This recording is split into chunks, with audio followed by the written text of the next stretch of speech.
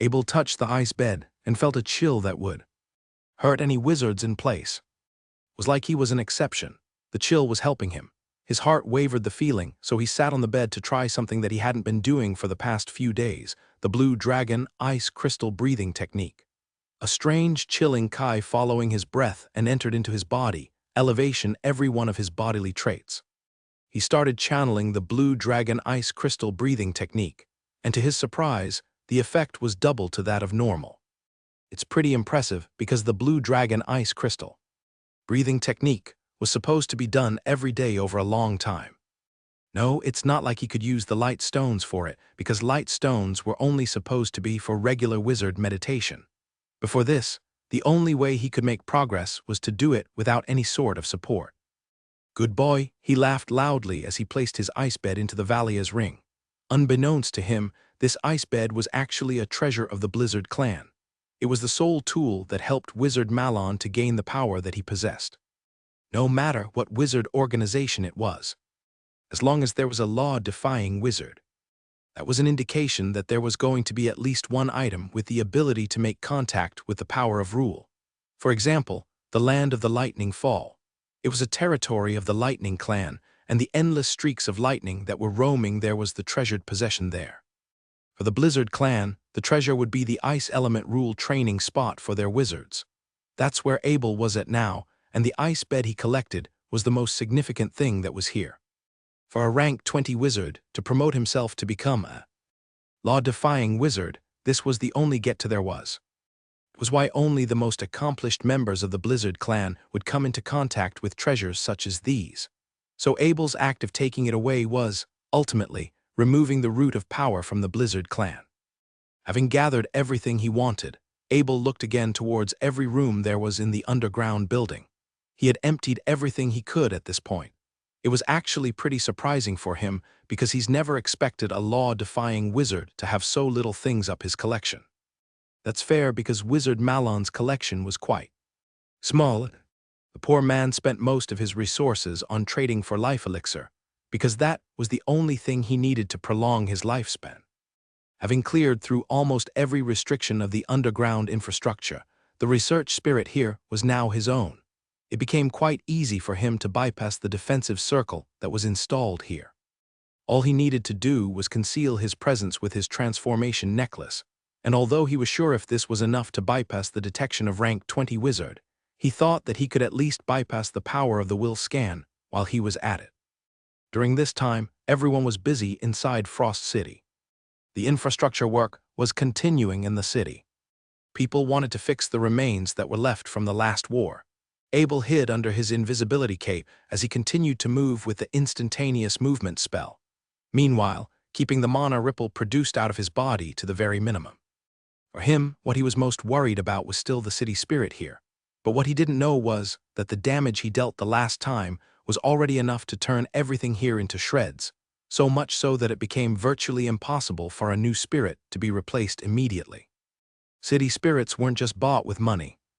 Not only did they need a lot of resources to be created, but a lot of time was also needed to be invested into nurturing them into maturity. Abel discovered something. Frost City basically had no security. The outer defensive circle remained open, but there was not one scanning circle that remained opened inside.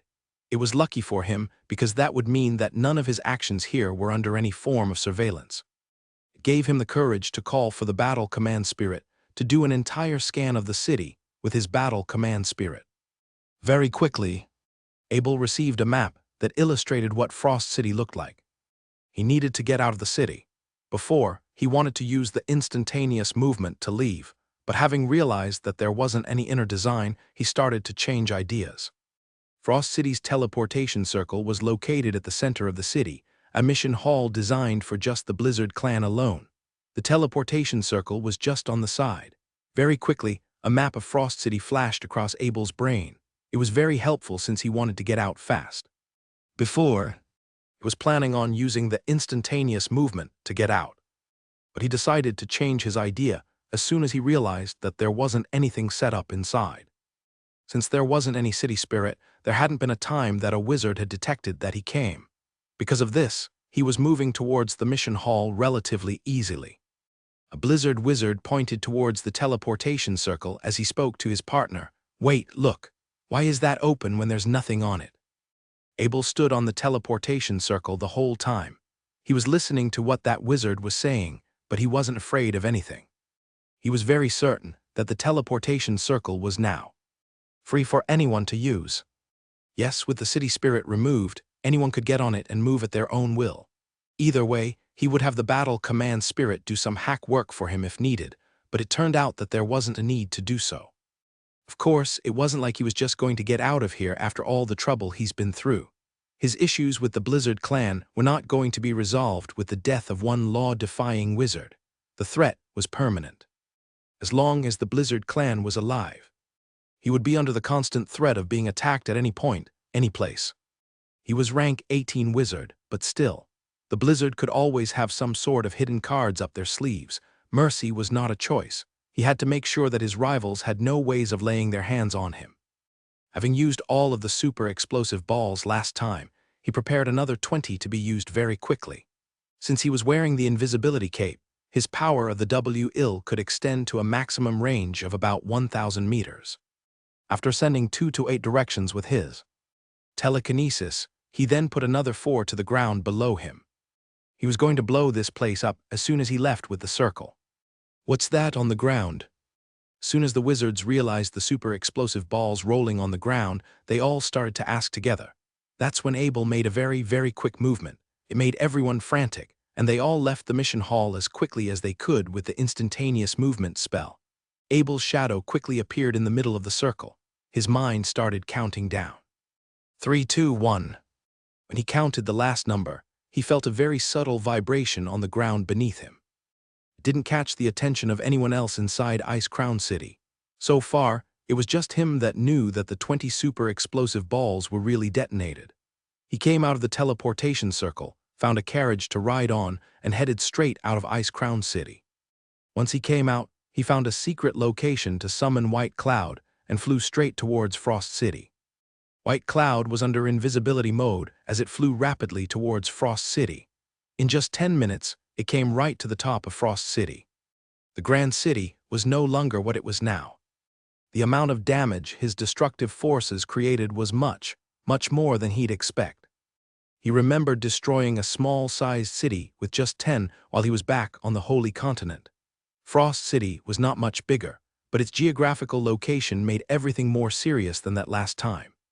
Instead of being affected by the explosion, the defensive large circles continued to produce ripples that were moving back and forth, creating powerful effects that went back and forth. Frost City was decimated at this point. Only one defensive large circle was protecting the whole ruins. The circle's base was located underground. Luckily, that prevented it from being damaged by the super explosive balls. Since all the explosions took place at the inner part, the defensive large circle only received the explosion's impact and was not directly hit by it. Most importantly, to prevent Abel from launching another wave of assault, the Blizzard clan had already put 20 advanced magic gemstones inside the energy slot of the defensive large circle. They did plenty to hold off the shock wave of the super explosive balls. Yet, it was also because the shock wave could not be released from the defensive circle. It had to bounce off a few times as it became weaker and weaker. Right now, the spectacular thing about Frost City was the streak of soul light that was produced. There were 40 of them in total. Their brightness and size made everything in the scene pale in comparison. Abel didn't think that he would get to see so many advanced wizards die at once. From his understanding, advanced wizards could easily get out of Frost City within a span of 6 seconds if they wanted to. There was a part he was missing about that, though. That was that not all advanced wizards possessed the ability to predict incoming threats. Precisely. Meanwhile, plenty of advanced wizards had appeared all over the borders of Frost City. Some were survivors that went to hide in the underground infrastructure. Some were those who lived at the borders. Some were smart that already had their own defensive structures in their homes and had resorted to using different methods to get out. In any case, the advanced wizards were all experts on surviving. Apart from the unlucky ones that were stranded outside, most managed to find their ways out in a very short period of time. So Frost City was gone, and along with it the Blizzard clan. That's what every survivor thought. The law-defying wizard should show up given the amount of casualty taking place, but no one came to rescue. Soon, they all started to dig up the things that were buried, treasures, wealth. Even those that belonged to the wizards that were dead were preyed upon. The chaos became worse and worse, even in the presence of the three elders. Speaking of the three elders, Elder Maltz already had grave injuries. He was leading the reconstruction work at the time, the one that was facing directly against the first bunch of shock waves produced by the super explosive ball. If he hadn't used the instantaneous movement so many times, he would have been in pieces and not in his current state. The other two elders had just light injuries. Now that the three were all together, they could no longer contain order around the entire Blizzard clan group. Elder Maltz said with a very bitter look, "Get the Grand Elder, Elder Bunch." Elder Bunch shook his head. "I tried, but he hasn't responded well again. If you still can't reach him, get a spirit to do it." Getting a spirit to pass on a message was the last resort. It was meant to be reserved only at times of extreme emergency. Elder Bunch nodded his head. "Wait here, I'll make contact with the spirit." Having said that, Elder Bunch took out a wizard crest to make contact. Luckily, most of the important circles were built underground, ensuring that long-distance communication was still possible at a time like this. "Wait, no," a look of shock appeared on Elder Bunch's face. "There is no connection." Elder Maltz spoke out and asked, "Is there anything wrong with the circle?" Elder Bunch shook his head and spoke with a dry voice. "It's fine, it's just. The spirit looks like it's gone for some reason." The three elders looked at each other and looked towards Frost City in chaos.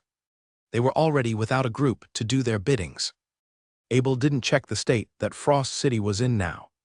He knew that the Blizzard clan wasn't going to give him much trouble in the short term. He was finally spared the time to resume his training. He was more concerned with something else at the moment. He wasn't sure if he wanted to head back to the Lightning clan. On the one hand, it was like a new home for him. All the advanced wizards there treated him very kindly. He didn't spend too much time with the members, but the bonds he made were already firm and long-lasting.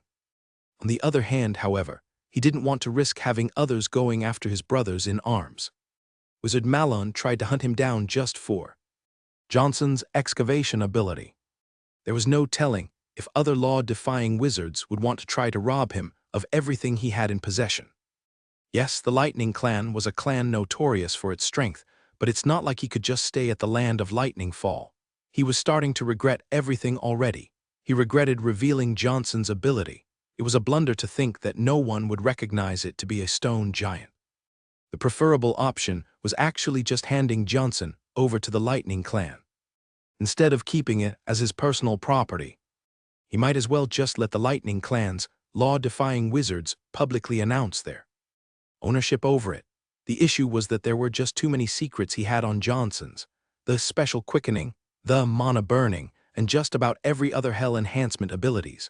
There were too many perceivable accidents that might happen if the law-defying wizards were to do some sort of examination. That was certainly a valid point. Johnson's gemstone excavation ability was enough to let one law-defying wizard go after him. He didn't want to start anything anymore. After thinking for a bit more, he placed his wizard crest right into the Horadric cube. He did it because that's the only place that he could conceal the wizard crest essence completely. For now, he was not planning on using his identity as Wizard Abel to do anything. He thought things through at this point. There was no point using a name if it's just going to get him unwanted attention. But under what title should he go by then? He was now a rank 18 advanced wizard, one that had promoted himself at a speed that was unprecedented anywhere. That was going to bring a lot of skepticism from other wizards. Even if there weren't any advanced wizards among the Lightning clan that wanted him, what about the other wizard organizations then? What about the other law-defying wizards that were out there? If the interest became too tempting, even the Wizard Union couldn't handle what could very much become the potential start of a prodigy hunt. So with that, Abel turned himself into Bennett the Elf once again.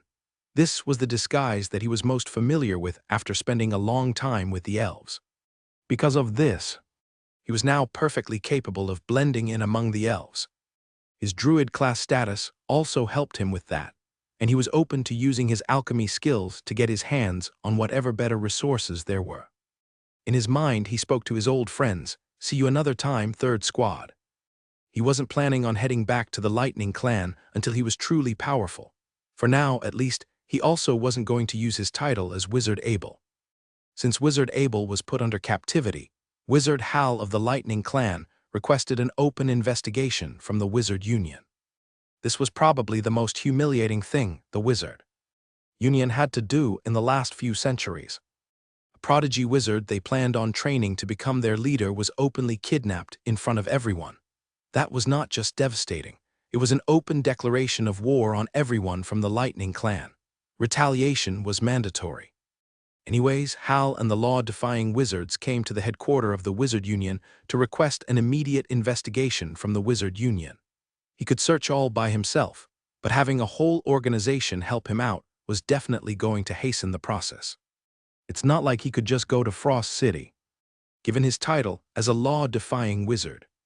Unlike Wizard Malon, he actually didn't think of his comrades from the Lightning Clan as disposable tools. He also had a reputation to uphold, so he preferred being more subtle than bold. Inside a very ancient hallroom, 6 law-defying wizards apart from Hal sat together.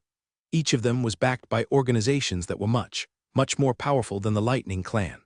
Right now, 6 law-defying wizards and Hal became representatives of the 7 most influential wizard organizations across the entire central continent. Needless to say, the Lightning Clan was much weaker than the other law-defying wizards. It was their top elite strength that pushed the entire group's status to be equal to the other big organizations. Wizard Hal was clearly not in a good mood. "It's been an hour already, Wizard Clemens. How much more do you want me to wait?" Wizard Hal held the other 6 law-defying wizards here to get them to start the investigation he requested and go after one law-defying wizard. At least half need to vote in support of it. Wizard Clemens shook his head. "You should head to the land of Lightning Fall for a result, Wizard Hal. They'll make sure that you'll be the first one to know if anything comes up. It's better if you consolidate what you've gained after promotion." Wizard Clemens sighed at how troubling this all was. He hated conflicts just as much as anyone else, and he certainly wanted to eliminate any risk that would start warfare between the law-defying wizards. Wizard Hal kept his voice low. "I've already given you a target, Wizard Clemens. Are you saying that you don't have any information?" Wizard Clemens explained. "The man you pointed out, Malon, seems to be a very discreet figure. He had no friends, and he seldom attended our events. Out of suspicion that there's something wrong with the way he's been prolonging his lifespan, we decided to do an extended version of a search on him." "You've heard the man now," Wizard Hume of the Resource Department laughed. "Come on, Wizard Hal. Your time is much better spent getting some rest first, don't you think?" Wizard Hal responded with a finger pointed towards the table. "I'd like to remind you all something. The conflict between Wizard Abel and the Blizzard Clan has and will, under the premise that the Wizard Union will handle this in a square and fair manner, be resolved. If the Wizard Union does not start settling things immediately, we of the Lightning Clan will act on our accord. The latter you are, the more danger you'll be putting Wizard Abel into." Wizard Hal was extremely worried about Abel's safety at the moment. Being captured by a law-defying wizard meant that the chance of surviving was almost 0. He's already been 3 days late after coming out of his promotion. For now, he just wanted to get as much evidence as he could in a short period of time and make sure that the law-defying wizards pay the price. The latest news came throughout. Wizard Clemens, Wizard Crest, wait, something's up. Wizard Hal spoke calmly. "I hope it's good news." Wizard Clemens spoke apologetically. Firstly, I'm so sorry that we couldn't make it certain that it was Wizard Malon. Right now, I have information on every usage record, the 10th mission point, and all the nearby teleportation circles. Wizard Malon's name can't be seen anywhere, and my intel department hasn't come up with any reports that are related to spotting Wizard Malon. Of course, if a law-defying wizard wanted to hide his tracks, it wouldn't matter what sort of methods Wizard Clemens tried. The way he gave his response worked very conveniently for him, because in a way, if there was no official evidence of any sort, the Wizard Union would have no need nor the right to interfere any further. A look of disappointment flashed across Wizard Hal's eyes. "I guess I'll talk about it with Wizard Malon myself." Wizard Clemens replied abruptly. "Please don't, Wizard Hal. If you want to speak to Wizard Malon, do it only when you can guarantee that you don't start a conflict." Wizard Hal was not going to listen. "It's Wizard Malon. It's just him. He started all this, and we of the Lightning Clan will pay back in the same amount. It's only fair. Please calm down, Wizard Hal. The Wizard Union is not going to let their law-defying wizards cross the line. Right, Wizard Hall scoffed, not if there's no evidence. The 6 other law-defying wizards all looked at each other. Whatever trouble that was starting this time, it's only going to get bigger. They all knew that Wizard Malon was the most likely suspect, of course, but the lack of evidence just showed that there was no way of capturing him in the short term. Under situations like this, what the Wizard Union was going to do was deploy a lot of their experienced researchers to do everything they could to dive deep into this. At the same time, they would place Wizard Malon as the main observation target. That meant that every one of his movements would be paid more attention in the future. Still, this way of resolving things was not going to ease down the Lightning Clan's anger. All the law-defying wizards knew that. There were still 2 law-defying wizards left inside the Lightning Clan, and if 3 came to fight, Wizard Malon would either be heavily injured or killed in an instant. That's just going to trigger major chaos. That's going to demolish the laws and order of the Wizard Union.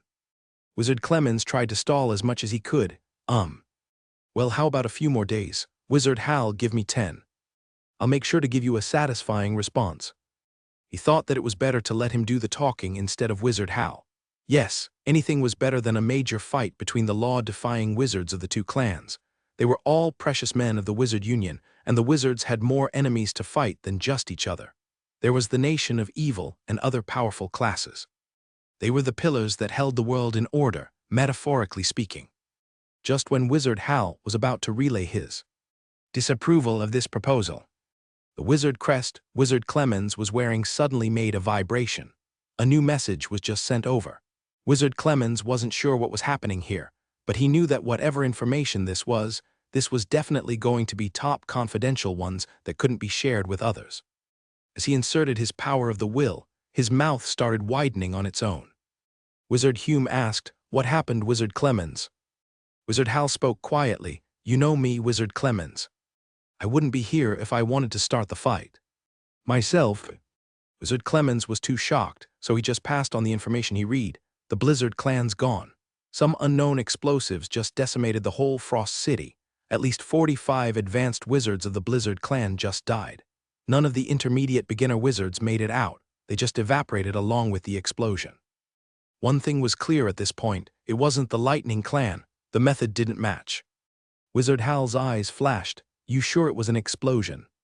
Wizard Clemens couldn't help but to speak. "Yes, I thought Wizard Abel was using some unknown explosives." Wizard Hal thought otherwise. "It's got to be Malon. He got Abel already, and he's just using the things he stole from Abel. There's no need for an investigation. I'll go after him now." Wizard Clemens looked quite afraid. "Wizard Malon, he's gone, Wizard Hal." Wizard Hal spoke in a perplexed tone. "What do you mean, Wizard Clemens?" Wizard Clemens couldn't believe the words he was saying. Frost City's been turned into ruins, but Wizard Malon didn't show up. He's either not there or he was just. But law-defying wizards didn't die easily, no. Not one law-defying wizard has been killed in the past century. Even with the war against the Nation of Evil, the law-defying wizard still didn't die. Wizard Hal got what Wizard Clemens was trying to say. If Abel were the one that started the explosion, it would mean that he was, indeed, captured by Wizard Malon. That way, he's got no ways of returning to Frost City. Wizard Clemens changed his mind very quickly. "I'll be heading over to Frost City with you, Wizard Hal. I'll find Wizard Abel with you." Abel's name spread throughout the central continent once. Again, in the past, this was because he was a 19-year-old elite wizard, but that was nothing compared to what happened this time. Law-defying wizard disappeared, a decent-sized organization destroyed, 45 elite wizards turned into soul beams. According to the report, Frost City looked like the end of the world. The view was enough to make anyone's heart drop. However, the star of the show vanished from the face of the world as well.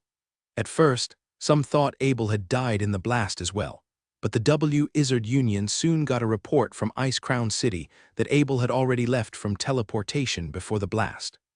There was no doubt Abel was the one who caused this incident. Everyone was shocked.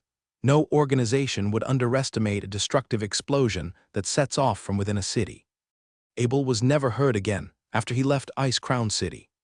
Ervo Forest was 10,000 miles from the evil kingdom. Abel transformed into Elf Bennett and summoned his mad wolf. Then he began to make his way to Bay Lost City. This vast area was the domain of the new kingdom of the elves. It was known as the biggest forest in the central continent, and it discriminated against all other species. Due to the special status of the elves, the Wizard Union recognized the existence of this kingdom. The elves' most vibrant city, Bay Lost City, was Abel's destination. He took out a book and began to enjoy himself on the Mad Wolf. Wizard Marlon's collection had opened his eyes. There was so much knowledge for him to flick through. It has been 5 days since he left Frost City. He did not use light gems to meditate during this time. His quick level up made the mana in his wizard core softer than his training. Therefore, his only task was to get used to his new abilities and slowly merge them with his mana. During the past few times he entered the Dark World, it was not something he could rush. At least he could not use light gems to increase his meditation effect in the next few months. What had taken hundreds of years for other people was achieved by Abel in a short amount of time. Still, there were downsides. The most he could do was to use his powerful body to force his mana together with some special technique. His druid soul did not rest as he was reading, and a small spell pattern emerged from his hand. Since he might need to stay in an elf form for a while, he decided to learn all the druid spells.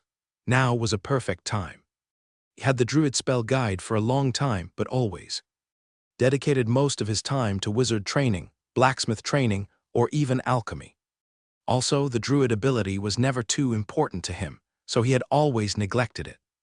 With the world stone, especially 2 pieces of world stone, his spell learning speed shoots up dramatically. It was the first time he truly lived with a druid identity, so he had to learn all the spells from beginner to advanced. Spell symbols began to emerge on his skill tree one by one. He chose the most important spells as his best defense. The schools of druid included elements, transformation, and summons. The element school could use natural force such as wind, fire, and earth to attack enemies. It was like wizardry with a different energy. That was why Abel always thought learning druid spells was unnecessary. The effects were too similar. The transformation school of druid was even more unlikely for Abel. He was a master of knight skills and close body combat. Turning into a beast for battle was almost unimaginable. One could no longer use spells after turning into a beast, and spells were Abel's most powerful attacks. The move in a flash had saved him countless times. Therefore, even if it was nice to have a boost of strength and speed, it was the most unlikely druid school to study for a wizard. Lastly was the summoning school. Abel was familiar with this school. Although their summons was not as powerful or vast in number as a priest's skeletons, they were useful in some circumstances. Up to that point, a hurricane wrapped around Abel. It was a hurricane armor, and it could absorb elemental attacks.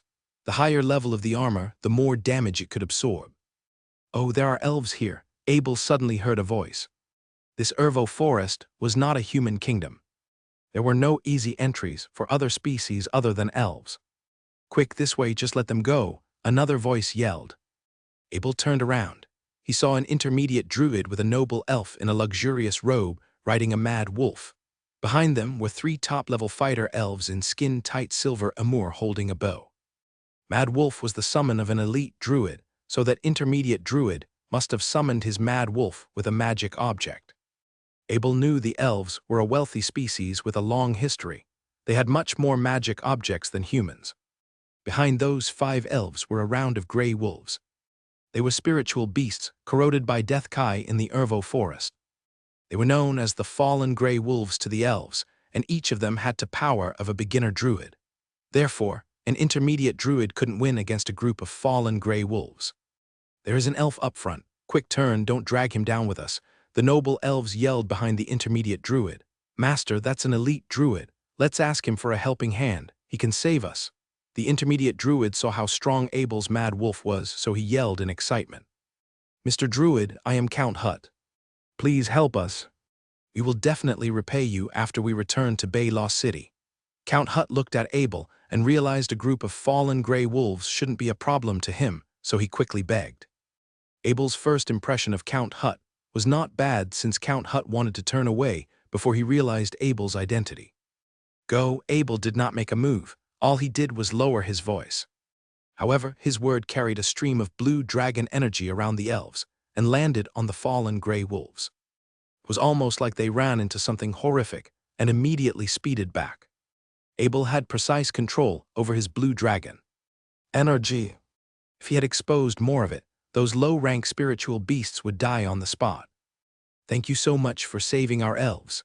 Count Hut was not expecting those fallen gray wolves to run off with just one word from Abel. Those things had given them such a hard time, so he quickly jumped off his mad wolf and bowed. Count Hut, what are you and your men doing in this place? Abel asked out of curiosity. It was no surprise to see an intermediate druid roaming around in Ervo Forest alone. At least escaping shouldn't be a problem for them. However, intermediate druid with an earl and 3 top-level fighters was almost a never-seen combination. Bad luck, our flying beast was attacked, so we ended up here. Count Hut shook his head. Meanwhile, that intermediate druid carefully looked at Abel. Although the wolves had run off, he was still worried for the safety of his master. Someone who could scare off a group of fallen gray wolves with just one word must be extremely powerful. Someone like that would not care about the safety of a count. Can you please give me your name? I want to know the name of my lifesaver. Count Hut smiled. Oh, let me introduce myself. My name is Bennett. I'm just making my way to Bay Law City. Abel disregarded that intermediate druid and bowed back. Druid Bennett, can I invite you to join us on our way back to Bay Law City? Of course, when we'll repay you when we arrive. Count Hut bowed again. Count Hut, of course. Abel was not short in wealth. If he told Count Hut he was rank 18, that Count would definitely rather find his own way out of the forest. Abel just needed an identity to enter Bay Law City. He looked like an elf, but he did not have a corresponding identity. Following a count could be a good idea. He could also learn more about the condition of elves in the central continent. Abel summoned another mad wolf for Count Hut. Since the 3 top-level fighters were very strong, they could match up to the speed of a mad wolf. Count Hut felt his heart lift alongside Abel. He had something very important on him. If something happened to him in Ervo Forest, his family would be greatly affected. Simultaneously, he was very happy that Abel had lent a hand and didn't immediately start negotiating the benefits. Along the way, he told Abel many things regarding the recent events of Bay Law City. Bay Law City was the capital of the new kingdom. It was where elves gathered with many satellites and castles in their surroundings. The most well-known thing about the place was the potion maker camp. It was an area made for alchemist potion makers to gather and share their research. The Potion Maker Union headquarters was located, and the camp was like their holy land.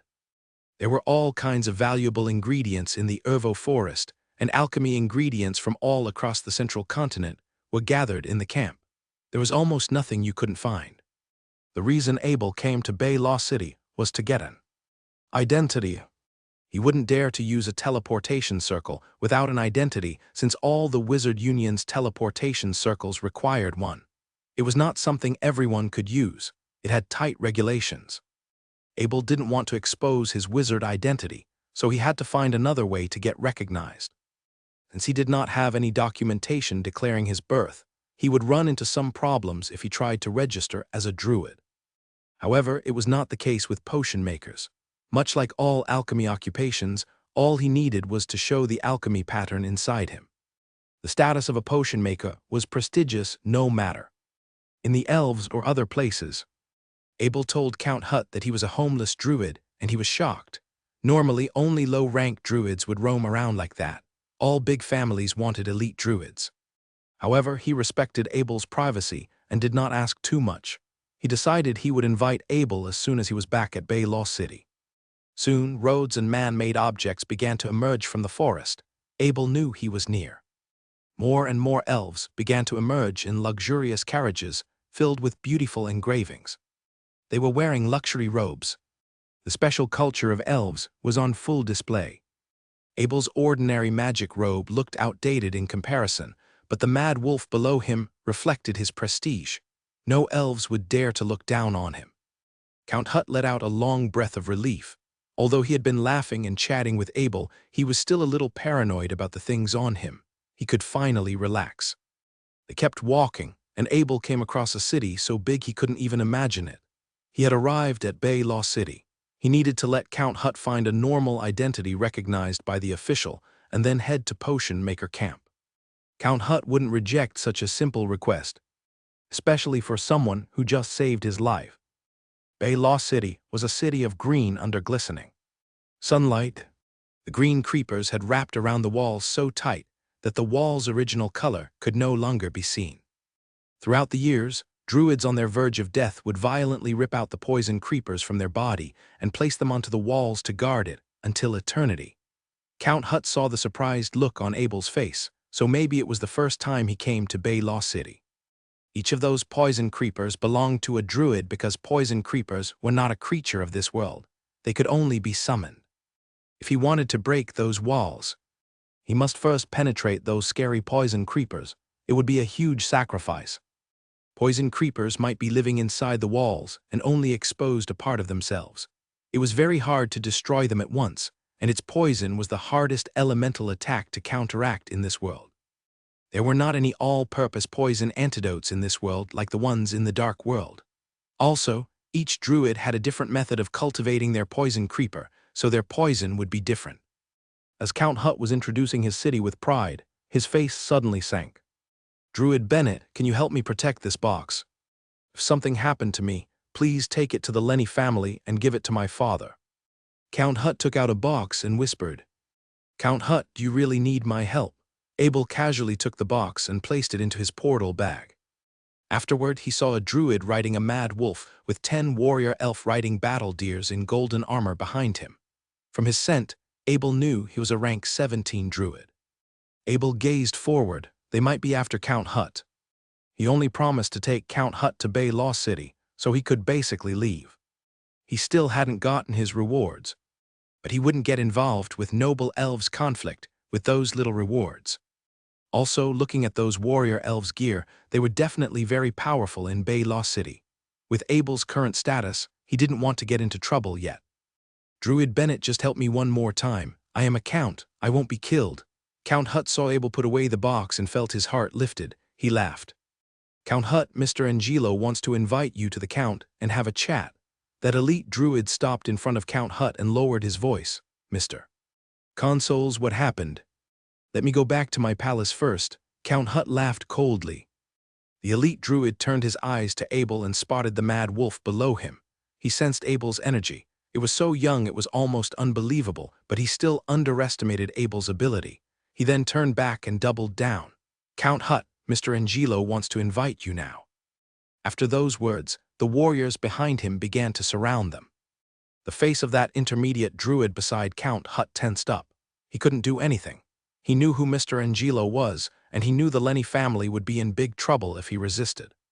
"I can come to court with you.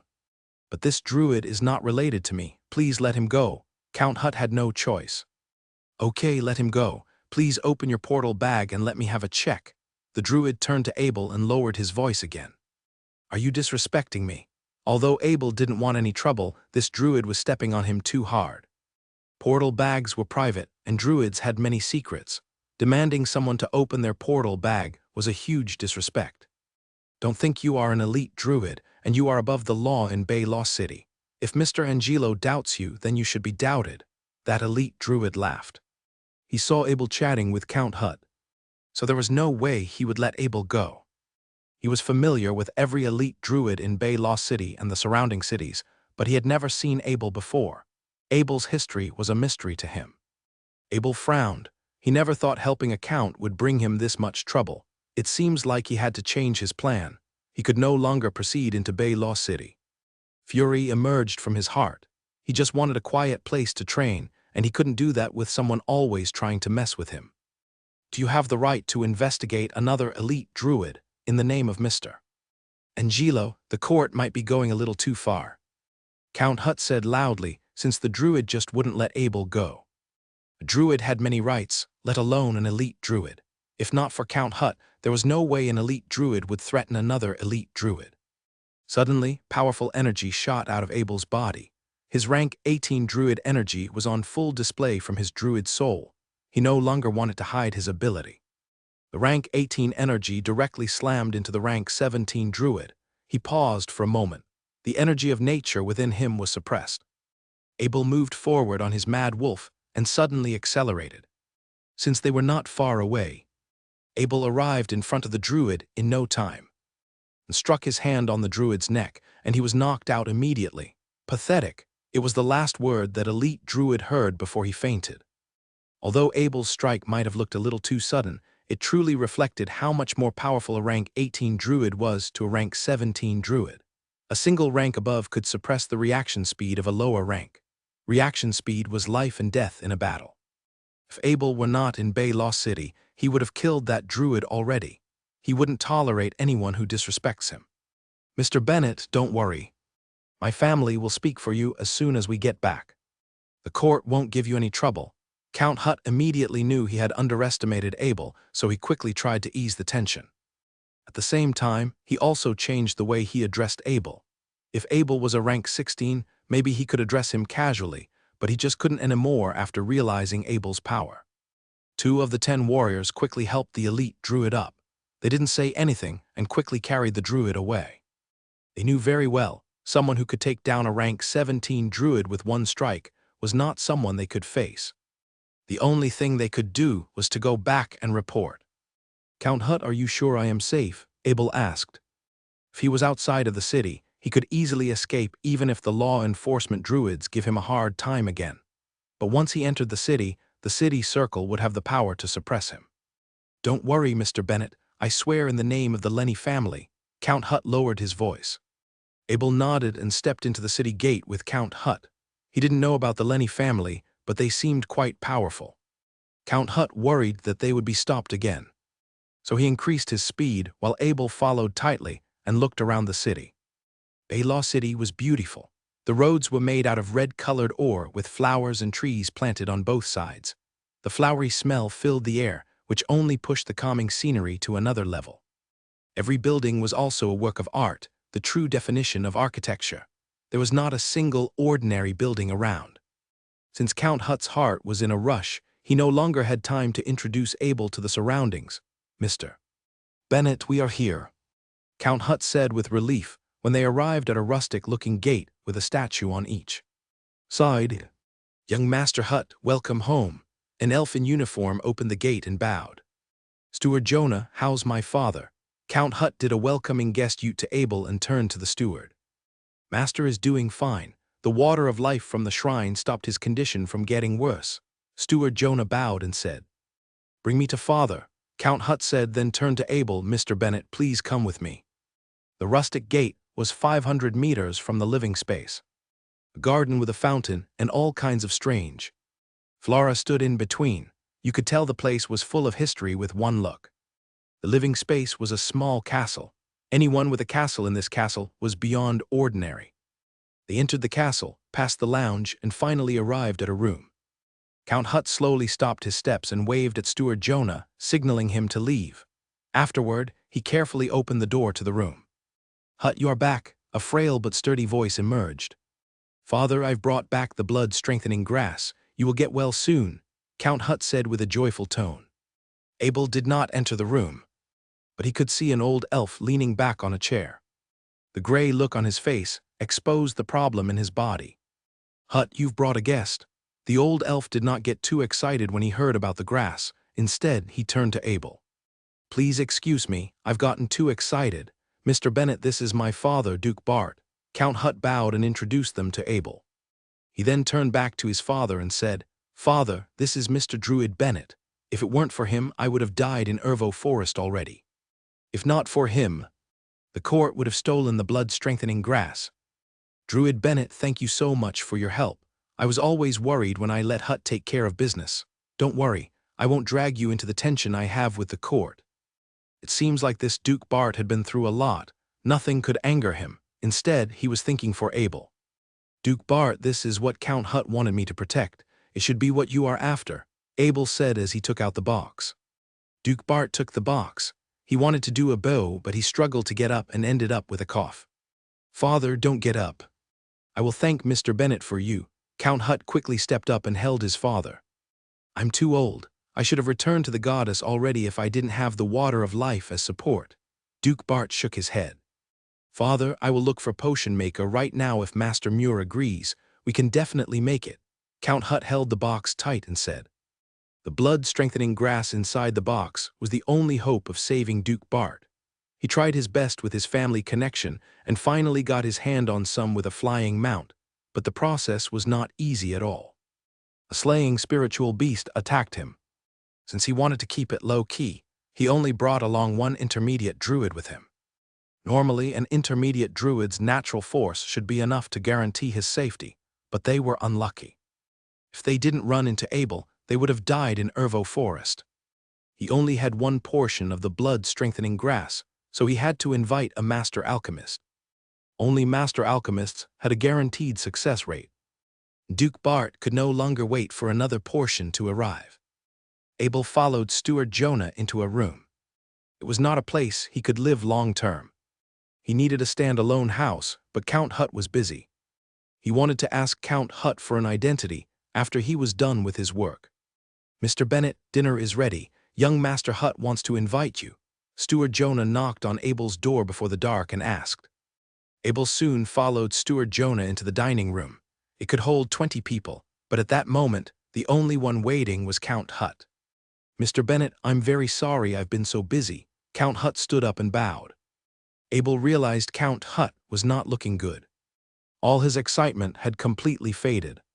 "Count Hutt, what happened?" Abel couldn't help but ask.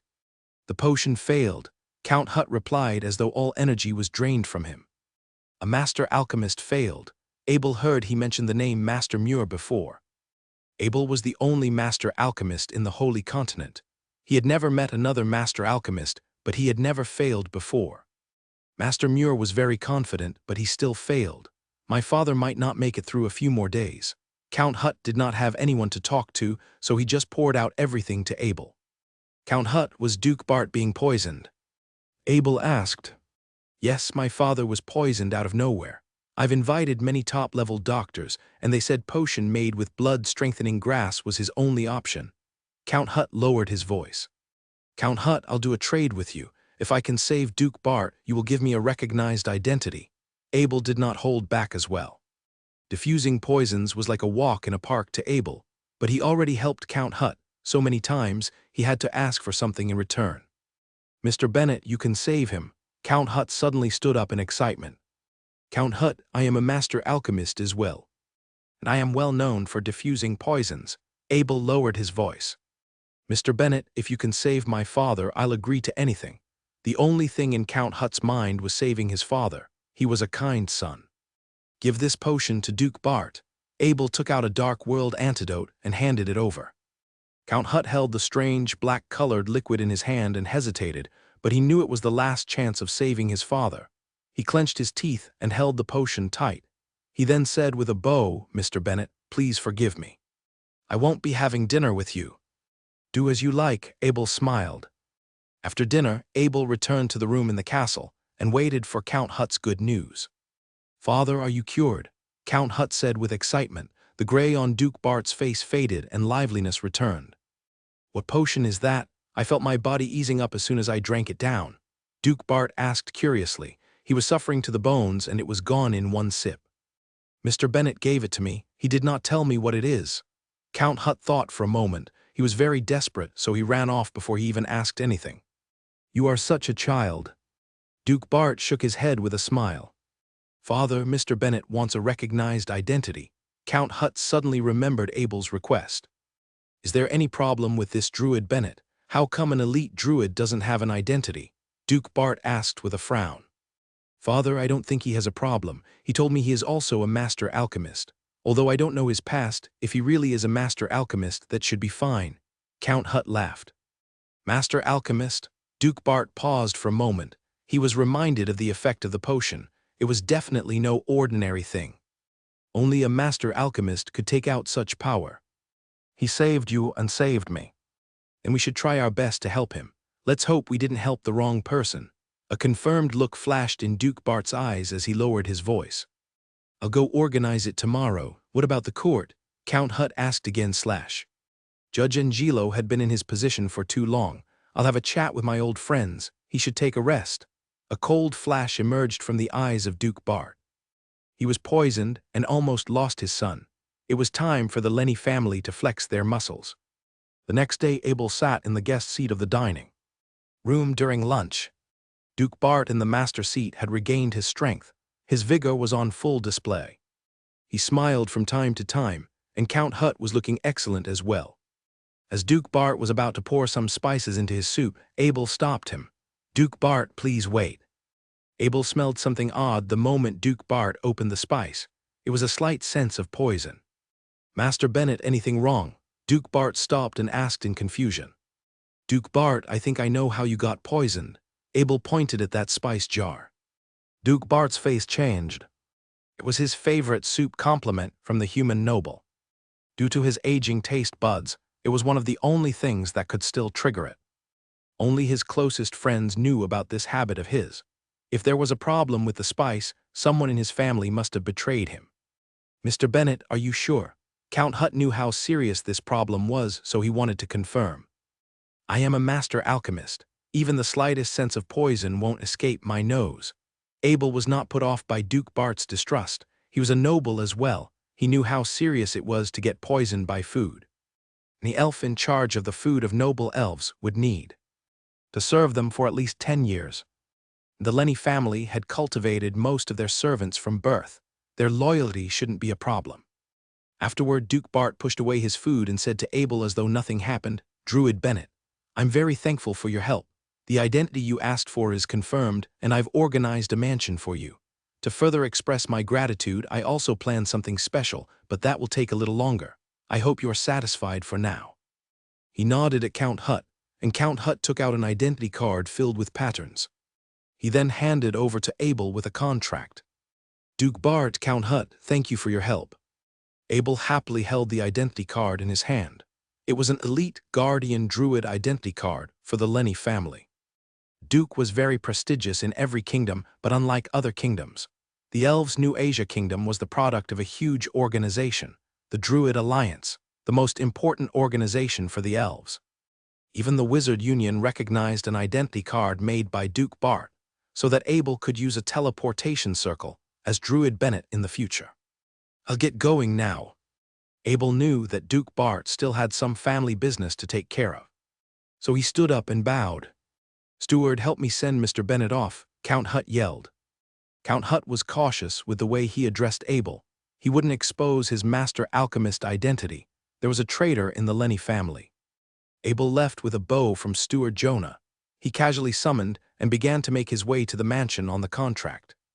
Although the mansion was not in the best location, the street was still filled with nobles. Abel stopped in front of the gate. At that moment, a steward was already waiting for him. His name was Eden, and he received a command from Count Hut earlier to greet Abel. Abel followed Steward Eden around the mansion. He then met up with the 3 half-elf servants in the mansion. He was very happy with the place. He felt safe. After his power was stabilized, he would start exploring the dark world again. Much like most mansions, there was an underground dungeon. It was the best place to store fruit and wine. The original owner of this place even built a designated wine tasting area. Abel decided to turn that area into his training room. It didn't take much work. All he did was move the tables and chairs to open the space. He set up a protection circle, barrier circle, and mana gathering circle. Just like that, his training space was complete. Days passed, and Abel returned to his normal training schedule. However, things began to change in Bay Law City after he saved Duke Bart. Duke Bart's recovery put Judge Angelo in an awkward situation, and the Harmon family behind him was attacked by the Lenny family. Soon there were rumors about Judge Angelo bribing a servant from the Lenny family to poison Duke Bart.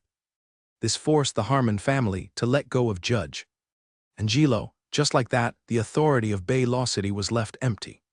The Lenny family's victory did not affect Abel. He was sick of the power struggle even during his days in the Holy Continent. He was back at his good old schedule, reading during the day and going into the dark world at night. However, not everything was in Abel's control. When he thought everything was settled, he got a guest in his mansion during his 6th day in Bay Law City. "Master, the prestigious Master Muir wants to see you," Steward Eden said, and bowed as though he was stunned by something. The serious look he normally had on his face completely vanished. Organize some juice, I'll greet him. Abel lowered his voice.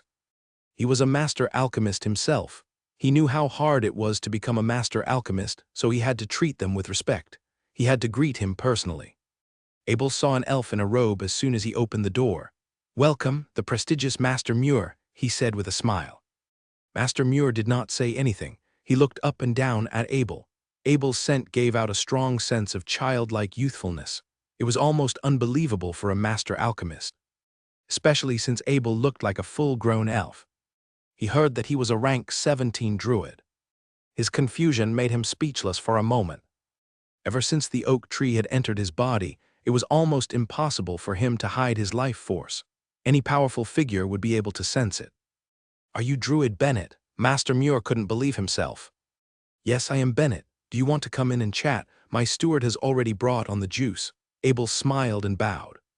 "Druid Bennett, please excuse the way I've acted." Master Muir bowed back. Abel knew Master Muir did not have any bad intentions. That antidote he gave Duke Bart must be what attracted Master Muir. Abel was right. Master Muir went to see Duke Bart the moment he got the news that he was cured. Duke Bart was badly poisoned, and the potion Master Muir made had failed. So there could only be one explanation. Another master alchemist had gotten involved. Duke Bart did not tell Master Muir about Abel immediately, since he was still in conflict with Judge Angelo, and he had agreed not to drag him into their conflict. After Judge Angelo was punished, Duke Bart could no longer reject Master Muir, so he told him about Abel, especially since Master Muir had helped a lot during the process. Abel and Master Muir sat in the larger room as Steward Eden brought on the juice. "Druid Bennett, according to Duke Bart, you were a master potion maker." Master Muir got straight to the point. It was exactly what Abel wanted. He had to be recognized as a master alchemist to receive corresponding benefits in the elves. Also, the master alchemist pattern within him would grow with the other master alchemist potion makers' help. He might even have come to obtain light gems with his products. All he needed was enough glory in his name and a guaranteed success rate, which shouldn't be a problem for Abel. "Yes, I am a master alchemist." Abel let out some energy from his master alchemist pattern and said. The energy of the master alchemist pattern was impossible to imitate, and every official potion maker could recognize it. It was just that Master Muir didn't realize the difference between master potion maker and the master alchemist Abel was talking about, since those two titles normally meant the same thing among the elves. "Master Bennett, the reason I am here today is to ask you about your formula of diffusing Duke Bart's poison." Master Muir had the bluntness of a master alchemist, so he continued. "It is a special antidote from my alchemy inheritance. Unfortunately, the methods for making them have been lost. I only have a few bottles in hand." Abel replied. That antidote really was his alchemy inheritance. He was the Dark World ruler. He was not wrong to call it his alchemy inheritance. The antidote's main ingredient was exclusively found in the Dark World, so no one would be able to make it in the central continent, even if he made the formula public. "That is unfortunate." Master Muir shook his head. He had many ancient formulas on him as well. Most of them were extremely powerful, but he could no longer make them due to the extinction of certain ingredients. "Master Muir, how did you fail to make that blood-strengthening grass potion?" Abel suddenly remembered what got him in this situation in the first place and asked curiously. At first, he thought it was the skill of Master Muir. Or maybe Master Muir was a master by honor like the ones in the Holy Continent. However, after he met Master Muir, he could clearly sense the master alchemist pattern within him. He was an experienced alchemist. How could a master alchemist like that fail? It would be very damaging to his name. "Don't talk about it, Master Bennett. Someone submerged the ingredient in dark water. It had lost its effect." Master Muir sighed. Dark water was a liquid for cleaning unwanted substances from the surface ingredients. However, an ingredient's effect would be affected if it was submerged for too long, even if it doesn't look any different on the surface. If all the other ingredients had the power of 500 years, incorporating a 100 years ingredient would create an imbalance and lead to failure. Duke Bart's enemy was really willing to do anything. Abel sighed as well and felt sorry for Master Muir. It would be a huge hit to Master Muir's name if he failed such an important potion. Next time, if someone wanted to make a lifesaver potion, they would doubt asking Master Muir for help. Angelo deserves what he got. Master Muir clenched his teeth. This was one of the reasons he helped the Lenny family to punish Judge Angelo. At first, he was very confident about making that potion, but Judge Angelo made him fail. Abel shook his head. He already knew what happened to Judge Angelo. It was serious to mess with a master alchemist. Master Bennett, when will you come to the Alchemy Union and confirm your identity? With Master Nolan and me helping you, the process shouldn't take too long. Master Muir changed the topic. Master Muir, I'll leave it up to you. Abel smiled in gratitude. Amazing, I'll let Master Nolan know after I get back. And we can organize a confirmation. Master Muir knew what to do. The Harmon family, Marquis Angelo said in his lounge with a grim look on his face. His occupation as a judge was taken away by the Queen, and his domain was taken away. The only thing he had was an almost non-existent Marquis title. However, Marquis Angelo still had something in store. The Harmon family behind him was still one of the most long-lasting families in the New Asia Kingdom. Despite his failure, their power remained. The Lenny family grasped his weakness and flipped the status of the two families around. He was not planning to attack the Lenny family in the near future, but his heart was filled with hatred for Abel, especially since he realized Abel was the one who saved Duke Bart. If I can't go against the Lenny family, why can't I go against a druid? He mumbled to himself and yelled, "Steward, tell Druid Huck to come here." "Yes, master," a steward replied, and some footsteps followed. Marquis Angelo waited for an hour and drank 2 cups of coffee. Druid Huck still had not arrived, so he stood up and walked out the lounge. "Steward, what's happening with Druid Huck?" Marquis Angelo frowned. "Mr. Huck is in retreat. He doesn't have time to come," the steward softly replied, seeing the furious look on his master's face. What? Fury intensified in Marquis Angelo's heart. He knew it was just an excuse since he lost his power. He no longer had as much say in his family, so Druid Huck no longer needed to give him face. He quickly walked back to the lounge. He wouldn't let his fury out in the courtyard, otherwise his whole family would be affected. He arrived at the table and picked up a cup of coffee. His fury boiled as he kept thinking. Finally, he flung the cup on the ground. The wooden cup bounced on the ground and rolled to the side. He let out a long sigh. Without the druid and his family's help, no way he could mess with Druid Bennett. Rank 17 druid was not someone who just lost his power and was abandoned by the family could go against. But at the same time, Druid Bennett could not hurt him. Even without power, his family would keep him safe. If I can't directly hurt you, I might do it in a less glorious way. Marquis Angelo let out a cold laugh. He had an idea. Master Muir happily returned to the Alchemy Union. He did not head back to his own alchemy room. Instead, he paid a visit to Master Nolan, the other master potion maker in the Union. Master Nolan, you here?" He struck Master Nolan's door. He was so heavy-handed that all the elves around looked at him. However, they all continued with their business once they realized it was Master Muir. "Master Muir, I was working. Now you owe me an ingredient." Master Nolan opened his door and lowered his voice. Master Nolan was one of the very few female master potion makers. Although females were the dominant forces of elves and druids, it was not the case with potion makers. Master Nolan was the only one among the 3 master potion makers in the Union. "Don't worry about those little things. I have big news for you." Master Muir waved his hand. "Master Muir, what could possibly be more important than my alchemy product?" Master Nolan was not in a good mood. No one could disrupt her during her alchemy process. "We will soon have another master potion maker in our union." Master Muir raised his voice. "What, who leveled up?" Master Nolan was caught off guard. Many names appeared in her mind, but she couldn't figure out who it was. "He is not our current member, but I've already invited him, and he agreed to confirm his identity soon," Master Muir said with excitement. "Master Muir, you did not get tricked, right?" Master Nolan looked at Master Muir. He looked almost like a little child. The Potion Maker Union was the biggest potion maker organization in the central continent. Other than potion makers owned by other large organizations, almost every potion maker was a part of the Potion Maker Union. A master potion maker coming out of nowhere was almost impossible. Master Nolan, I've already sensed his master alchemist pattern. If he was not a master alchemist, could he be a master metallurgist? Master Muir gasped. Master Nolan couldn't help but quiet down after hearing those words. Seeing a master metallurgist was almost a total joke. Although there were many high-level metallurgists, there was not a single master metallurgist. Both metallurgists and potion makers were alchemists, and both utilized an alchemy pattern. Their area of research was completely different. They were basically two different occupations.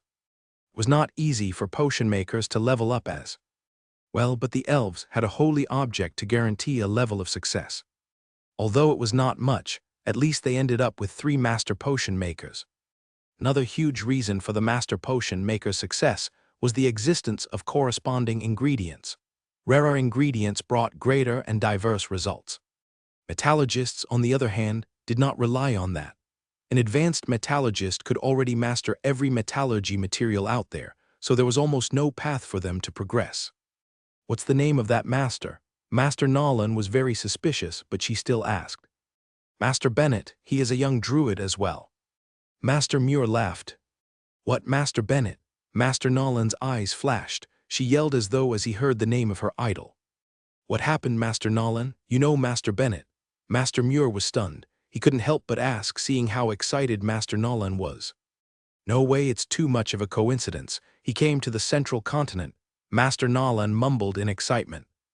Although they did not have much information about subcontinents, some important news still managed to get through. Still, Master Muir was never interested in that news. Master Nolan did not care too much about that news as well, but ever since she received a few potions from the Holy Continent, she developed a crazy admiration for this Master Bennett. Its ingredients were ordinary, but it almost had a godly effect. Most importantly, most products from this Master Bennett were specifically made for female elves. She couldn't get her mind off that lotion, conditioner, and elves' perfume ever since she used it for the first time. They had revived her to her youth, but now her skin was slowly returning to her original form. The only thing holding her back from getting more was the super teleportation circle's high fee. And those portions were low in production, even in the Holy Continent. This was not something a female elf could tolerate, so she took a small portion of lotion and conditioner to her research lab, hoping to develop something with a similar effect. Its formula was so easy to find, it was like Abel. Didn't add any extra security to it, but replicating the effect was almost impossible. Master Nolan was self-aware as a master potion maker. She knew she couldn't achieve the same effect as Abel researching those lotion and conditioner. Abel couldn't do anything about it as well. The first formula he got when he became a master alchemist was this female-specific potion formula. So he could only improve on that. Master Nolan also had her eyes on Abel's other work as well. The beauty potion, although she could make a beauty potion, the ones he heard about from the Holy Continent were on a whole new level. Master Muir.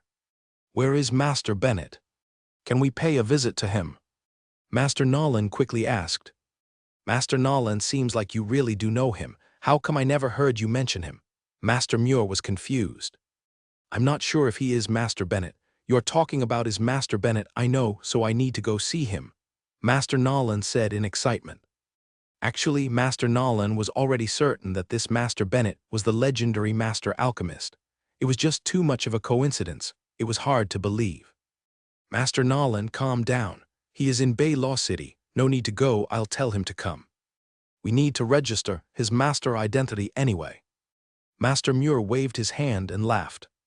Master Muir saw the strange look on Master Nolan's face and worried that she would turn into some joke in Bay Law City, so he decided to invite Abel instead. Of course, he didn't need to invite him personally. Just a luxury carriage and members of the Wizard Union to the mansion would be fine. Abel was a little surprised by the speed of the invitation. It had only been an hour since Master Muir left. Wasn't that a little too quick? However, he did not reject it. He jumped on the carriage and left. After Abel's carriage faded out of sight, another carriage stopped by the side of the road. A few black-armored warrior elves with frozen energy nodded at each other and jumped out. Soon, they sped into Abel's mansion. When Abel arrived at the Potion Maker Union, a mature lady who looked around 40 years old stepped up and bowed. The prestigious Master Bennett, my name is Nolan. The prestigious Master Nolan, I am Bennett. Nice to meet you. Abel was not expecting Master Nolan to be this friendly, so he quickly bowed back. It doesn't matter if someone called Abel a master in his mansion, but he was in the Potion Maker Union. He still had not registered his master's identity, so he shouldn't be addressed with that title. He could never guess that his works had already penetrated the mind of Master Nolan. That lotion, conditioner, as well as that mysterious beauty potion. On the other hand, the elf's perfume did not interest Master Nolan too much since it was meant for druids. "Are you Master Bennett from the Holy Continent?" Master Nolan asked directly. Abel was caught off guard. What happened? He was still thinking of how to come up with a recognized identity as an elf. Still, Master Nolan had already recognized his Holy Continent identity during the first day. With an elf identity. "Master Nolan, how did you know?" Abel asked. "At first I wasn't sure, but now I'm sure." The smile on Master Nolan's face grew. Abel shook his head with a slightly depressed laugh. He was recognized. "Master Bennett, are you trying to hide your Holy Continent identity?" Master Nolan was confused by the look on Abel's face, so she smiled. That master identity of mine might bring on some trouble, so. Just when Abel was thinking of an explanation, Master Nolan instructed with a laugh, "Master Bennett, don't worry. Muir and I will keep it a secret. You must have come to the Central Continent illegally. Actually, you can come here through the Alchemy Union in the Holy Continent. They will definitely let you with your status." Abel let out a long breath of relief in his heart. He really didn't know how to explain, but there was no need anymore. He turned to Master Muir. He was very thankful that these two masters agreed to help him keep his identity a secret. If his identity was made public, someone might relate him to his wizard identity, since he had both identities in the Holy Continent. However, the only one knew about his human identity. In the Holy Continent was Grand Duke Edwina, Duke Albert, and Countess Carrie. The entire elf race did not know that Master Bennett was a human. "Master Bennett, your task to get registered is to make 10 lotions and 10 conditioners," Master Nolan said before even discussing with Master Muir. "Master Nolan, how can those two things even be considered as an examination challenge?" Master Muir couldn't help but ask. Although he was certain that Abel was a master alchemist, those two potions were too easy to make. Even a beginner potion maker could make them. "Master Muir, keep quiet. I don't need you to pay for the ingredients." Master Nolan rolled her eyes and said. Abel knew what Master Nolan was talking about, so he directly took out 10 bottles of lotion and 10 bottles of conditioner from his portal bag and put them on the table in the hall. Yes, exactly. Master Nolan had her eyes madly fixed on those 20 bottles. She was 100% certain of Abel's identity. Abel grew and became a master in a resource-depleted place, such as the Holy Continent, which meant he was more powerful than any masters in the Central Continent. The elves in the Central Continent had a holy object to guarantee a level-up success rate, but Abel had leveled up purely through his own ability.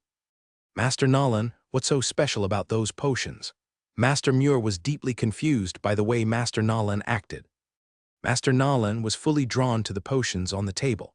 She carefully opened a bottle of lotion and lightly rubbed a few drops on her face. As the lotion was absorbed into her skin, a strange glow emerged. She immediately looked 10 years younger, 10 years in human age, of course. Master Nolan took out a mirror from her portal bag. She was immediately filled with joy when she saw herself. She was back at her prime the last time she used the lotion and conditioner. But she used them too quickly, and now she had returned to her original form. The effect was just the same the second time she used them. Most importantly, Abel had arrived at the Central Continent. Nothing could be more perfect. "No way, no way." Master Muir was stunned. He gasped. This was against everything he ever knew. He picked up a bottle of lotion. But just when he was about to twist the bottle, Master Nolan snatched it from his hand with a scary look on her face.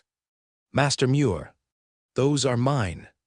That's compensation for disturbing me earlier," Master Nolan said in a serious tone. "Master Nolan, I'm just taking a look, but I want one bottle." Master Muir bit back. Master Nolan hesitated and remembered Abel would soon be a member of the Union. There was no need for her to stress, so she placed the lotion back down. Master Muir picked up the lotion again and poured a few drips in his palm. Afterward, white light flew out from his master alchemist pattern. It was an ingredient analyzing method he inherited. It could dissect and analyze and potion without layers of security. He soon gazed back at Abel with a confused look on his face. There was not any extra security for this potion, and there was nothing special about the ingredients. Therefore, Abel must have done something different during his alchemy process. It was the only explanation for the extraordinary effect, and it's almost unbelievable. If Abel's master alchemist pattern was so clear, he wouldn't be surprised if Abel was a grandmaster alchemist. "Master Bennett, your skills are too powerful," Master Muir said in admiration. Abel wanted to keep humble, but Master Nolan quickly took out a bunch of potion from her portal bag. "Master Nolan, those are your collection." "Are you trying to compete with Master Bennett?" asked Master Muir. "Master Bennett, are these potions enough to have a bottle of your beauty potion?" Master Nolan asked with yearning. She was certain about her decision. Nothing in Master Nolan's collection was ordinary. They were the best of the best. There were even 10 master potions. Just the price of their ingredients alone was astronomical. Master Nolan slowly gathered them throughout the years. Each master potion needed 5 ingredients, and their success rate depended largely on luck. If the luck is not good, all 5 of the ingredients could fail. But if the luck is good and the potion succeeded, the potion maker could keep the extra ingredients. That's how master alchemists made their wealth. Of course, if all 5 of the ingredients failed, the most unlucky one was still the person requesting the potion. No one would demand a master alchemist to pay for the damage. "Master Nolan, if you have master's level ingredients in the future, make sure to sell it to me. I'll pay with mana gems." Abel smiled and pushed the table of insane potions back to Master Nolan. He then took out a blue beauty potion from his portal object and placed it on the table. To be honest, Abel was not interested in those potions, even the master's one. He had much better potions, and he could get the formula for every one of those potions after joining the Union. As long as he had the right ingredients, he could make a more powerful one. "Master Bennett, is this the legendary beauty potion?" Master Nolan's voice was shaking. She picked up the potion and looked at it in her hand like it was a treasure. "If you heard about it, then it is what it is," Abel smiled. He was still very confident in his potions. Suddenly, an idea struck Master Nolan. She quickly looked around and poured the blue sparkling liquid down her throat. Master Muir looked curiously from the side. What potion could make Master Nolan so careful? She quickly drank it up like she was afraid of people stealing it. He couldn't understand how important beauty was to a female elf. A legendary potion with the ability to revive youth and maintain it forever was a priceless treasure to every female elf. The blue sparkling liquid began to glow on Master Nolan's body. Her skin began to get even smoother and hydrated. Long-lost youthfulness emerged on her body again. Although she knew this youthfulness was only on a surface level, it was still a dream come true. The change did not end there. Her hair grew lively as its strength returned. Her slightly aged eyes also became clear in a sudden. Master Muir was stunned. A single potion had turned a 30-something looking elf into around 20 years old. If she was not giving out such a strong energy of experience, she was basically a young elf. "This is too amazing. How can a beauty potion do this?" Master Muir exclaimed. He then thought of the lotion. Maybe this Master Bennett had a special ability to increase the power of potions by a long shot. "Master Bennett, this is your Master Potion Maker badge. Please keep it safe." Master Muir stood up and took out a badge and said with respect. All of a sudden, the atmosphere grew serious. Abel also stood up and received the Master Badge with both hands. He was not expecting to become a Master Potion Maker without an examination. Actually, Master Muir had already prepared a Master Badge for him before he even came to the Union. He knew very well Abel was a true Master Potion Maker. "Master Bennett, welcome to the Potion Maker Union. We will be much more powerful with your contribution." Master Nolan stood up and smiled. "Great. I'll let the Union know that we got another Master Potion Maker." "This is huge." Master Muir saw Abel holding the Master Badge, so he took out his own Master Badge with a laugh. He reached his power of the will inside, and bell sounds soon emerged above the Potion Maker camp. There were 30 strikes in total, which signified big news. It has been a long time. All the potion makers were stunned as they focused on the bell. 30 strikes, a potion maker has become a master. An elf yelled after the bell stopped striking. "A new Master Potion Maker," another elf gasped. All the potion makers in the camp began to speculate. Who it was, this news was huge not only for them but the entire elf race as well. Master Bennett, you can use the Wizard Union teleportation circles with your master badge. Since it was from the same system, you can also list missions and exchange the resource you want from the Wizard Union. Master Muir smiled and explained. Really, Abel felt his heart lift. It was an unexpected surprise. The Wizard Union's exchange system was the largest exchange system in the central continent. You could almost find anything. Since it was also connected to the Wizard Union's teleportation circle, one could teleport their resource to their receiver in real time, which minimized the unwanted attention caused by delivering valuable resources. These are not the only benefits of being a master potion maker. Master Nolan smiled and pointed north. Besides you, there are 3 master potion makers in the Union, and each of us owns a place located around the camp. You will soon have a huge accommodation building in the north. The Union covers all fees. Also, you have the permission to access the resource in the Union's inventory. Although you could only get a certain amount every month, you can get more at your own expense. You will also be given a private potion-making room, and you can ask the spirit of the Union any question through your master badge. Master Muir smiled again. That's nice. Abel also smiled. Master Bennett, every master alchemist has a druid follower. You can pick anyone you want, but you will be responsible for his or her training resources. Your followers will also become members of the Union and enjoy some of the benefits. Master Nolan continued. Followers. I don't even know any druid here, let alone get them to follow me. Abel smiled and shook his head. He was a rank 18 druid himself. There was no need for him to get a follower weaker than him, but where could he find another rank 18 druids to follow him? Master Bennett, don't worry, there will soon be many elite druids heading towards the Potion Maker Union. Master Muir laughed. Being a master potion maker's follower, especially one of the early followers, would guarantee their training resource. Also, they would be extremely respected not only in the elves, but the central continent as well. This was because the highest quality resource was actually coming out of the unnoticeable Potion Maker Union.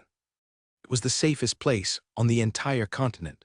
There were no other races other than the elves, so there was no need for Master Nolan and Master Muir to bring their followers around all the time. The Ervo Forest was Bay Law City's best protection. It has been thousands of years since war had broken out, and attacking potion makers was unheard of.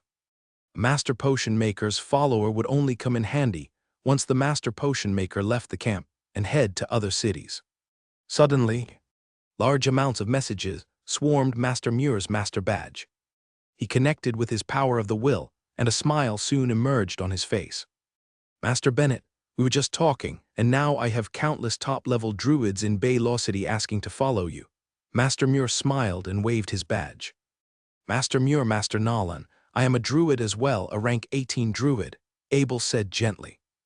Master Nolan and Master Muir exchanged glances. They were shocked. Abel was filled with youthfulness. How could someone his age be an expert in 2 fields? It would already be shocking if he was just a rank 18 druid. They could no longer imagine what Abel must have done in his past life. Master Bennett, although you are a master potion maker, you are not well known enough. If you want a rank 18 druid to follow you, you need to show your ability for some time. Master Muir shook his head. One of Master Muir's most powerful followers was a rank 19 druid, but he had only got him after building up his name as a master potion maker for 20 years. Master Nolan was the same. She also had a rank 19 druid follower during the later years of her career. Master Bennett, why don't you find a few followers with potential first and gather more powerful ones once you make your name? Your followers can help you take care of some day-to-day tasks, you know, Master Muir suggested. Master Muir, great idea, Abel nodded. Haha, Master Bennett, I've already spotted a few with huge potential. Why don't you go meet them now? Master Muir laughed. I also have a few elite druids requesting on my side. Why don't you take a look at them as well? Master Nolan added. Soon both masters replied through their master badge and booked a time in the Union. Let's go. I'll take you to your private room first. The Union organized a place for you since there is still a few days before your accommodation is ready. Master Muir bowed. Thank you so much. Abel bowed back, seeing how friendly Master Muir was. Master Muir only acted this way because he was the one inviting Abel to the union. They had a natural bond, and he truly admired Abel for the mysterious potions he had taken out. Master Bennett, you go with Master Muir first. I'll organize the druids to see you. Master Nolan did not follow. She had already gotten so much from Abel, so she wanted to help Abel resolve his following first. As Master Muir was showing Abel around the potion maker union, Master Nolan was telling the workers in the union to greet the incoming druids. The sudden return to youth on her face caught everyone in the union by surprise. If they didn't work with her for so many years, they would have thought she was a fake. Master Nolan, Druid Polly wants to see you. A member of the union stepped up and bowed. Oh, I almost forgot about Druid Polly. She patted her head and said irritatedly, bring me to her. Druid Polly was sitting quietly on a chair in the lounge. A mad wolf kneeled by her side as she gently stroked its fur. Polly, please excuse me. Master Nolan apologized as soon as she stepped in. Master Nolan, you failed. It's okay, I don't blame you. Druid Polly wanted to say something, but she suddenly paused. She was stunned by the face of Master Nolan. Polly, I failed because I got distracted. Don't worry, I'll pay for your loss. Just wait another 2 days and I'll make a new one for you, Master Nolan explained.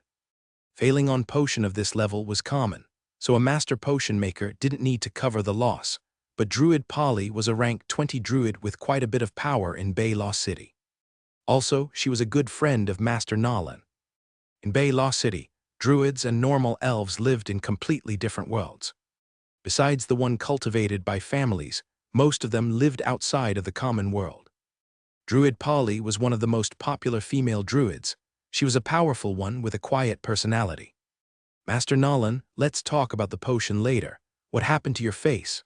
Master Nolan's sudden return to youth made Druid Polly lost all interest in her potion.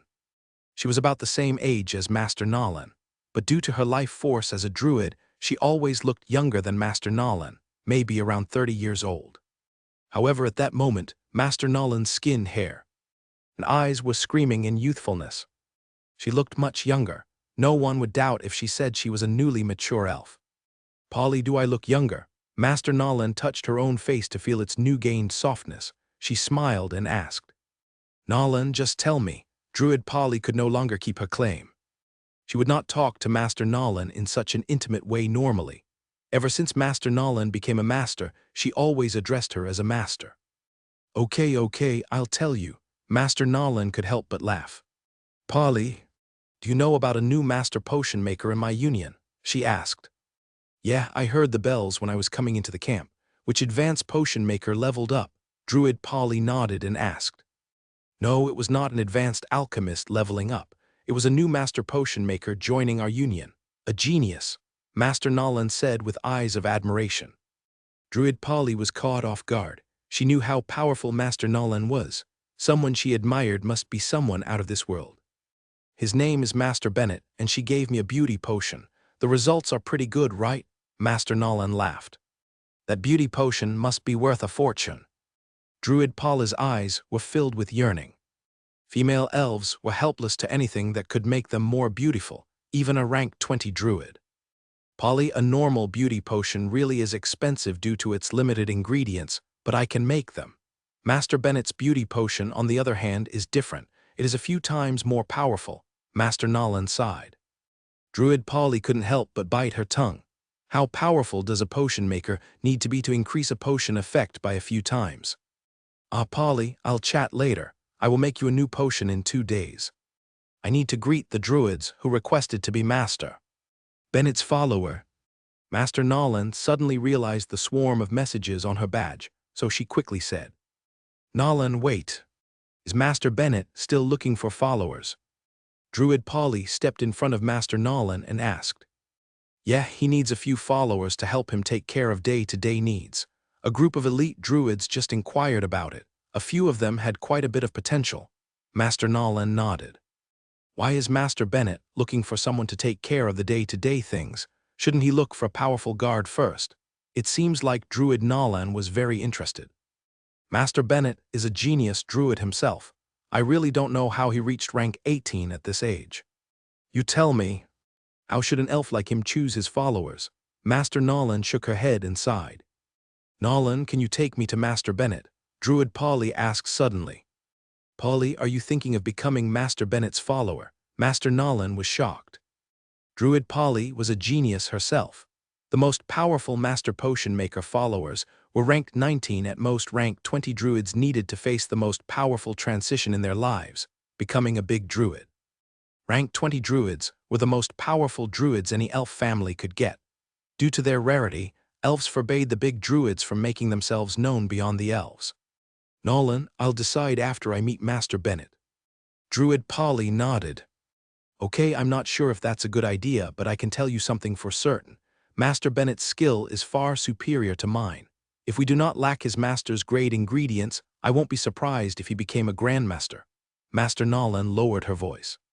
Although she could tell Druid Polly that Master Bennett had come to be a master purely through his own ability, her words roughly painted a picture of how powerful Master Bennett was.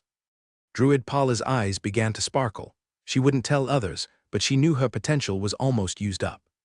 Becoming a big druid was highly unlikely. She needed some extra help. But the resource a rank 20 druid needed was extremely rare, and the price was almost unobtainable for her. She was from a small family, unlike the ones with unlimited amounts of resources. If not for the other big family's support, she wouldn't have reached rank 20. But despite that, she was not fully cultivated by a big family, and her resources were limited. If she was to join any organization, she would need to complete the hardest mission with minimal rewards.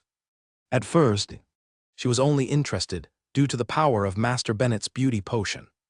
She thought a master's resource wouldn't be too bad, but the words of Master Nolan piqued her curiosity. It was no longer a moment of passion. She was moved. Master Nolan said something to her master badge and led Druid Polly to the private room the Union had given Abel. "Master Nolan, why did you bring Druid Polly here? She wants to become Master Bennett's follower, right?" Master Muir couldn't help but laugh as he said in a joking tone. To his surprise, Master Nolan nodded. "It's Polly's idea. She wants to see Master Bennett first." Master Muir's jaw dropped. He couldn't understand. What was this rank 20 druid thinking? Was beauty really that important to female elves? Even a top-level druid was helpless against beauty. "Master Nolan, thanks for your help." Abel stepped up and bowed. He was still very new to Bay Law City, and the only one he knew was the Lenny family. The Lenny family was a part of the common world, not the training circle of the druid. Abel needed a follower to bring him into the druid training circle. He also didn't want to waste time on trivial tasks, so a follower can be very helpful. "Master Bennett, this is Druid Polly. She is my friend and I want you to meet her." Master Nolan smiled. "Druid Polly, nice to meet you." Abel bowed. He could sense powerful druid energy coming from Druid Polly, truly powerful druid energy. She was at least on Wizard Hog's level, the captain of Team No. 3. Rank 20 druid, he was shocked. How come someone so powerful would want to become his follower? "Master Bennett, nice to meet you." Druid Polly bowed back. She was also shocked by Abel's energy. It was filled with youthfulness, almost like something coming out of a newborn infant. It just felt awkward around his rank 18 druid energy, since a rank 18 druid energy normally goes with at least 100 years of age. Although she couldn't sense Abel's potion-making level, she was certain that Abel had far more potential than her. Maybe it is a good idea to follow Master Bennett after all, Druid Polly thought to herself. "Master Bennett, the other druids have arrived in the Union. You can see them in a moment." Master Nolan interrupted. Master Nolan's master badge was swarmed with messages once again, so she had to say something. "Okay, take me to them." Abel nodded. "Master Bennett, do I have the honor to become your follower?" Druid Polly suddenly spoke after the moment of silence. Soon the room was filled with an even greater silence. Although Druid Polly was interested in becoming Abel's follower, no one would believe her until she asked. Those words were her certainty on display. A rank 20 druid wanting to be a master potion maker's follower was unheard of for all potion makers in the Union. "Druid Polly, it would be my honor." Abel smiled. "Master Bennett, I will give my life to protect you. The goddess of the moon will testify." Druid Polly got on one knee and said in a serious tone. Dark gold energy sifted out as she spoke. Soon, Abel sensed a contract connecting him and Druid Polly, waiting for him to sign. "Druid Polly, I accept your loyalty. The goddess of the moon will testify. Abel lowered his voice as he placed his right hand on the dark gold energy. At first, Abel was worried that the goddess of the moon would reject him since he was not a real elf, but the reality proved otherwise. From that point on, no one would doubt his elf identity. He was recognized by the elves' goddess of the moon. A smile emerged on Master Nolan's face, but her heart was filled with even greater joy. She was not only happy for her friend, but she was also happy that the goddess of the moon had recognized Abel. Master Bennett was very master, according to her information. At least he did not live in the elves for long, and she also sensed a layer of unknown on him. The reason Master Nolan was so passionate about finding a follower for Abel was not only to return her favor, but also to see if Abel was an actual elf. Both Abel and Master Nolan did not know, but Abel had the energy of Lorraine on him. Lorraine was not only the elf princess of the Holy Continent, but she was also the chosen one, the goddess of the moon's closest elf, with Lorraine's energy on top of the holy transformation necklace. The goddess of the moon had accepted Abel. Afterward, a powerful dark gold contract cover emerged above Abel and Druid Polly. A contract pattern appeared, and he could easily communicate with Druid Polly with his soul through that pattern. The contract was not strict. The only requirement was for Druid Polly to protect Abel within the limit of her ability. She didn't need to accept other commands. It was a simple protection contract, but it was extremely hard to break. The goddess of the moon personally confirmed it. Congratulations, Master Bennett. Congratulations, Druid Polly. Master Muir smiled and bowed. Thank you. Abel bowed back and turned back to Druid Polly. After a moment of thinking, he continued, Druid Polly, take this as a gift. From now on, you can ask me for any potion you want. No need to hold back. Abel said as he took out a blue beauty potion and placed it on Druid Polly's hand. Druid Polly was stunned. She was not expecting a gift so quickly. Druid Polly turned to Master Nolan, and she gave her 2 little winks and nodded. They were friends for many years. Her expression let Druid Polly know that this was the beauty potion that revived her youth.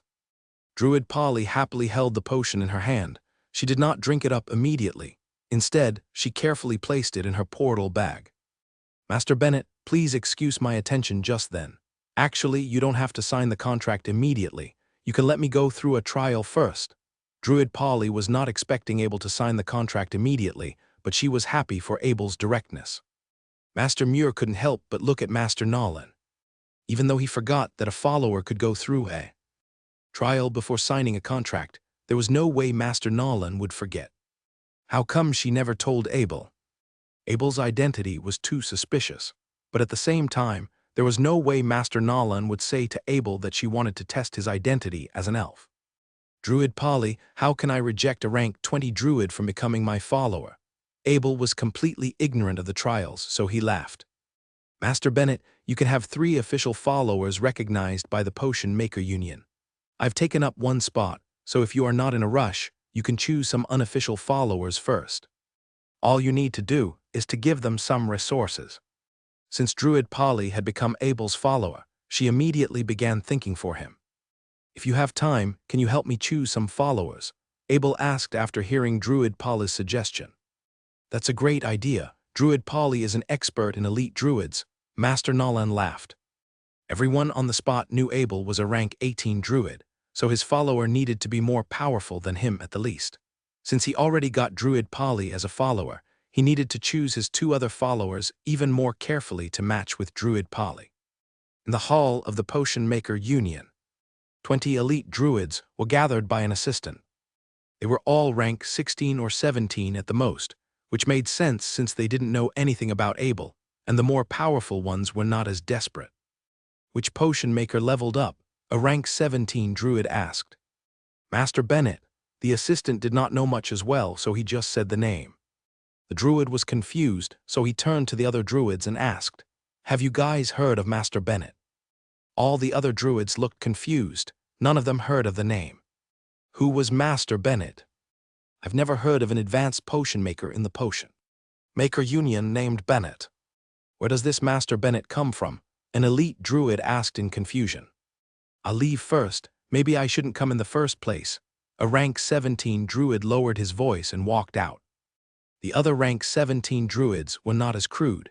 They knew walking out at this moment was very disrespectful, and it would most likely be frowned upon by this new master potion maker. "Mr. Druids, I'm sorry for your wait.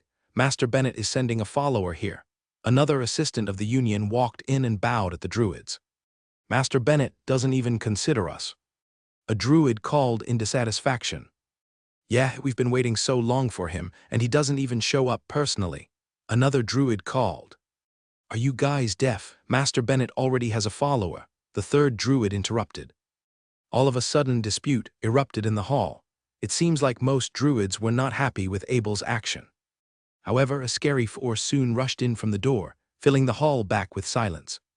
Afterward, a gentle footstep emerged. Druid Paula's rank 20 druid energy was on full display. She heard the disrespectful words that were said about Abel, so she had to teach them a lesson as a follower. "Druids, I am Polly, the first follower of Master Bennett." She looked around the room and lowered her voice. She actually didn't need to introduce herself. Every elite druid knew her as a powerful figure, and everyone had their eyes wide open when they heard she became the follower of Master Bennett. "Master Bennett is a genius, so his followers cannot be weak. As far as I can see, none of you are powerful enough," Druid Polly continued. He gazed around one more. There was a rank 16 druid, Gunter, with some potential, but all the other ones were hopeless. She was disappointed. With Abel's genius, he deserved a druid with the potential to level up even for a normal follower without a contract, not those hopeless bastards who just stick around for benefits. None of the druids dared to say a word. They knew how powerful Druid Polly was, and they all lost the hope of becoming Abel's followers. "Druid Gunter, come with me. All the other druids can go." Druid Polly said her last words and turned. Excitement filled the heart of Druid Gunter. He was a below-average rank 16, and he was not expecting to get in at all. But since Druid Polly had a better eye for potential than master potion makers, his hidden potential had become his upside. He knew he was faced with an important opportunity. Even if Master Bennett didn't give him any resources, the guidance of a rank 20 druid was valuable enough. "Druid Gunter, let me be clear with you. You might not become the official follower of Master Bennett since Master Bennett is a rank 18 druid himself. Of course, if you can show your value, Master Bennett will provide you with resources."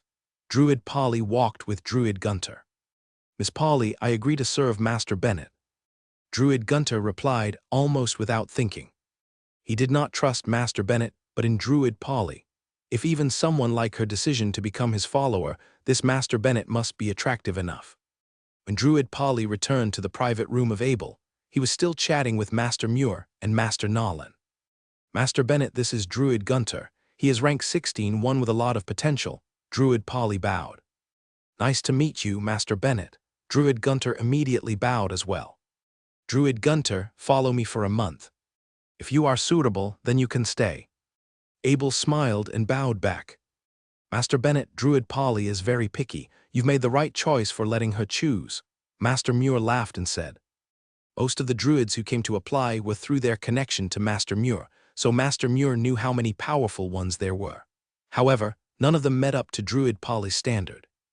"Master Muir, no need to be jealous. You should find a rank 20 follower as well." Master Nolan laughed as well. "It's quite late now, Master Bennett. I believe you still have some personal business to take care of, so I'll leave you to it." Master Muir smiled and bowed. "Master Bennett, I also have some things to take care of. We'll talk later." Master Nolan also stood up and smiled. After the two masters walked off, Abel turned to Druid Polly and said, "Druid Polly, I need to head back to my place in the Kingdom City. You can go with Druid Gunter first." "Master Bennett, I am your follower. I'll come with you. It's also good where you leave." Druid Polly bowed. Druid Gunter kept his mouth shut and bowed, but his intention was clear. He would do anything Druid Polly did. Soon, a luxury carriage from the Potion Maker Union was heading towards Bay Law City carrying Abel and his two followers. Along the way, even noble carriages had to give way, which showed the status of the shiny symbol of the Potion Maker Union. Druid Polly summoned a mad wolf to follow behind the carriage. According to Druid Polly, that mad wolf was not only her mount, she trained it for many years, and it was even more sensitive to danger than her. Therefore, normally she would not put it in a portal bag. The carriage came to a halt in front of Abel's mansion. However, things looked a little strange. The gate was not locked and there was a little slit. Things like this would never happen in a noble mansion with the systematic operation of a steward. It was the failure of a steward, a serious failure. Master Bennet, don't get down yet. A cold gaze flashed in Druid Paula's eyes as she stopped Abel, who was about to get off. Her mad wolf gently howled from behind, seems like it had spotted something. My mad wolf sensed death, Kai, let me go have a look. She connected to her mad wolf and explained. Druid Polly, we'll go together. I believe in the protection circle of the city. Abel shook his head and lowered his voice. Druid Polly insisted on leading the way, and Abel did not argue with her since she was the most powerful. On the other hand, Druid Gunter was the weakest. So he followed at the very back. As soon as they opened the gate, they saw Steward Eden's dead body laying flat on the ground with a wound in his chest. Afterward, they came across the dead bodies of the 3 half-elf warriors around the mansion. Master Bennet, their wounds are made by a professional assassin. Druid Polly was in disbelief. This was the place of a master potion maker, who would have the guts to murder his servants and steward. Can you identify the murderer? A murderous gaze flashed in Abel's eyes, and he lowered his voice. He didn't know Steward Eden too well since they just met. But still, he felt bad that a steward and 3 half-elf warriors had died because of him. It was a direct insult. Master Bennet, yes, I can find the murderer for you. They are professionals, but they haven't been gone for long. I can follow their mad wolf's scent and track them down. But since this incident happened in Bay Law City, it is best to contact the Potion Maker Union. It is a great insult to all of us. Druid Polly gently stroked her mad wolf and said, Druid Polly, you and I can find the murder. Druid Gunter, you report this to the Union. Abel said in command. Yes, Master Bennet, the 2 followers replied. Afterward, Abel summoned a mad wolf, and Druid Polly jumped on her mad wolf.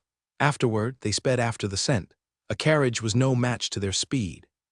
In the center of the new Asian kingdom, Queen Louisa was listening to a report from her reporter in her luxury palace. Majesty, the Potion Maker Union got a new master potion maker called Master Bennet. We've invested in him. His identity was registered by the Lenny family just a few days ago. The elf reporter took out a lambskin parchment and bowed. Master Bennet, this name sounds familiar. Queen Louisa gently nodded. Majesty, according to our speculation, he is most likely the Master Bennet from the Holy Continent. We just didn't know how he got to the Central Continent. The reporter bowed again. Most of the elves in the Central Continent lived in the New Asia Kingdom. Therefore, the reports from the subcontinents would eventually go through the New Asian Kingdom's investigation department.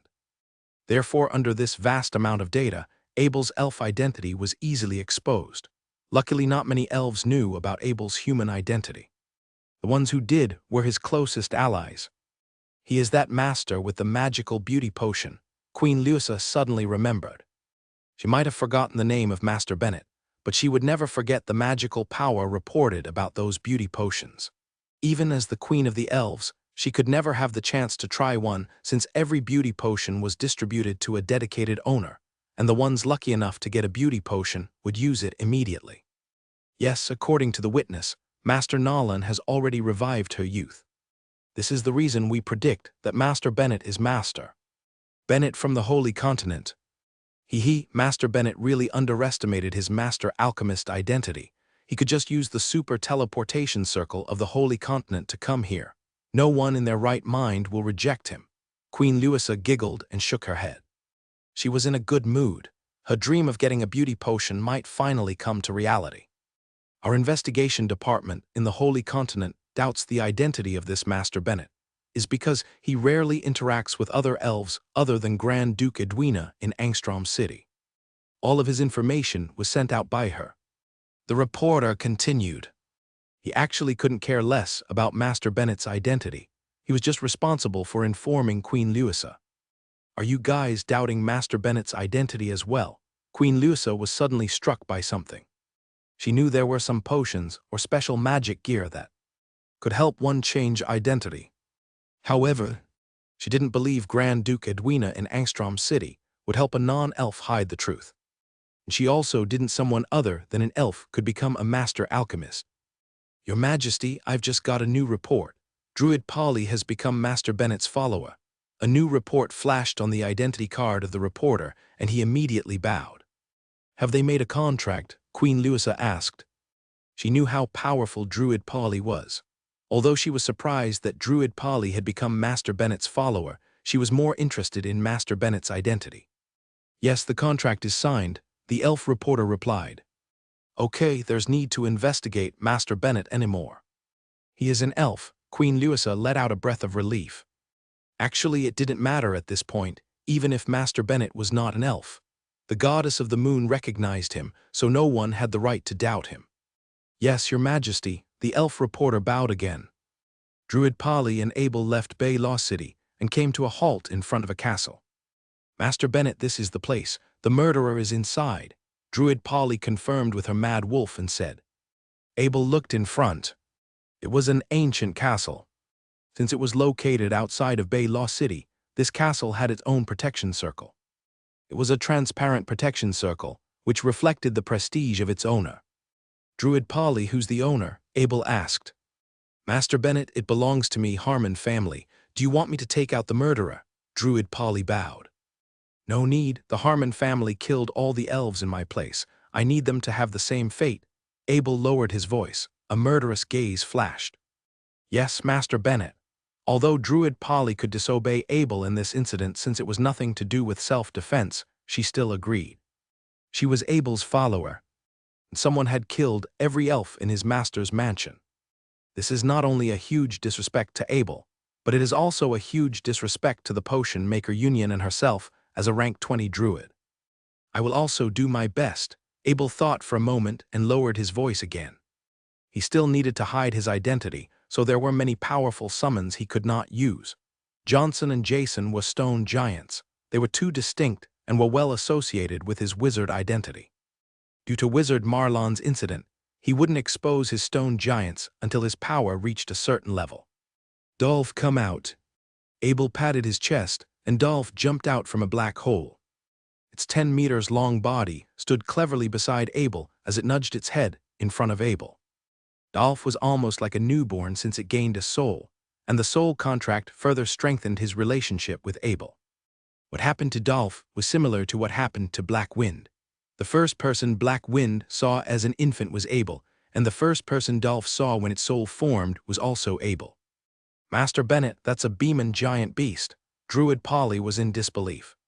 The most powerful Beeman giant beast was a superpower, worshipped by the orcs in the central continent. And she could see how close this Beeman giant beast was to Abel. The natural senses of druids allow her to know.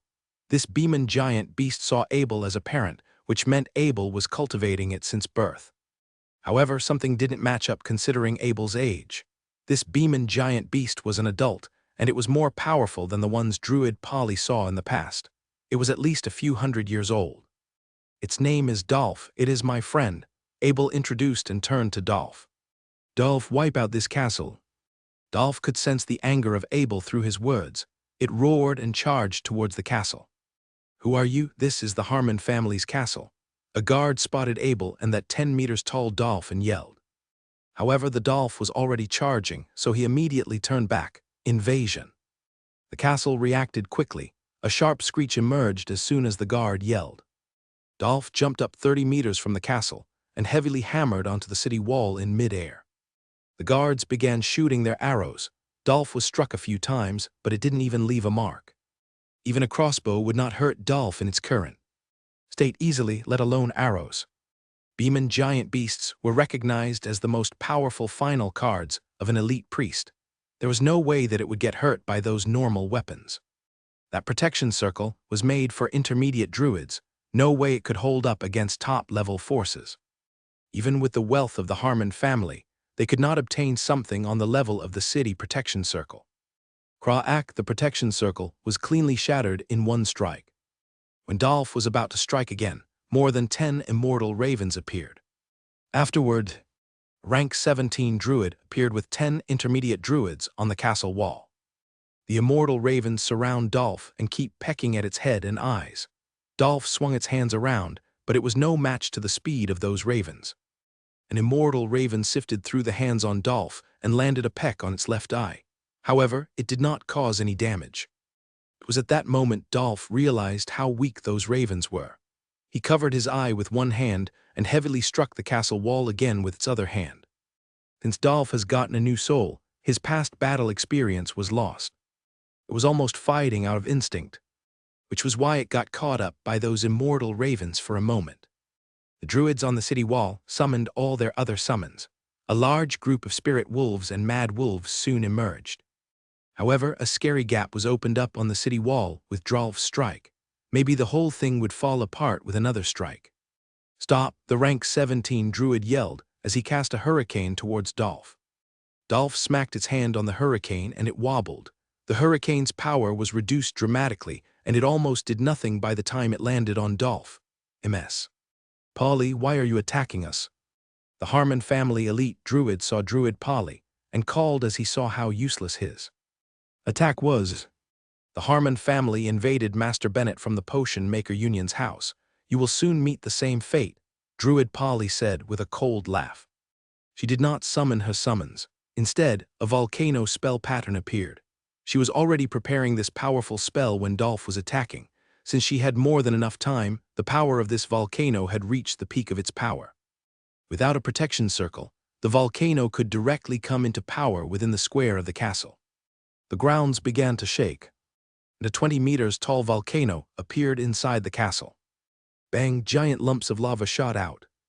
The elite druid was stunned. He knew the powerless Marquis Angelo sent a few warriors of death in the family on a mission. The most powerful warrior of death from his family couldn't even win against a low-ranked druid, so their victory did not interest him too much. He was totally not expecting that Marquis Angelo had attacked a master potion maker. He could already imagine the fate of the Harmon family, the fate of messing with the Potion Maker Union. "It's all over," a hopeless gaze flashed in his eyes. He was a member of the Harmon family. Although he could beg for mercy with his elite druid identity, there was no hope for his family. As he was distracted, the volcano blast opened behind him, and the giant hand of Dolph heavily smacked on the druids. He finally got a taste of a volcano's power from a rank 20 druid. It was not something a rank 17 could dodge. He began to ignite a move and a flash scroll in his portal bag as soon as it was lifted out with his power of the will. Normally this was a quick process, but things were somehow moving very slowly. Suddenly he realized he could not carry the energy in his body to the scroll. The ignition failed. Druid Paula's rank 20 energy fully suppressed his druid energy. It was very effective, even hundreds of meters away. Not a single bit of natural energy could be moved within him, and the intermediate druids were laying flat on the ground, as though a heavy rock was on top of them. Dolph smacked on the wall and immediately took the life of 5 druids and guards. Since Druid Polly had her suppression energy fully opened, those immortal ravens could no longer bother Dolph. It started to attack with both hands again, and its target was smacked down one by one. The scene was bloody, and the ones being smacked would immediately turn into piles of disjointed flesh. No, the elite druid never expected to be killed in his castle. He saw the giant hand coming for him as he let out his final scream. Afterward, a green beam of light shot up from the castle of the Harmon family towards heaven. However, the scariest part was yet to come. Fireballs of lava shot out from the volcano and slammed against all sides of the castle. Screams of agony filled the place, but the heartless volcano continued. Druid Polly approached the castle on her mad wolf and threw another volcano spell into it.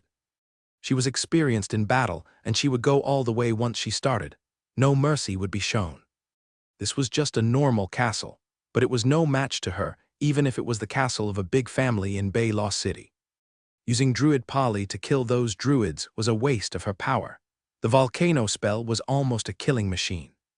Dolph come back. Abel scanned the castle with his power of the will. There were no more sights of life.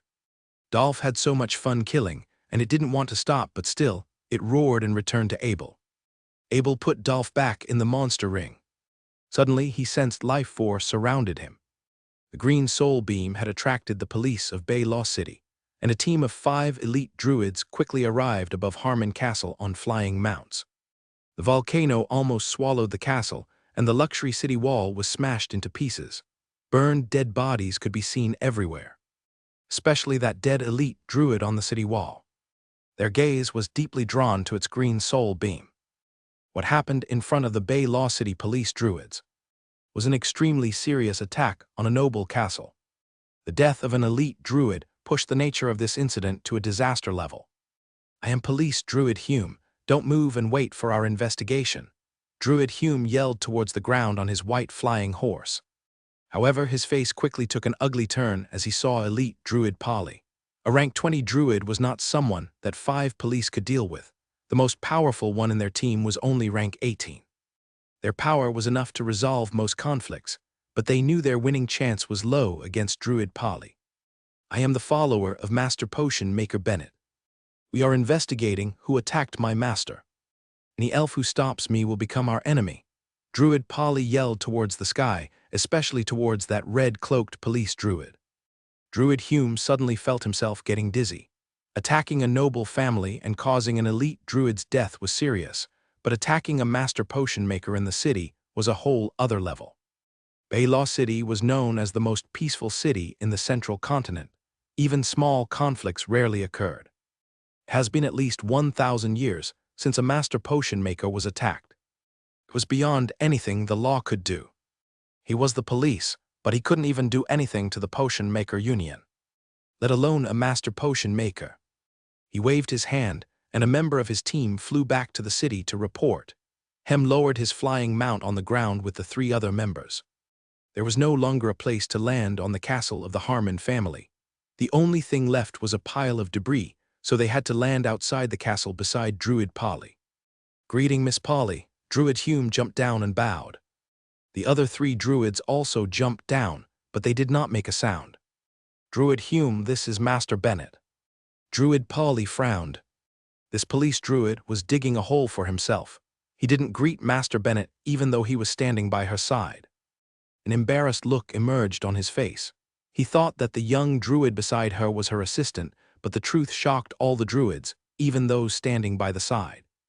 "Master Bennett, I'm very sorry I did not notice you. Please forgive my ignorance." Druid Hume immediately bowed. "Druid Hume, if you need any information, just talk to Druid Polly." Abel bowed back. He didn't know much about the city, so Druid Polly came in handy once again. "Miss Polly, please excuse me again. You said that the Harmon family attacked Master Bennett." Druid Hume turned back and asked. To be honest, he didn't want to ask anything, but he had to. He had to know the details of the story. A more prestigious police druid would soon arrive, so he had to report the details. Druid Hume, Master Bennett's castle in the city, was attacked. Master Bennett avoided the attack since he was in the Potion Maker Union at the time, but all the servants and guards in his place were massacred violently. Druid Polly briefly explained. Druid Hume looked towards Master Bennett. He sensed that he was a rank 18 druid as well. He couldn't help but twist his lips. Master Bennett luckily avoided the attack. Maybe those attackers were intentionally avoiding this scary master potion maker. However, his attention quickly shifted, and he sighed. After all, only a big noble could unleash an attack in the city without triggering the city spirit. "Miss Polly, what evidence do you have to hold the Harmon family accountable?" Druid Hume asked again. He had to know why Druid Polly was sure, since it was the most important point of his report. "Druid Hume, do you really need evidence?" Druid Polly lowered her voice. Suddenly, powerful energy sifted out of her body, and the druids around her had difficulty breathing. Back in the Bay Law City's Harmon family, an elf in a black shirt bowed at Marquis Angelo. "Marquis Honor, I saw Miss Polly and that Druid Bennett you mentioned riding a carriage from the Potion Maker Union outside of the mansion you mentioned. They then sped out the city on wolves." He was sent over to stand outside of Abel's mansion to see the look on Abel's face when Abel discovered the massacre in his mansion. This way, he could report back to Marquis Angelo and satisfy Marquis Angelo's thirst for revenge. He did not know Abel was an elite druid, and he was up for a good show. However, he was not expecting the Potion Maker Union to get involved at all. "Is Miss Polly the rank 20 druid Polly?" Marquis Angelo lowered his voice. He wouldn't believe it, but he didn't feel too good when he heard the respectful and admiring tone in the back shirt druid's voice when he said the name Miss Polly. "Yes, it is the powerful Miss Druid Polly," the black shirt elf bowed. Marquis Angelo felt his heart drop. His head began to spin. He had raised to the status of a judge among all the nobles. He couldn't be this stupid. "You can go now." He waved his hand to the black-shirt elf and said, "Yes, master." The black-shirt elf bowed. However, the moment he turned, an arrow shot out from Marquis Angelo. Marquis Angelo took a deep breath. The arrow landed on the left shoulder of the elf. He hadn't expected Marquis Angelo to kill him at all. That black-shirt elf was not kind-hearted either. He was also preparing a move as he turned, but he dropped on the ground before even initiating anything. His face was filled with confusion. Why Marquis Angelo would do such a thing? "You know too much." Marquis Angelo lowered his voice. He then stepped over the dead body and quickly walked to his office. He pulled on a book on the shelf, and the shelf began to move, exposing a secret chamber. It was not a normal secret chamber. All his wealth was located, and it has a secret path that leads to a normal courtyard not owned by the Harmon family. It was his last resort. He sensed immense danger, so he decided to go into hideout until things were settled.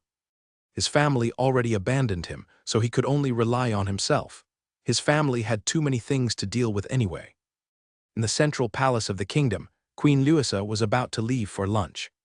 "Louisa Majesty, Master Muir and Master Nolan want to see you." A guard stepped in and bowed. "The masters are looking for me." She felt confused, but she continued, "Invite them in." The masters quickly stepped into the palace, but they were not looking good.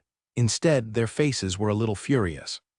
After hearing what Druid Gunter said about Master Bennett, they immediately came to the palace. "Master Muir, Master Nolan, what brings you here today?" Queen Louisa said with a smile. "Queen Louisa, I'm here for Master Bennett's incident. His mansion in the city was just attacked. His steward and all 3 of his guards were killed." Master Muir bowed. "What?" The smile on Queen Louisa's face immediately vanished. She quickly stood up and called, "Is Master Bennett okay?" She couldn't help it. She knew what a genius master potion maker represents. Abel had become a master purely through his ability, and he still had a long way to go considering how young he was. At the same time, she saw the face of Master Nola. Master Nolan's return to youth touched her innermost desire, so Master Bennett had to be protected. Master Bennett is not in his mansion at the time. But attacking the place of a master potion maker, especially in the Kingdom City, is unacceptable. So I hope the Queen can bring justice into the situation." Master Nolan bowed. "Of course, we cannot let the attacker go easily." Queen Louisa let out a breath of relief as long as Master Bennett was okay. She then turned back and said, "Mr. Lendo, please investigate this." The only thing behind Queen Louisa was a flat wall. There was no elf. "Yes, my majesty." An old raspy voice emerged from the wall, and an old elf in a green robe walked out. Queen Louisa bowed. Master Nolan and Master Muir followed. It was the respect for a big druid, but it also showed how serious the queen was treating this situation. How many big druids there were in the kingdom was a secret, but there was always one big druid on guard in the main palace to ensure the safety of the queen. A master potion maker is the elves' most important recourses. A threat to them is a threat to the elves, Big Druid Lendo said in a weighty low voice. A cold gaze flashed from his face. He had the highest authority within the kingdom's spirit, and he could directly investigate everything that happened in the city through it. On top of that, his powerful power of the will could speed up the process even more. He took out an identity card and reached in with his power of the will. Soon, he was connected with the kingdom's spirit. The Harmon family covered up the attack on Master Bennett with their political power. Druid Lendo lowered his voice. The Harmon family, are they crazy? Queen Louisa frowned. They were a noble family with a history in the kingdom. She always respected them.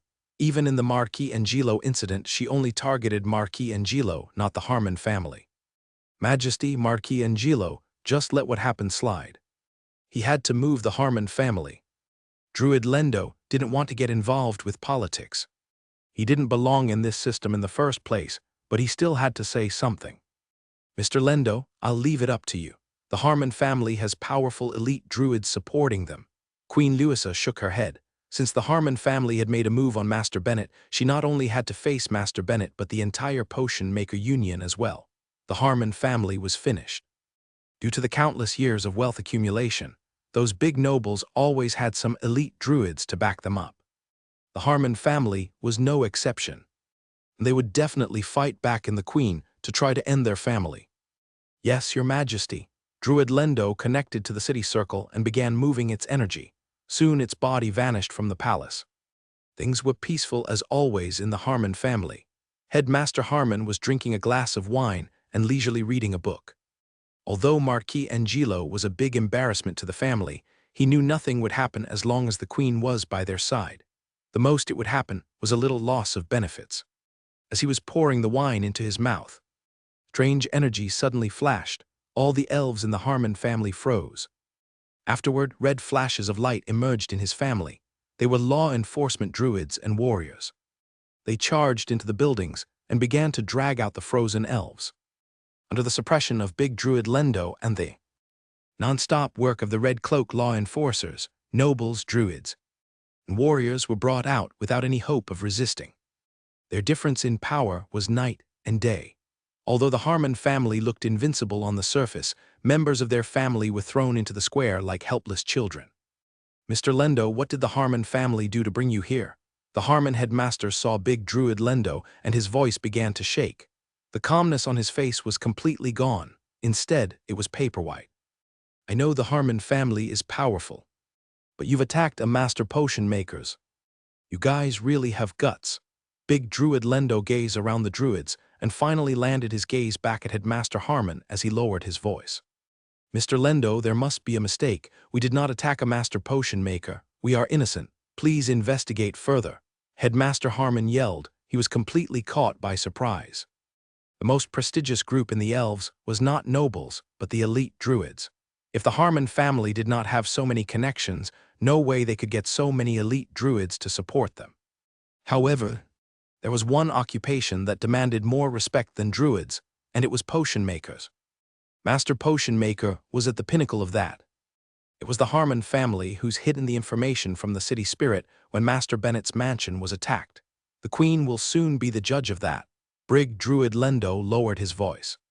Master Bennett, Headmaster suddenly remembered why Marquis Angelo was banished from the position of a judge.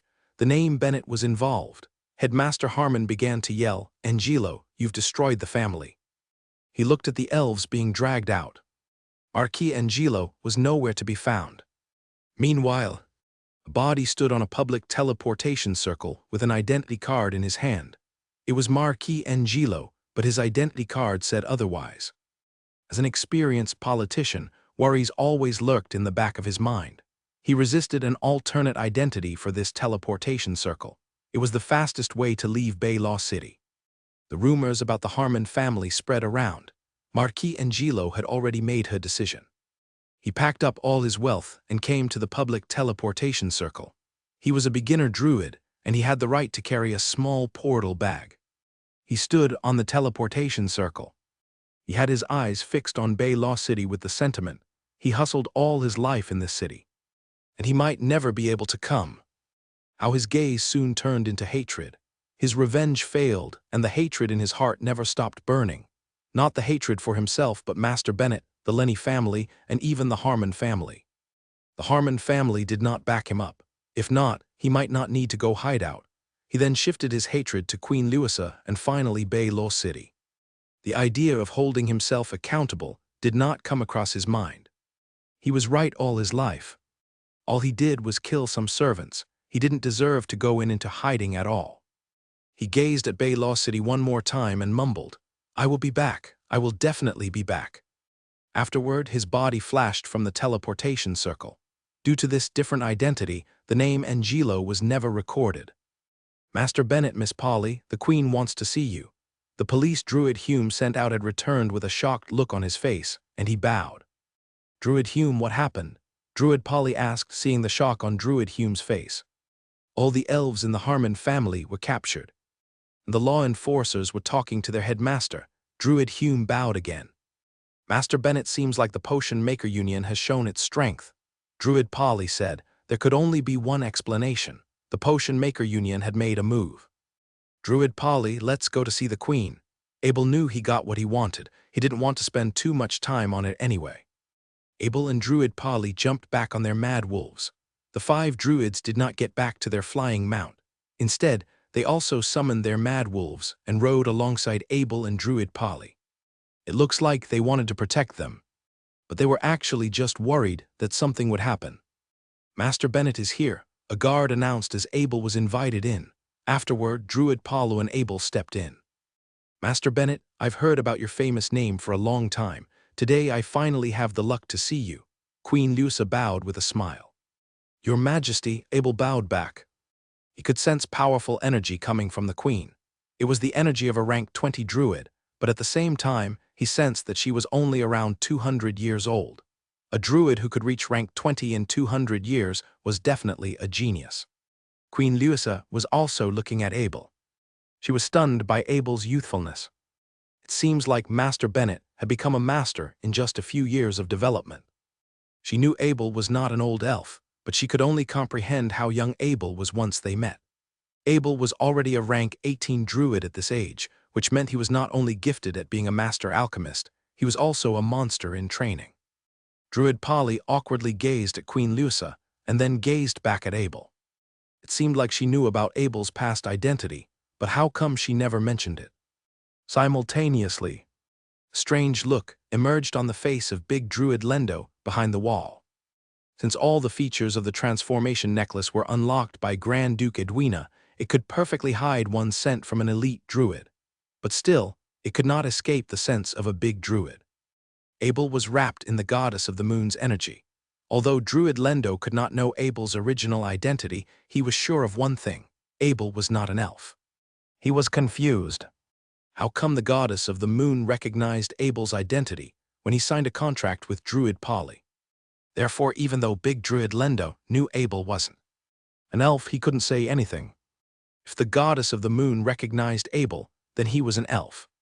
"Druid Bennett, I'm very sorry the Harmon family caused you trouble. We will bring you the comprehension in a few days." Queen Lusa bowed again. "Thank you, Majesty. I believe you will serve justice upon the land. I don't care about my own comprehension. I just hope my murdered stewards and servants' family can get their share." Abel bowed as well. "Of course, I will organize that." Queen Lusa smiled and continued, "You shouldn't live in your mansion anymore. I'll grant you another mansion as comprehension." "Majesty, thank you." Abel bowed again. He did not reject the queen. He knew the queen was trying to please him. "Master Bennett, I heard you can make a potion with the ability to being an elf back to her youth. Can I have one?" the queen said in a slightly embarrassed tone. At first, she didn't want to raise this request, since it would seem like she was only rewarding Abel if she got something in return. But she just couldn't help it looking at the face of Master Nolan. Getting a beauty potion earlier would make her very happy. Abel was caught off guard, although he was not surprised that Queen Lusa knew about the beauty potion. Asking it directly was not good for her image. He did not know how important a beauty potion was to the queen. She heard the news and saw the effect. She just couldn't risk getting rejected by Abel if she sent another elf to ask for her. "Majesty, of course. Here's a bottle of beauty potion to show my gratitude." Abel also wanted to form a good relationship with the queen since he would be staying with the elves for quite some time. Therefore, he took out a bottle of blue beauty potion and handed it to a guard standing by his side. "Master Bennett, thank you for your generosity. If you have any requests in the future, feel free to ask," the queen said, looking at the potion on the guard's hand. Abel knew the queen was yearning to use the beauty potion, so he bowed. "Majesty, I'll be on my way now." "Steward, bring Master Bennett to his new mansion," the queen said in command. As Abel and Druid Polly stepped out of the palace, a female elf steward was waiting for them. "Master Bennett, I am Steward Hardy. Your carriage is ready. Let me bring you to your mansion." Steward Hardy bowed. The carriage that appeared in front of Abel was those silvery white ones with delicate engraving unique to the royal family. It was glistening under the sunlight like a piece of art. The carriage also came with a protection circle, and a Pegasus dragged it, so you could just guess how luxurious that carriage was. The Pegasus was a prestigious flying mount of the elves. With its beautiful physique and pure white feathers, it was the most beautiful flying mount in the central continent. For a species with a strong yearning for beauty, such as the elves, no wonder it was their favorite. Abel did not know too much about Pegasus, but he could tell how precious they were looking at the excited look on Druid Polly's face. Steward Hardy bowed as Abel and Druid Polly stepped on the carriage. She then took a seat on the rim of the carriage. The coachman was a top-level half-elf warrior. With a gentle flick of the reins, the 4 Pegasus swiftly lifted their wings and speeded towards the sky. It was only at this moment Abel realized the Pegasus was not just for show. This carriage really could fly. "Master Bennett, this coachman Loka. He will be your coachman from now on." And the Queen said she would give you this carriage as a gift. Steward Hardy said to Abel in the carriage, "Please help me deliver my gratitude to the Queen." Abel smiled. Although he was not lacking in flying mounts with white snow, white cloud, and flying flame, he would not reject if the Queen wanted to give him the best flying mount of the New Asia Kingdom. Unlike Abel, Druid Paula's face was filled with surprise, as though there was nothing she loved more in this world than this flying carriage.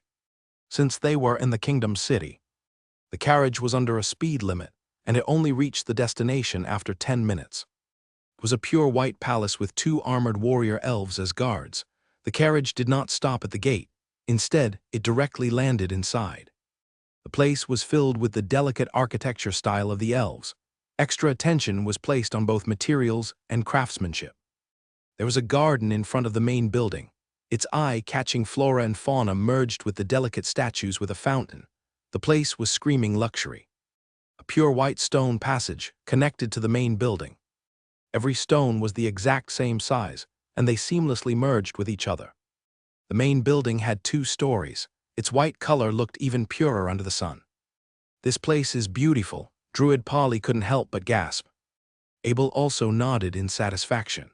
He had many elf assets in the Holy Continent, and this place was quite decent even compared to an incomparable place such as the Orwell Palace.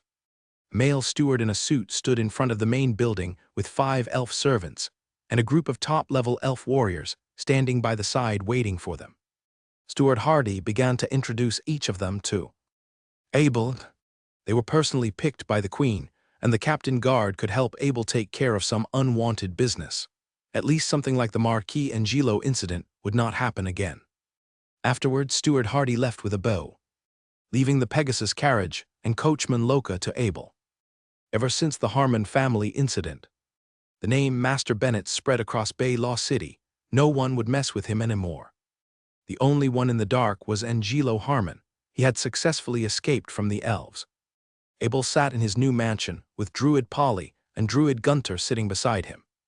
"Druid Polly, Druid Gunter, let me introduce myself." Abel smiled and looked at them. He decided to tell them about the fact that he came from the Holy Continent. Although he was planning to keep it a secret, it was still necessary to let his followers know about it, especially since it was not that important anyway. "I'm from the Holy Continent, and I became a master potion maker there. So I don't know much about the potion maker of the Central Continent. I need some time to learn in the Union, and I want to support your training with these potions first," Abel continued. He then took out 20 bottles of Golden Elves perfumes and placed them on the table. "These are the elves' perfume I've made in the past. It can purify the soul. It is very good for druid training." He pointed at the potions and said. The Golden Elves perfume was a level up from the Blue Elves perfume he gave out in the Holy Continent. It was specifically made for elite druids training, since those blue ones wouldn't have much effect on them. Druid Polly picked up a Golden Elf's perfume and twisted it open. A dense soul-enticing smell emerged and made her soul shiver. She felt her connection to her surroundings depends. She felt time passing by, had it been a second, a minute, or an hour. As her soul began to move, she lost her ability to accurately predict time as an elite druid. Of course, it was only because she trusted Abel, and she dropped her guard on those potions. When she was awake again, she realized her soul was as pure and nimble as water. She knew very well if she was using the force of nature in her training while using this elf's perfume, it could double her gains. It was not a small number. Suddenly, she realized this elf's perfume was not like other ingested potions. It could be used alongside another potion. She had her eyes fixed on the elf's perfume. The sparkling golden lightning swirling within it reflected the superb power of this potion. As far as she knew, a blue training potion from a master potion maker was already extraordinary. If a master potion maker wanted to make a golden potion, they would need to be very lucky. Abel took out 20 Golden Elves perfume just like that, which showed just how much more powerful Abel's alchemy level was. Not only Druid Polly, But Druid Gunter also sensed a slight sliver in his soul and felt a slight change as the smell of the elf's perfume traveled to him. He couldn't help but touch his portal bag. There were his 10-11 perfumes, but he knew he could not treat those things lightly. "Master Bennett, that's too much," Druid Polly sighed. "They are nothing to me." Abel waved his hand and took out 10 bottles of dark light healing potion. He continued, "I've given you these as lifesavers. Take them as well." At first, he was skeptical if he should give out any dark potions. But since he would be living with the elves for quite some time, he needed something that could get his name out. The most famous products currently were female-specific, but he didn't want to be known just for that. The potion combined through the Horadric cube would be drastically altered. The effect was out of this world. Some special effect would emerge even if he took some healing potion of this world and combined it. Not only could it heal wounds, but it could also heal chronic injuries, which defied the law of normality. However, the dark light healing potion was not the one that could heal chronic injuries. It just had a wonderful effect on healing. Therefore, Abel could make them public. The light healing potion could directly revive one's life force to 100 points and lessen the damage by force. Those 10 crystal glass holding those potions were all made by Abel himself, and he only used materials of this world, not the ones from the dark world. Although the dark world crystal glass was nothing special in the dark world, it would treasure in this world. Druid Polly and Druid Gunter each picked up 5 bottles of light healing potion, but they didn't think about it too much. They thought they were just normal level potions that couldn't even go against the blue-colored ones. Of course, this was because they didn't know that dark world potions had a totally different ranking system, and its creation process was completely different. "You can go now. I don't think I will be in danger here anymore." Abel smiled at his followers. Afterward, Druid Polly and Druid Gunter bowed and left. Both of them needed to pack up some stuff in their individual house and take care of some personal business before coming back to protect Abel. They had been busy ever since they became Abel's followers. Their personal business was completely left aside. Abel looked around the mansion after his followers left. He decided he would ask a magic circle maker to set up some magic circles in this place. Even a short-distance teleportation rifle to the Potion Maker Union would be nice. This way, he could directly connect to the Wizard Union's mission board with his Master Potion Maker identity card. Of course, it was a huge waste, since this was only a temporary place before his place in the Potion Maker camp was built. But Abel had more wealth than he knew what to do with it anyway. The sky slowly got dark, and he entered the dark world to continue his battle routine. When Druid Gunter was backing up some stuff in his room, his steward walked in. "Young master, Mr. Deer is waiting outside and he wants to see you." The steward bowed. "Druid Deer is here." Druid Gunter mumbled suspiciously. He put down his stuff and quickly walked outside. Druid Deer was his past adventure mate. Druid Gunter had gotten quite a bit of resources through his past adventures, so he decided to stop and accumulate nature forces in the Kingdom City. Especially since he was now Master Bennett's follower, going on an adventure was impossible. If Druid Deer came for a visit, his mates would also be around, which allowed Druid Gunter to tell them about his situation. "Druid Deer, what happened to you?" Druid Gunter was shocked when he saw Druid Deer. Druid Deer loved cleanliness, but at that moment he was in a mess. There were even a few slashes on his robe. "Druid Gunter. Druid Barton doesn't have much time left.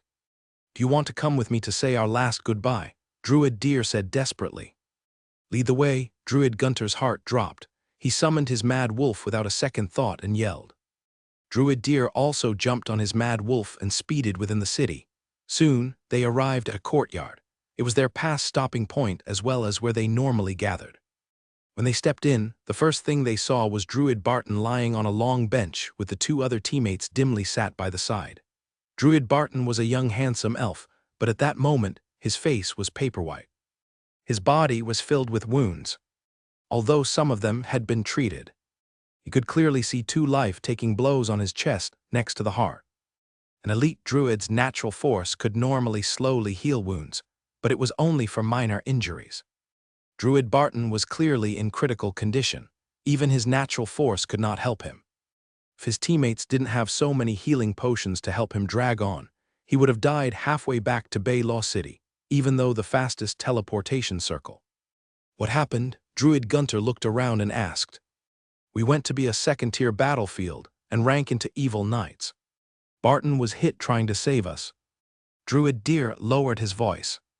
Bastard, didn't you say you wouldn't take risky missions? Druid Gunter said in anger, but he knew how high the return of those missions was. He then continued, have you seen a potion maker? Yes, the potion maker said he might not make it through the night without the water of life. Druid Deer looked at Druid Barton on the table and clenched his teeth. Water of life, Druid Gunter felt his brain hurt. That was a top-level treasure. It was not something elite druids could get their hands on. Suddenly, he thought of Master Bennett. He knew he had just become his follower, and asking for such a big favor was not reasonable.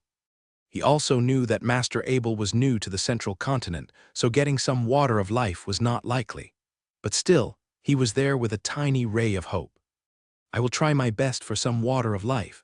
Druid Gunter lowered his voice as he watched the rise and fall of Druid Barton's chest. The moment he turned, he was reminded of something once again. He patted his portal bag and a red potion appeared on his hand. It was the light healing potion Abel had just given him. He didn't know how long it would take for him to get water of life. Maybe Druid Barton might not make it by the time he returned, so he decided to give him the lifesaver potion that Abel had given him. Although he didn't know the strength of this ordinary-looking potion, it was from a master potion maker. It should be far better than anything available on the market. He carefully twisted open the lid and poured the red liquid into Druid Barton's mouth. He then immediately ran off to find Abel for some water of life. Oh my, Druid Gunter, what did you give him? Quickly take a look at Druid Barton's wounds, Druid Deer yelled. The other two teammates were also stunned as they had their eyes fixed on the changes of the wounds. The power of the will of an elite druid was very sensitive. Even the cloth covering the wounds could not stop their focus. Druid Gunter quickly stopped his steps and turned back to Druid Barton. He scanned with his power of the will. The wounds on Druid Barton were healing at an immaculate speed. In just 20 minutes, Druid Barton was out of critical condition. His dimmed flame of soul started burning again. He was brought back from the verge of death. Although it might take a little longer to heal those injuries with a druid's natural force, he should return to his top condition in a month. My goddess, Druid Gunter, what did you give him? Druid Deer asked again. He needed to know the answer. How powerful did a potion need to be to save a dying elf? Druid Gunter did not reply. He turned to Druid Barton and saw him slowly open his eyes and return to this world. At that moment, his heart was filled with gratitude for Master Bennett. Early in the morning, Abel was having breakfast at his dining table. Overall, he was very happy with his new home, but there was still one thing that bugged him, the food. Although he could survive without eating meat, a little bit of meat would bring back some normality. But he was with the elves, and most of their diets were fruits. They barely ate bread, let alone meat. Steward, please tell Loka to prepare. I will head to the Potion Maker Union, Abel said in command. Yes, master, Steward Hardy bowed and left. Abel changed to the Union's Potion Maker robe and placed the master badge in front of his chest before walking out. On the green near the gate, a silvery white Pegasus carriage was waiting for him. Coachman Loka opened the door for Abel, and Abel entered. Under Coachman Loka, the carriage lifted stably and flew towards the kingdom's city. The city was buzzing right from the morning. The carriage below neatly lined up, and there was not another flying carriage in the sky. Loka is flying banned in the city, Abel asked. Master, other than the ones with permission, the city-controlled crossbow will shoot down every elf who tries to fly in the city. Coachman Loka replied with respect. Abel nodded. He knew the queen was trying to show her respect. He no longer needed to wait on the ground with the other carriages. Flying in a straight line in the sky was much faster. Still, they had to go through the city gate to enter the city. Bay Law City city wall was very high and packed to the brim with defense. Flying was completely forbidden around it. A privilege is a privilege. Coachman Loka swiftly lowered the carriage and traveled through the noble passage without even stopping. Finally, the carriage stopped in front of the Potion Maker Union. The 10 miles route had only taken him around 10 minutes. As he stepped out of the flying carriage, he saw Druid Polly and Druid Gunter ran towards him. "Didn't I tell you to take care of your own business? I am not in danger here," Abel said. "Master Bennett, I'm your follower. I don't care what other master's followers do. I will protect you in my own way." Druid Polly bowed. Druid Gunter also bowed. He didn't say anything. All he wanted was to serve Abel. Although he was not as strong, taking care of trivial hassles should be fine. "Okay, just do as you please." Abel helplessly shook his head and entered the Union. Druid Polly couldn't help but smile seeing Abel. Her face had returned to her 20s. And her eyes were glistening. She couldn't sleep after using the beauty potion last night. Rank 20 Druid would be fine, even missing out a few nights of sleep, so she decided to head to Abel's house early in the morning, but she saw Abel's flying carriage along the way, so she turned back. Druid Gunter was also feeling similar. His best friend Druid Barton was saved from a critical condition. He knew he would be staying in the potion maker camp for a long time, so running into danger was almost impossible. As long as he followed Master Bennett and gave it all he got, his potion supply would not be a problem. You could just imagine how precious those healing potions were when it would only take a month for Druid Barton to heal. With their speed, each healing potion was a chance to live again. "Master Bennett, hello." As Abel walked along, elves began to greet him. Abel smiled and nodded as he led his two followers into his private room. "Master Bennett, I need to apologize for something." Druid Gunter immediately bowed when they entered. "Druid Gunter, what happened?" Abel weirdly looked at him and asked. "Yesterday, I used the healing potion you gave me to save my dying friend." Druid Gunter's voice was filled with apology. He saw the power of those potions and knew how powerful they were. He never heard of those potions, and he had given it to his friend in a moment of passion. It was only until this moment he realized maybe it was Master Bennett's secret. Of course, he would not take back what he gave out. He told his friends to keep it a secret and immediately apologized to Abel. "Druid Gunter, you are my follower, and the potions I give you are very precious. I don't want you to go around giving it to people without telling me. But of course, it's also my mistake I didn't tell you earlier." Abel lowered his voice. Yes, if Abel had given out a potion, it meant that it was not a secret. But if his followers just casually gave them out, he would no longer give them anything truly powerful. "Master Bennett, I will definitely keep in mind," Druid Gunter said in embarrassment. He was not expecting such an ordinary-looking potion to be that powerful. According to a potion maker, Druid Barton's injuries could only be healed with water of life. And what's the value of that thing? The elves exported the water of life, but its production rate was extremely low. It would only be given to big druids, or in exchange for a set amount of resources. Abel nodded and walked into his private room, leaving his followers behind. "Druid Gunter, I am the one who picked you to become Master Bennett's follower, so you definitely need to be careful. Make sure you put Master Bennett as the priority in all situations," Druid Polly said. "Yes, I will remember that." Druid Gunter nodded. Both of them tried the Golden Elf's perfume and taste how impactful it was to their training. They knew following Master Bennett was the best decision. But they needed to have a corresponding responsibility with those benefits. Druid Gunter knew this very well, so he would definitely keep it in mind. "Druid Gunter, how was the healing potion?" Druid Polly fought a lot as well, and she was very interested. "Miss Polly," Druid Gunter wanted to continue, but Druid Polly interrupted. "Druid Gunter, we are both Master Bennett's followers, so just call me by name. No need to say Miss." "Yes, Druid Polly." Druid Gunter bowed and continued. "My friend was in a critical condition, and the only thing that could save him was the water of life. I was planning to ask Master Bennett for some, but after giving him some healing potion, my friend recovered from the critical condition." Druid Polly's face twitched when she heard Druid Gunter wanted to ask Master Bennett for some water of life, but luckily he did not proceed, so she did not say anything. "Everything Master Bennett takes out is extraordinary," she sighed. Abel did not immediately start making potions in his room. There was a short-distance teleportation circle on the alchemy bench for delivering ingredients. He decided to take advantage of it and connected to the Wizard Union's mission system with his master badge. A faint illustration of exchangeable items from the Wizard Union soon appeared on the bench. He could scroll through with his power of the will and expand the details. There was not a single credit point with this Master Bennett identity, so there was no need for him to look through those items anyway. As for missions, he also couldn't care less. He spent so much effort traveling to Bay Law City for this Master Potion Maker identity. All he needed to do now was to list some of his work. He already had a potion in mind, the light healing potion, since its effect was so noticeable. Abel could tell how shocking the light healing potion was, just by looking at Druid Gunter's expression when he was talking about it moments ago. Abel placed 10 bottles on the teleportation circle and selected the exchange listing with his power of the will. He wrote down the name and wrote healing injuries in the description. He did not select the Wizard Union credit point as a currency of exchange. Instead, he wanted an intermediate light gem with each bottle of light healing potion. As for the delivery method, he left it to the Wizard Union. If he made a deal, the Wizard Union would automatically give out his potion.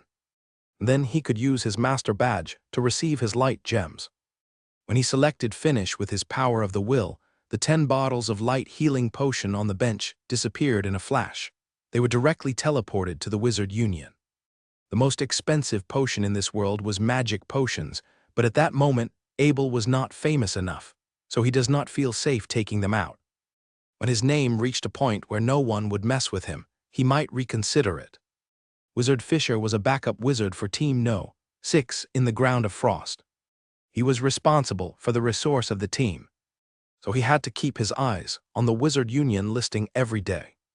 His eyes sparkled when he saw a new type of healing potion. It seemed like a very humble potion maker made it. Its simple description of healing injuries clearly showed that it was not something holy, unlike those painfully exaggerated ones that promoted themselves as legendary or something like that. However, when he saw the price of the potion, the muscles in his face immediately twitched. He immediately took back what he said about this thing was made by a humble potion maker. It was basically stealing money.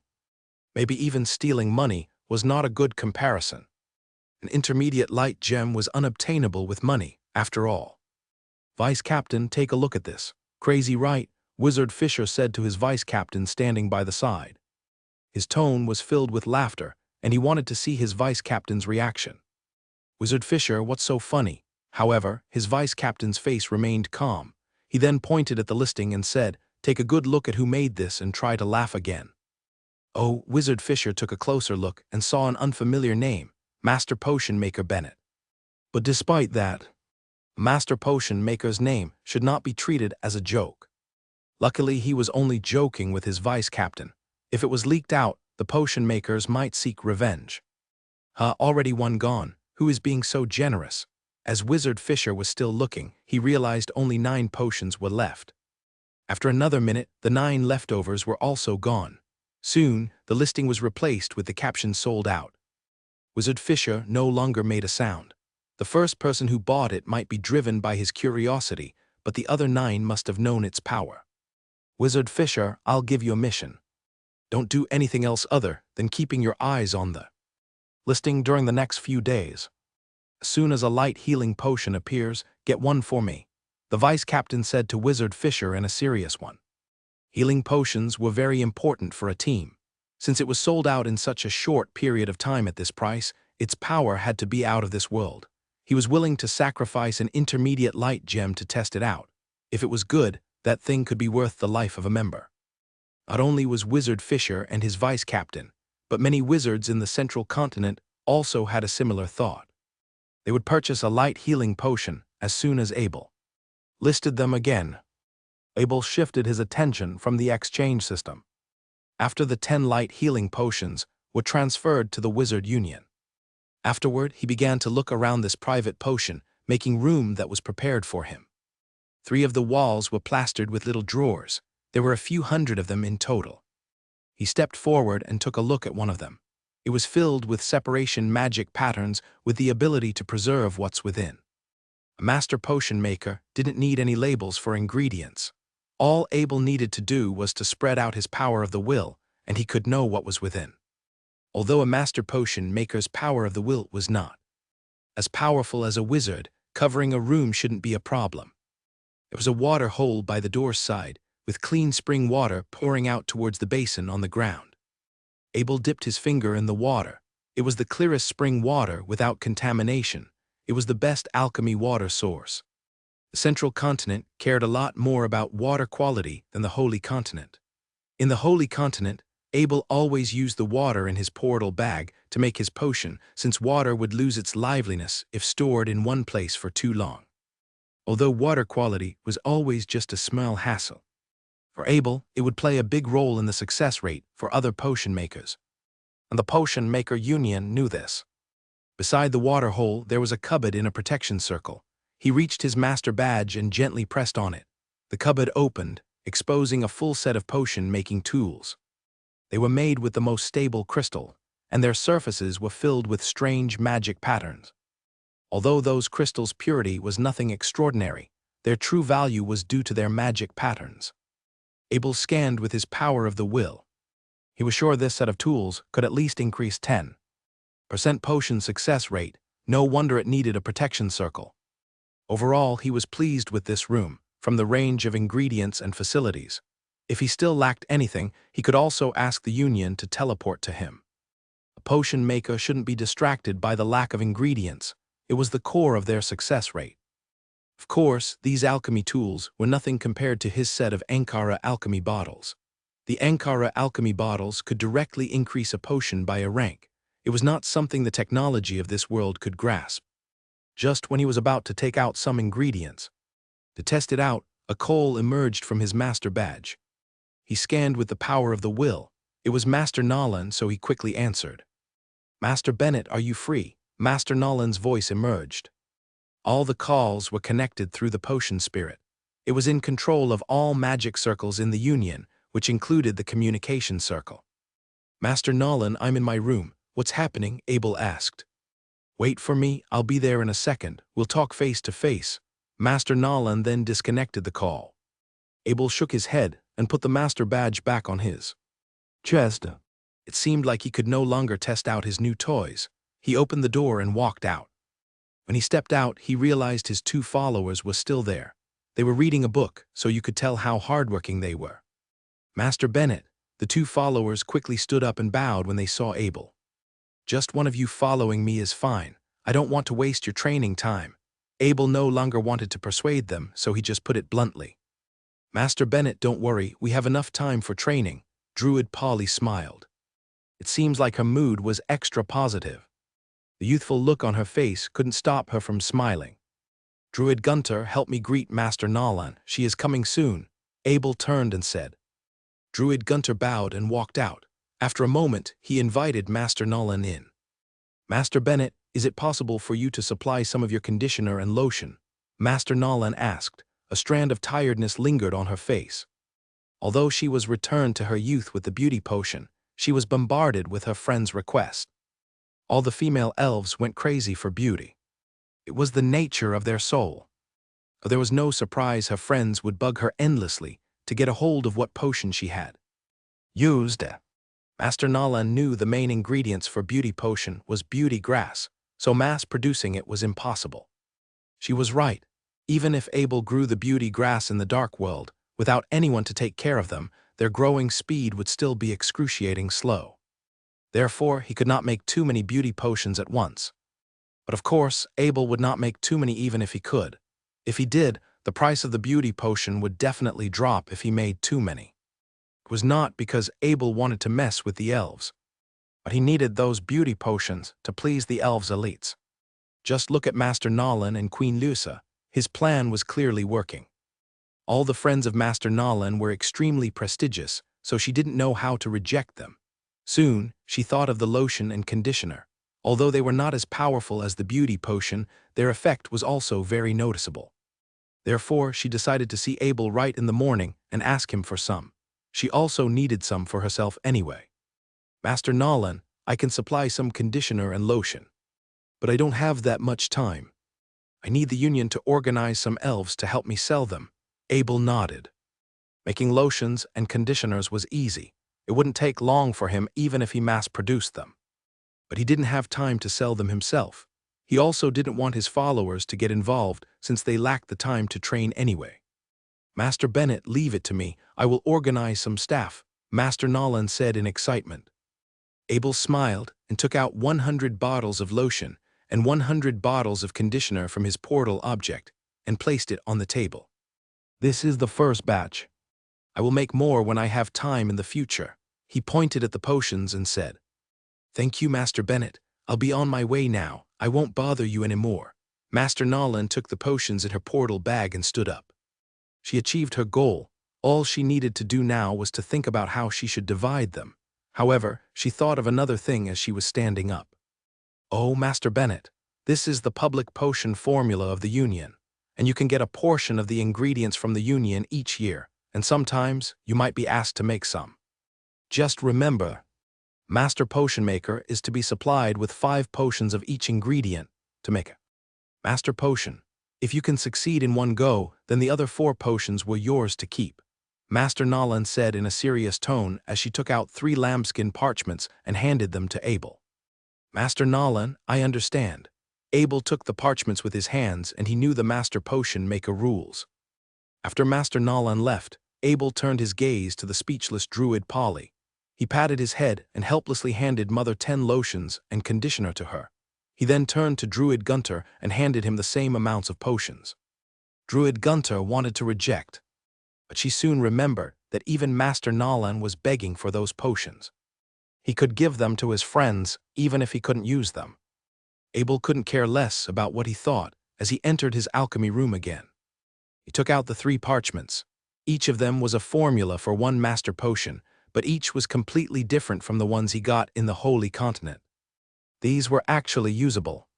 All the ingredients could actually be found in the Central Continent. The ones in the Holy Continent were only altered versions of the ancient master potion formula due to the extinction of some ingredients. Therefore, the Holy Continent ones were no match to an actual master's potion when it came to effect. And power. The natural breath potion was a master's potion made specifically for druid training. It could increase the natural energy in a druid by 20% in a month. But of course, only elite druids would have the privilege to use them, since the Union could only make around 20 bottles a year at most, which was already a scary amount. This was because its main ingredient was very rare and treasured by the elves. Therefore, they were grown next to the Tree of Life. Each year, only 100 portions of natural breathing ingredients were harvested by the potion maker Union. Still, of course, elite druids could also obtain those ingredients with their own method and asked a master potion maker to make one for them. Abel didn't know how many portions of the natural breathing potion ingredients, but he knew the potion maker would treat him generously. He was a master potion maker, after all. Natural Shower was another master potion for druids, but an even more valuable one. It could increase the level up rate of a druid.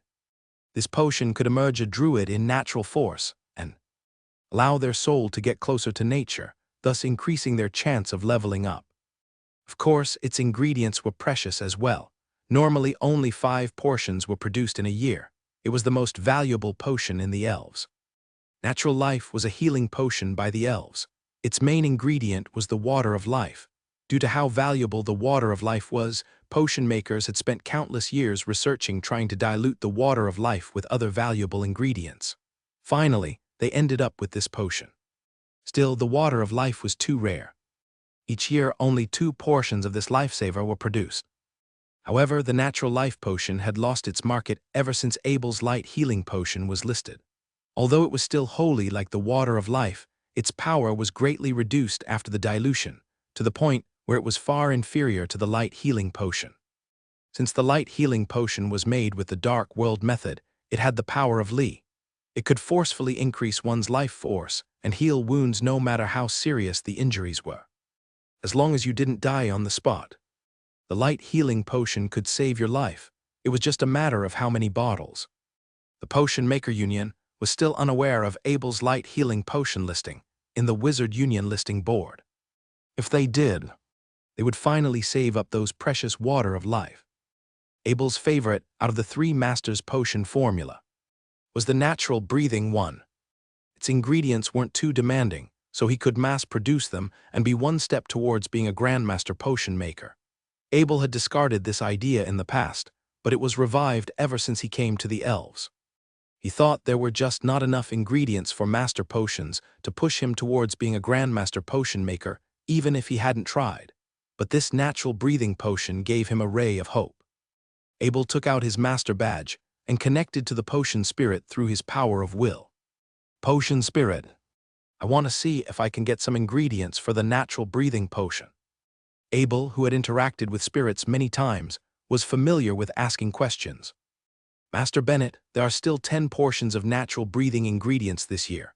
Master Muir, Master Nolan, and Master Balfour had given up their portion, so you can get those 10 portions any time. The voice of the spirit filled the room. Abel thought for a moment. It was the 25th of November. The year was about to end, and there were still 10 portions left over. What a surprise. He was also very thankful that the 3 other master potion makers had given up their portions. As a new member of the union, normally, he would only be given 3 portions. However, Abel didn't know how low the success rate of that potion was. The other masters had not only left them for Abel to let him test out his skills, but also because they wouldn't successfully make one without enough portions. The other masters couldn't make a master potion any time they wanted. They needed to be in their top condition. If not, their success rate would be very low. Normally, only one would succeed in 5 portions. It sounds very simple, but that rate was only possible during the top condition of a master. Therefore, their masters wouldn't make a master potion if they were not in their best condition. Besides, they would reserve many requests from others to make potions. This was why master potions was so limited. Taking a master potion ingredient was not free of responsibility. Each potion maker needed to summit one successful master potion with every 5 portions. If all failed, the potion spirit would lower the ingredients obtaining permission of that master. If successful, the union would reward the master with corresponding credit points, which were used to exchange resources, formula, and permission to view secret books. Of course, with Abel's current identity as a master potion maker, he had the permission to view every potion formula and secret books, so he could only use those credit points to exchange resources. The reason the Potion Maker Union had lasted through countless years was because of an unbiased authority in the name of justice, such as the Potion Spirit. If elves ran it, even the most unbiased elf might get influenced by personal benefits. Potion Spirit. I want to get all 10 portions of the natural breathing potion. Abel thought for a moment and said, Master Bennett, you have to submit 2 natural breathing portions with those 10 portions. Do you understand? The Potion Spirit asked. Yes, Abel said, and a white light flashed on his alchemy bench. 10 boxes appeared. Abel stepped up and opened one of them. There were 120 slots within, and each slot was placed with a kind of material. The inside of the box was also filled with vast patterns, making sure the ingredients were kept fresh. He had to give the box back after he used up the ingredients. It seems like its value was no less than what's within. Looking at its appearance, it at least had a few hundred years of history. Abel scanned the alchemy room with his power of the will and confirmed that there weren't any surveillance circles. He then took out a barrier circle and spread it around the alchemy platform. He didn't want anyone to know his potion-making process since its success rate was shocking. He took out the lambskin parchment, documenting the natural breathing potion formula, and went through it carefully again, making sure he memorized everything. He placed the crystal alchemy tools provided by the union on the bench and began his first attempt. He ignited the world stone's ability, and Abel pushed his calculations and judgments to an extreme. Everything within his sight began to slow down. He began to organize the ingredients. It was the most basic step, and all official alchemists could do it without fail. However, organizing 120 ingredients still took quite a bit of time. Even with Abel's precise movements, it still took him 2 hours. Afterward, he began the alchemy process. Each ingredient was unstable, so it was a potion maker's job to stabilize them and combine them.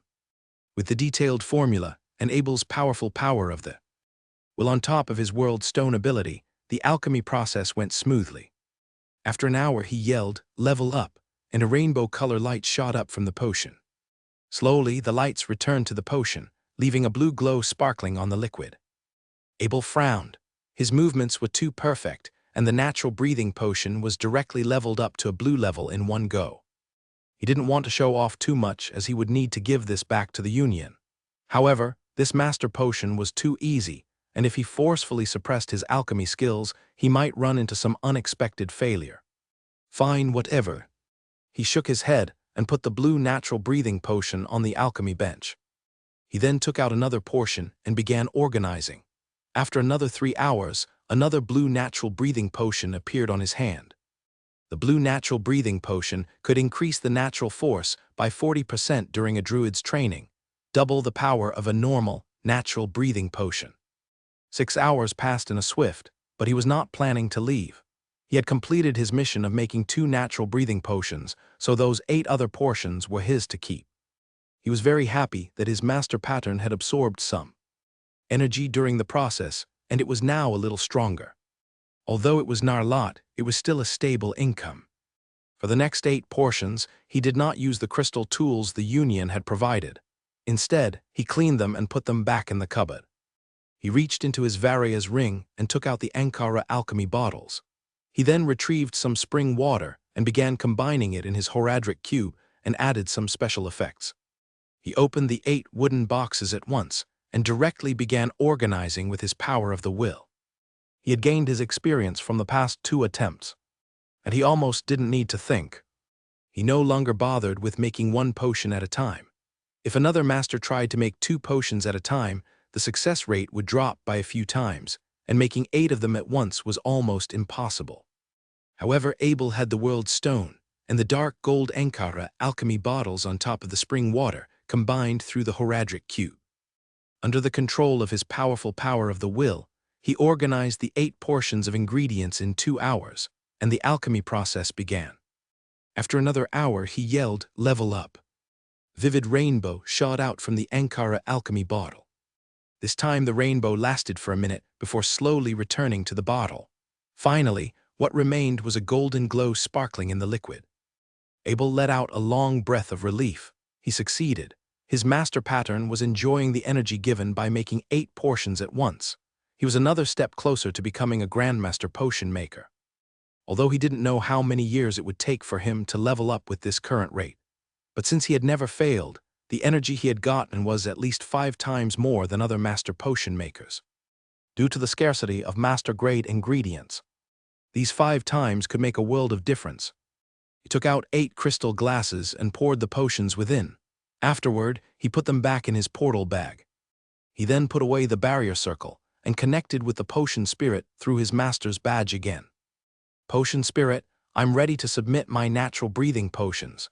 Abel placed the 2 blue natural breathing potions on the bench and said, "Master Bennett, retrieving natural breathing potions in process, please wait." The voice of the potion spirit emerged, and the potions on the bench vanished in a flash of white light. After 10 seconds, the voice of the potion spirit emerged again. "The 2 blue natural breathing potions you submitted will grant you 2,000 credit points from the Union." "Potion spirit, if I submitted a normal natural breathing potion, how many credit points would I get?" Abel asked again. "Each normal natural breathing potion will give you 500 credit points," the potion spirit quickly replied. Abel felt like he was scammed. The blue natural breathing potion was 2 times as powerful as the normal one, so it seems fair that it was worth twice as much. However, that's not how the value of a potion should be calculated. The market price for a blue natural breathing potion definitely worth more than that. However, Abel did not think too much. The Union provided the ingredients, and he could not make a normal potion anyway. He put his master badge back on his chest and walked out of the room. To his surprise, his 2 followers were still sitting outside. "Come to my place, I have something to talk to you about," Abel said to his 2 followers. Afterward, he and his followers sat back on the flying carriage and flew back to the mansion under the coachman's control. Meanwhile, Master Nolan was examining the lotion and conditioner in the lounge of her alchemy room. But she just couldn't figure out what's so special about them. "Master Nolan, I was looking for you." Master Muir's voice emerged from outside. Master Nolan opened the door. She was close with Master Muir, so she no longer needed to be too polite. Since she was busy, she couldn't bother with getting up and greeting Master Muir personally. "Master Muir, what's up?" she turned and asked. "Master Nolan, have you seen the recent listing of the Union?" Master Muir said with a shocked look on his face. "Is there anything good?" Master Nolan took out her master badge and placed it on the table in front of her after. Hearing Master Muir's words, she then entered the Union's exchange system. This exchange system was completely different from the Wizard Union's one. It was made for druids and potion makers, and it was nowhere as big. As soon as Master Nolan was connected, a projection appeared on her table. She scrolled with her power of the will, and soon she realized why Master Muir was so shocked. The Potion Maker Union made everything on the listing, and there were 2 blue natural breathing potions. Master Muir, did you make them? Master Nolan almost couldn't believe her eyes. If I did, why would I be asking you? Master Muir viciously shook his head. Could it be Master Balfour? Master Nolan asked again. Not likely. He was searching for a new formula lately. He won't have time to make natural breathing potions. Master Muir shook his head again. Could it be? Master Nolan paused. It was too unbelievable. After Abel returned to his mansion in the Kingdom City, he walked into the lounge with his 2 followers. Druid Polly, this is your next 2 months of supply. Abel directly took out the 2 golden natural breathing potion on the table and said, was shimmering in strange golden sparks, adding a veil of mystery and luxury. Only a master could make a master potion, but if they wanted to make a blue master potion, they needed large amounts of luck during the potion's last level. As for golden potion, almost only Grandmaster could make them. As the 2 followers looked at the potion, their eyes were filled with surprise. The golden natural breathing potion could speed up the natural force taken in by a druid by 10 times. With this speed, a month of training would equal a year of training. A druid could maintain their deep focus in training for a month, but a year was unlikely, so that this potion could come in very handy. Although elves had a long lifespan, resources was still very important, so of course, Druid Polly knew about this potion with the ability to increase training speed at a noticeable rate. She had taken one before, and her experience and the benefits were unforgettable.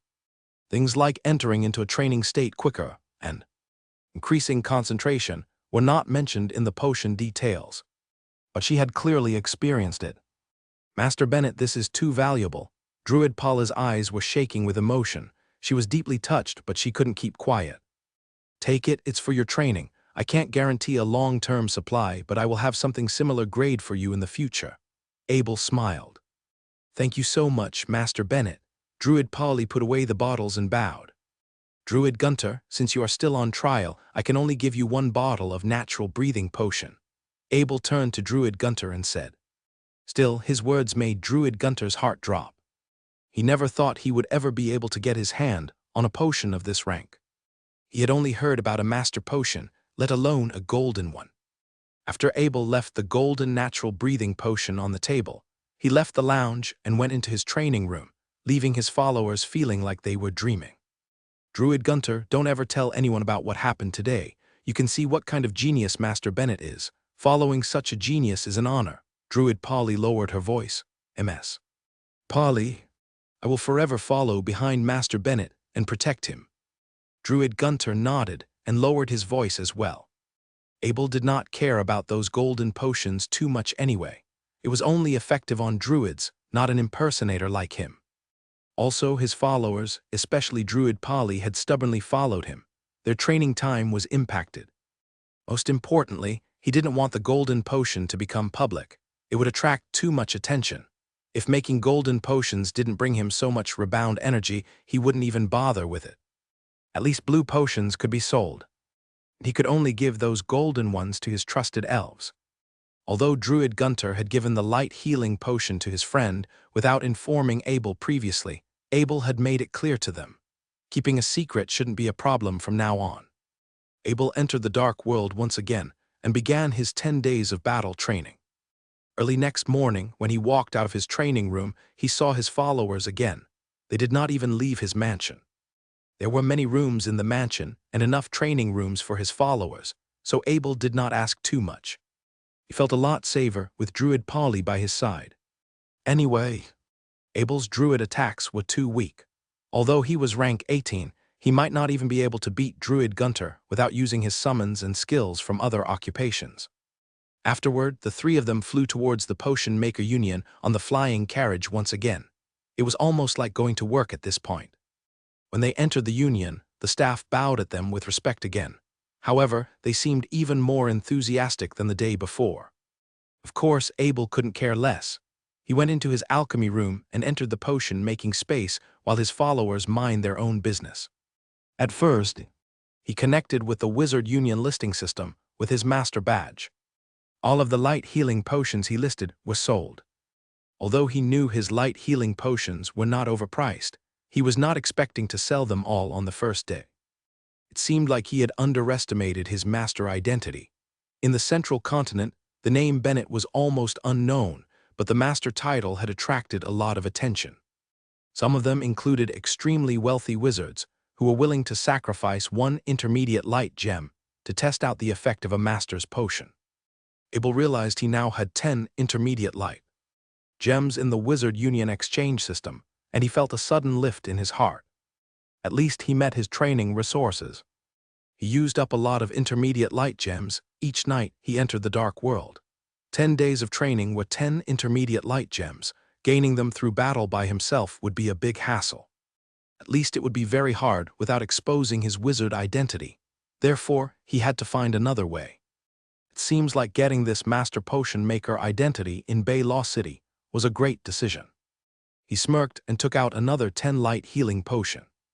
After connecting with the listing system with his power of the will once again, afterward those 10 potions vanished in a flash. He casually reached his power of the will in the system to retrieve his 10 light gems, but what appeared was not 10 light gems, but 20 light gems. What? Abel gasped in confusion. Is it a bug in the system? He thought to himself. He reached his power of the will on the listing again, and to his surprise, the 10 potions he listed just then had already been sold out. He took out another 10 bottles, but just when he was about to list them, he paused and discarded this idea. He wasn't planning to get rich with those potions anyway. He just wanted to have enough training resources. One intermediate light gem was already very expensive. As you know, an intermediate light gem was the life of an intermediate holy knight. If he kept using light gems at this rate, maybe there wouldn't be enough dead holy knights to support him. Abel didn't know that at least 10 elite wizards paid close attention to the central continent listing. That's why once his potions were listed, they were immediately bought up. Captain, I've successfully gotten a light healing potion from Master Bennett. An elite wizard took out his wizard badge in excitement and connected to his captain. Amazing, I'll remember to reward you. The captain of this wizard team also laughed. Within all the wizard teams in the central continent, this team was the only team who knew how overpowering Master Bennett's light healing potions were. One of their team members was badly injured the day before, and their captain came across Master Bennett's light healing potion. Based on a master potion maker's trust, he decided to take a risk and exchanged a light healing potion with a light gem. The result was shocking. This team member was on the verge of death, but his wounds were immediately under control after just one light healing potion. The whole process happened in just 20 seconds, so the captain immediately bought up all 9 of the remaining light healing potions without even thinking. On top of that, he sent 10 more intermediate light gems to the Wizard Union and asked a team member to keep his eyes locked on the listing system. As soon as the light healing potion appeared again, he would exchange all of them.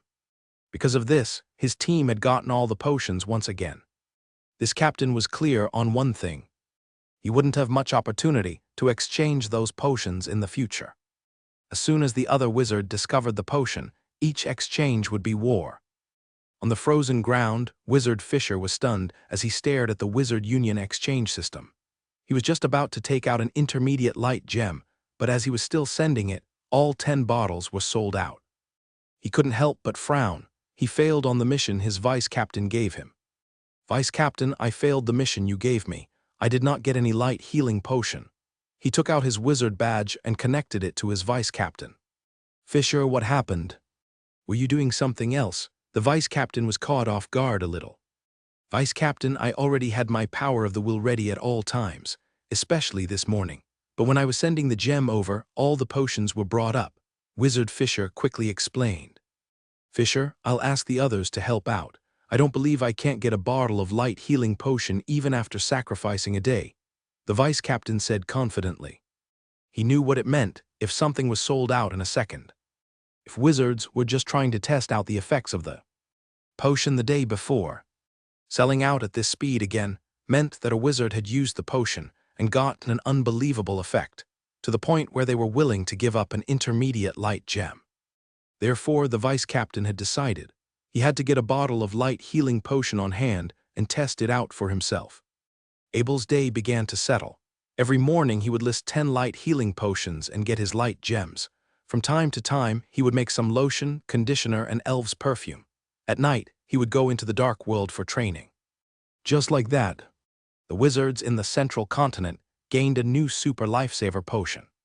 Although its name was nothing extraordinary, its power had stunned every wizard who used them. As long as one didn't die on the spot, the potion could revive them.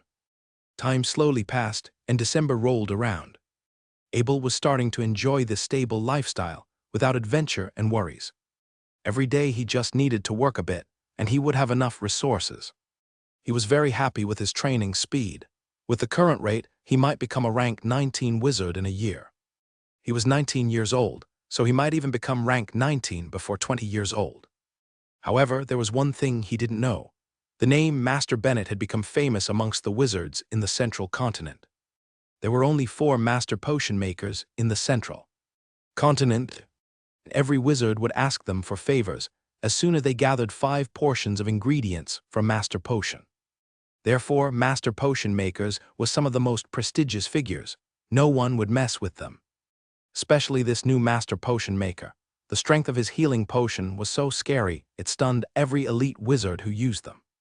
Slowly, the light healing potion's infamy reached back to Bay Lost City. That morning, Abel was getting ready to return to the Potion Maker Union, but the royal steward Hardy came for a visit. "Master Bennett, the Queen, want to say something to you in the palace." He bowed and said, "Polly Gunter, you head to the Union first. I'll go to the palace and catch up with you." Abel turned and said to his followers.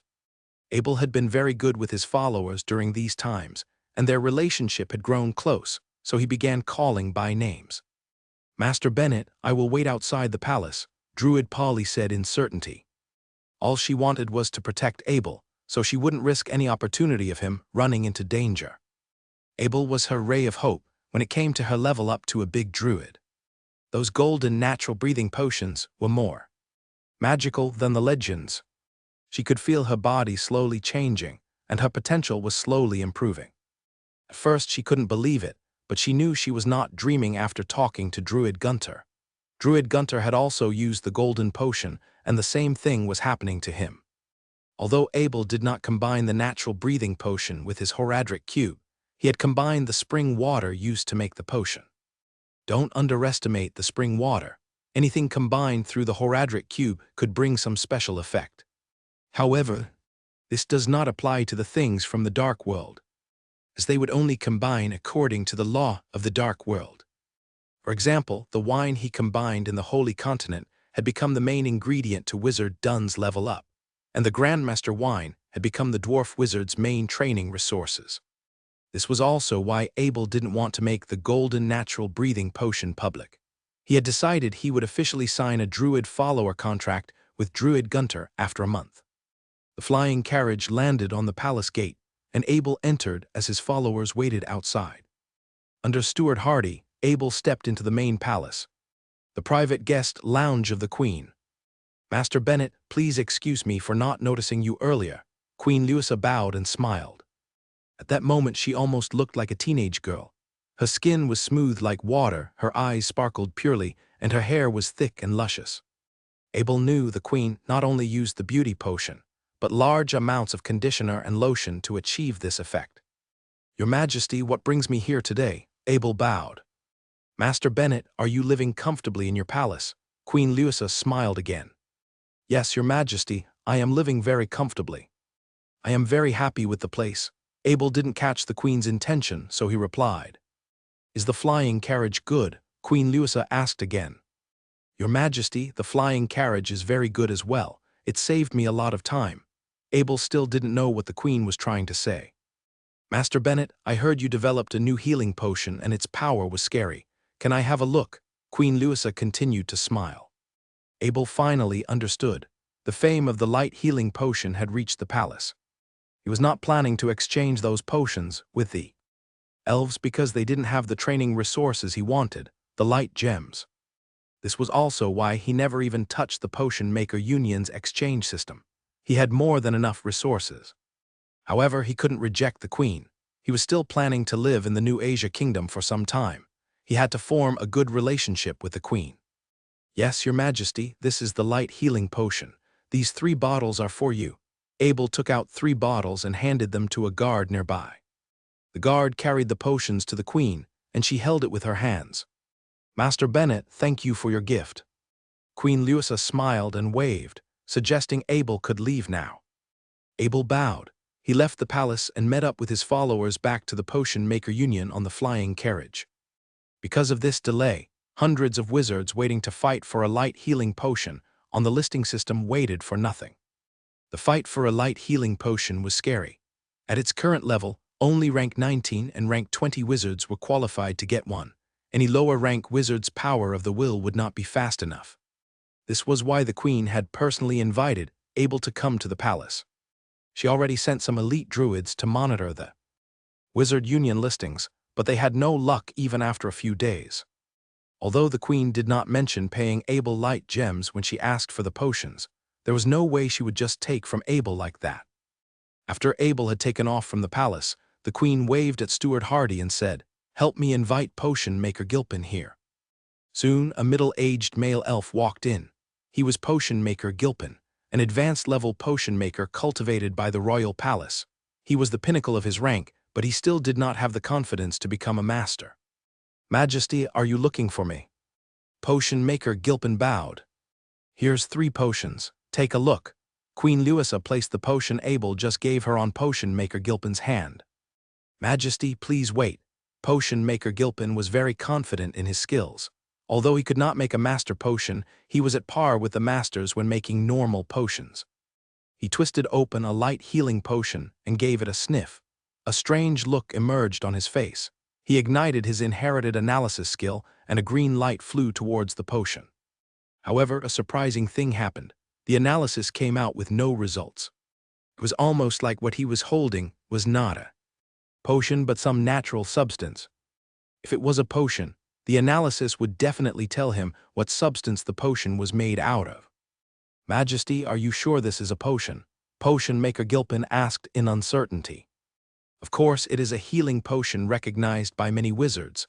Queen Luisa frowned. She then followed, "Is there a problem?" "Majesty, I'll try again."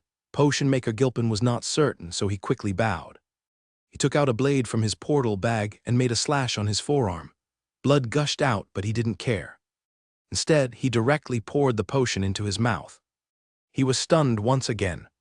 His wounds began to heal in just a few seconds. Finally, it vanished. Impossible. Potion Maker Gilpin couldn't make sense of what was happening.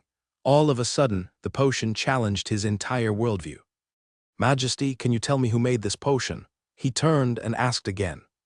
"I got it from Master Bennett. It is his new product." Queen Luisa replied, seeing the confused look on Potion Maker Gilpin's face.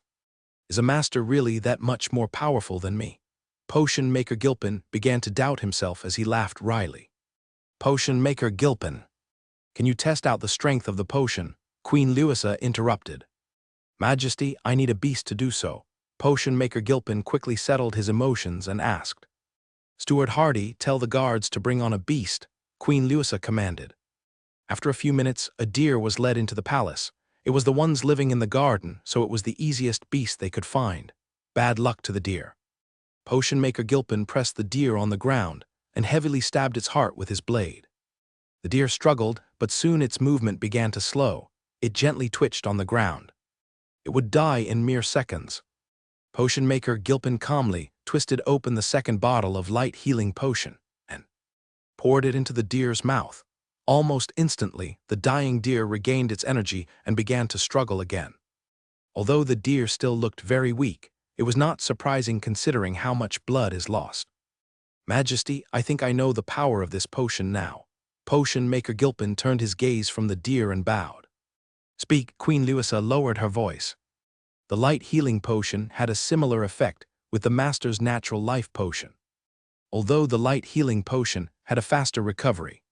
Speed, it is not as long-lasting. Potion maker Gilpin bowed. So you are saying the light healing potion is master grade as well? Queen Luisa asked. Your Majesty, I can't be certain, but if I have to choose between a light healing potion and a natural life potion, I would have to go with the light healing potion. Potion maker Gilpin shook his head and laughed wryly. The upside of the light healing potion was too clear. If someone was badly injured in a fight, the light healing potion's speed would be a lot more useful. Master Bennett is asking for an intermediate light gem for each bottle of light healing potion in the Wizard Union listing system. Queen Luisa added. Potion maker Gilpin had his eyes wide open. Your Majesty, if a potion like this can be obtained with that price, I am confident that we will no longer have to make any natural life potion in the future. I believe even the most serious injuries can be healed with 2 or 3 bottles of light healing potion at most. That price is far below the water of life it would take for us to make a natural life potion, he said with another bow. The water of life was the elves' treasure. It was extremely limited. If they saved some from potion making, it would be great news for the elves. Potion maker Gilpin, can this potion be replicated? Queen Luisa asked hastily. She knew it was the new research of Master Bennett, but the light healing potion was already become a military-grade product after hearing what potion maker Gilpin said. Military-grade product had to be treated with military-grade care, so it was best for the royal to hold the formula. Majesty, the light healing potion cannot be replicated, potion maker Gilpin said with certainty. Is there really no hope? Queen Luisa asked again. Yes, Master Bennett used a special method to make them. I cannot even tell what ingredients it was made out of, let alone replicating it. Potion maker Gilpin laughed wryly again. He hadn't felt this way in a long time. One needed to know the ingredient of the potion in order to replicate it. After that, they would need to test out the formula and calculate the data through trials and errors. Potion maker Gilpin had inherited the skill to analyze potion from the royals, but it was completely useless on the light healing potion. The light healing potion was made with the Dark World formula. Wanting to analyze it with the low-level potion-making skills of this world was almost a fantasy. It was not a matter of being able to analyze it or not. They were basically 2 different schools of alchemy.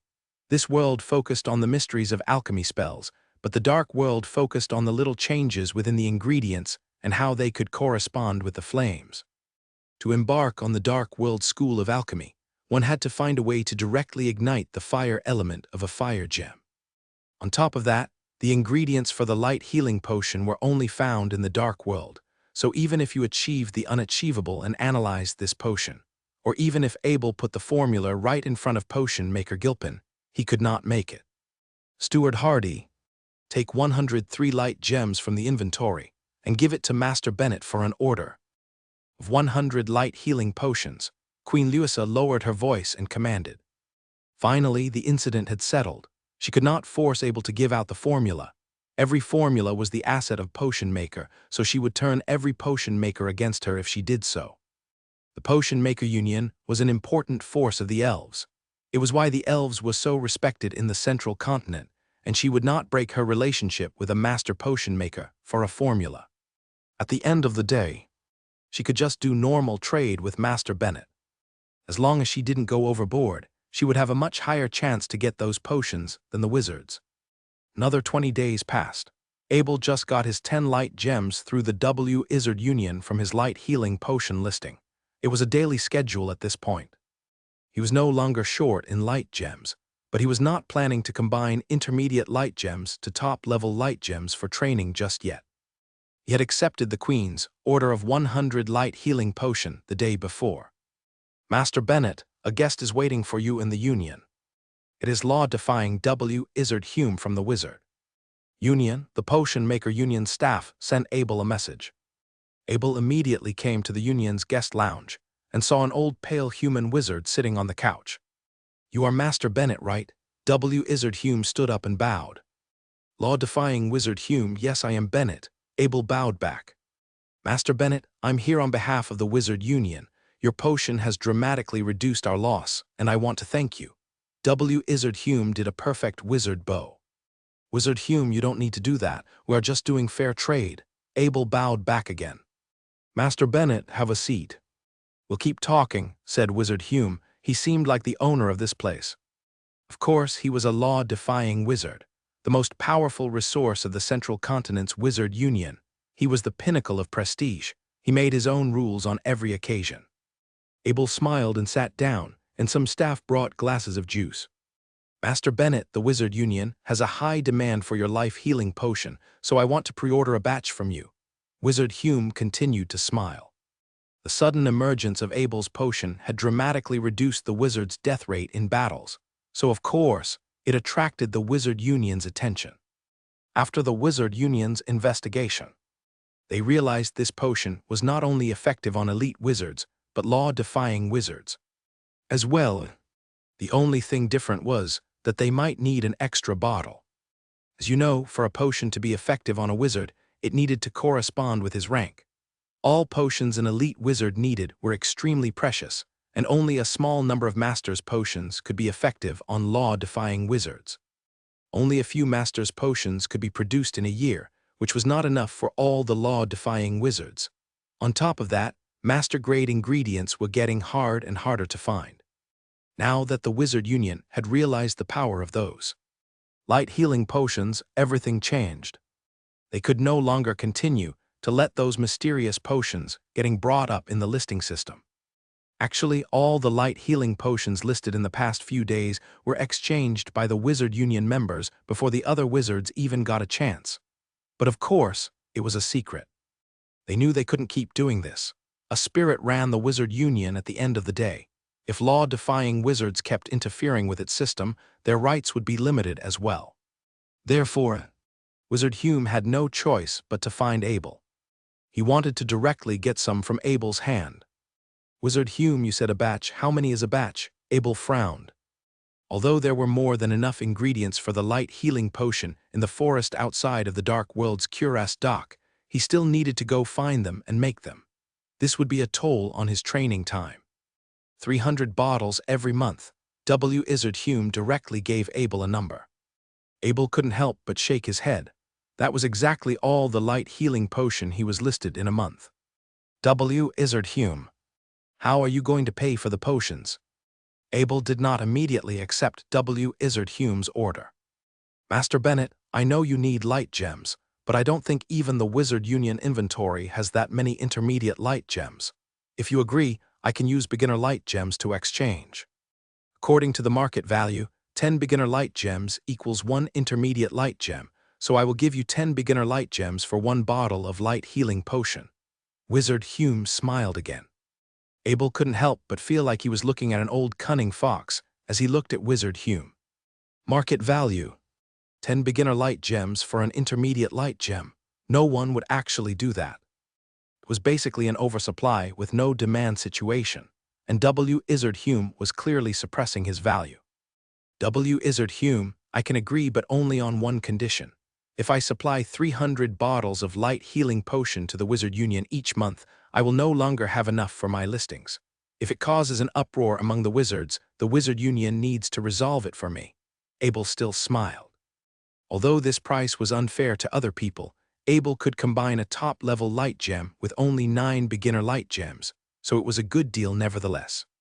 Master Bennett, I am very grateful for your help. If you have time, come to the Wizard Union and visit us. Wizard Hume was expecting to negotiate with Abel for a while, but Abel just accepted in a swift, which painted a very good impression in his heart. Abel was an unbelievably young master potion maker, and his kind intentions towards the Wizard Union were shown during this exchange. With such big achievements at this age, Wizard Hume was feeling very optimistic about Abel's future. Although Abel was an elf, it was worth it to form a good relationship. Wizard Hume, I will when I am free. Abel smiled. Master Bennett, now the deal is set. I have a personal favor I want to ask you. Wizard Hume took a sip of the juice and put his glass down with a smile. Wizard Hume, please tell me. Abel looked at Wizard Hume. I've done some research into you before. Wizard Hume noticed the change in Abel's face, so he quickly explained. The Wizard Union surveillance system is monitoring everything that is happening in the Central Continent. It doesn't target a particular race. We just don't want any spies from the evil kingdom coming into our territory. Please continue. Abel smiled and diffused the tension. He knew the Wizard Union gathered a lot of information, so he was just a little afraid. Master Bennett, I know you just became a master potion maker in the Potion Maker Union, but I know your success rate is much higher than the other masters. Wizard Hume continued to smile. You are overpraising me. Abel let out a cold laugh. He could see that Wizard Hume was genuinely trying to ask for a favor. Otherwise, Elsie would not compliment him so much. Abel had fought with a law-defying wizard, so he knew how scary they were. I want you to make a master potion for me. I have all the ingredients prepared. 5 portions in total. Wizard Hume looked into Abel's eyes and said, Wizard Hume, maybe you are confused. I hold the least number of master potion formulas in the Union, so you should find the other masters instead. I am very close with Master Muir and Master Nolan. I can help you ask them, Abel suggested. Master Bennett, the potion I want is the Spirit Guardian Potion. I've discovered the formula in an ancient site, and I found most of the ingredients there as well. After exchanging with some people, I've finally gathered 5 portions. The other master had never made this potion before as well. So I'll give you the potion as comprehension, and I'll owe you a favor if you help me. Wizard Hume stood up and bowed. Wizard Hume had done some research into Abel through the Wizard Union. He discovered that Abel had never made a potion less powerful than a blue rank potion besides the light healing potions ever since joining the Potion Maker Union. No matter if it was an intermediate or a master's potion, they were all at least blue rank. Wizard Hume asked a top-level potion maker about this, and according to his words, Master Bennett's potion-making skills had reached the pinnacle of potion making. As long as he kept making master's potions, he would become a grandmaster potion maker one day. That top-level potion maker was also suspicious of Abel's success rate. Maybe he didn't even need 5 portions to make a master's potion. Wizard Hume was reminded of Abel's natural breathing potion when it came to this.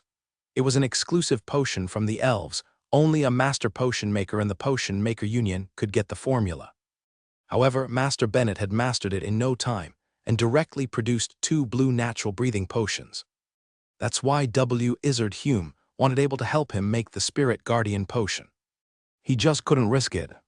Its ingredients were too precious. Maybe the 5 portion he had was the only 5 portions in this world. A favor from a law-defying wizard as well as an ancient. Potion's formula were great conditions. Just a favor from a law-defying wizard was good enough. If anyone messed with Abel in the future, he could ask Wizard Hume for help. It was almost stupid not to agree. Wizard Hume could save Abel's life in the most critical situation. Also, looking at Wizard Hume, he might be angering one of the most powerful wizards in the Wizard Union if he rejected. Wizard Hume, I can't guarantee my success rate with 5 portions, so you need to be aware of the consequence if I fail. Abel still reminded Wizard Hume. Master Bennett, if even you fail, that's destiny. Certainty flashed in the eyes of Wizard Hume as he lowered his voice. Wizard Hume then took out a portal bag and handed it to Abel. Abel scanned with his power of the will. It was a 5 square meters portal bag. It seems like Wizard Hume was going to give Abel this portal bag as a gift as well. 5 square meters portal bag was already very precious to other elite wizards, but it wasn't much for a law-defying wizard with almost unlimited amounts of resources. Abel knew how valuable and important that Spirit Guardian Potion was to Wizard Hume by looking at the portal bag. He did not look at the ingredients immediately. Instead, he took out a black metal ore with some potion formula etched onto it. There were more than 130 ingredients. It was much more than the natural breathing potion, which showed how much harder it was to make. This was why Wizard Hume wasn't willing to risk it with other masters. They could not even guarantee their success rate with natural breathing potions, let alone something more challenging.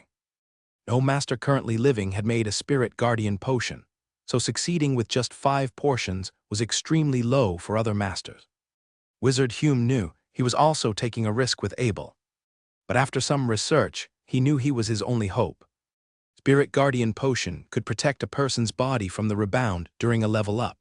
Since it was master grade, it was also effective on law-defying wizards.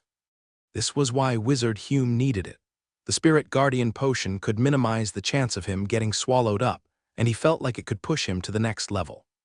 He was not just an individual. Countless families and wizards depended on him, so he could not fail. Once he lost his power, the people who depended on him would take a big loss as well. He would rather sacrifice anything than losing his power. So he had offered a favor for a spirit guardian potion. Abel looked through the formula and examined the ingredients. He had no idea how ancient sites preserved their ingredients. They were not damaged at all. Instead, they were in perfect potion-making condition. "Wizard Hume, come with me." Abel held the portal bag in his hand and said, "Okay, Master Bennett." Wizard Hume felt his heart lifted. Abel was acting calm, which showed that he was confident. He followed Abel into his potion-making room. Druid Polly was reading a book outside. She immediately stood up when they saw Wizard Hume. Their eyes were filled with alertness. Abel didn't tell her who she was meeting, and she was not expecting it to be a law-defying wizard. "Polly, this is law-defying Wizard Hume. He will sit with you for a moment. I'll go in first." Abel smiled. Wizard Hume was also surprised to see Druid Polly. He knew Abel had a rank 20 druid as a follower, but he expected her to be one of those drained of potential. Instead, he could tell that Druid Polly had some hope of becoming a big druid. A follower needed to sign a contract with a master potion maker, which meant they would stick by his side at all cost. Was a big druid still going to be a follower?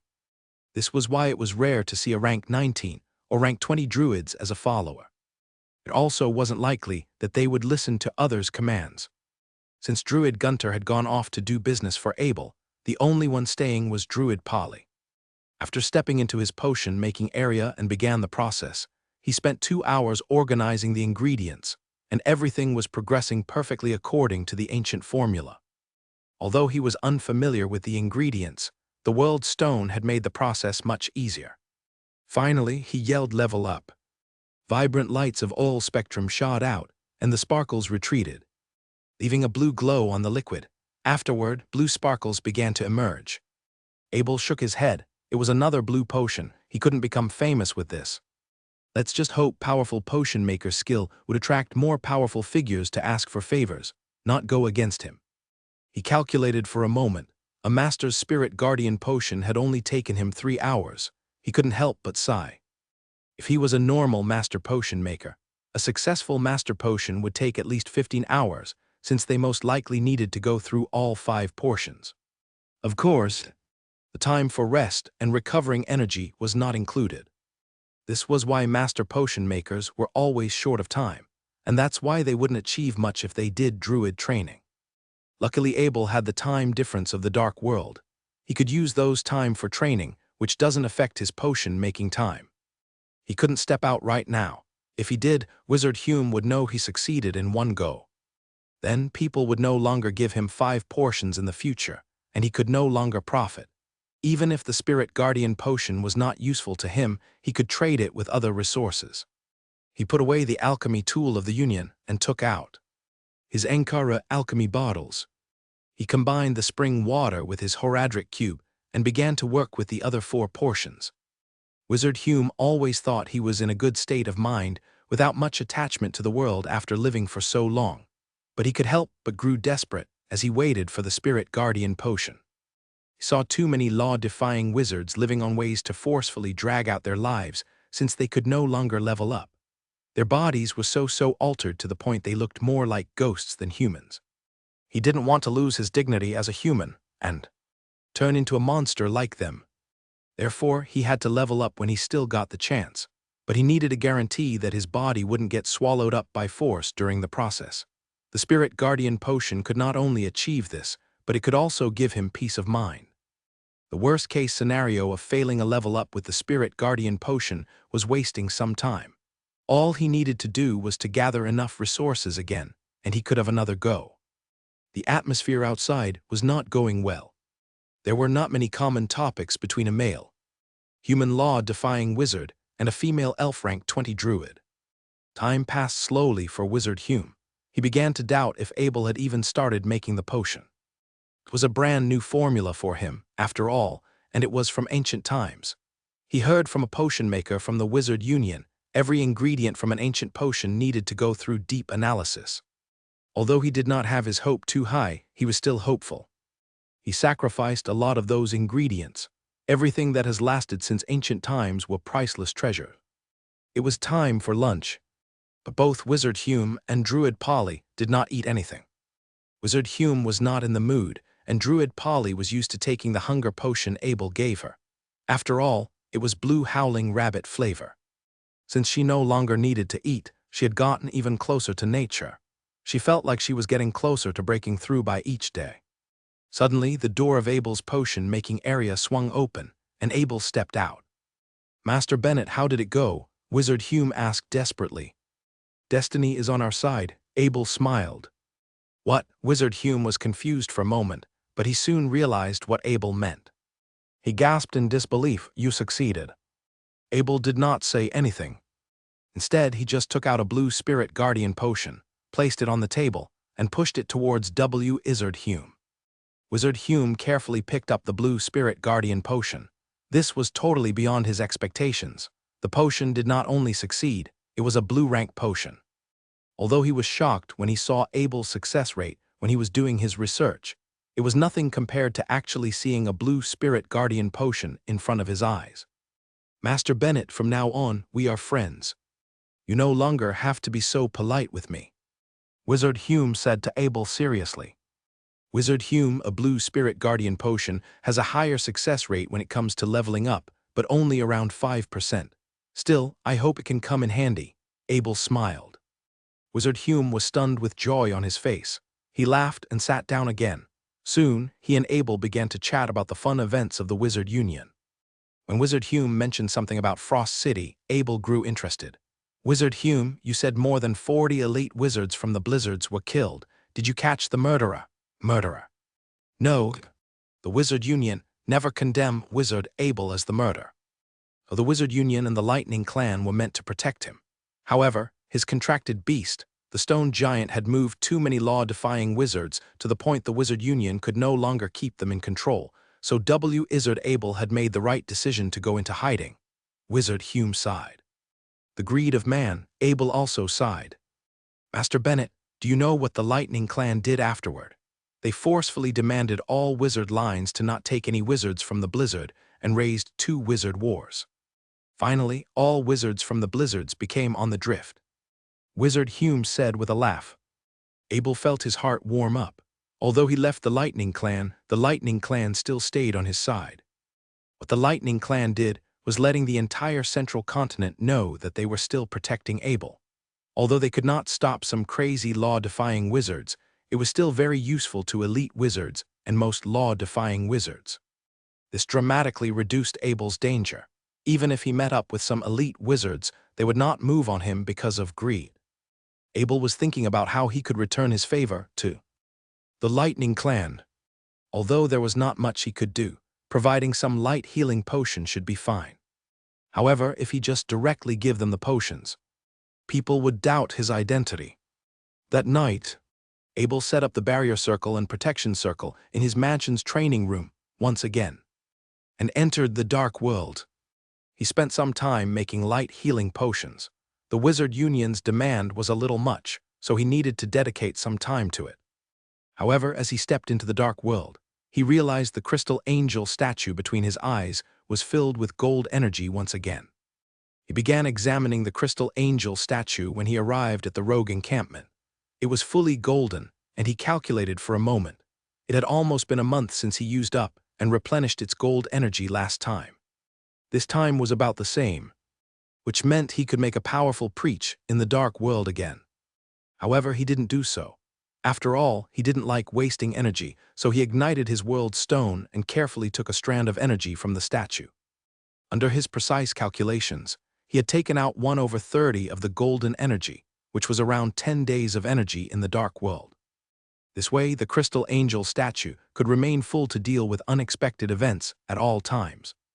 Those energies were useful in regards to learning basic barbarian skills. He could not practice barbarian skills anywhere else. Only in the rogue encampment could he use his godlike ability to imitate the vibration required for the barbarian energy. As the energy increased, he was another step closer to becoming a barbarian. It seems like it wouldn't take long until he could do his first barbarian spell. After spending some time practicing, he realized what's unique about barbarians. This vibration was very damaging to the body, which stopped other races from becoming practicing barbarian skills. Suppose Abel didn't have the full recovery potion. Generating special energy through vibration would take a toll on the body, even with 100 points of life. Under his speculation, the barbarians must have a special ability to recover for this clearly self-destructive training. To be so popular and became a full-fledged occupation. Actually, not all barbarians could go through this basic training. Only the ones with a special fighting talent would be able to. This ancient examination method had filtered out all the unfit barbarians. This filter destroyed all the barbarians who could not recover from the damage caused by the vibration. Therefore, the ones who went through basic barbarian training could peacefully progress. Days passed, and it has been another month. Abel could finally do his first barbarian spell. And he picked Battle Cry. He picked this spell because the energy within him could only sustain the repulse spell from the battle branch and the 6-weapon support from the strategist branch. His physical attacks were not strong enough to fight off his current enemies, whether in the Dark World or the Central Continent, so it wouldn't make sense for him to pick a spell related to physical attacks. He needed an ability-increasing spell, and the Battle Cry was perfect. Although in its current form, it could only scare off the enemies approaching him. And it wouldn't do much to enemies of similar rank. Abel was very interested in what the spell could grow into. The Battle Cry was unleashed through the barbarian energy to generate a shock wave. This shock wave would be able to increase his teammates' defense.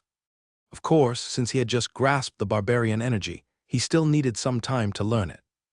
After trying to do the Battle Cry, Abel realized the energy he lost no longer needed to be recovered through vibration. Instead, it recovered by itself. He was very surprised. Even though he got a barbarian spell guide, there was still a lot of spoken knowledge that was not documented. But it made sense. If a barbarian needed to recover through vibration each time they use a spell, it wouldn't sustain their thirst for battle. Early next morning, Abel came to the Potion Maker Union on his flying carriage. It has been a month, and his status in the Union only kept rising. He also realized why the Union only gave out 3 Master Potion formulas for druids with the word natural in the title. It was because Master Potion makers would not stress about anything other than a Master-grade potion. His success in making a Blue Spirit Guardian potion for Wizard Hume spread among the Wizard Union's elite, which pushed his name even further. Soon, more and more law-defying wizards began to show up and ask Abel to make a potion for them. They were all willing to pay a lot, but most importantly, Abel just wanted to form a good relationship with them. Through the process, Abel obtained many potion formulas exclusive to the Central Continent, and many potions better than the one he gave those wizards. Take Wizard Hume's Spirit Guardian potion, for example. Wizard Hume was already very happy with a Blue Spirit Guardian potion, but he didn't know what Abel made 4 Golden Spirit Guardian potions from the 4 leftover portions. It had the ability to increase one's level-up success rate by 15% and make sure the body remained unaffected even if the level-up failed. During this time, Abel came across all kinds of master potions and rare elite potions, which made him understand the uniqueness of the Central Continent's potion. However, since Abel had stopped his listing of light healing potion from the Wizard Union listing system, many wizards in the Central Continent began to get stressed, especially the ones who witnessed the power of the potion. However, Wizard Hume kept his promise. Soon, the light healing potion reappeared in the Wizard Union exchange system. The only thing different was that it now cost 1,000 credit points instead of an intermediate light gem. This immediately pushed the potion into the pinnacle of luxury, and most wizards could not afford it. Although Abel's original listing of 1 intermediate light gem might seem very expensive, an elite wizard who fought against holy knights would more or less have a light gem. Even if they didn't individually, their team would have it. However, 1,000 credit points took time through missions. Finally, the wizards understood. The Wizard Union had brought up the light healing potion. "Master Bennett, I have something to ask you." Druid Polly looked into Abel's eyes with embarrassment. "Polly, what happened?" Abel smiled. Druid Polly always stayed by his side during these 2 months and resolved many hassles for him. At least, She was the reason why no normal druids dared to ask Abel for a potion. Abel was known for making a blue potion in every attempt, which made all the elves wanted to give their ingredients to Abel. Abel didn't want to waste his time making simple potions. He couldn't care less about how much they pay, so he told Druid Polly to reject all requests. Master Bennett, 2 friends of mine, begged me to exchange 2 light healing potions for them. Druid Polly's face grew red. She didn't want to, but this time was different. The people requested were her past adventure teammates. They had risked their lives and gone through hell together. She couldn't reject them, so she hesitated for a few days. Finally, she decided to ask Abel. "Polly, I'm so inconsiderate." Abel patted his head and said. He just remembered his followers had friends as well. Especially Druid Polly. She had joined many risky missions from the Wizard Union in the past. "Polly, I will give you and Gunter 20 bottles of light healing potion each month. You guys can help me exchange them." Abel smiled and said, "Thank you, Master Bennett." From Abel's worlds, Druid Polly could tell that Abel was setting her up for a good opportunity to interact with the outer world. "Master Bennett, thank you so much." Druid Gunter also said in extreme excitement. 20 bottles of light healing potion a month could shoot up his statues in the elves dramatically. "Master Bennett, your price of 1 intermediate light gem for a light healing potion is too cheap now. Do you want to increase it?" Druid Gunter suddenly remembered something and asked. "I only want 1 intermediate light gem for each potion. If you can sell for more, you can keep the profit." Abel continued to smile. The light gems he had was still piling up despite him using it every day for training. He wouldn't need any extra soon. It was basically the pinnacle of luxury training. No one in the Central could even come close. There were not many light gems in the Central continent since each of them was the life of a top-level holy knight. Abel knew how hard it was to kill a top-level knight. He would not be able to get so many intermediate light gems if he couldn't combine them with his Horadric cube. As Abel was about to enter his potion area, a door knock emerged from outside. Druid Polly opened the door, and he saw Master Nolan standing there with the other 2 masters behind her. "Master Nolan, Master Balfour, Master Muir, what brings you here today?" Abel stepped out and bowed with a smile. "Master Bennett, there is something big I want to invite you," Master Nolan said seriously. "Master Nolan, what is tea?" "Druids, please let me and Master Bennett want to talk about something in private." Master Nolan did not explain immediately. Instead, he turned to Druid Polly and Druid Gunter. "Master Bennett, we will wait outside." Druid Polly bowed at Abel and the 3 masters before stepping out. Druid Gunter also did the same and followed, leaving the 4 masters in private. "Master Bennett, do you know why the elves built the new kingdom in this area?" Master Nolan asked. "Because of Ervo Forest." Abel knew the forest was like a natural shield, so he replied, "Not at all. Actually, it is not much of a secret. Many people in the Central Continent knew that we had built our kingdom here.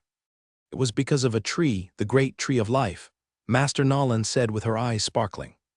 The Tree of Life. Abel remembered the name. It was where the water of life came from.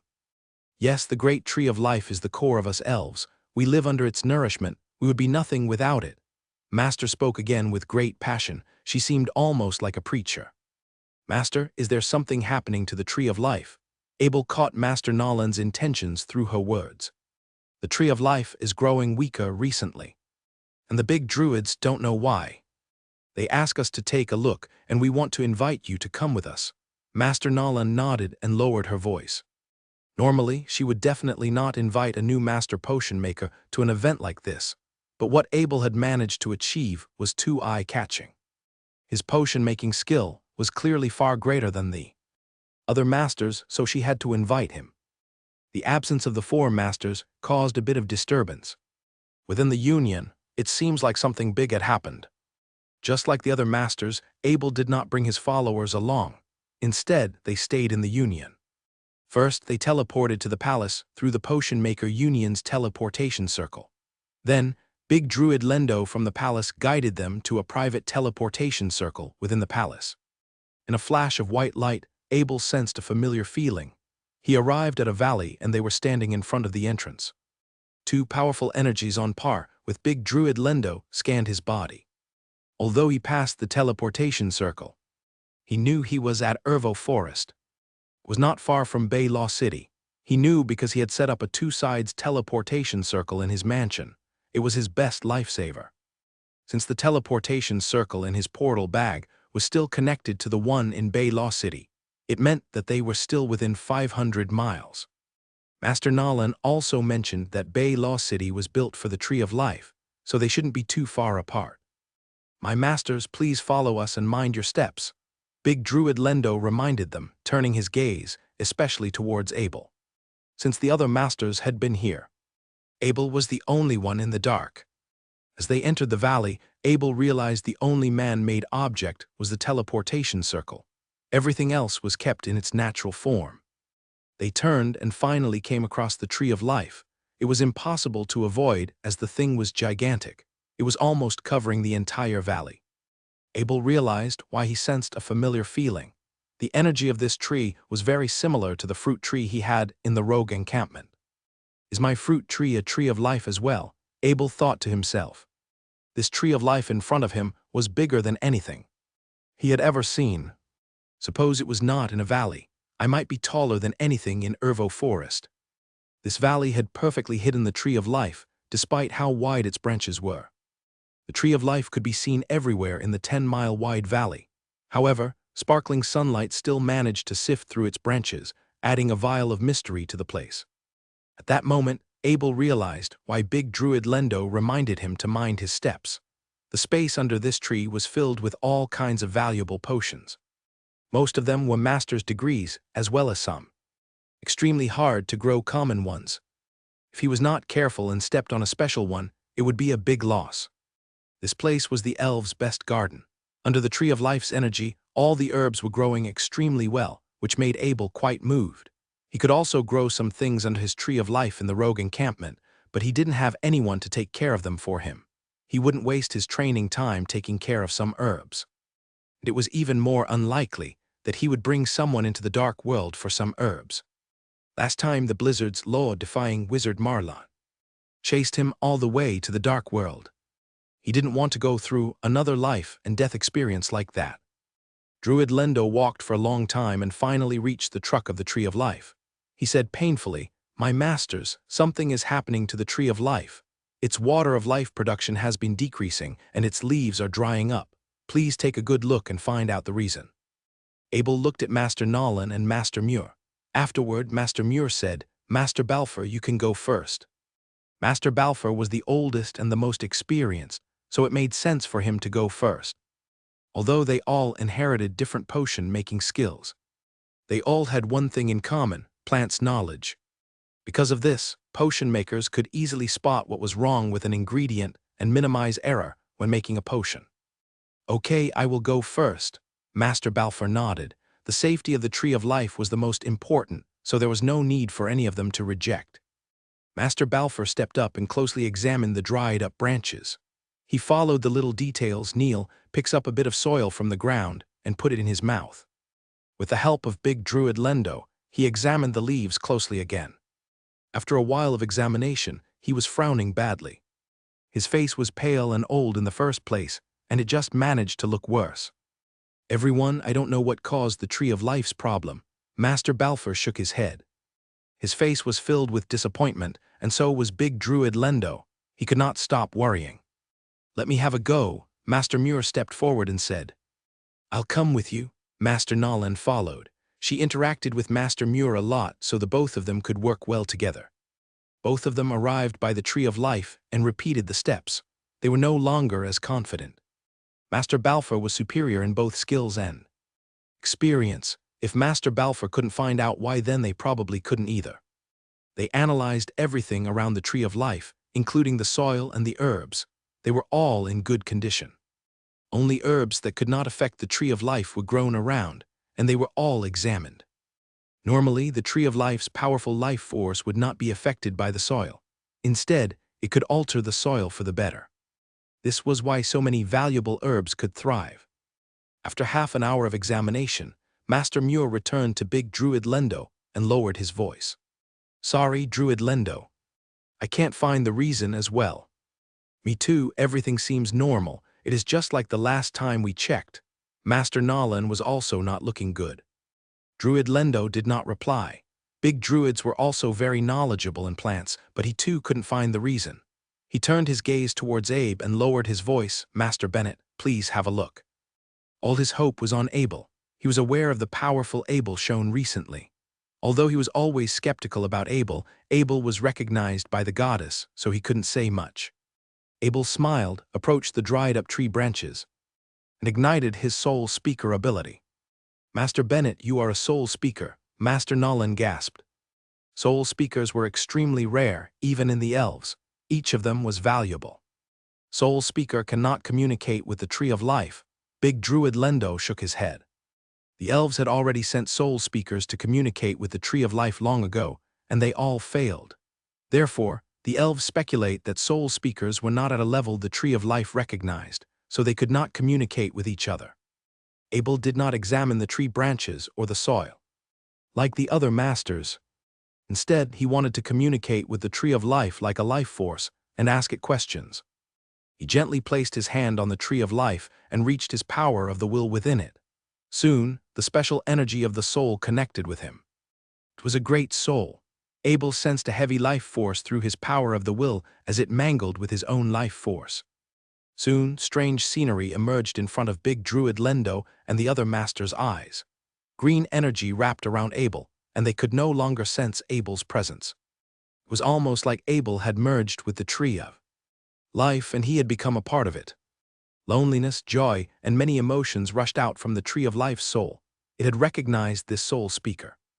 There was a strange Tree of Life contracted bond within Abel, which made this Tree of Life from the elves realize it was not the only one. This being in front of it was the contractor of another Tree of Life, so it accepted him and began to treat him like a fellow. What happened? Why are your leaves drying up? Abel asked after he had gained a good connection with the Tree of Life. The Tree of Life did not reply in words, but it sent out an idea. It was a strange feeling similar to Abel's intuition. Suddenly, he sensed an immense threat. Of course, his life was not actually being threatened. It was just a feeling the Tree of Life gave him. Because of this threat, the Tree of Life had lowered its water of life production, and its leaves began to dry up. Abel comforted the Tree of Life through his power of the will, and promised he would help him find out the source of this danger. The Tree of Life felt a little calmer after Abel's comfort. With the help of the outer world, its leaves and branches began to move and recover again. Afterward, a patch of fog gathered around the Tree of Life and quickly surrounded Abel. The fog began to concentrate and slowly formed a little puddle. Master Bennett, please use a bottle to retrieve the water of life, Big Druid Lendo reminded. Abel suddenly realized what in front of him was the water of life. So he took out a crystal glass from his portal bag and carried the water within it through his power of the will. Thank you, the Tree of Life. Abel sent a message of gratitude.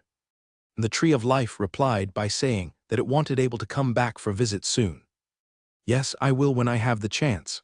Although the Tree of Life had existed for countless years, it still felt like a child to Abel. Abel let go of his hand and walked back to Big Druid Lendo with a bit of sentiment. Master Bennett, what is happening to the Tree of Life? Big Druid Lendo asked with excitement. Actually, he didn't need an answer anymore. The Tree of Life had recovered during its conversion with Abel. The crisis was diffused. The three masters' curiosity looked at Abel. They were not expecting someone to save the elves from a crisis with just a move. Druid Lendo, the Tree of Life has only recovered temporarily. Maybe the elves will be in big trouble. Abel looked into the Big Druid Lendo's eyes and lowered his voice. He did not exaggerate. The Tree of Life sensed such immense danger even with the status of the elves in the central continent as well as Bay Law City around Ervo Forest. The elves must be in for something big. Master Bennett, please tell us more. Big Druid Lendo's face turned from excited to serious as he lowered his voice as well. When I was communicating with the Tree of Life, it told me it has sensed a threat to its existence, which caused it to lower its production. Abel said, Threat, Big Druid Lendo mumbled. He then said loudly, Impossible. Other than the elite druids we sent to the Wizard Union, we have not fought in thousands of years. There will never be a war in the New Asia Kingdom. Big Druid Lendo quickly realized he was embarrassing. In front of the masters, Excuse me, I was just a little surprised by the news. He bowed and continued, please don't tell anyone about what happened today." All the masters nodded. They knew the entire kingdom would go into chaos if they found out what Abel had said. "Master Bennett, please follow me to the queen. I cannot make the decision on this." Big Druid Lendo bowed again and said. His attitude to Abel had completely changed. He had accepted that Abel was not an elf. Not only did the goddess recognize him, but the Tree of Life also recognized him as well. Also, this Master Bennett was a soul speaker. He had never heard of another species possessing a soul speaker ability. It was the specialty of elves. "No problem, Druid Lendo," Abel bowed back. As they were leaving, the Tree of Life's branches and leaves began to shake against the wind, as it was waving goodbye to Abel. Abel was the only one who could sense sentiment coming from the Tree of Life. It had never interacted with a life form of the same rank, so it was sad to see Abel go. Abel could only reignite his soul speaker ability and sent the last message to the Tree of Life. However, this move piqued the interest of Big Druid Lendo. He knew Abel was igniting the soul speaker ability through the air. This was far superior to any normal soul speaker. He arrived at the valley entrance once again and sensed the other two guarding Big Druid's energy. Although they didn't show themselves, they were expressing their gratitude to Abel. They then returned to the palace through the teleportation circle. The three masters bowed at Abel and left under the guidance of Steward Hardy. Abel, on the other, followed Big Druid Lendo into the side palace. Queen Luisa had not arrived, so an elf servant brought on a glass of juice for Abel. "Master Bennett, please wait. I'll invite Her Majesty here." Big Druid Lendo bowed. "Please." Abel bowed back and saw Druid Lendo vanish. He then took a seat and kept waiting with a glass of juice in his hand. On the other side, Big Druid Lendo ignited his Big Druid badge and teleported to a luxury building through the city circle. In comparison to the Tree of Life's importance, this little bit of energy was nothing. "Mr. Lendo, please come in." The voice of the queen emerged. This was the place she normally did her training. "Your Majesty, I have something to report." Big Druid Lendo stepped in and bowed at Queen Luisa, who was resting on a chair in the hall. "Mr. Lendo, take a seat." The queen waved her hand. "Majesty, I'm here because of the Tree of Life." Big Druid Lendo did not take a seat. Instead, he lowered his voice. "Did you find out the reason?" The queen quickly stood up and asked. She had not been sleeping well during the past because of the Tree of Life as well. She had been talking to many druids' expertise in plants, but she never got an answer. Master Bennett found the reason. He said the Tree of Life sensed something threatening its life. Big Druid Lendo lowered his voice again. "What threat? Where does it come from?" Queen Luisa asked. Her pretty face was filled with shock. "Master Bennett is waiting for you in the side place. He has a soul speaker ability, and he can communicate with the Tree of Life, so we should value him even more," Big Druid Lendo added. Queen Luisa knew what he was talking about. Abel was a generous elf. She only asked Abel once, and he had given her the light healing potions. As for the Harmon family, he never asked for their comprehension after royals gave him a mansion. The royals had gotten a lot of benefits from the Harmon family, but royals had been very busy throughout the years, and Abel had never asked. Hence, they just procrastinated on giving Abel what he deserved. But no matter what, if Abel was angered, the elves would be in big trouble with Abel's power. As you know, his Master Bennett identity was not brought up by the New Asia continent or the elves in the central continent, so he did not feel too much attachment to them. "Mr. Lendo, I will immediately increase my value for Master Bennett." Queen Luisa bowed. She was only the queen of the kingdom, but that was as far as her authority went. Although she was extremely prestigious, there was still some distance between her and the elves' true leaders who lived in the temples. All businesses in the kingdom, including granting lands and titles, were taken care of by Queen Luisa. If a problem had occurred, she had to face the temple. This was why Big Druid Lendo personally saw the queen. After all the mysterious power Abel has shown, the elves would be at a big loss without someone like Abel. "Master Bennett, I hope you didn't wait for long." Queen Luisa stepped into the side palace and bowed with a smile. "Your Majesty," Abel stood up and bowed back. "Master Bennett, thank you for everything you have done for the kingdom. Saving the Tree of Life was very important to all elves. Also, the Harmon family's comprehension was calculated, so I now officially grant you, Master Bennett, the status of a Marquess." Queen Luisa smiled. "Thank you, Majesty." Abel was caught off guard for a moment, so he quickly bowed. Since you discovered a big threat coming to the kingdom, there is no need for a granting ceremony. I will send the Marquess badge and documents to your mansion. Queen Louisa continued to smile. She knew Abel would not pledge loyalty to her with his master status, so there was no need for a ceremony. To Abel, this Marquis status was just another bit of glory. It wouldn't change much, and people would still be calling him Master Bennet. Even as prestigious as being a rank 18 druid, the status of Master Potion Maker was still far superior. Therefore, everyone would address him by that. Master Bennet, as for the Harmon family's comprehension, you can tell your steward to accept from Steward Hardy. Queen Louisa did not tell Abel about the detail of the comprehension. Talking about wealth was a thing of embarrassment for someone of her status. Thank you, Majesty. Abel bowed again. Also, I have another favor to ask you. Please go to see the Tree of Life more often and communicate with it. I'll give you full permission to access the Tree of Life Valley. Queen Louisa knew Abel didn't care too much about wealth, but he still expressed his gratitude. It would be my honor, Abel replied. Abel really couldn't care about wealth. He could combine an unlimited amount of top-level gems with his Horadric cube, so basically, no organization or kingdom could even come close to him. Just think about it. He knew how fast a stone giant could clean out a mine, but he rarely did so. So you can just imagine how little he cared about wealth.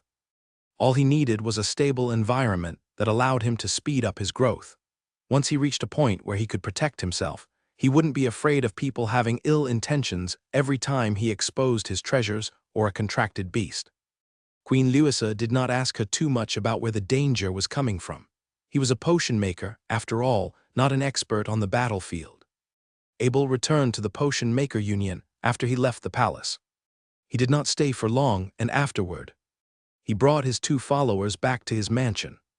Master, the royal palace's Steward Hardy had delivered some statute-granting documents and badge.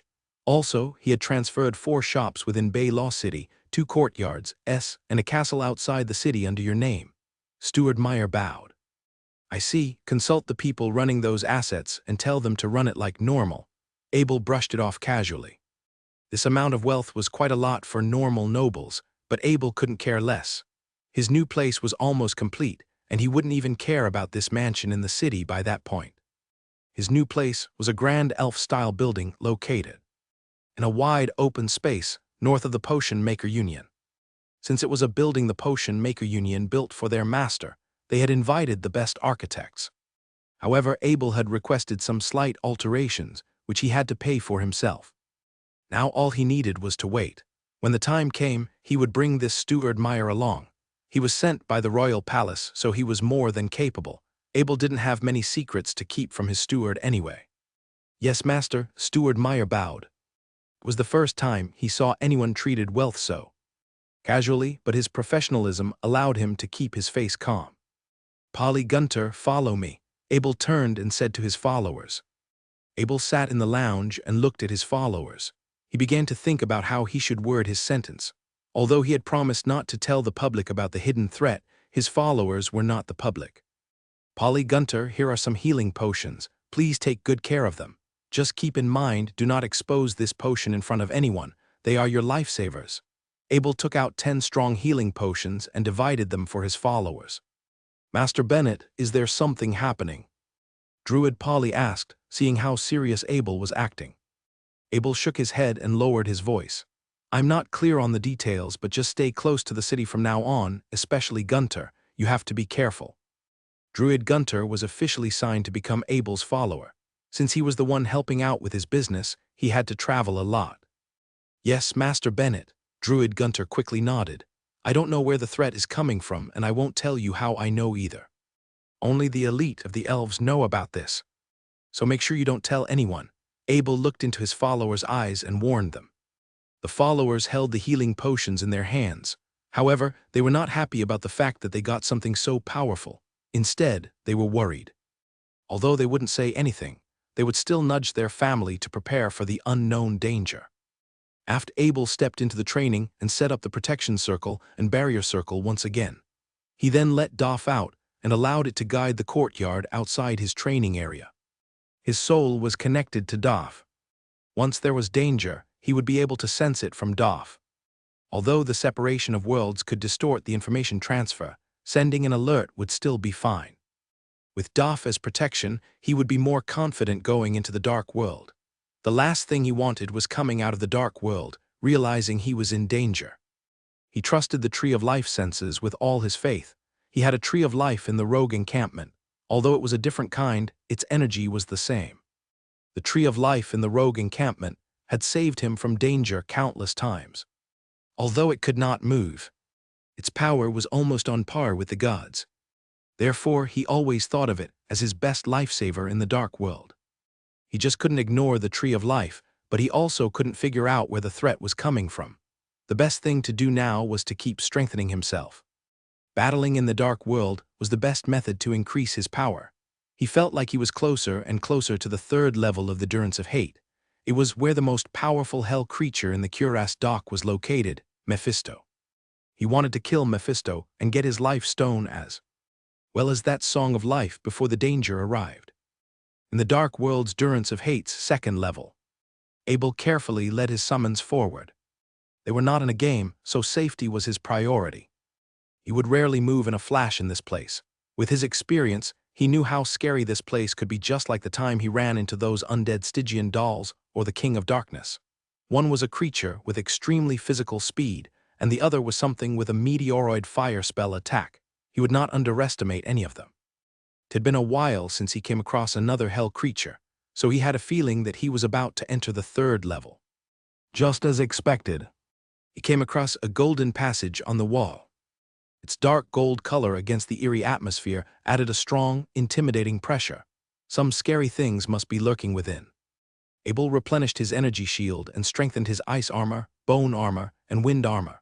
He also summoned the Oak Sage to increase the life force of his summons. The 9 Spirit Guardian Knights and 9 Spirit Guardian Wizards entered first. After they made sure the path was clear, Abel entered. The Night Pearl on his waist illuminated the dark tunnel. The walls were plastered with paintings. This place used to be an underground church, but now it had become the playground of hell creatures. An intense smell of blood jostled Abel the moment he stepped out of the tunnel. Afterward, he saw a gutter filled with blood. As his eyes were fixed, 10 meteoroids poured down from the sky. It was like the doomsday had reached this underground space. There was no time to think. He flashed with his summons and appeared next to 50 black-cloaked King of Darkness with magic staff on their hands.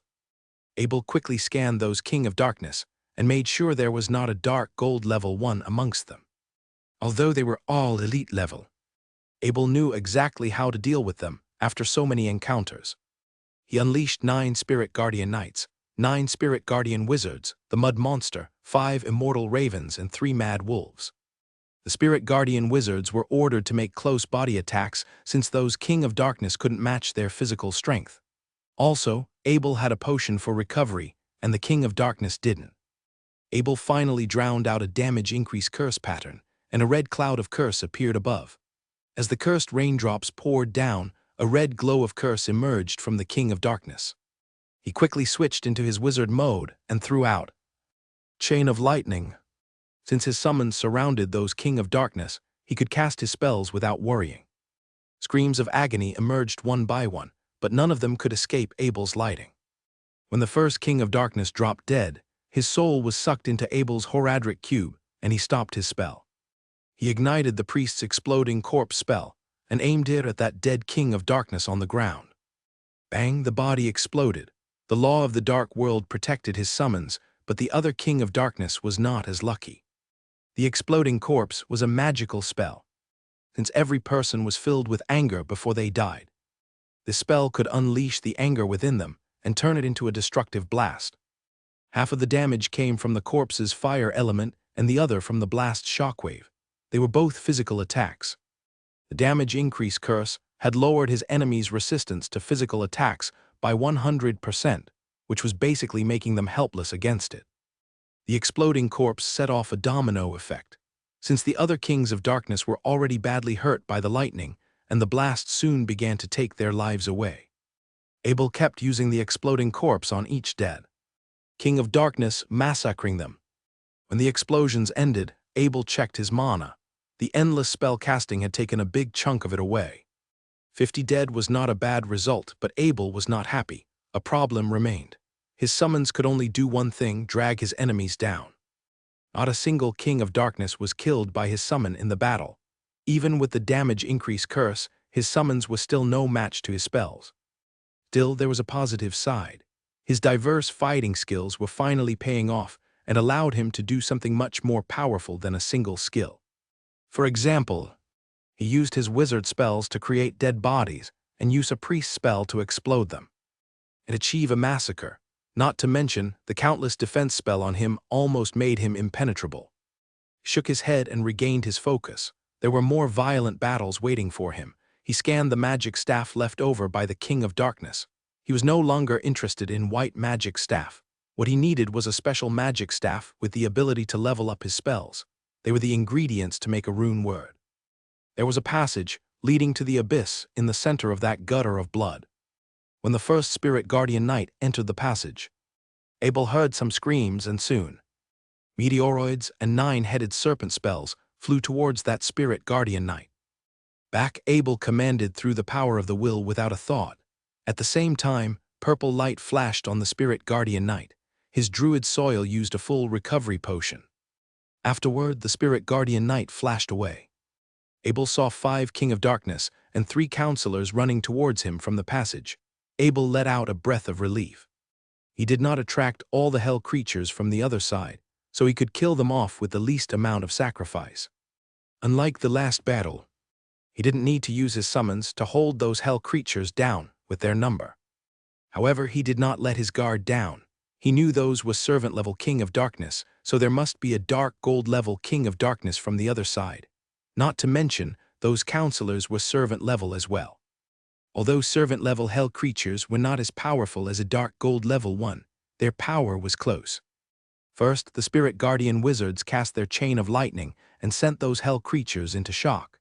Countless resources altered those Spirit Guardian wizards from Abel. Although their lightning spells were not ideal, the numbing effect was still very affecting those hell creatures. The 3 counselors had a lightning rebound ability, so 3 red lights shot out from their hands and turned into 3 9-headed serpents. However, these 9-headed serpents soon became their last attack. Abel cast an aging curse and turned those hell creatures into slow motion. Through those spells, Abel realized those counselors were resistant to lightning damage, and those King of Darkness were resistant to ice damage.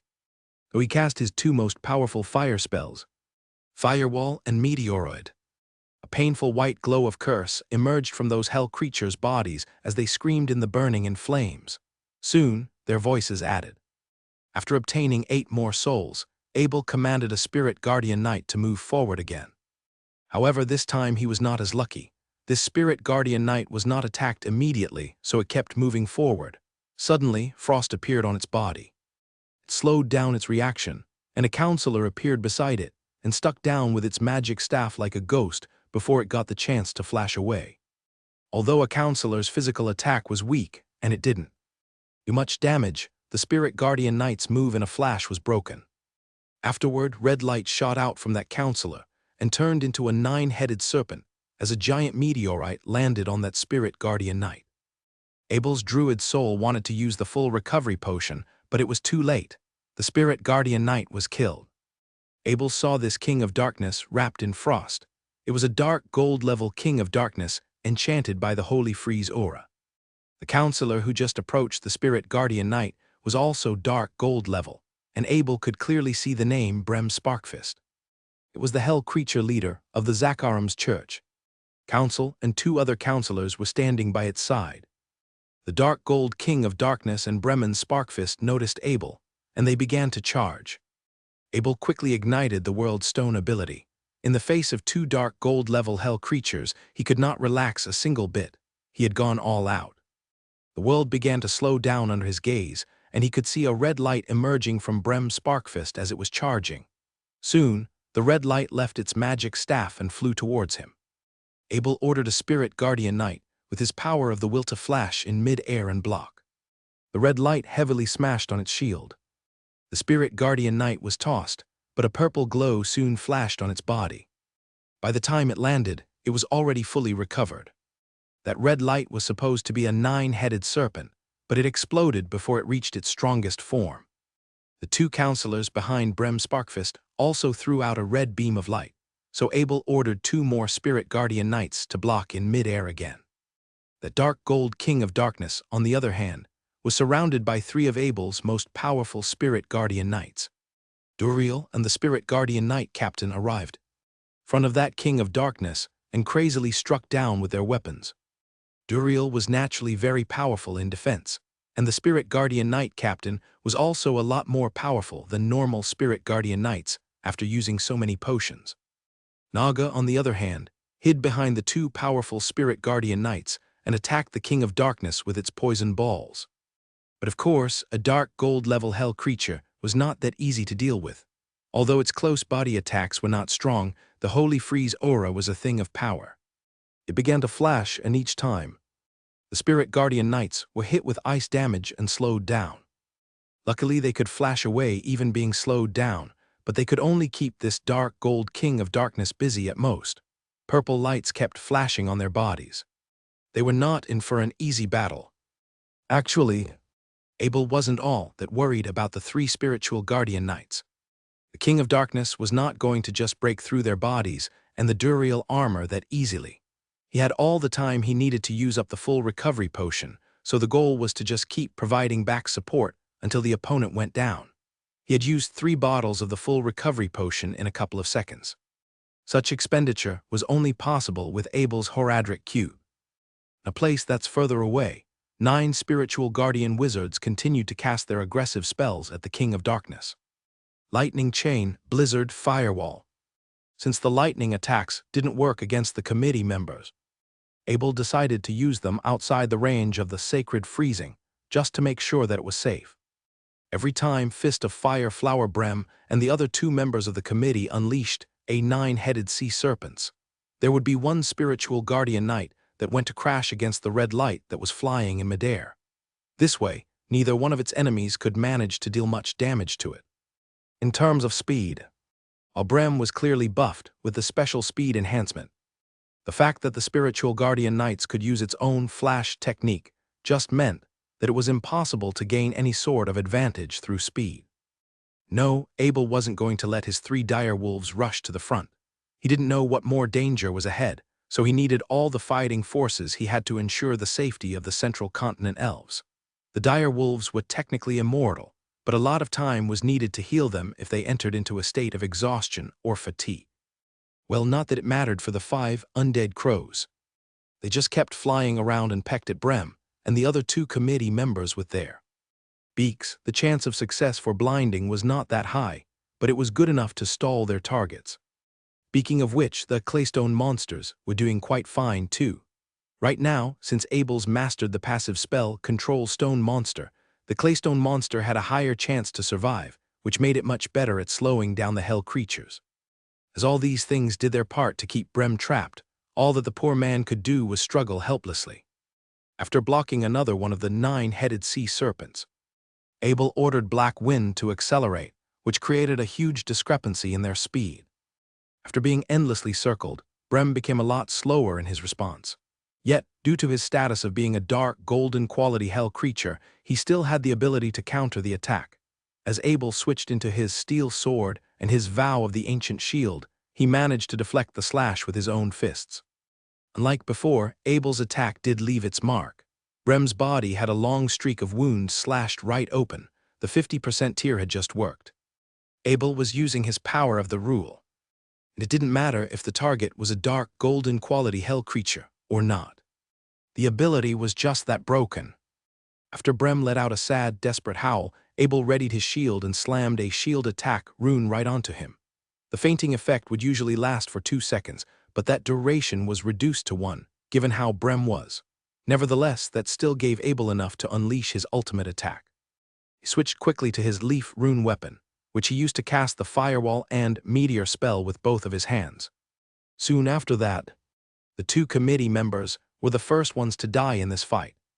Brem quickly followed after that as his entire body was lit on fire. He howled and rolled in the ground. Followed by that, a freezing halo exploded from the inside of its body. Abel was lucky that he had his world stone fragment on.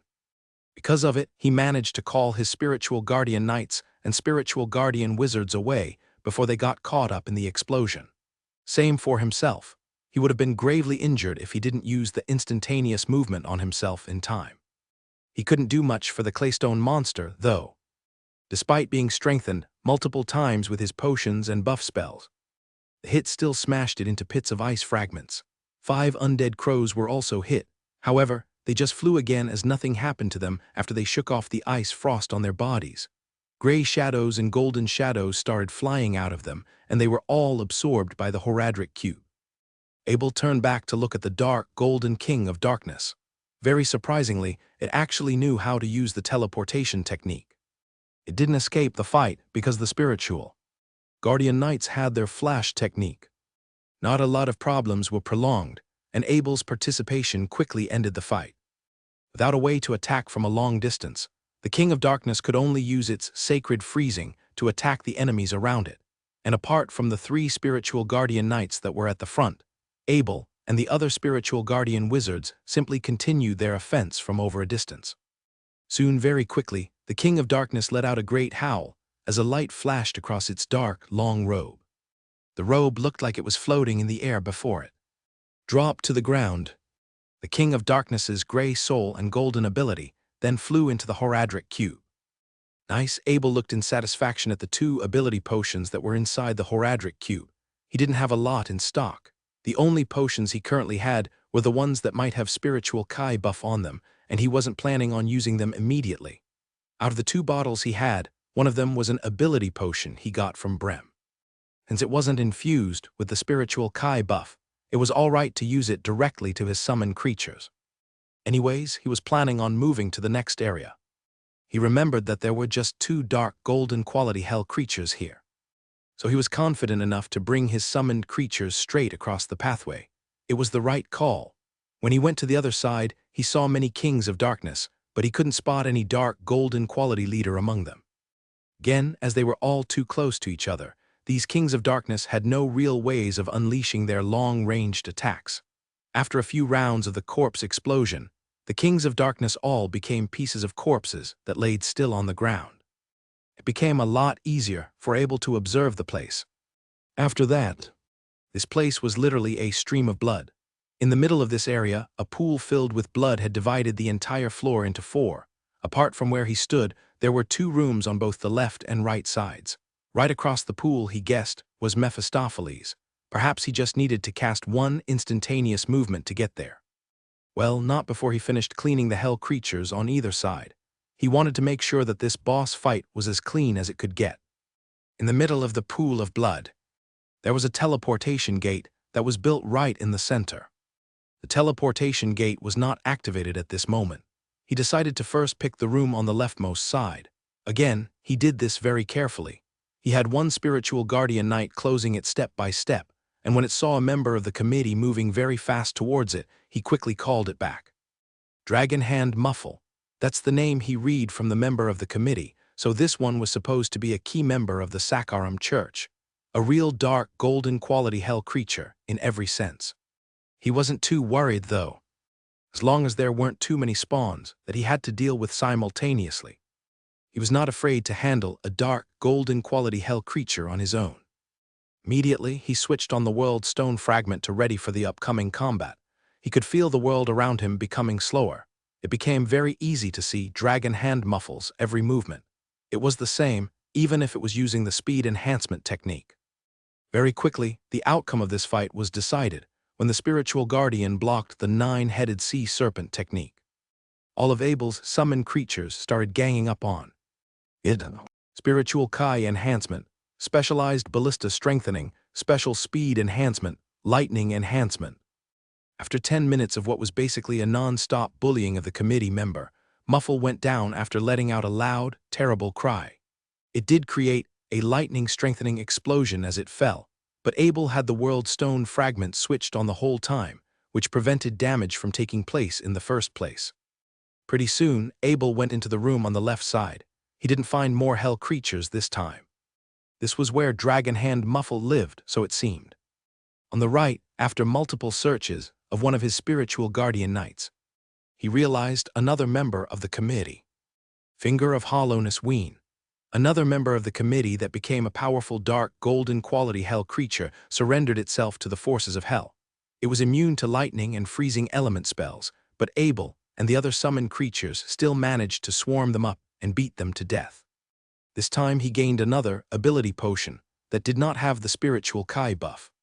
That being said, the variety of the potions was still very much in place. Mana burning, teleportation, freezing enhancement, skin hardening. There's just so much here, he said with a wide grin as he looked towards the 4 potions, his eyes fixed towards his final target. Not today, though. He wasn't planning on fighting Mephistopheles immediately after using up so much energy in his world stone fragment. He wasn't really planning on starting this fight unless he knew he was in full condition. Speaking of which, it had only been 5 days since he's fought inside the Dark World. He could do things a lot slower than what he's currently at. With that in mind, he opened a teleportation gate and headed straight back to Port Curast. As he arrived, he decided not to waste any time crafting the light healing potion. As for today, since he's already expended so much of the full recovery potion, he needed to replenish the stock he's used up. At night, he spent 1 hour training whilst holding an advanced light stone in his hand. Followed by that, he practiced the blue dragon ice crystal breathing technique on his bed. Only then would he finish his entire day's work. He was preparing himself for tomorrow's fight. Oh, he slept as well as he could inside Ankara's tent. He woke up naturally on the second day. Due to the reduction in the number of the hell creatures, the air smelt a lot more refreshing around Port Curast. He came to the 2nd floor of the Durance of Hate very quickly after using a nearby waypoint. After arriving, he opened up a map that was inside of his brain. The map included a lot more detail this time since he had cleared off the area already. All the paths were showing up in 3 dimensions. His brain recreated a simulation of the whole place that he could just look at to not get lost. Every time he went back after opening the teleportation gate, he had to head to the nearest waypoint to get to his last location. He's saving a lot more effort with this new technique. When everything was ready, he switched up his instantaneous movement and moved all the summoned creatures to his point of destination. He felt like he's got everything in control here. The only thing in the way, it seemed, was Mephistopheles itself. He just needed to get rid of it to become the owner of this realm. The 3rd floor was filled with the disgusting smell of blood. Only hell creatures, perhaps, would enjoy the environment around here. He went to the room on the right side. It was not that far from Mephistopheles now. He could almost hear the sound of the lightning arc that was up at the front. He didn't let his spiritual guardian knights do the scouting work this time. Doing that seemed to serve no purpose. He wasn't not going to sacrifice his spiritual guardian knight just to die. Given Mephistopheles' power, he needed everything in his arsenal. Energy shield, freezing armor, white bone armor, and tornado armor. He put on all his defensive gears at the same time. Meanwhile, he had the full recovery potion, poison antidote potion, and the melting potion in his belt, ready to be used at any point. As for his summoned creatures, he only brought the Claystone Guard and the 5 undead crows. He was not going to waste anyone for this upcoming fight. Abel took a long, deep breath before he stepped in any further. From here on, he would be facing the real Mephistopheles. He tapped Black Wind as well, just to make sure that his partner was okay. Abel smiled as Black Wind replied with a light bark. "Come on, old friend. We'll be facing the legendary demon now." Yes, Mephistopheles was a legendary demon. According to the book he discovered at Port Curast, Mephistopheles was a hell demon imprisoned by men with soul stones. The Sakharim Church put shackles all over its body to keep it as an energy source whilst alive. The struggle was not so easy. Only the leader, Klimt, managed to struggle against its mana presence. But even he was slain by the minions it summoned. From then on, it had been inside Port Curast. Abel was finally going to meet it. Following a pathway at the front without a door, Black Wind entered into a platform that was very much similar in style to that of the Sakharim Church. On the ground was, as one would expect, the church's symbol. All sorts of sacred patterns were illustrated on the floor and walls. However, blood covered the whole area, which replaced all the sacredness that was supposed to be there with malignancy. Abel was no worshipper. While he wasn't offended by the damage inflicted on this place, he felt that it was a shame that this place's beauty had been so badly damaged. Shockingly, as soon as he stepped onto this platform, a peal of laughter as loud as a bell ringed across the area around him. It seemed to have come from Mephistopheles itself. Abel's ears were sharp enough to notice that there wasn't any emotion behind. That's just how the devil behaved. To respond, he immediately switched up the ability of his world stone fragment. He switched on his world stone. After that, he switched on his power of will to max. Soon, about a radius of 600 meters was within the range of his scan. That was when he was able to see the full face of the monstrosity he was facing. A pair of ox horns, which served as the typical feature of a devil. Its two arms had just bones and no flesh whatsoever on them. There were two arms stretching from the back like the tail of a scorpion, which gave it a total of 4 limbs. At the back, there was a thin, long tail that looked like it belonged to a scorpion. Mephistopheles' entire body was covered amidst a shroud of energy, which seemed to contain an infinite amount for it to unleash at any given point. What was most noticeable for Abel out of all of this was the world stone fragment was its eyes. The two dead eyes seemed to be glowing in a strange light, which drew a stone contrast to a hollow, dim shade emitted from its irises. It was hard to tell which ones were the true irises, actually. Mephistopheles didn't give Abel too much time at all to observe its appearance. As soon as Abel's scan went over it, it flew towards his direction with the shroud energy all over its body. It was like it was floating. Its speed was almost equivalent to that of a hell creature with the special quickening ability. Abel was very nervous because of it. He wasn't just fighting Mephistopheles. He was fighting Mephistopheles with the aid of 2 world stone fragments. It was an especially frightening thing when it was a humanoid type that could cast language spells. Before Mephistopheles went to his side to take the initiative, he started casting the aging curse right at the track on which he predicted it was moving towards. Mephistopheles seemed to respond very quickly. Before it landed right onto the curse, its body quickly flashed by, making his attempt to gain the advantage to be completely futile. Well, not that Abel would think that it was going to be this easy. Quickly, he brought Black Wind to teleport to the other side of the blood pool with the instantaneous movement. He was moving onto his second plan. By drawing his distance with Mephistopheles, he could start preparing for a continuous wave of long-distance attacks whilst keeping himself ready for any defensive method. He couldn't afford to get in the range of Mephistopheles' word incantations, and this meant that he couldn't get too close in any case. He already figured that out when he was trying to fight Queen Dariel. Right now, he had no confidence in being too close to Mephistopheles. He was making sure that he was keeping a safe distance at any moment. Mephistopheles was standing on the side of the blood pool with its lifeless gaze looking right across. Its lightning spell snapped at him. Again, he dodged by teleporting with the instantaneous movement, meanwhile having the invisibility cape appearing on himself. Given that Mephistopheles was under the influence of the world stone fragments, it was not like the cape could provide him with any sort of disguise. No, instead of disguise, he wanted to use the mystic headband that he attached to the invisibility cape so that it could double his power of the will capacity to reach a maximum range of 1,200 meters. If he stood at just about 800 meters out, he could make sure that he was absolutely safe to cast any long-distance spells that he wanted. Now Mephistopheles was a unique devil. It possessed the capability to cast all types of spells such as lightning, charged bolts, poisonous newborn star, skeleton shot, frost newborn star, and blizzard. All these added with the energy shroud support made it a cannon that could fire off endless ammunition of different spells. That being said, however, its weakness was also very apparent. No wizard could be called a wizard without the ability to use instantaneous movement. It could move very fast as it was floating, yes, but there was a limit to that. For instance, at this very moment, it had no way of running across the blood pool to where Abel was standing. Again, Abel tried to throw an aging curse at Mephistopheles, which it managed to detect in advance and dodge. Followed by that, Abel threw the lightning spell. It did the same and made a dodge. He tried all sorts of spells, singular or AoE, but they all missed. It all had to do with the distance between them. He was safe from his opponent's attack, but it also meant that his spell's flying distance was increased, making it sufficient for Mephistopheles to respond in however ways it pleased to. Realizing how useless his attempts were, Abel stopped the spells he was casting in his hands. He had underestimated the power of the world stone fragment. There was no easy way to cheat out of this, so it seemed. That's when Mephistopheles spoke in a low voice. Let me appear in front of my foe, I say. Sensing the imminent threat, he cast an instantaneous movement spell with his left hand and an aging spell with his right. He started by casting the curse on top of his own head. After that, he teleported himself about 1 kilometer away. Just when he disappeared, he realized a portal wormhole emerged right where his body disappeared.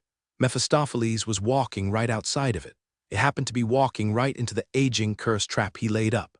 No, he was not going to let go of this opportunity. Again, there was distance between them. It was about 1,000 meters in total. With the blizzard spell and the lightning spell in either of his hands, he unleashed another attack right towards Mephistopheles. It responded by twisting its body in a very strange manner that got it to avoid the lightning spell.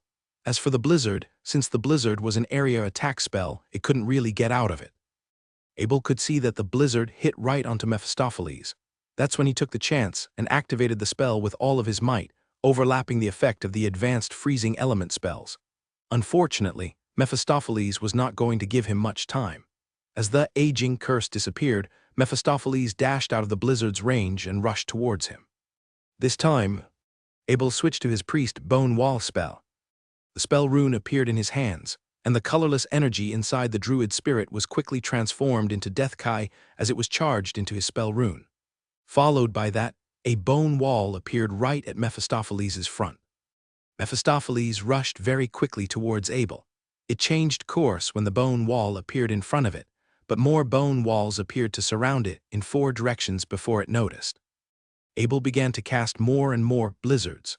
Dark clouds started to appear right on top of its head, causing the world stone fragments inside its eyes to start glowing endlessly. The room is for me to use, I say.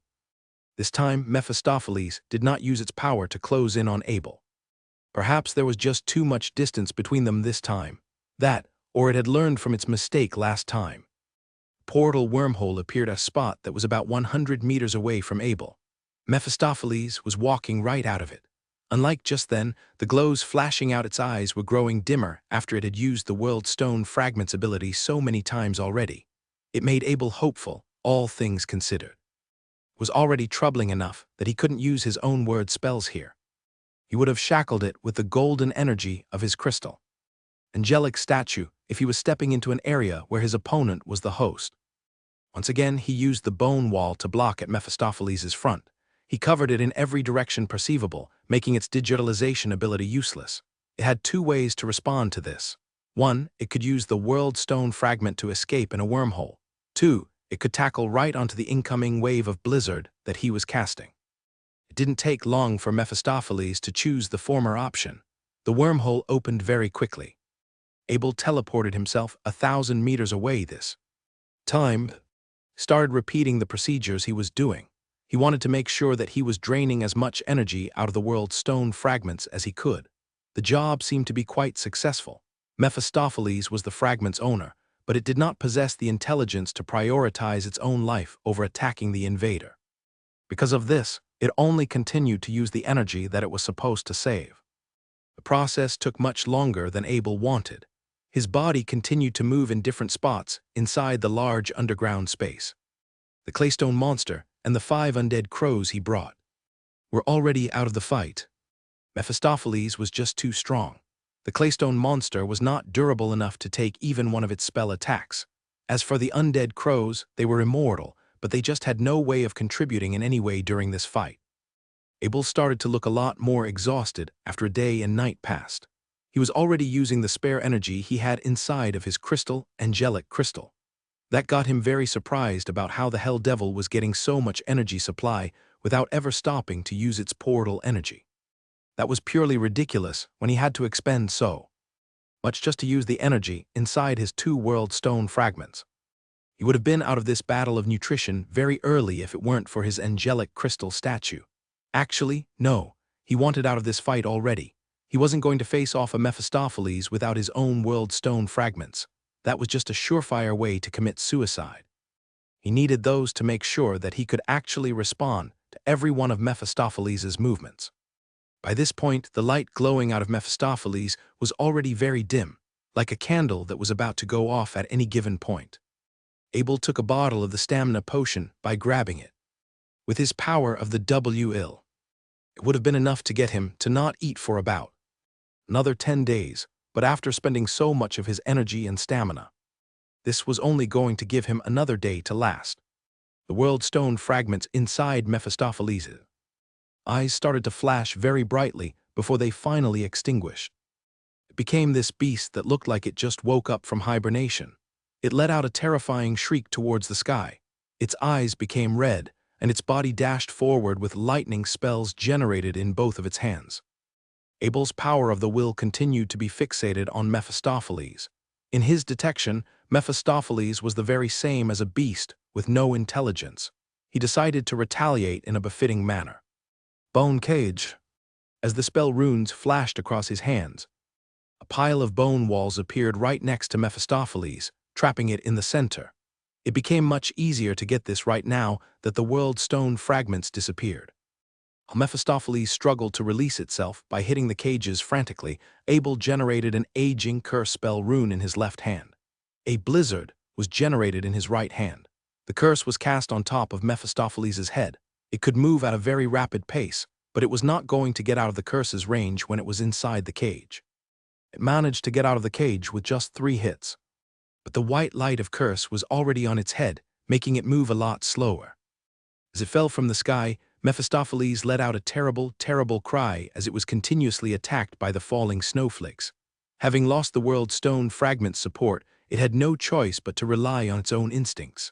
Abel, on the other hand, was rational the whole time. He continued to place the bone cage spell, simultaneously unleashing his aggressive spells one by one. He even had the chance to practice switching into different types of spells. Now that his enemy just became this giant target that he was going to hit no matter what. Of course, it wasn't like he was going to be less careful. He had been keeping a safe distance, enough so that he could attack Mephistopheles without having to worry about being attacked. The summoned creatures couldn't help in this situation, though. None of them possessed the capability to attack with such long range as he could. A lot of mana was spent to keep up with this.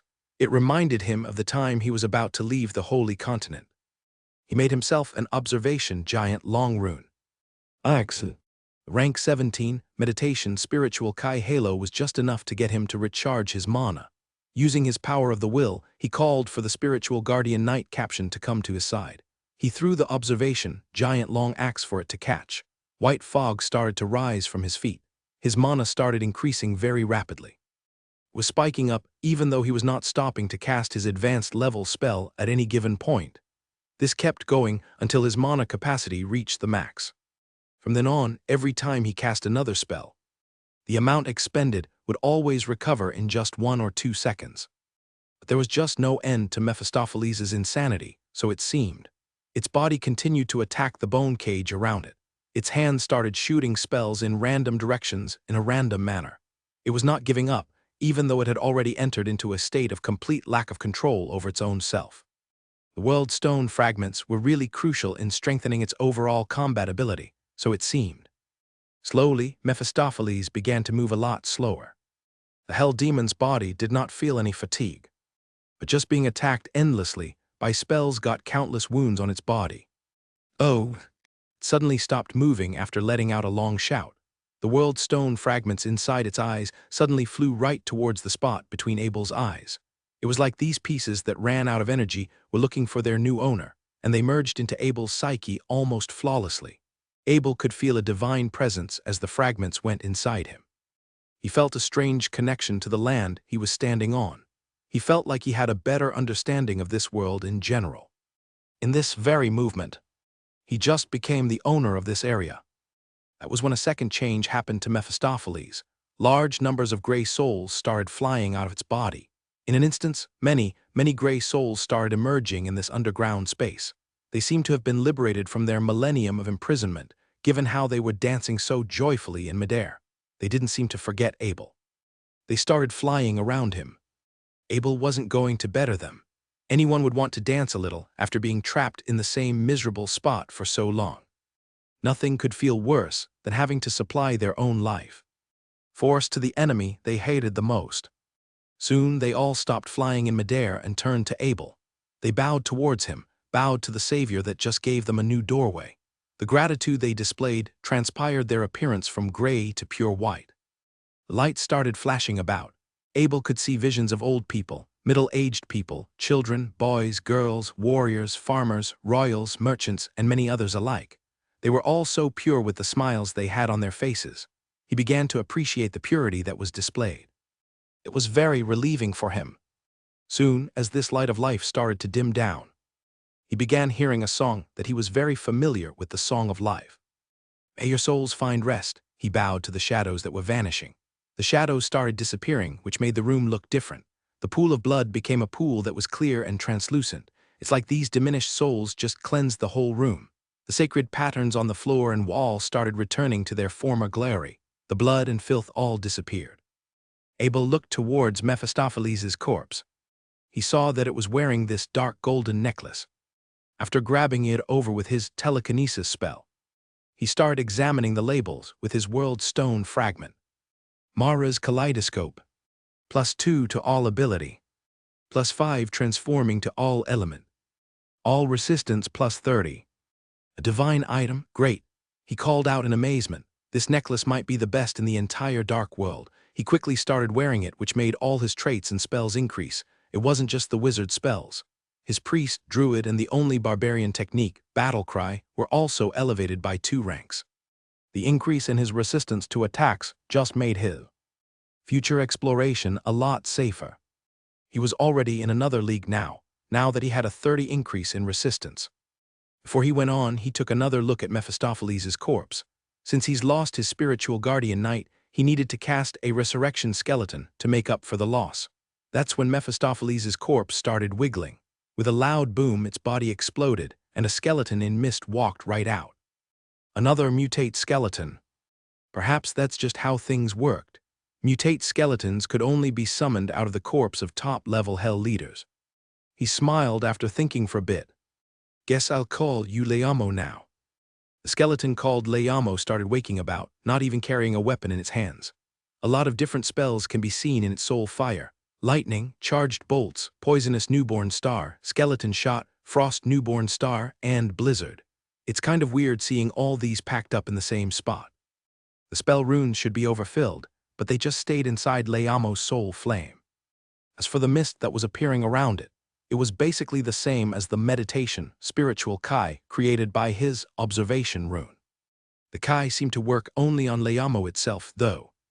By the way, was really strange, like a physical attack type skeleton could possess so many aggressive spells. That served as inspiration, however.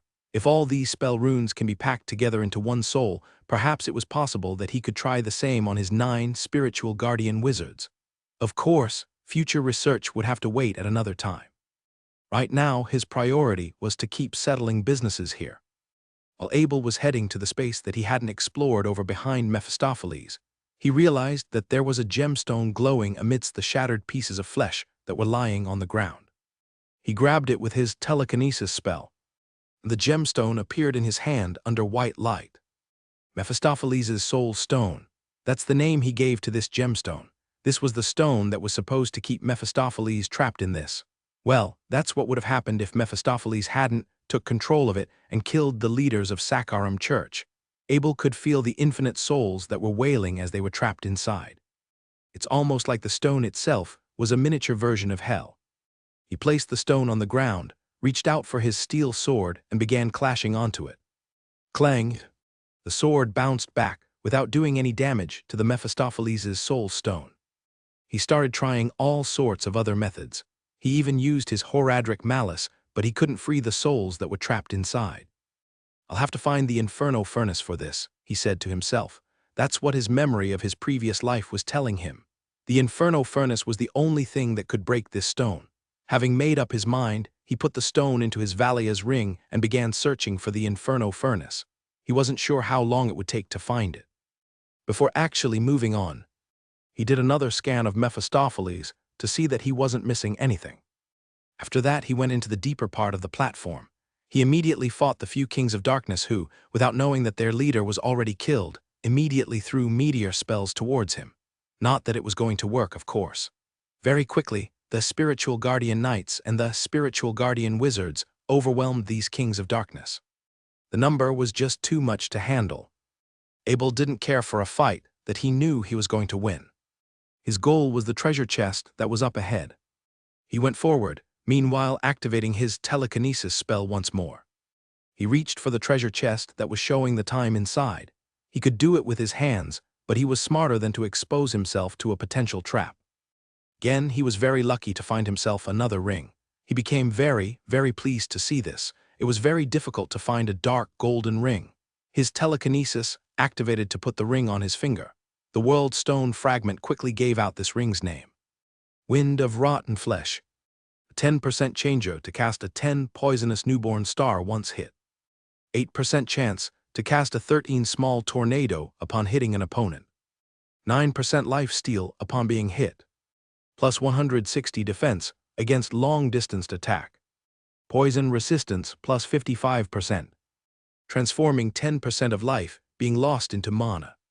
Rank 21 poisonous ivy, 15/15 Kai gathering.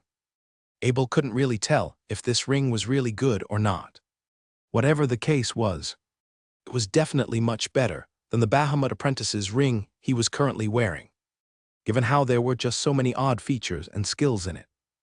Abel came back to check and realized that this area was already empty. Tens of thousands of years had left everything withering away. With that, he turned to walk towards the clear pool, straight towards the round part that was extending outward. The moment he stood on the platform, a mechanism was triggered to elevate a stone bridge from under the water. It seemed to be leading a teleportation door in the middle. The teleportation gate was activated. Since the golden energy stored inside was already too full, endless streams of light started shooting in all directions. He knew that this was the teleportation gate opening to the next region. He had new challenges waiting for him, and he was ready to take big steps forward to accept them. First thing he saw as he moved to the next area was a castle that he recognized as the Demon Gathering Fort. It was about the smallest gathering spot for humans he had seen. The spot he was located at was a plaza that just was not so large. In the deeper part was a grand and solemn-looking building, where the occupation holders used to have their group discussions. On the other side, there was a waypoint that was already extinguished. His first task became apparent. He went forward, took out 2 of his perfect gemstones, and started to light up the waypoint. Quite some energy was shot out of the waypoint after it had remained unused for so long. He waited for a bit, and once it became available to use, he could see that all the places he could arrive at were available for quick access. However, for now, he was going to leave this waypoint to discover the fort that was standing on the cliff. Upon seeing some pillars marked with the sun and spirit symbols, he began walking towards the inside. There was a hall room with nothing in it. Apart from the wall and furnace, nothing else was in the room. It was kind of sad, really. He could imagine the people that used to enjoy all sorts of conversation inside. All that seemed to disappear when the forces of the underworld came to take all that away. Next, he walked out of the hall room towards the plaza. After passing by a staircase leading down, he saw 2 lines of stores with quite an extraordinary blacksmith workshop.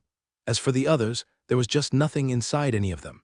After passing these shops, he saw that there was a giant gate made of giant steel. The outside was a staircase leading downward, right towards where the hell creatures domain. No, he wasn't going to bother with these hell creatures immediately, not when he's already had a tough boss fight. Right, with that in mind, he returned to the rogue's encampment after passing through the waypoint. He needed to head back towards the oak tree so he could prepare for his mediation session. Judging from his previous 2 experiences, he knew how increasingly important mediation was becoming for him.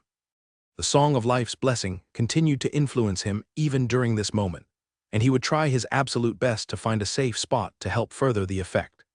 He needed a safe spot to do it, and so far, the oak tree was the safest place he knew. With the world stone fragment, the rogue's encampment, Lut Golin and Port Curast just became a part of his world, but that was only because he had access to the world stone fragment's power. To him, he could only feel a sense of familiarity when he was right next to the oak tree that had protected him so many times. He was going to meditate with it. The oak tree was a tree of life. He was sure of that at this point. There was something mysterious about it, however. While other trees of life had the capability of producing life elixir, his tree never did give fruit to any. He thought that it had something to do with the figs on it after doing some observation. Whatever was stopping the process, he thought that the answer would come to him after seeing that the figs became mature. Throwing away all the random thoughts in his head, he first sat down at the tree to appreciate the bond he shared with it. Whilst bearing the sense of affection, he commenced his daily mediation training with an advanced light stone in his hands, putting himself in his favorite position. The song of life started becoming louder when he entered. Mediation. Mana channeled at a rapid pace into his body.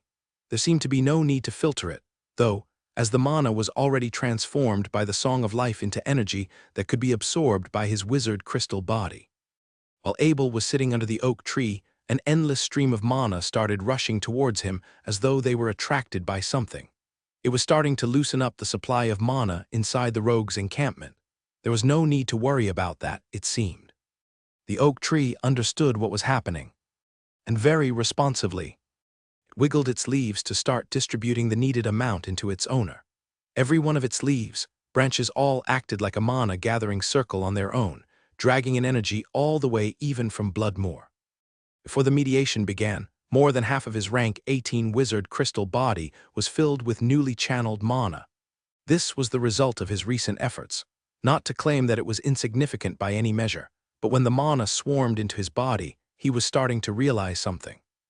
No matter how good his mana gathering circle was, it was just not going to do a better job than his trustworthy partner.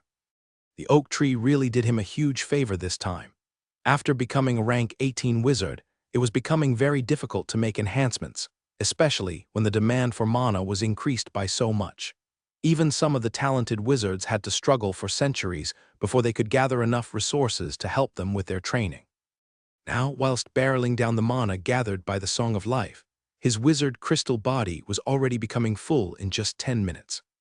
As soon as the wizard crystal body became full, the promotion Kai started emerging immediately. It was not giving him the time to prepare for it mentally. He was glad that there wasn't anyone around to see it. The advanced wizards, especially. Their jealousy would be sky high if they saw that he was achieving more in just 10 minutes compared to what they had to go through for decades or centuries of dull, tedious preparation work. Abel was sucking way too much mana from the Bloodmoor. He was extending his reach from areas that were further away, like the ocean. Very quickly, the mana swarmed up in Bloodmoor, which actually supplied the drained area with so much mana that the concentration was much higher than normal. Abel wasn't paying too much attention to that. Right now, he was focusing on his promotion to draw a new rank 19 wizard rune onto his wizard crystal body. He got it done in 5 minutes. It was a feat that no other wizard could do, but he had the help of his status as a divinity. When the new crystal body was created, he could feel a strong sense of ecstasy when he realized that more and more mana was flooding in. He needed to stay calm, though. He knew that it was better to contain himself when such opportunity was coming to him. Whilst trying his best to direct the tremendous amount of mana that was coming his way, he tried to stuff in as much of it as he could into his own body. There was just too much mana required for the job, though. Pretty soon, Bloodmoor became drained once more. He had no ways of knowing that, of course. Since he was so immersed in his own mediation, the only thing he could notice that was different was that there was less energy than before. That was when the druid spirit became quite handy. It didn't have a conscience, but it could tell that Abel required a lot of mana. It would open up his Valia's ring on its own and threw out 500 types of various types of perfect gemstones.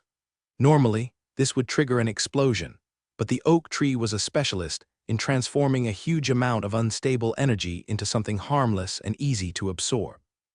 Worked with the druid spirit to flush in a huge chunk of energy inside Abel even after the mediation was over by 30 minutes.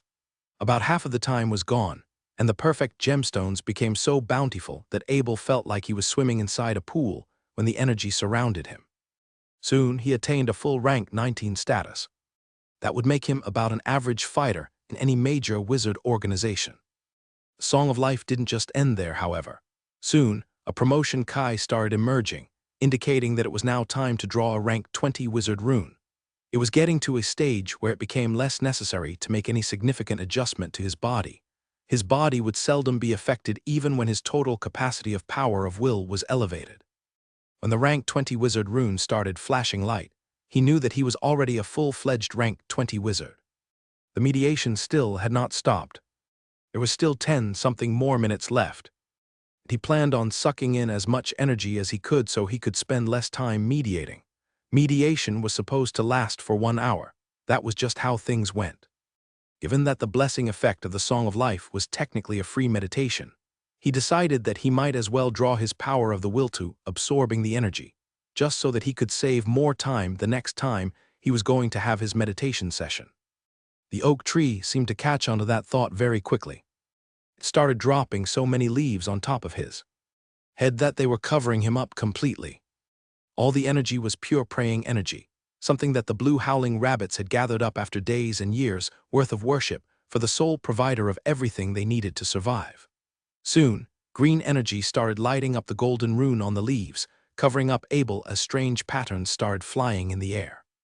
It's like they were trying to rip open the boundaries that were binding him for a very, very long time. Again, Abel was completely oblivious to all of this. Even when the meditation was already over, large amount of energy was still flooding into his own body. 70, 80. He only woke up when he realized that his body was too full. The Song of Life started becoming weaker as he was waking up. He tried closing his eyes again to sense the power he just gained. He could tell that the rune could effectively boost up levels for all his spells. He could also unleash a lot more suppressive powers now that his total rank was 2 levels higher. In any case, he was much, much stronger than his former self. If he was fighting a version of himself before this mediation, he knew that his chance of winning was absolute. Still, he had his doubts, because one mediation session was not supposed to do so much. His consciousness was still quite faint, but he still had basic ability to make judgment. He opened his eyes to see the leaves that were around him. Right now, the leaves that were originally green became dry yellow. They started to be crushed as his bodily movements were becoming weaker and weaker. That got him raising his head very quickly. He could clearly see that the oak tree was becoming weaker. It's like watching a young man turning 60 within the span of a few minutes. Oak tree, he stood up in shock. He placed his hands on the trunk and switched up his soul speaker's ability to inquire for the truth. From what he could gather, the oak tree sacrificed a huge amount of its life force to activate the power of prayer, making it possible to break the rules at the expense of its own well-being. He was lucky that he wasn't promoted into a law-defying wizard just then, because the life force of the oak tree could have just obliterated him if it tried to get him to absorb power of the rule around the area. Abel was now at full rank 20 wizard. Honestly, things went smoother than he expected. That being said, he still couldn't find a way to detect the power of rule that should be emerging. He could feel the loss of the 500 perfect gemstones, however. He did it with his oak tree. Their collected effort made it possible for so much progress to be made in so short of a time. Not even a large wizard organization was capable of this. No, especially not when all that resources were put into the training of one individual in just a 20-minute meditation training. After taking out 20 bottles of the soul potion from Valia's ring, he poured most of them onto the oak tree's trunk. The tree quickly absorbed the purple liquid and quickly recovered because of it. When it was in a much better condition, he took out some more perfect gemstones from Valia's ring and placed them underneath the roots. This way, the recovery would happen much more efficiently. He could feel it. In just a few months, the oak tree would be as good as it was never injured before. Everything about this made him feel a lot more relieved. He was lucky that he had a lot of various potions on him. The soul potions that targeted the souls of their consumers especially were the ones that could affect one's soul directly by aiding in life force generation. Anyways, he went forth and slapped on the bark of the oak tree. He expressed his gratitude, and when he received a response, he used the instantaneous movement to move back to the rogue's encampment. Anyways, he was now ranked 20, with just enough ability to protect himself. He placed his hand on his chest, and his advanced wizard presence quickly diminished and transformed into the essence of an advanced rank 18 druid. The promotion happened quicker than he would have expected. He'd prefer the process to be subtler than that, because he'd hoped that he wouldn't show too much of his true strength in front of other people. After getting Doff back into his portal beast ring, he entered the dark world back to the rogue's encampment. As he arrived, he opened the portal beast ring again and had the beaming giant beast jumping right out of it. He then took a good long time searching his Valia's ring. He took out the ability potion he got from Jeleb Firefinger, which, from his estimations, should include at least 4 types of health-strengthening abilities. To be more specific, it should contain specialized bow strengthening, fire strengthening, specialized speed up, and mana burning. For his first time using this ability, Doff would only get 1 out of 4 of these abilities at random.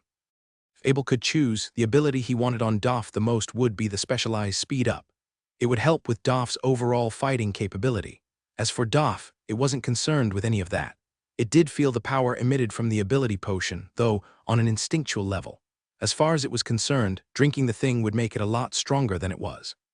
Anyways, it drank the ability potion. So the purple light washed all over its gigantic body, transforming its whole bodily structure. When this light slowly faded away, Abel immediately connected Doff's soul with his soul chain. He wanted to check what sort of ability it just received. Mana burning, Abel spoke to himself in a half-disappointed, half-pleased manner. The mana burning was quite a versatile hell-enhancing ability on its own. Once the target was hit, the target would lose about 4 times the mana than the minimum amount of attack the attacker was dealing with. At most, it could force the target to lose about 4 times the amount of damage, the attacker's maximum. Aggressive spell was dealing. Not only that, but it could also provide a plus 100 attack frequency and plus 75% mana resistance to the one casting it. Wasn't just Doff that possessed this ability, by the way. Johnson also could do the same terrifying thing. Just 1 hit was enough to drain out all the mana out of whatever it was hitting. More terrifyingly, there was the 75% mana resistance, and that's basically another layer of defense on top of its already super versatile layer of defense. Still, Abel wasn't concerned with having more defense. He just wanted Doff to get a buff in speed, so it could increase its overall aggressive capability. It was a shame that all he had at the moment was the ability potion that he could use for specialized speed up, and not the ones with spiritual Kai enhancement on them. After picking through a few bottles of the ability potion, he finally focused on the one he got from Ren. From this particular bottle, he could see that the available options include mana burning, teleportation, freezing enhancement, skin hardening. Since Doff's already got the mana burning by this point, it'd be a 1 out of 3 chance to get each of these abilities if it was to drink his option. Since Abel's main concern was with speed enhancement, the one he was hoping for would be the teleportation ability. From there, he opened the lid of the ability potion, passed it over to Doff, and had it swallow all the liquid that was inside. Purple light started rising from its body, and sparks of light wrapped all over it. After a few minutes, its body disappeared from the original position and reappeared at a spot that was several tens of meters out. From Abel's perspective, seeing this happening was very interesting. The teleportation ability was supposed to trigger only when there was a loss of life force. But that was when the hell creature's intelligence was below the level in which it could choose whether to use this ability or not. For Doff in its current state, since it had the soul potion enhancing its spiritual strength, it was now fully capable of applying the teleportation ability so that it could experiment using it in all sorts of ways. Abel was very pleased to see that, of course. Doff was technically a melee-type wizard now that it had a very strong defensive capability and the ability to annihilate anyone in range. Unlike Johnson, by the way, Doff was capable of strengthening itself. Its ability was increasing simultaneously as when its spiritual beast level was increasing. That being said, it was a lot harder to improve Johnson's ranking. To get Johnson to be in the next rank, Abel would actually have to find the best materials to replace a lot of its parts. There were pros and cons to that, but all in all, it was generally a lot easier to increasing Doff's ability than Johnson. Since Doff was the only available one now, Abel would have to rely on it a lot for safety purposes. To get it to do its job better, he would have to find it a new weapon. That was not an easy job if he was trying to venture around an ancient ruin to look for something that a 10-meter-tall creature was capable of utilizing. It wasn't like forging the weapon was a potion because, given Doff's current strength, anything that's made of ordinary material would just be destroyed in a few moments. It's just a lot easier for it to rely on its 2 hands and claws if it was to engage in close-range combat. "I'll be leaving it all to you then, Doff." Abel spoke loudly as though he just discovered a new toy. With quick teleportation to Abel's front, Doff slammed on its chest, to show that it was ready to fulfill its first task. Abel was ready to leave the job to it, so he decided to leave the dark world early for the first time in a while. That would prevent him from having the chance to perform a meditation by 3 times, but it was just not possible for him to rely on meditation as a way to increase his performance. His priority now, as it seemed, was to do everything that he could to improve the skills that he had now. He has had several exponential increases in ability lately. If he didn't set his foundations right, that would hinder him from making more steady progress in his future pursuit.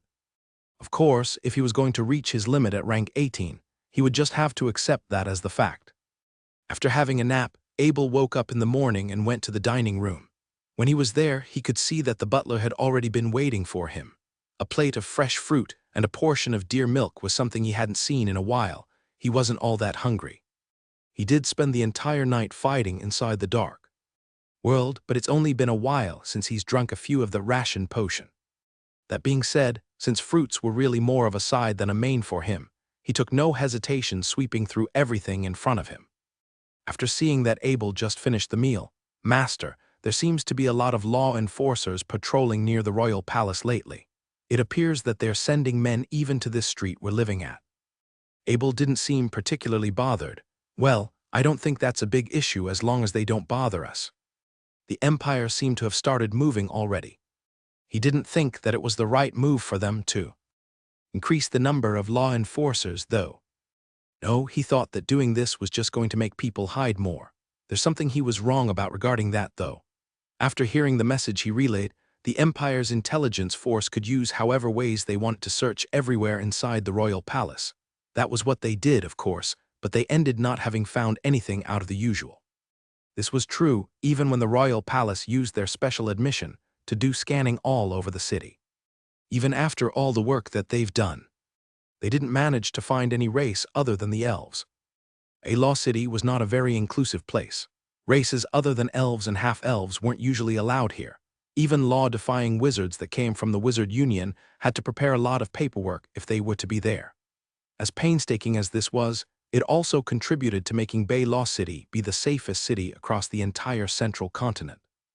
As things would have it, however, the situation at hand was more complicated than it ought to be. Before, the major indicator of an intrusion was if any non-elves entered the city. But now that the chance of that happening was eliminated, the intelligence system just lost directions in how they should try to detect intruders. Because of that, they had no other choice than to increase the number of base-level patrollers around. The butler seemed to understand that Abel was trying to lay low. "Yes, master." Abel walked out of his room and went inside the garden. Just when he was ready to take a chariot to head over to the Potion Master Guild, Druid Polly and Gunter went over to the garden and were ready to escort him. Druid Polly looked at Abel in a strange manner. "You seem a little odd today, Master Bennett." Abel smiled in response to the very blunt statement. Well, probably has to do with the new potion I was testing. I'm not sure what the side effects are, but I presume that they have affected me in some ways." That was not the real explanation, of course. Abel just reached rank 20. Even if he had the transformation necklace to help him bypass detection, it was still kind of hard for him, on a psychological level, to make quick adjustments to the drastic change that was happening to him. There was no way Polly could see that, of course. She simply shook her head, and even if she could see that Abel was still a rank 18 druid, she was starting to think that it was just not that easy to beat Abel if they were fighting against each other. She did buy into Abel's explanation, in any case. Master Bennett was quite famous for being the craftsperson of many effective potions. She was the one that experienced it herself. Her training progress became much faster recently, after she had been drinking the golden quality potion. She was just going to give up on becoming a big druid a while back ago, but after having what she considered the privilege to follow Abel, she was starting to have hopes of becoming better again. Right now, Loka was riding the carriage to fly across the sky. Abel opened the window to check below him, and from his perspective, it was very easy to see that there were law enforcers in red walking all around the royal palace. There were the regular law enforcers, who were the elven warriors who usually dressed in red leather armor. There were also the investigation officers, who were the red robe officers with years of experience in tracking people down and breaking cases. Together, They were the ones who have been keeping the whole royal palace safe. The druid law enforcers, they were a special case.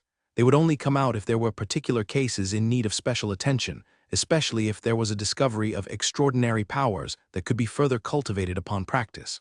Yes, that was a bit of a tricky definition, but forget about that. Right now, all Abel was looking at the ordinary law enforcers. He wasn't just going to trust what's on the surface.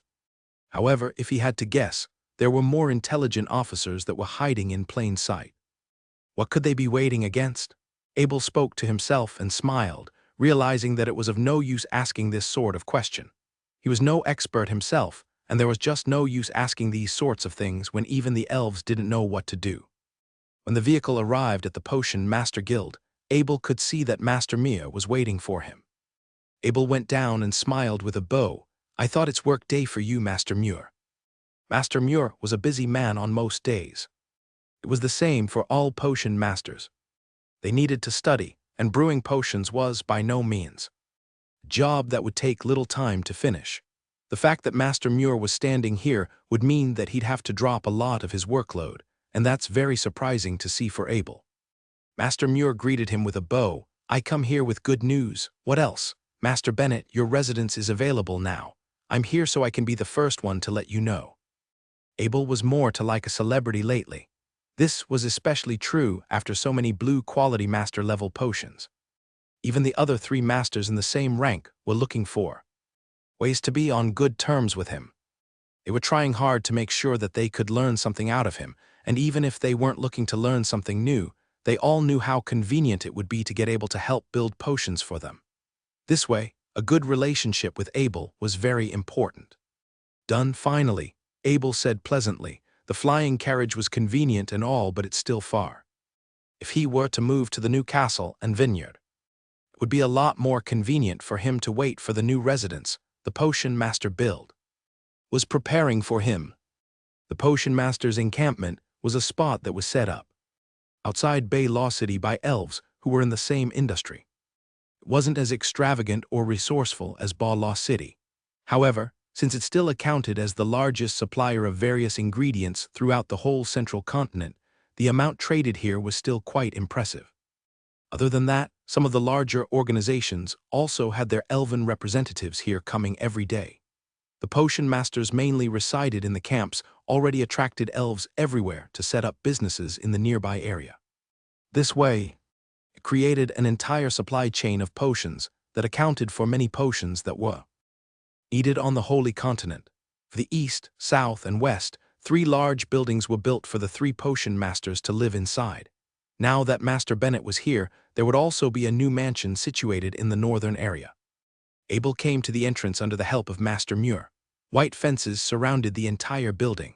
On the walls of the fences, there were multiple very well-drawn runes. They were all circle runes, actually. Starting from the fences, they were protected by a larger circle, originally designed to be used on intermediate circles for Abel's. After he added some more gemstones for mana supply, he essentially made his into a large-sized defensive circle. He wanted the most out of it, mainly because he was planning on living here for a long period of time. Apart from the parts he had already made improved, he also added another teleportation circle that he could use to connect to the Wizard Union teleportation network system on his own. Normally, the restrictions would be quite strict for the elven ones, but his application managed to go through quite easily, as the circle was all built for free by the Circle Masters of the Wizard Union. Why? The reason was quite simple. Since he was a potions master, he would need to teleport to enter the Wizard Union's trading system. Neither the Royal Palace and the Wizard Union were going to stop him from doing that. Whatever the case was, the Wizard Union welcomed any who was a valuable member. Apart from the ones here, there would be more close-range teleportation circles nearby across each part of this building. It would help move much faster. Master Muir asked after having taken Abel around, "Do you find this place to your liking?" "Master Bennett." Abel smiled in satisfaction. "It's great, Mazer Muir." Abel was glad with what he was offered. Apart from the fact that there was enough space for his 2 followers to own their own yard, an independent building was designated for the place's owner. Inside this particular structure, there would be a defensive circle that more of the followers would use on their own. Underneath the main building, there was an underground room that, under his personal request, was made to be as furnished as it could be. The room was made for all sorts of utility. There would be a room for brewing potions, a room for training, a room for doing experiments, and so on. There were multiple concerns about having this underground. For starters, it was better to be secretive since he had to enter the dark world every night. He was also doing this for some other purposes, which he was going to fulfill later. Mr. Bennet, Master Muir said in a somewhat shameful manner. Abel gave a very polite smile. What's wrong, Master Muir? Don't worry. I won't judge you for whatever it is you're asking. Master Muir decided to be straightforward about it. You've come to the Potion Masters Guild for some time already, Master Bennet, and I was wondering, well, as there's always the need to help training more potion masters, we of the official association has always looked for masters willing to do group teachings with us. It was no surprise that Master Muir would be so hesitant to bring this up. Since Master Bennet was already above the other 3 potion masters' ranks, many were already waiting in line for opportunities that he would give his personal guidance. That being said, it was always tough to get into contact with Master Bennet. He'd always have 2 of his followers wherever he went, and they would always prevent anyone from trying to interfere. For Abel, he just wanted not to give any lecturing to any fellow potion masters because, well, he didn't really know how to teach his skills despite being so proficient at it. Master Muir caught on quite quickly. The group teaching happened voluntarily, Master Bennet. It's all right if you don't agree to it. Abel tried to be honest as he would. It's not like I don't want to teach, Master Muir. But I've got to say, as someone who's not having spent a lot of time learning the theories, I'm probably less acknowledged than most in the field in terms of the foundations. I don't think I'd qualify much as a teacher or anything of that sort, really. Master Muir almost laughed at that remark. You're too honest, Master Bennet. Don't worry about the content. Whatever you say, really. Many of our colleagues and people in the field would look very forward to listening to what you may have to say. Abel thought for a bit more. How about this, Master Muir? Is it all right if you set up a spot for me tomorrow? I guess I can do a public demonstration on how to use the natural breathing technique. I'll do it only for one time without any verbal explanation. Pardon me since I'm not that good at explaining things with my mouth. What? Master Muir was more than surprised. Master Bennet, thank you so much. I'll be off to inform my colleagues right away. Given where Abel's current potion craftsmanship level, even the 3 master potion masters would be here to see whatever techniques he'd offer. Everyone would take the chance if they could come here to see, actually. Abel was still more concerned about his new residence, though. Would the guild be offering some men available for hire by any chance, Master Muir? I do need some servant and assistants to help me with the place. Master Muir nodded. Of course. Right now we have a big group of half-elves ready to take jobs at any time. They're totally loyal to us, by the way. You won't have to worry about them breaking any contract. Most large organizations train their own employees so that they would become trusted members of the community. For example, the wizard organization of the Wizard Union had wizard apprentices as servants. The Potion Master Guild would adopt many abandoned half-elves from a young age to do any chore work. Most of the time, the half-elves would gladly take the jobs since they were already at the bottom of society. They were not humans, and they were not recognized as elves. On top of that, their extraordinary beauty left them subjects of all sorts of unwanted situations. This way, most of them would choose to become the elves' servants, mainly because that was where they would be treated in a better manner. Abel smiled and spoke. Master Muir, don't worry about it. I'll leave it to Butler Mayor and the Potion Master Guild. Master Muir seemed like he couldn't wait any longer. Great, great, Master Bennet. If there's nothing else, I'll be off to the Potion Master Guild from here. Abel bowed and said goodbye. Take care, Master Muir. Once Master Muir was gone, Abel decided to let Druid Gunter and Loka take Mayor to the new place. He believed that Mayor would be the perfect man to help take care of his new home. For the yard, he decided to let Bonnie be the one in charge. As for himself, he arrived at the owner's building towards the 3rd floor, where the entire structure was a lavish elven-style room. The main part of the building was made of stones, whereas the decorations were made of precious woods. Whether it was the stones or the woods, all sorts of plants and animals would be engraved onto them to depict the stories of ancient times. The guild did spend quite a lot of effort into making these, but Abel thought that he was going to leave it at a later time. For now, he was mainly interested in the underground basement. The underground basement was the most important place of the entire residence. Whether it was the large-sized defensive circle base or everything else inside, it's all set up here to ensure that they didn't get stolen or misused by anyone else. Anyways, he walked into the room which he asked to refurnish. He could see that the sizes of everything he asked for were made according to his own request. It was just like what he had asked the circle masters when these were made. Everything was made in a way to prepare for enhancing spirit later. These spirits' values were obviously quite high, and they would take time to be cultivated into maturity. However, once they were fully installed, it'd be very easy for him to access all the system control-related devices that belonged to this residence. Before that, he opened the defensive circle that the owner had. Then, he searched inside Valia's ring with his power of the will. He was searching for the stone house he's got from where Wizard Malon used to live. Having found the stone house inside Valia's ring, he realized that the stone house was placed fully inside the underground room. Abel spoke to the research spirit. Connect to all the spell circles. Yes, master, reconnection is being built. The research spirit responded, and after about a minute later it continued to speak again. The residence's large-sized defensive circle has been connected. The owner building's intermediate defensive circle has been connected. The owner building's seclusion circle has been connected. All the light circles have been connected. All the teleportation circles have been connected. All the close-range teleportation circles have been connected. All the sound relaying circles have been connected, followed by the series of mechanical voices saying out what's been newly installed. The entire residence was now with a new ruler. Of course, this wasn't the main reason that Abel had the research spirit installed in the first place. He was now reaching his full rank 20 state.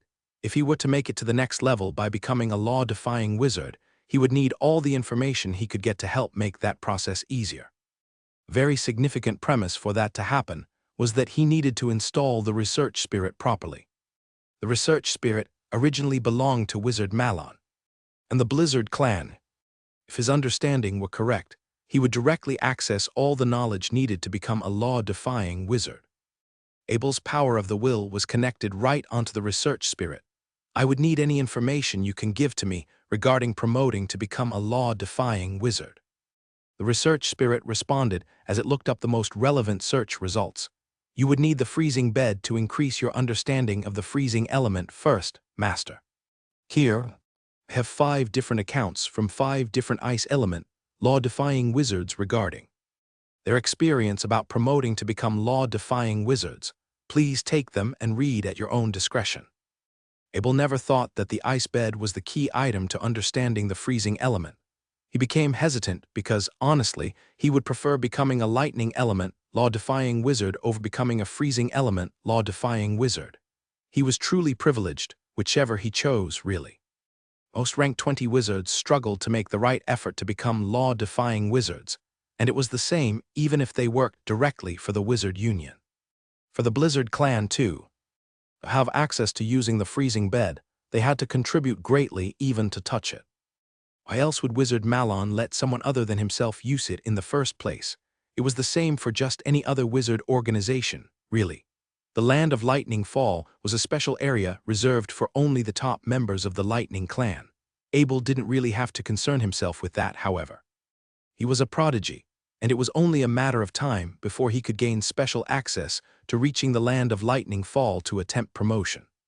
Nevertheless, he was blessed with the Blue Dragon's body to harness the freezing element. It would be perfectly fine if he would choose to become a freezing element, law-defying wizard. He also had the freezing bed right beside him. He did have all the conditions required to attempt becoming a freezing element, law-defying wizard. Still, it just seemed like a much more attractive idea to become a lightning element wizard, because the lightning element was the truly notorious one that was feared throughout the entire central continent. Whatever, he thought to himself, for now, I'll just read them and see if I get to return to the Land of Lightning Fall. Was the logical thing to do. He could only choose if he could choose either. To make sure that becoming a freezing element law-defying wizard was possible, he started reading the 5 accounts that the other law-defying wizards wrote before him.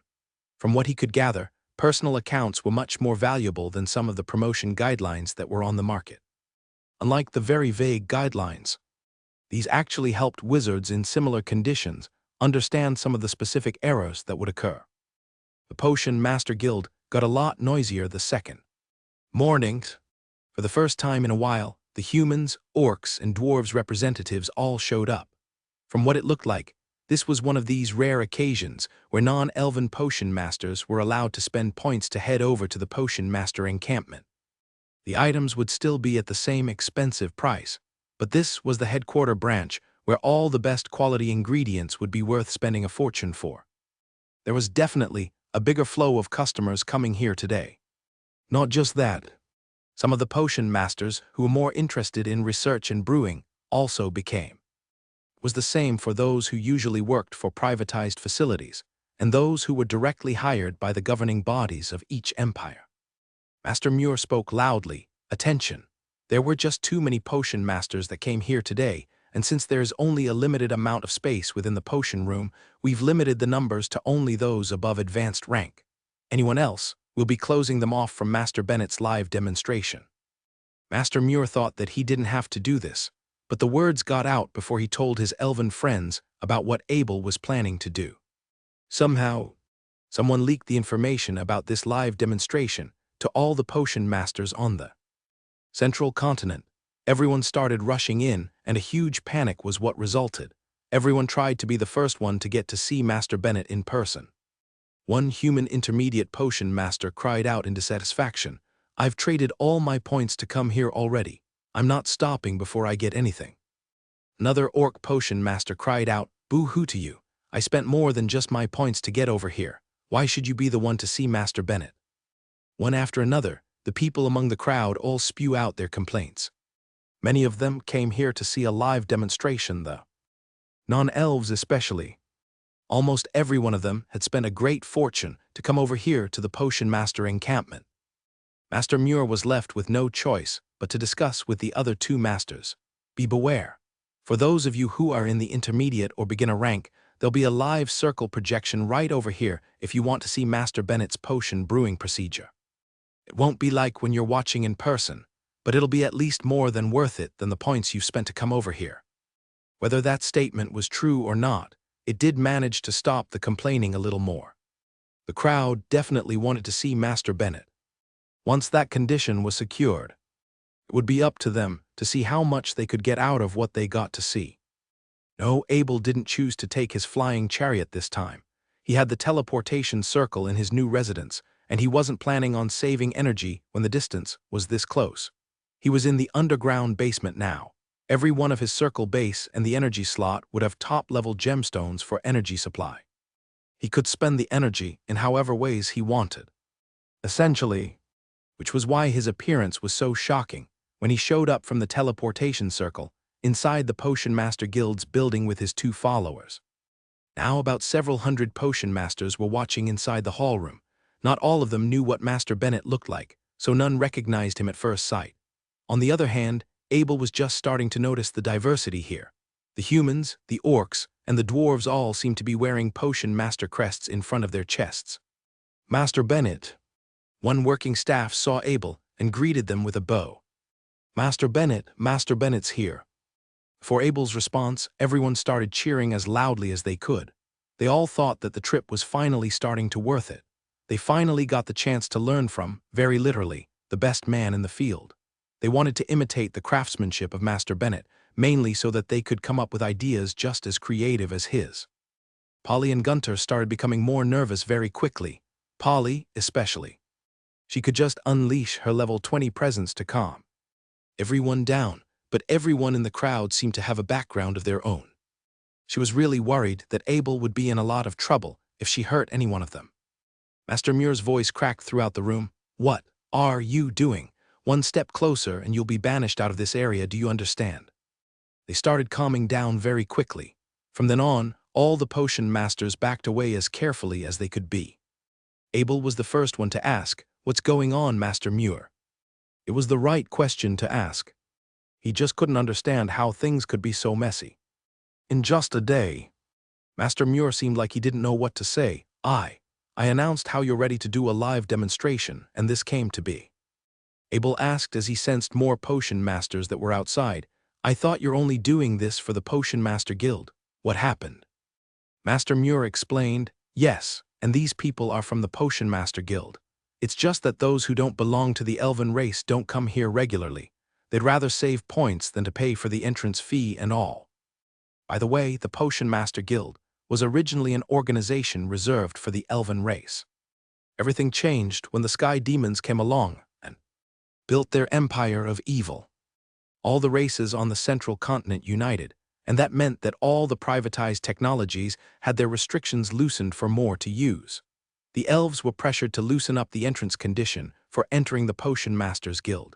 Everyone was allowed to go inside and enjoy the available resources.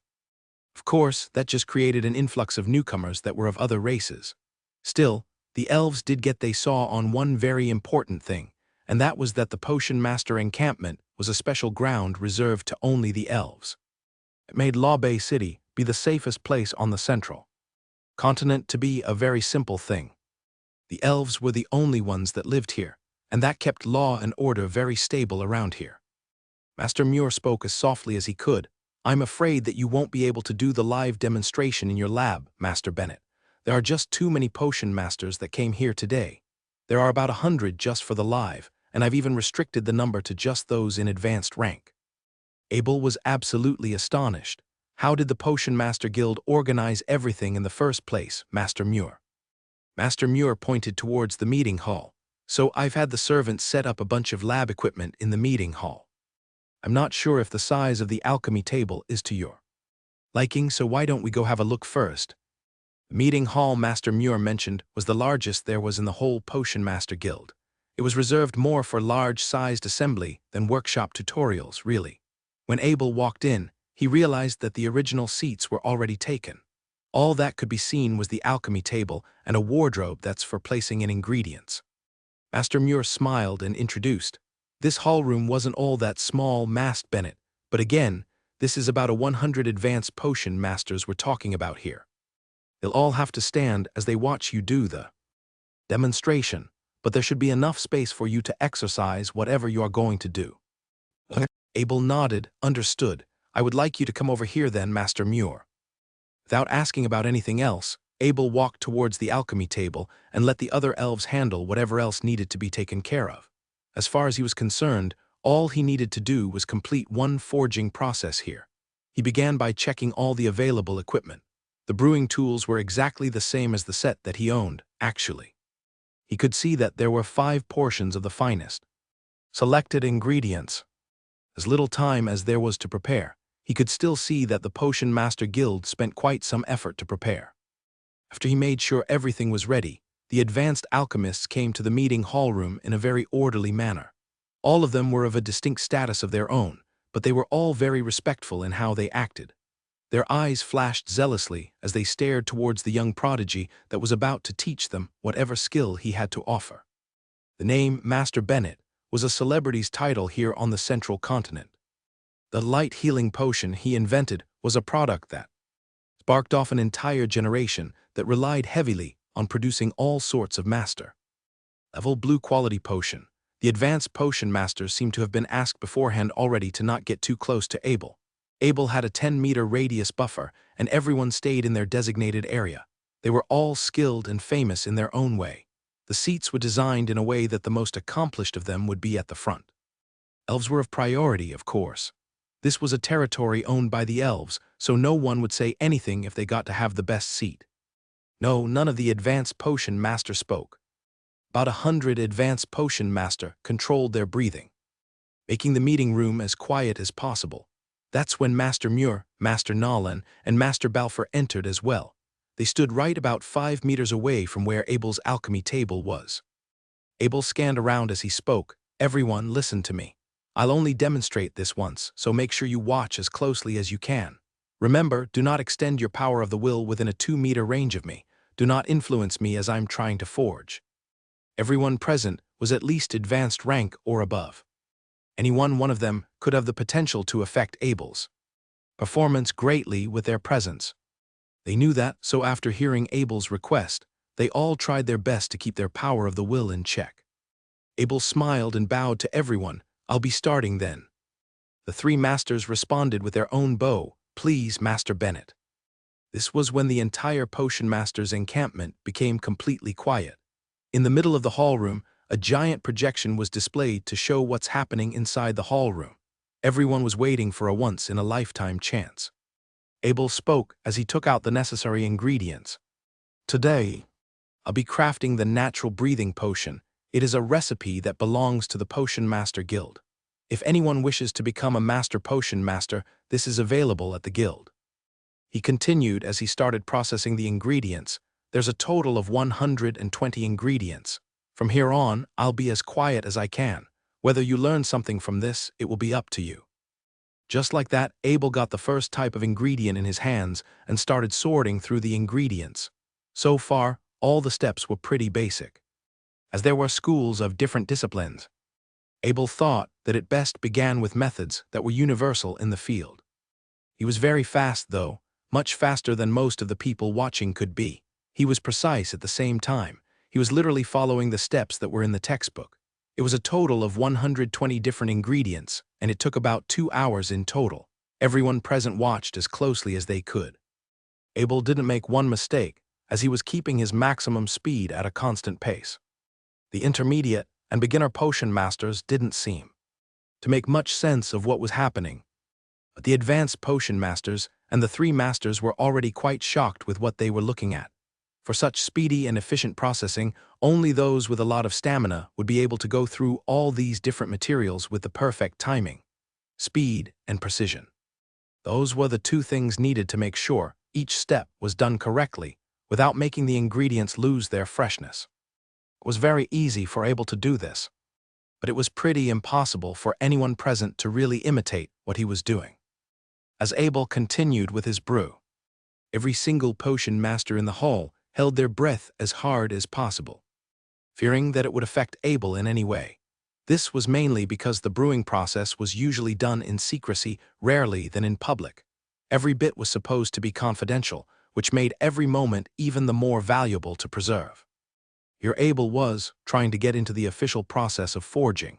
He was just as fast as he's always been, and every time he increased the dosage, he became even faster and more precise at it.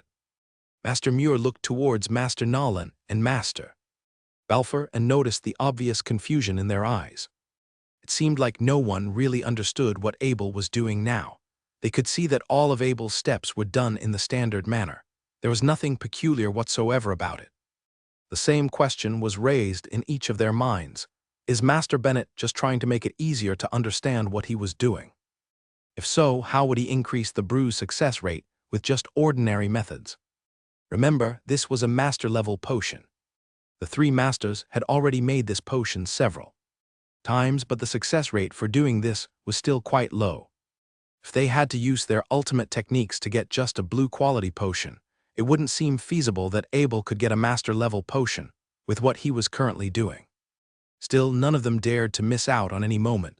If anything, they became a lot more focused as they noticed that Abel kept a constant rhythm the whole time he was forging. It was almost like he was trying to paint a picture. Everyone else than the masters also noticed as the procedure continued, and slowly and steadily. They all started to widen their eyes in shock as they noticed what was happening. The most shocking thing would have to be the fact that Abel was forging without doing much thinking at all. He was just putting in whatever ingredients he could think of. Of course, the advanced masters were all very familiar with this. They all liked putting in whatever's available when they were crafting low-tier potions, but this was a potion with a total of 120 ingredients. It simply did not seem right that Abel was not putting anything in. Yet every time a new thing was put in, the masters could all see the change taking place in a very steadfast manner. It wasn't like Abel needed any special filtering tool, either. He's always picking the best timing to throw in the next material, so he didn't need the time to wait or calculate when the next moment was. He made no mistakes, so there was not even the slightest need for him to make any sort of error adjustment. He was an absolute legend in what he was doing. When the ingredients were expended to the last 10 types, drastic changes started happening. The three masters would have used their special techniques to start slowing the rate at which the change was happening, but Abel was still going. It was like everything was in his control. He was not hesitating even as when the last ingredient was thrown in. Sublimation, his voice suddenly cried out as a strong light started sparkling. He had been quiet this whole time, but when the sublimation happened, he shouted out as a light of 7 shadows shot out of the bottle. This was the critical moment that decided if the brew was a success or not. Again, everything was as clear as it could be. There was nothing to hide whatsoever. Everyone understood what Abel was doing so far. Metaphorically speaking, if what Abel did was performing a beautiful melody to them, this would be the ending note that decided if this was a good performance or not. So the light started shrinking back. All the potion masters could see that just one color did not shrink back. It was still on top of the bottle. Blue, one of them shouted out, but realizing how rude he was being, he immediately used his hand to cover up his mouth. The other potion masters cried out too. They could all see that a blue-quality master potion was being created right in front of them. As for Abel, he actually thought that he went too far this time. He thought it was better if he failed at least once to show that this was harder than it looked, but he was just too focused when he was doing it. Master Balfour sighed emotionally. A perfect brew, that's what this is. Master Muir didn't know what to say anymore. You know, maybe we had it all wrong. He could see that Abel did not perform any special technique. That was what was so strange about all of this. He was even starting to doubt his understanding of the skills he learned throughout his entire career. Master Nolan gave a bitter smile. I'm afraid that Master Bennett's the only one who can explore whatever's beyond. Master Balfour nodded in agreement. Yes, I think everyone here understands that. Look, we all understood what just happened, but I don't think any one of us could replicate what just happened. This had nothing to do with technique, because the word technique would imply that there was a possibility to make mistakes. Abel did not make any mistakes. He brewed the procedure perfectly. He did it so fluently that if he wasn't doing it live today, no one would probably believe that it was possible to get this done in the first place. So more and more potion masters were starting to understand how beautiful the brewing process was. They could try to replicate the same thing, but they were like amateur painters. They could try to recreate the displayed colors, but they couldn't create the same beautiful imagery as what they were presented. Master Balfour bowed. Thank you so much for your demonstration, Master Bennett. The other 2 masters did the same. It's absolutely amazing watching you work, Master Bennett. Then everyone in the hall room did the same. They respected capable people. And Master Bennett just won their hearts over with his ability to craft potions. Inside the potion master's encampment, it didn't matter whether Abel saw them or not. Everyone bowed to him and gave their thanks. At this moment, Master Bennett just earned a whole new reputation on the Central Continent. He officially became the best potion master on the Central Continent. No, that was not an overstatement. Abel smiled as he handed the natural breathing over towards Master Balfour, putting the remaining 4 portions into his own portal bag. For the mission, Master Balfour, he said with a wide grin on his face. That's when everything noticed something. Abel just made a perfect craft in one go, so what would happen to the extra 4 portions? As difficult as it was to collect them in the first place, what usually would happen was that they'd be stored somewhere safe, so they didn't go to waste. But something just happened. There was now a person who had the ability to not waste a single bit of all these resources. He could create life-saving potions without letting any of them go to waste. All the potion masters became quite shocked with what they were looking at. They all started having thoughts of returning to wherever they came from to report to their respective organizations. As for Abel, he just didn't care. He was done with the whole thing, and he was ready to head back to looking into the walkthrough regarding promoting to become a freezing elemental law-defying wizard. He was ready to go. Polly and Gunter were ready at all times to obstruct anyone from trying to stop him from leaving. Anyways, Abel smiled and waved his hands.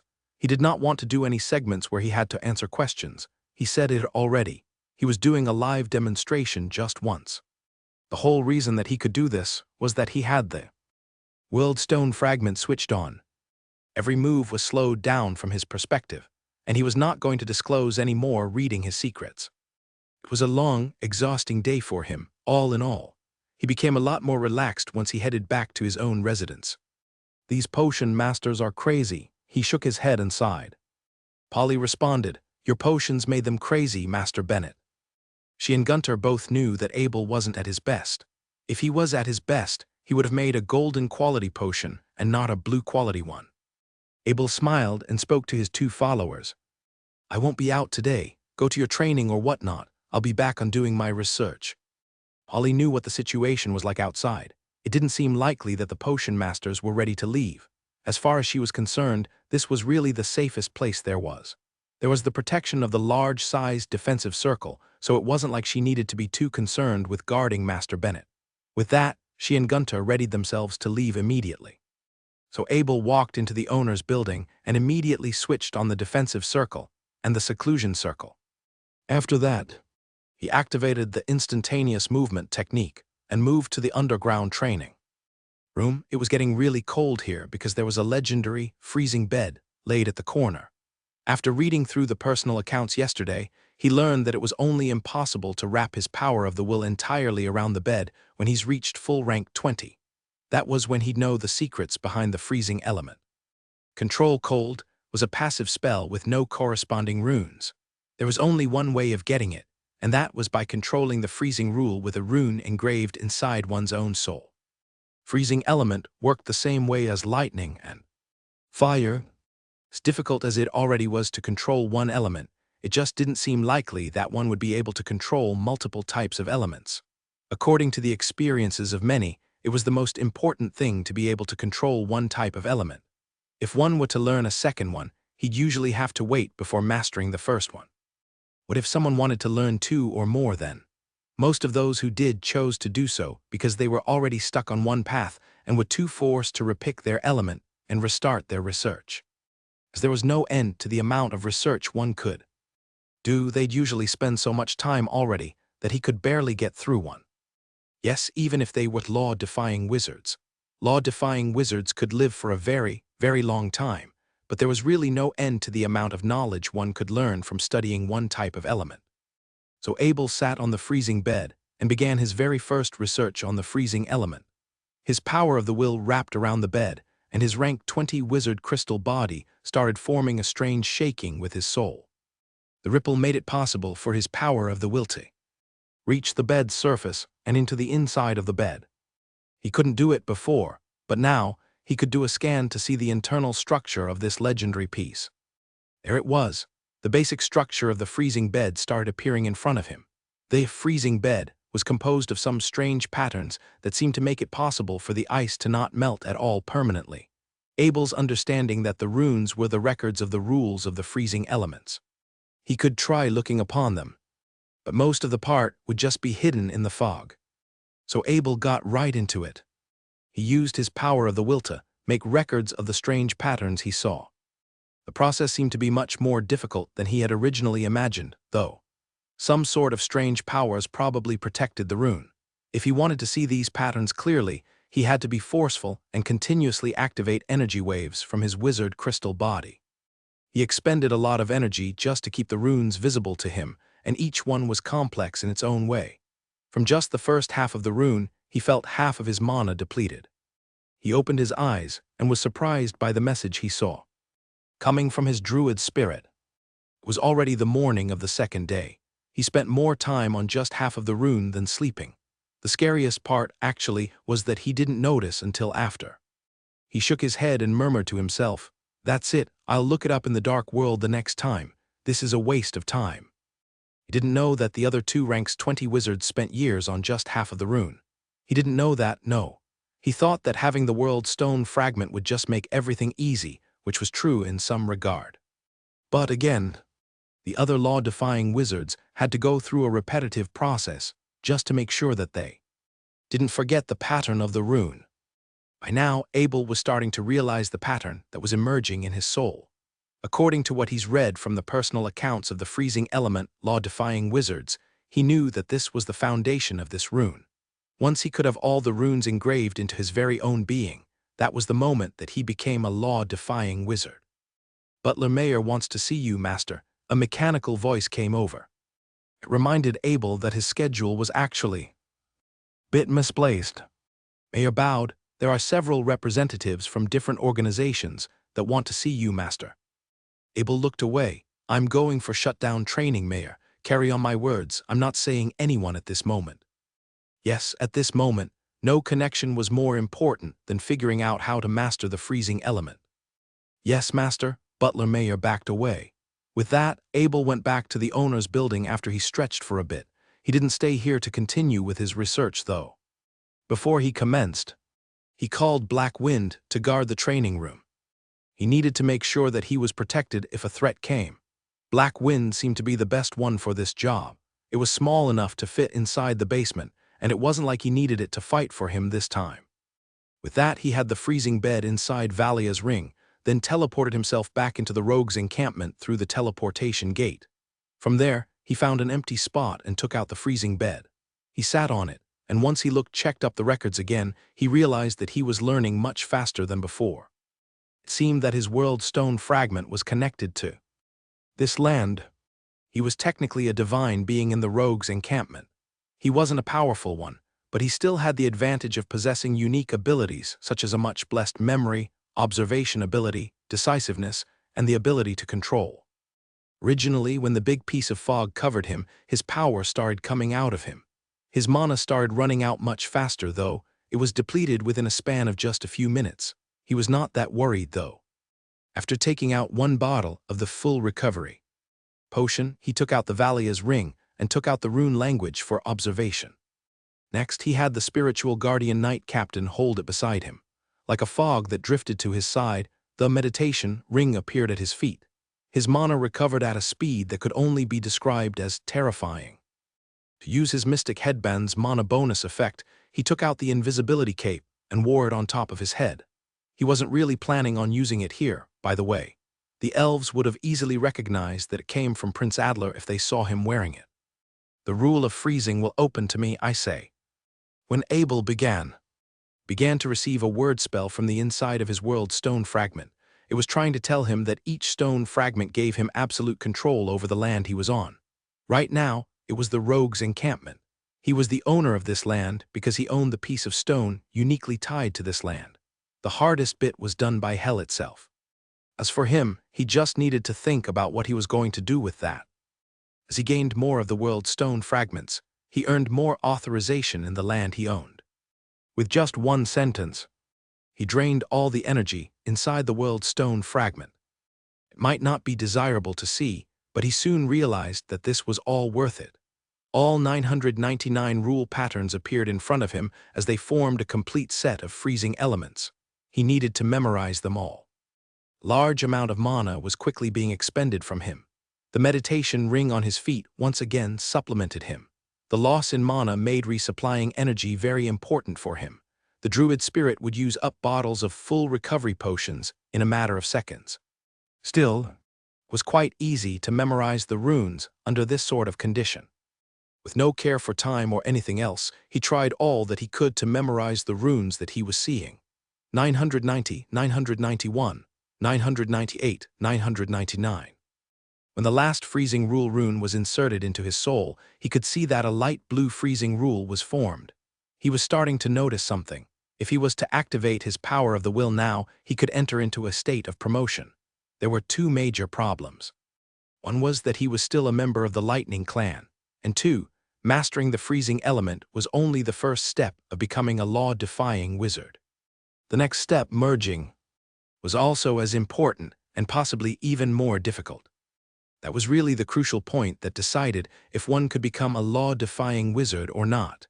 If he didn't get that part right, he might just ruin his wizard crystal body once and for all. That made him hesitate. He didn't make the decision immediately. He thought about resting for a few days because he used his powers to aid his memories once. His psyche was already in an overdrive state, and he would be fatigued as soon as he stopped.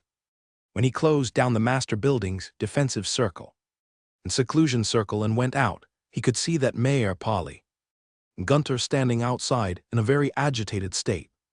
"You're out, Master Bennett." Polly came up and immediately bowed to Abel. "What happened, Polly?" Abel knew that he was inside the dark world a bit too long this time. According to the record of his druid soul, he spent a total of 5 days inside the dark world. He was really starting to get worried when he saw Polly. Polly seemed quite concerned. "There have been a few law-defying wizards waiting for you these past few days, Master Bennett. From where, Abel asked, meanwhile not as concerned as he should have been. To him, it just wasn't that scary to hear that a law-defying wizard was coming to him. He was becoming one, so that evened out in a way. Polly spoke in fright and humility. There's Joshua from the Flaming Village, Chestnut from the land of freezing frost, Dunstan from the Ice-Fire Lake, and Hal from the Lightning Clan. They all want to see you. Wizard Hal. Abel only became concerned when he heard the last name. Something major must have happened to the Lightning Clan for this to happen. Abel spoke quietly. Invite them to the guest room for me, Polly. Maya, have your command sent over and prepare the finest juices there are. Went back to his room after saying that. He was becoming more mentally stressed after resting for a few days, but that didn't seem to bother him too much. The clothes he wore were quite untidy, though. He thought that it'd be rude if he was to see 4 law-defying wizards like this. Anyways, he changed back to his elven robe as soon as he went back to his room. He checked his entire body as carefully as he could before. He went over to the guest room. Welcome, welcome. He smiled and bowed the 4 law-defying wizards when he saw them. Respectable Master Bennett, thank you so much for the time you're meeting with us. Dunstan bowed and said with a wide grin on his face. The other 3 didn't repeat after him, but he was supposed to represent everyone that came here. By the way, the honorific sounded strange to Abel, but that was his common title now since his last demonstration was a major success throughout all of the central continent. On top of that, the real reason why they were here was straightforward.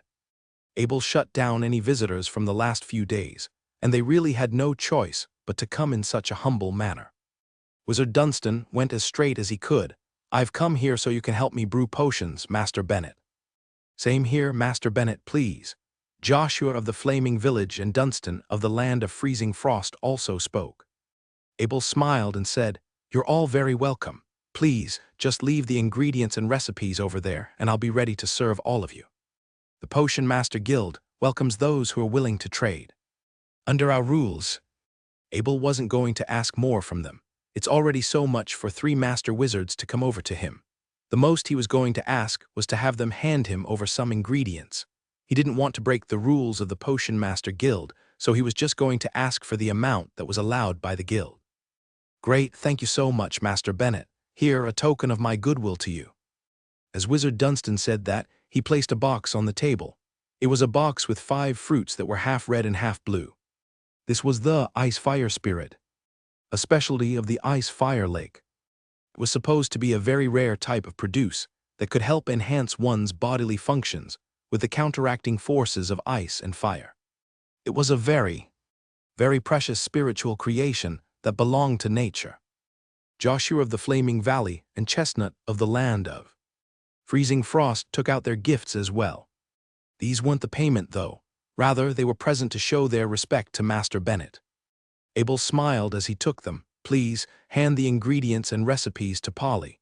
If there are no problems whatsoever, I'll make sure to craft these as quickly as I can. Seeing that their objectives had already been achieved, the 3 law-defying wizards began to leave. They knew that Wizard Hal wanted to have a private conversation with Master Bennett, so they thought it was best that they didn't spend too much time on the other stuff. Abel smiled as he realized that it was just Wizard Hal. Now, what business might you have coming here, Wizard Hal? Wizard Hal could sense the goodwill in Abel's words.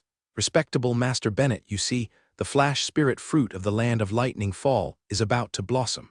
The reason I'm here is to invite you over to watch on behalf of the Lightning Clan. The flash spirit fruit, that's quick. Abel didn't know what to think. The flash spirit flower was a species famous for being able to relax anyone smelling it.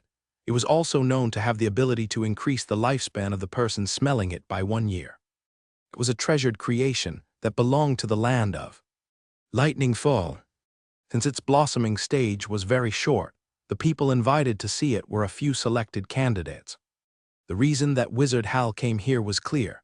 Well, perhaps not so clear from the looks of things. He probably wasn't just trying to get Abel to enjoy a flower show. Abel thought to himself meanwhile, perhaps this is the chance for me to control the lightning rule. Wizard Hal was worried that Abel was about to decline to offer. Rest assured if you're worried about security, Master Bennett. There will be a lightning wizard beside you at all times.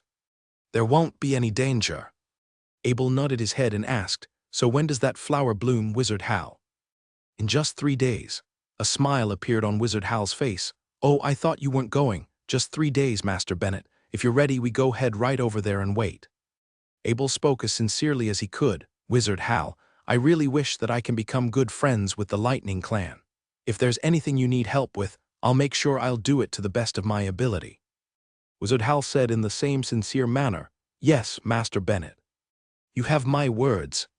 The Lightning Clan will always be right next to you."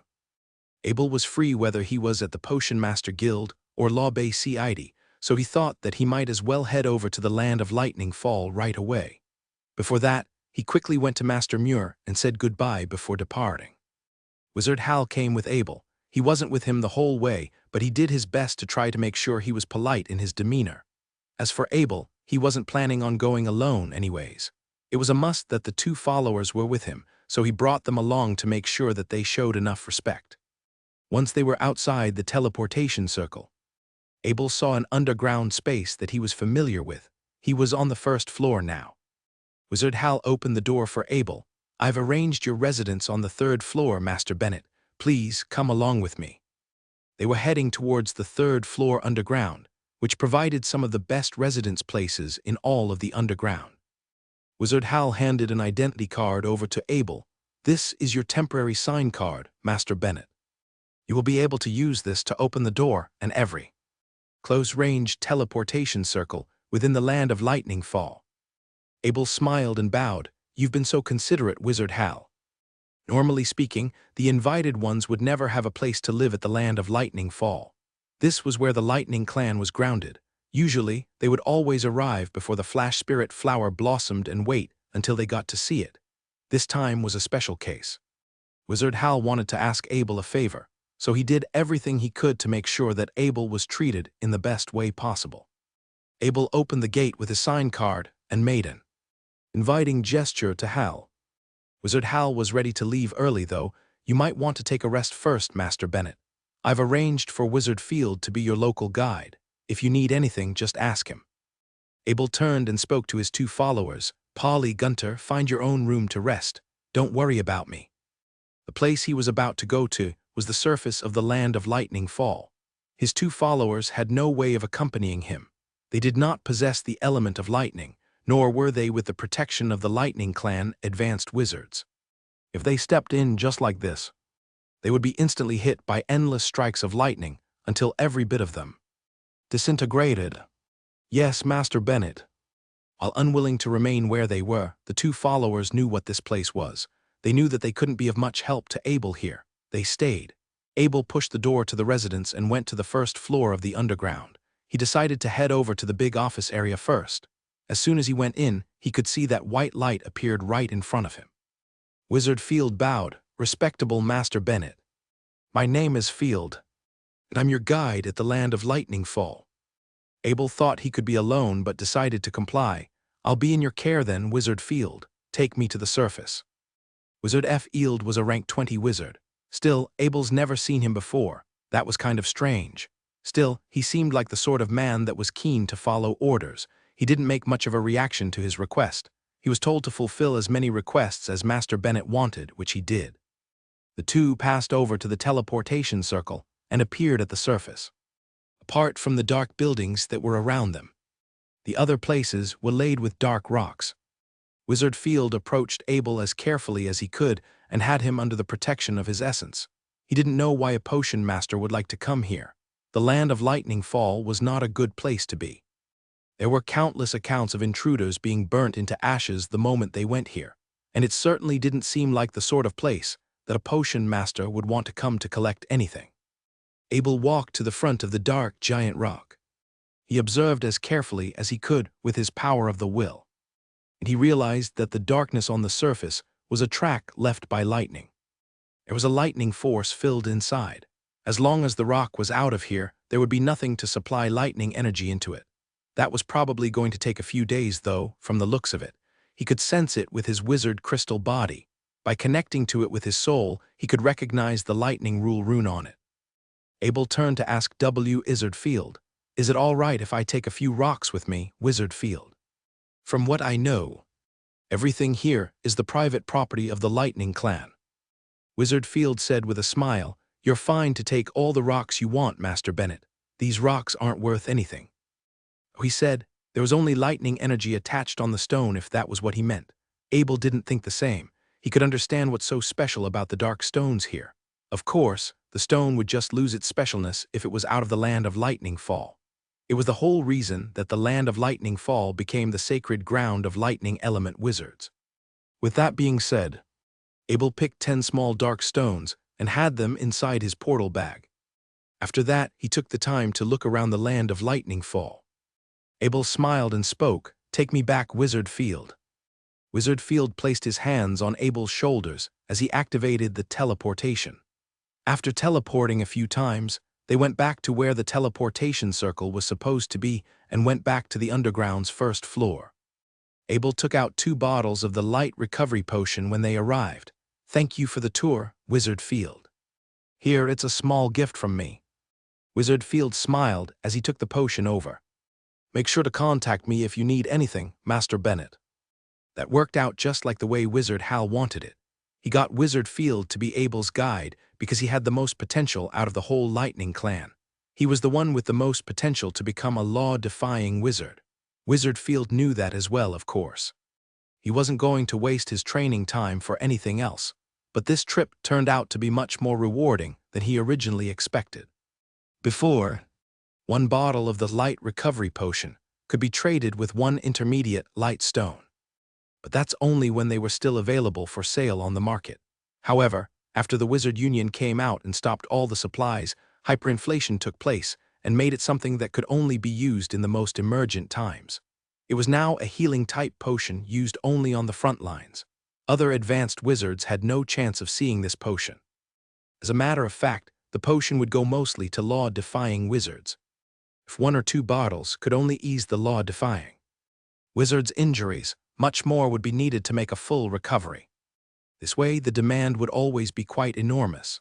Once a law-defying wizard was hurt, it would be hard for regular healing potions to have any sort of substantial effects. That was until the light healing potion was found to have the ability to restore one's fighting capability within a short period of time. They were now bought at whatever cost on the market, and no one would have them stored in the stock. Once Abel headed back to his room, the first thing he did was to have 10 dark rocks stored inside his personal storage box. He wanted to use the time-stopping effect to record down the lightning rule. He didn't think that this would be so easy, actually. He thought that the stones would be heavily guarded, but Field just told him that they were useless since they would be out of the land of Lightning Fall. There were still 3 days before the Flash Spirit flower blossomed. He was not going to waste any time now. He had the dark stones with him, and he had everything he needed to start researching the rule of lightning. Before he commenced, he sent a message to Polly that he would be going on shutdown for 3 days and 3 nights. From there, he opened the defensive circle and the seclusion circle, making his way to be able to enter the dark world. Inside the dark world, he took out a dark rock and placed it on the ground. He opened his world stone fragment. "The rule of lightning will open to me, I say." From then on, he started memorizing everything about the rule of lightning. Just like the rule of freezing, there were a total of 999 different rule runes, which together created one big structure. They were all complex in their own way, much more complex than the rune of a rank 20 wizard. His memory was quite good, though. He managed to get the runes one after another by scanning them into his own soul. Abel was woken up by his druid spirit. The time he set up was already up. He already used up 5 dark stones by now, and he had already memorized 6 out of 10 of the lightning rules. Time was running out. The Flash Spirit flower was about to blossom. He took out a town teleportation scroll and headed back to his temporary residence with the Lightning Clan. Wizard Field bowed as soon as he saw that Abel was out. "Respectful Master Bennett, Elder Hal just asked me to invite you over to look at the Flash Spirit flower." There was a lot of respect in his eyes. He thought that Master Bennett would take him over to look at the land of Lightning Fall, but Master Bennett never showed up during these 3 days. From the looks of it, he's been inside his room the whole time, creating more of the genius work he was famous for. Of course, from Abel's perspective, he knew that he was doing nothing of the sort. Abel said to his 2 followers, Stay here now, Polly and Gunter. I'll be off with Wizard Field from here. It couldn't be helped. There was a limited number of names allowed to see the Flash Spirit Flower open. Abel was no exception. He did receive a lot of privilege with his title as Master Bennett, but that's not going to get him 2 extra spaces to invite whoever he wanted. Polly the Druid knew already, yes, Master Bennett was already clear when they first departed. The flower watching ceremony was only for law-defying wizards and those who were friendly with Lightning Clan wizards. With that, the 2 followers waited as Abel followed Wizard Field towards the teleportation circle, which they would use to come to the Land of Lightning Fall's surface. As they arrived, they could see 8 Lightning Clan wizards spreading out a defensive circle that stretched over to cover a range of a circle with 20 meters in radius. The teleportation circle was often used to let Lightning Clan wizards go in and out. It was the same for law-defying wizards. This was pretty much the only way they could come over here. The underground space was perhaps the most important area to the whole clan. That was where the elites lived. That was Abel in this case. Master Bennett was supposed to be a complete amateur in combat, but he was also a significant guest to the Lightning Clan. The underground basement, by that, would be the only appropriate place for him. As for the teleportation circle, the one at the surface was only enough to engulf the incoming law-defying wizards with the essence.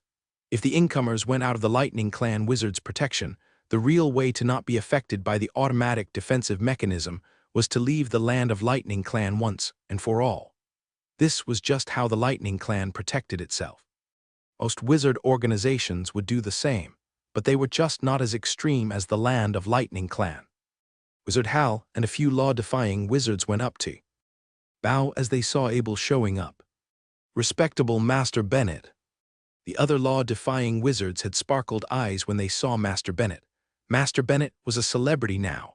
No one was going to be on his wrong side, and no one was going to berate him. Abel smiled and bowed. I can finally see the legendary Flash Spirit Flower now. All thanks to you, Master Bennett. Maybe the flower waited for you to open. The other law-defying wizards laughed as well. It was getting quite peaceful. Meanwhile, a flash of white light appeared at the teleportation circle. 2 people were showing up. Abel could tell that one was a law-defying wizard, and another was a rank 16 advanced wizard. Wizard Hal spoke in a rather straightforward manner. Carmens, why did you bring Hiram here? Wizard Carmens took a serious look at the wizard beside him. I'm giving this chance to Hiram Hal. His time is about to be up soon. Everyone became quiet quickly. They all knew who Wizard Carmens and Wizard Hiram were. Wizard Field sent a message with his power of the will. Master Bennett, this is Hiram, Wizard Carmen's grandson. He's Wizard Carmen's only relative. Wizard Hal nodded in approval. As you said, Carmens. You've made the decision. So let's leave the chance back to Wizard Hiram. There was one similarity about wizards. Having a long lifespan would mean that they'd lose all their close ones. The fewer ties they had to their close ones, the more unconventional their ways of being would become. This was why teachers and apprentices became much closer than fathers and sons. Not only would they share a lot more time, but they often became the pillars for each other to retain their sense of humanity. Wizard Carmens noticed the message that Wizard Field was sending to Abel. He looked towards Abel and became quite confused when he sensed the rank 18 druid essence on him. Wizard Carmens smiled and introduced, "This is Master Bennett Carmens." Wizard Carmens went up and bowed. "Respectable Master Bennett, would you be available after the flower watching? There's something I'd like to talk to you about." Wizard Hal said solemnly, "There is a time and place, Carmens. We're in the Land of Lightning Fall now." The other law-defying wizards didn't say out loud, but they thought the same. The only reason they hadn't asked anything from Master Bennett was that they thought that he was an important guest. An important guest was not supposed to be bothered. Here, all they really planned to do was to make a good enough first impression on Master Bennett so that there was a chance for a better talk next time. What Wizard Carmen did here was not very according to the rules in that regard. Wizard Carmen said apologetically, "I'm so sorry, Hal. It's just that Hiram's hasn't got a lot of time. I'm starting to get worried." Wizard Hal turned to Abel instead. "The Flash Spirit Flower will blossom for about 8 to 10 minutes, Master Bennett, and that is why we of the Light Clan invited 7 guests in total. Each guest will get about a minute in total to interact with the flower, and once the time went past 8 minutes, it will be up to the internal members of the Lightning Clan to use up the remaining time. Wizard Hiram suddenly spoke. "I'll leave it to you this time, Grandpa. Use the flower this time."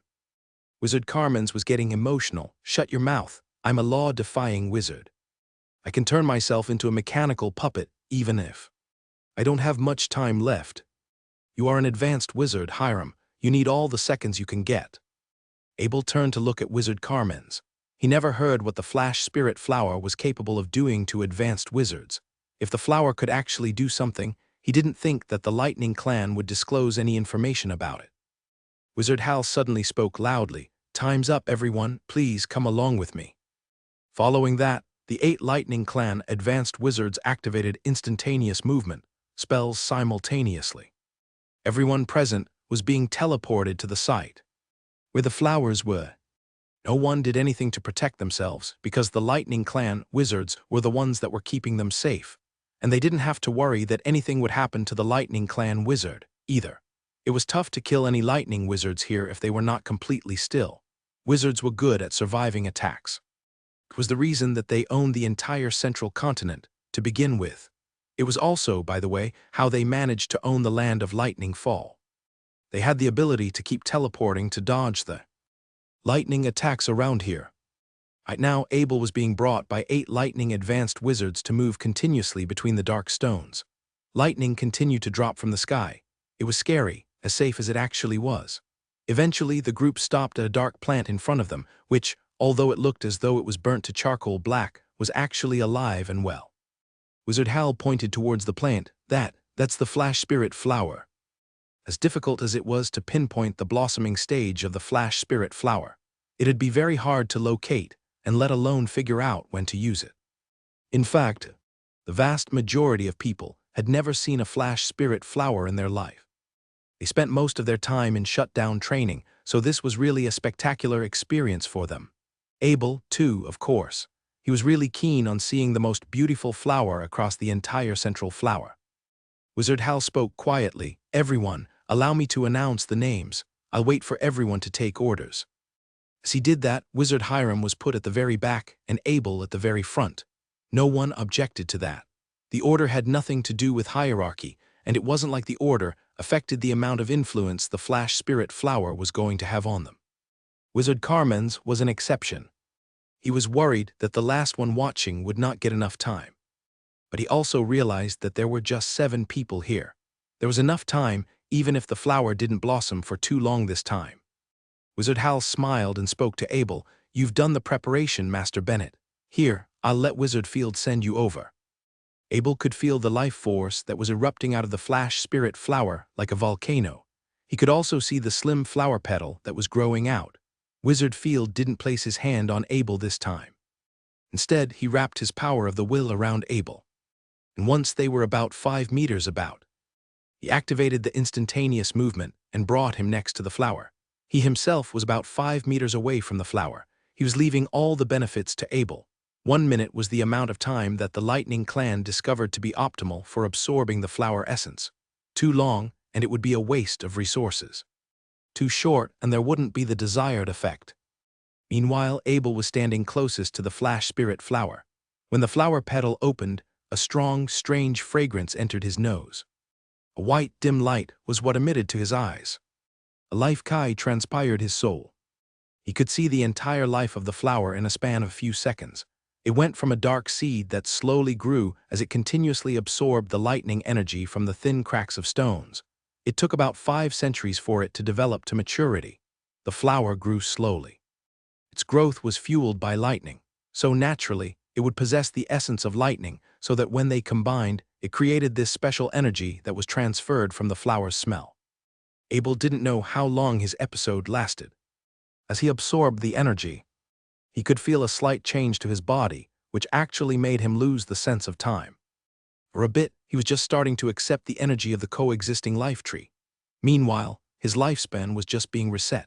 He was very young in contrast to the very long life ahead of him, however, so it didn't really matter if the Flash Spirit Flower was going to add a new year to his life or not.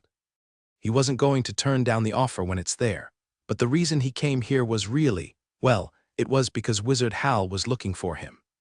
Anyways, after a very precise 1 minute, Wizard Field brought Abel back to the 8 Lightning Clan wizards with his instantaneous movement to where the barrier was set up. Another law-defying wizard had the next wizard in line, teleported in front of the Flash Spirit Flower. This was when Abel was starting to wake up. He was finally starting to get a sense of what the Flash Spirit Flowers actually looked like. He was standing in front of the Flash Spirit Flower as its fragrance influenced his soul. He was also starting to see a dim light. It was almost as if he was hallucinating. He felt like the Flash Spirit Flower might be the most beautiful thing he had ever seen.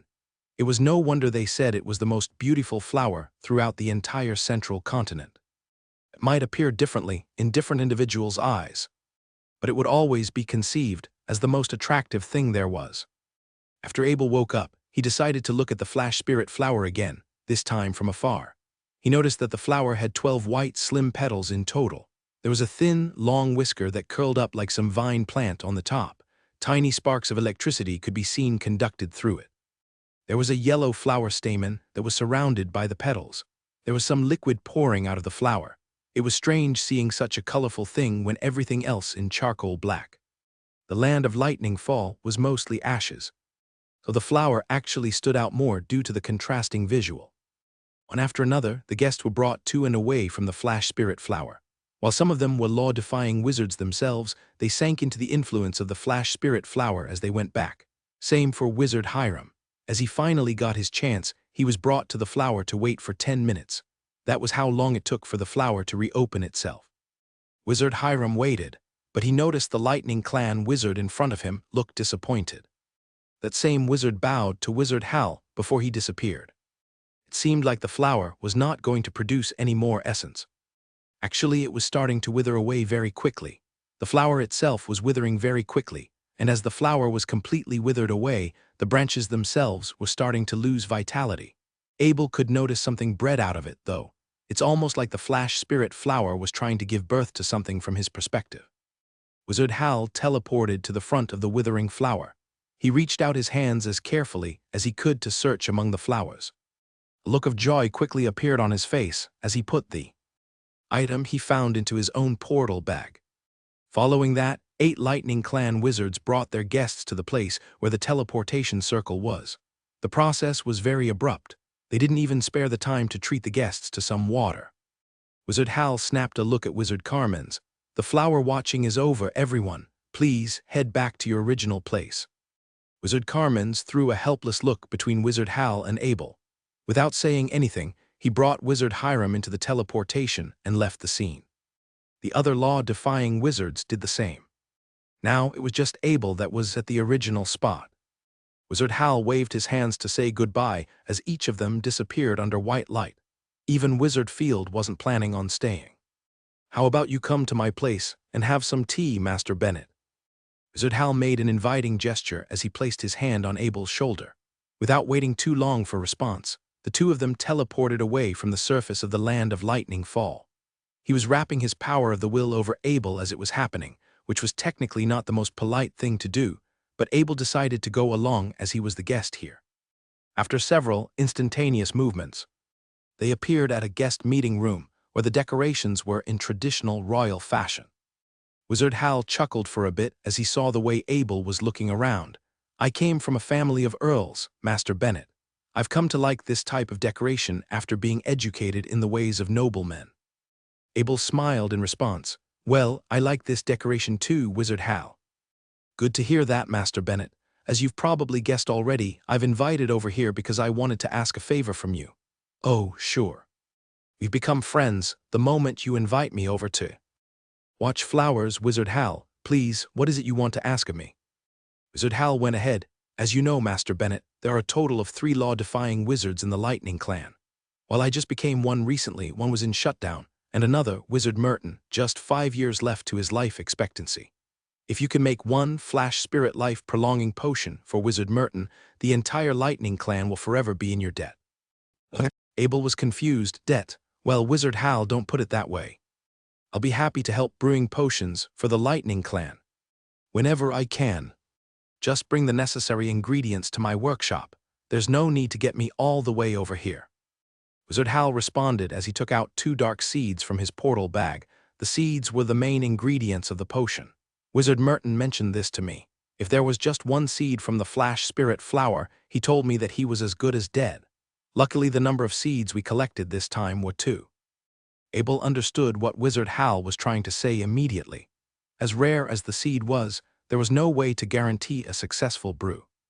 2 were safer than 1. That was the simple logic in this. Abel thought before he spoke, "I'll do what I can, Wizard Hal. But I know about the success rate of this potion." Abel's got his priorities fairly quickly. He must do whatever he could to save the law-defying wizard of the Lightning Clan. The Lightning Clan was a new home to him, and he had to make sure that his new home was as safe as it could be. He was going to save potions for Wizard Morton, Wizard Dunn, and all the wizards in the 3rd squad, but he did have many potions stored in his stock. The stuff was quite precious to other people, but to him, that's not really a problem, since the entire dark world was open for him to gain whatever amount of resources he wanted. He could get as many life-prolonging potions as he wanted, and frankly, that was probably even more effective than the lightning variation of the life-prolonging potion. There was also the golden quality he had, which could increase one's years by 60. That was not as good as the blood of the beastly god, but in terms of ease to access and total quantity, his golden quality potions would also be the preferred option. Wizard Hal was very pleased with what he heard.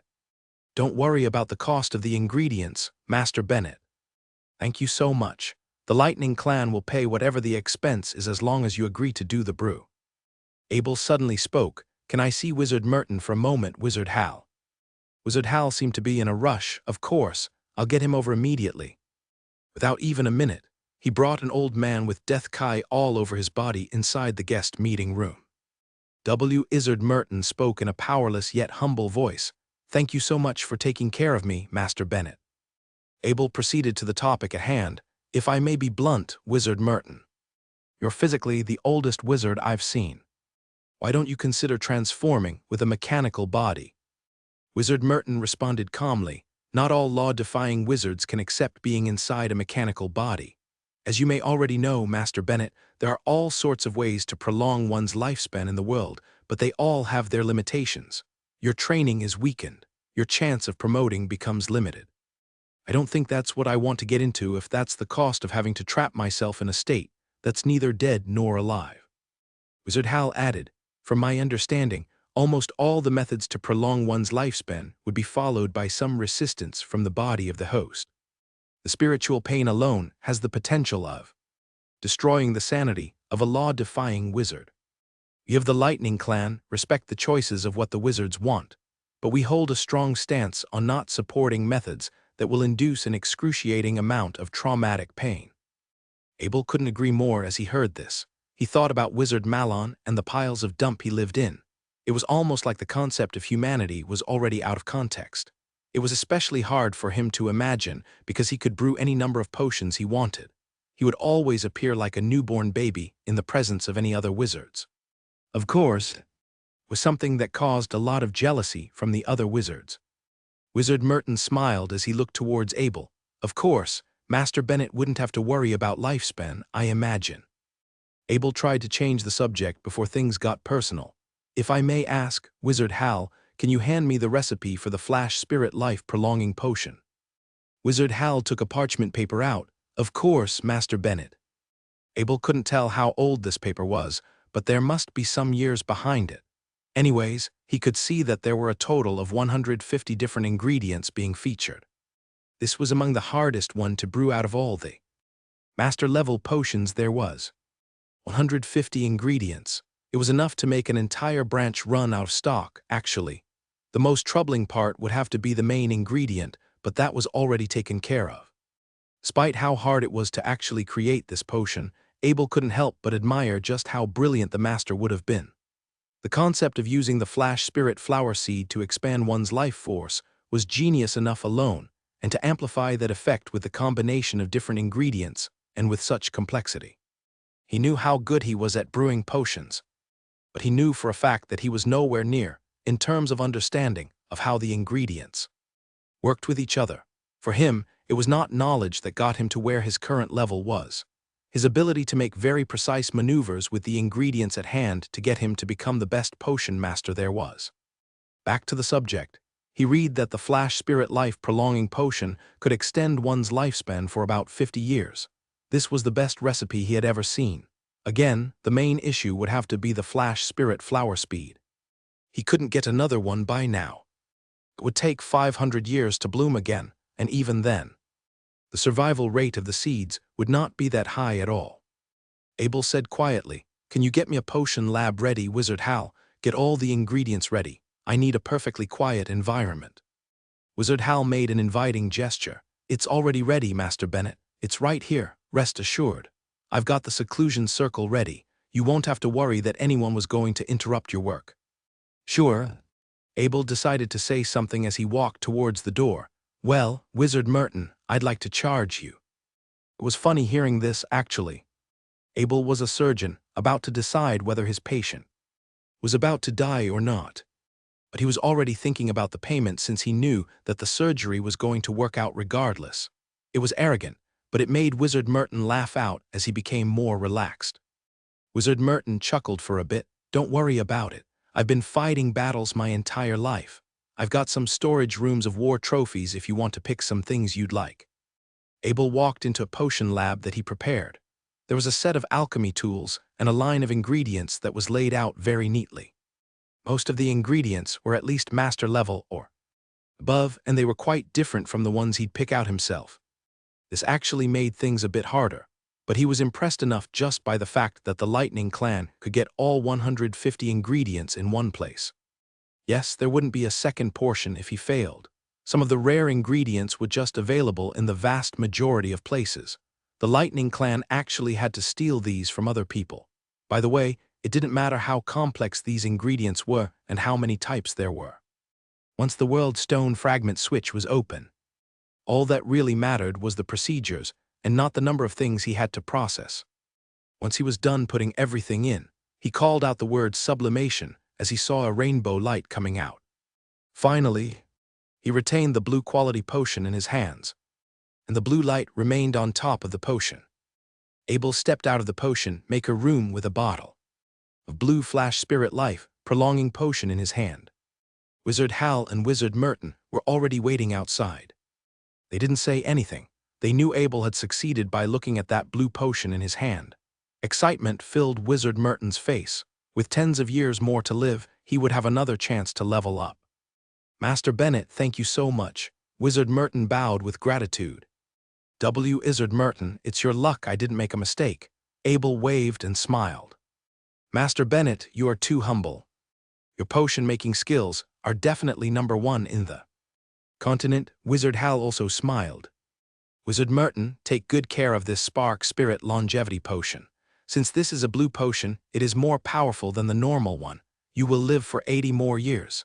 Abel handed the blue potion over to Wizard Merton. 80 years. The smile on Wizard Merton's face grew bigger. "Master Bennett, please come have a look at my inventory." Wizard Merton bowed again as he carefully put away the potion.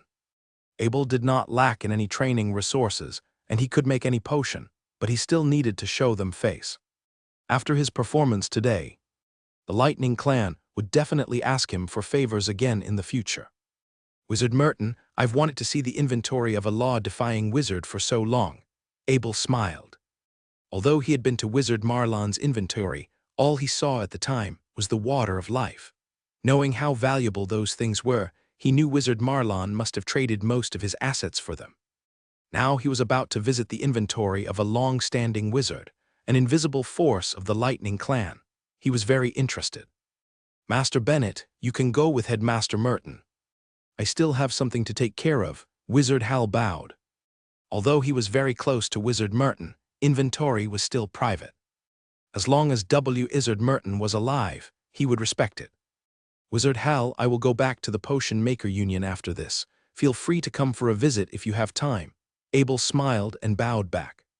His intention was clear. He recognized Wizard Hal as a friend. Wizard Merton's inventory was located in the inventory space of the Lightning Clan, which they teleported from the first floor. It was the most secure place. Wizard Merton led Abel into a door filled with magic patterns. He scanned with his wizard badge, and the door opened. The door was 1/2 meter thick. It was made with a combination of materials that stopped everything from penetration, including the power of the will and violence. But of course, if you use violence in this place, the lightning spirit would use its scary underground circles to chase after you along with the lightning's wizards. No force in the central continent would be able to escape, so the safety of this place was guaranteed. After stepping in, Abel came across a giant space. Wizard Merton was not lying. His inventory really was like 3 inventory. It was almost 10 times bigger than the inventory of Team No 3. It was filled with all kinds of weapons, and each of them was neatly organized in a set. As they went along, the quality of those weapons increased as well. Master Bennett, ever since I became a wizard, I've been collecting the weapons of my enemies. Although they were strong to my current form, I've killed each one with my own hands. Wizard Merton said with melancholy as he looked at his neatly organized weapons. These things are just my interest. Please don't laugh. The goodies are inside. Wizard Merton smiled and did a welcoming wave. As they kept walking, Abel came across something he was actually interested in: ancient objects. He saw a battle fort lying on the ground like rubbish. Since Wizard Merton could not ignite it, so it was basically useless to him. Still, he would not throw away anything from an ancient site. There were also many interesting-looking ancient objects, but he didn't think too much of it. Their uses were limited at the end of the day. With the commander spirit, he had more knowledge about ancient objects than most wizards. The other side was filled with holy weapons, including dark-style golden grade ones, as well as some rare Grandmaster grade ones. Although other people might get deeply drawn by them, Abel had better ones himself anyway. There were also some random collectibles, which Abel also didn't care too much. As he was about to pick the battle fort, he saw a 12 meters tall, 1/2 meters wide round pole laying in the deepest corner of the inventory. Wizard Merton, what is that? Abel turned and asked. He was a Grandmaster blacksmith, and he knew this thing was from ancient times. Only the ancients would be skilled enough to make something he couldn't identify what it was made out of. Master Bennett, are you interested? Wizard Merton laughed. He then explained, I've got that from my first adventure. It was from a high-altitude ancient site, but that site had a self-destruct trigger. So I've just taken a pedestal from it and left, nothing else. Of course, that adventure was not as simple as he said. He went in with 6 teammates, and only 3 of them survived. Not only that, but one of the 3 survivors was badly injured almost to the point where he could no longer do training. With this sacrifice, he decided to keep that pedestal as a reminder. Wizard Merton, can I have a closer look? Abel asked. Sure, do as you like. Wizard Merton laughed again, seeing that Abel was actually interested. Abel approached the pedestal and gently tapped on it. He sensed a strong rebound force. It was a strange ancient metal with the ability to multiply rebound force. With that tap, he realized the pedestal was not hallowed.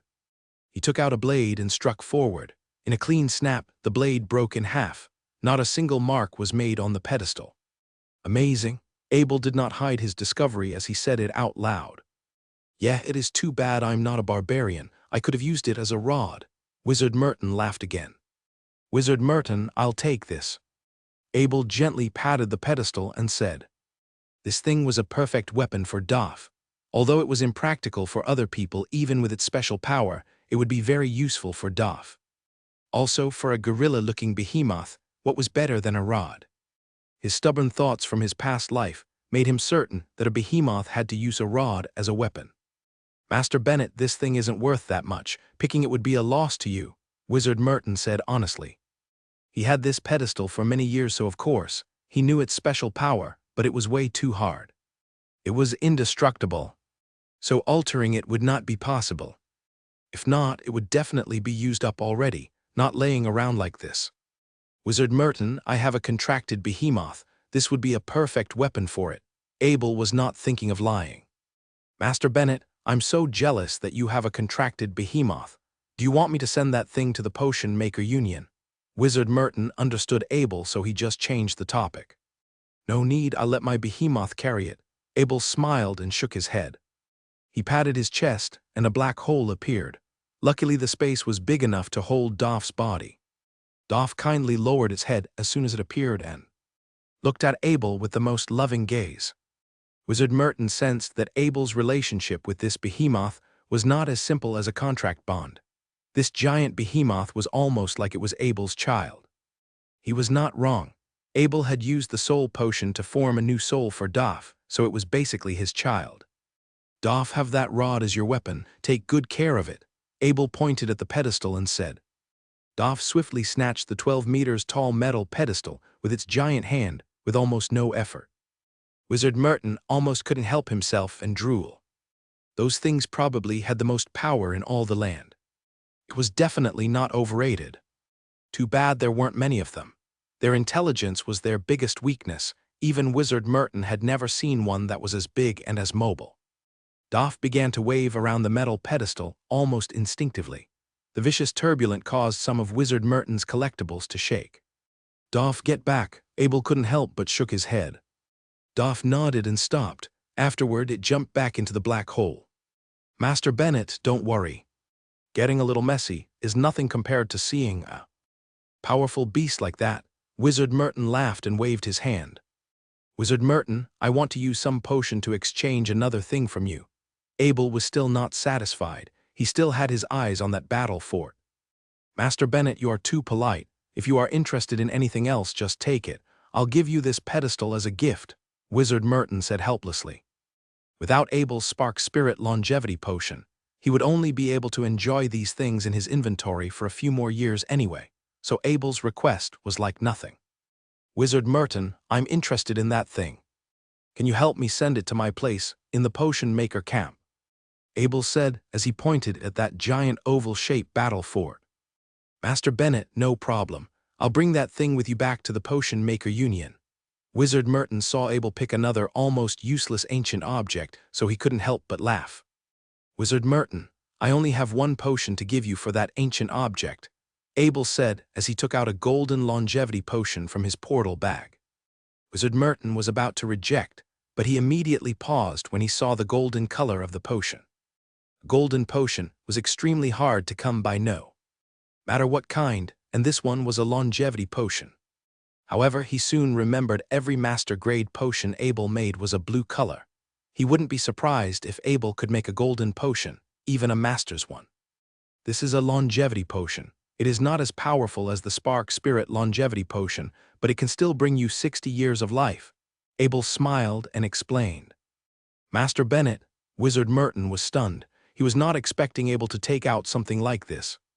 Even a normal Flash Spirit life-prolonging potion could only bring 50 years of life with that many sacrifices.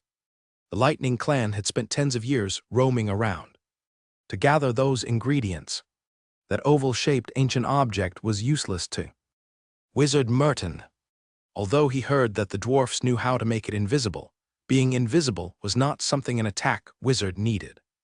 Maybe Abel just wanted to give him a golden longevity potion.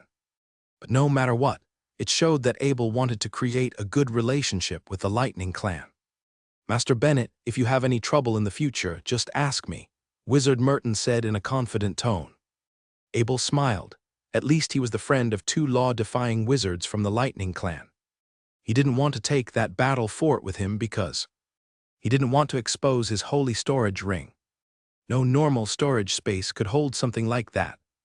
Since Wizard Merton could bring that thing in here, it meant that he too had a big enough holy storage ring. When Abel and his two followers returned to the Potion Maker camp, Wizard Merton also arrived with the battle fort. After Wizard Merton left the battle fort in the yard, Abel invited him to the lounge, and his steward brought on the juice. Wizard Merton, I want to sell some light healing potions to the Lightning Clan.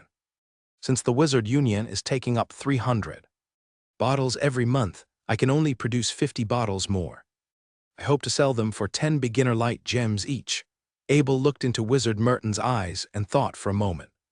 It was the best decision.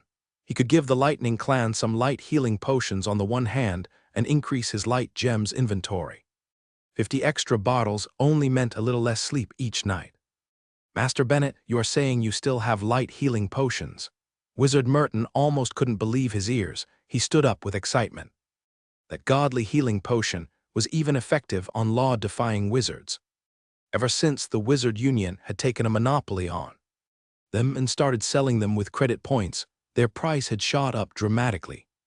If the Lightning Clan could get 50 bottles every month, this would dramatically reduce their death rate and strengthen their law-defying wizards. Especially for those in the front-line battlefield, each light healing potion would worth a life. The Lightning Clan had been fighting for the potion distribution from the Wizard Union, but of course, all wizard organizations were trying to do the same. Master Bennett, I will definitely keep it a secret. Wizard Merton bowed with gratitude. If another clan found out that Abel had an extra 50 bottles of light healing potions and gave them to the Lightning Clan, not only would Lightning Clan be in trouble, Abel would be in trouble as well. Wizard Merton, here are 50 bottles for the month. From now on, I will increase the teleportation permission of this place and send the Lightning Clan 50 bottles every month.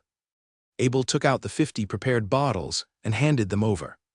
He was thinking of increasing his potions production long ago, but he just never found a good opportunity.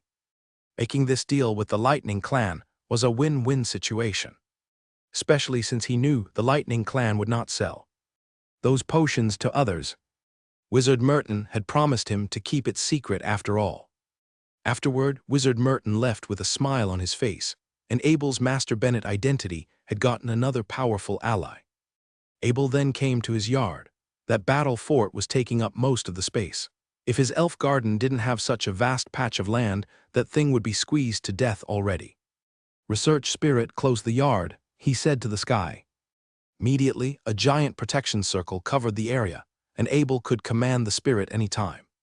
The giant protection circle wrapped the yard in an energy shield. Afterward, no one could enter. Commander Spirit, invite this battle fort. Abel pointed at the battle fort and commanded. It was the simplest way. As a spirit created to command, its authority to battle machines was at the top, and it was one of the rare intellectual spirits. Headmaster igniting, energy not sufficient, ignition failed. The voice of the Commander Spirit emerged. Abel shook his head. Maybe this battle fort had been through a lot, not a single bit of energy was left. He jumped on the battle fort and arrived at a flat surface, where the energy box was normally located. He then called the Commander Spirit again. Open the energy box. Headmaster, energy box opening. Afterward, a box began to emerge from the flat surface. The box was filled with an energy socket. Inside were the remains of scattered mana gems, not a single intact one. Abel then took out a few thousand top-level mana gems from his Valia's ring and filled up the entire storage box. Commander Spirit, ignite the battle fort and put me as the highest authority.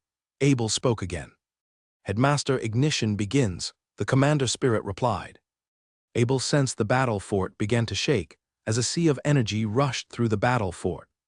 Highest authority processing.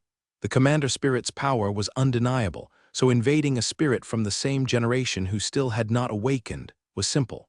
It could directly inject Abel's authority to the highest level onto it. Master Jade is at your command, a robotic voice emerged.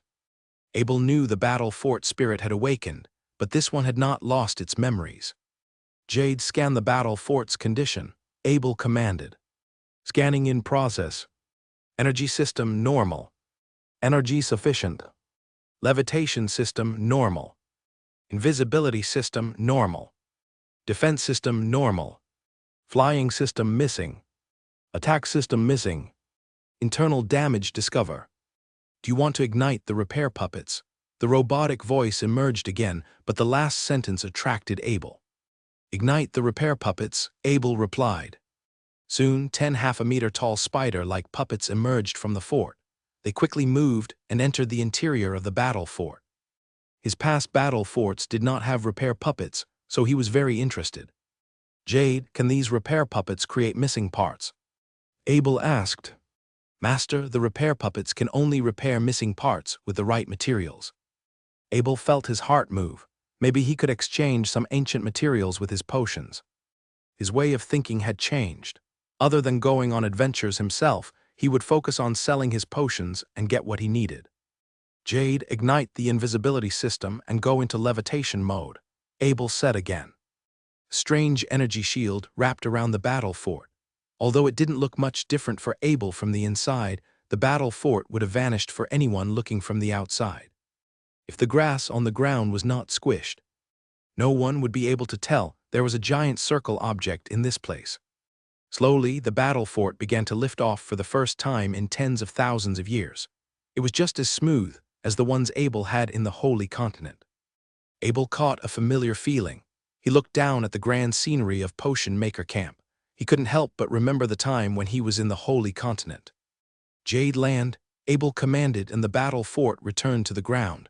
However, it did not touch the ground. Instead, it floated inches above. Jade, connect to the research spirit. He commanded and turned to the sky research spirit. Open permission for Jade. Master connection in the process. 2 robotic voices emerged. Since Jade's voice was emerging from the protection circle speaker, it meant that it could communicate with the research spirit. All he needed now was a short-distance teleportation circle. In other places, setting up a teleportation circle would be a hassle since you needed to register and invite a circle maker to set it up. However, in Bay Law City's Potion Maker Union, the elves had an almost endless amount of magic circle makers. He opened the exchange system of the Potion Maker Union. He rarely used this system since it was made for potion makers and druids. He needed to find a magic circle maker, and this was the best place to find one. As a master potion maker, he had the permission to set up a mission, so he directly listed one. Mission: set up a short-distance teleportation circle. Time today. Reward: 5 sets of lotion and conditioner from Master Bennett. Publisher: Master Bennett. Afterward, he clicked Publish. He had no choice but to offer his lotion and conditioners. At that moment, he realized he had never listed anything in this system, even as a master potion maker. His credit point was 0. Getting credit points in the Union was very easy for a master potion maker. All he needed was to exchange them, but he couldn't even do both with that. Just the lotions and conditioners were appealing enough. Not even a minute after his listing, a message emerged from his master badge: short-distance teleportation circle mission accepted. Afterward, he got a call request. The prestigious Master Bennett: my name is Alicia, a magic circle maker. I've accepted your mission. I'm in the Potion Maker Union now. I can begin immediately. An excited voice of a female elf emerged. There were many elves studying magic circle making because of their delicate hands. After all, they were the best magic circle makers. Still, Abel was not expecting someone to accept his mission that quickly. Thinking back to the time he was in the Holy Continent, he needed to submit a request from the Wizard Union and wait for a long time if he wanted a magic circle. Hello, Alicia, please come to my place in the camp. I need to set up a short-distance teleportation circle here. Abel lowered his voice. Alicia was a young female elf, but she was already an advanced magic circle maker. When Abel met up with her, he did not treat her as an inferior. Becoming an advanced magic circle maker at this age was a genius even in a magic circle maker concentrated place such as the elves. Abel led her to the backyard. Although she couldn't understand why Abel would want a teleportation circle on an old circle-shaped platform, she still did as Abel asked and connected it to the main teleportation circle in Abel's room. When Abel handed over the lotions and conditioners to her, he knew he had underestimated the value of those potions just by looking at her face. Master Bennett, this is my number. You can call me directly if you want to set up any more circles in the future. I can set up anything. You just need to pay me in potions. Circle Maker Alicia said with a big smile on her face before she left. It had been a peaceful few days for Abel. Although there were some wizard organizations asking him to make potions for them from time to time, they mostly just directly sent their 5 portions of ingredients to the Potion Maker Union, according to the usual process. However, the peace was not being enjoyed by all elves. In Bay Law City, a group of red-cloaked researchers stood around a desk in a big office, frantically flipping around lambskin parchments. Behind them was an almost endless amount of wooden shelves. They were the history of New Asia. Originally, this information was taken care of by the city spirit, but the experienced researchers trusted their eyes more. To avoid losing data if a problem had occurred in the city spirit, they had made a copy of everything with a lambskin parchment. At that moment, the researchers looked through the details of every elf living in the city, hoping to find a problem. The Tree of Life said there was an unknown danger, so they had to double down on their investigation, even though the city remained calm on the surface. Since the city spirit did not report any suspicious activity, they began to doubt if there was a problem. They trusted the Tree of Life. Its place in the elves' heart was on par with the goddess of the moon. All the most experienced researchers had come to this room and began to look through the years of documents. "Moody, did you find anything?" A female researcher named Casey sighed. "Casey, can't you see that captain is still working?" Researcher Moody carefully looked at the captain at the end of the desk and whispered. They had been here for a few days without any result. They didn't even have a target. It felt like finding a needle in the sea. Huh? Suddenly, the captain made a sound when he came across a parchment, making the two other members' hearts drop. "Everyone, come look at this." His eyes were sparkling, but at the same time he was not confident. He passed the documents around, and the others did understand. They couldn't find any problem with it. The document had Lord Bali's life, from his education to the rewards he obtained, even down to the little details were clearly recorded. "Captain, what's wrong with this document?" Researcher Casey shook her head and said. "No, Casey, I think there is something off about the document." Researcher Moody disagreed and interrupted. "Moody, then what's off about it?" Research Casey followed.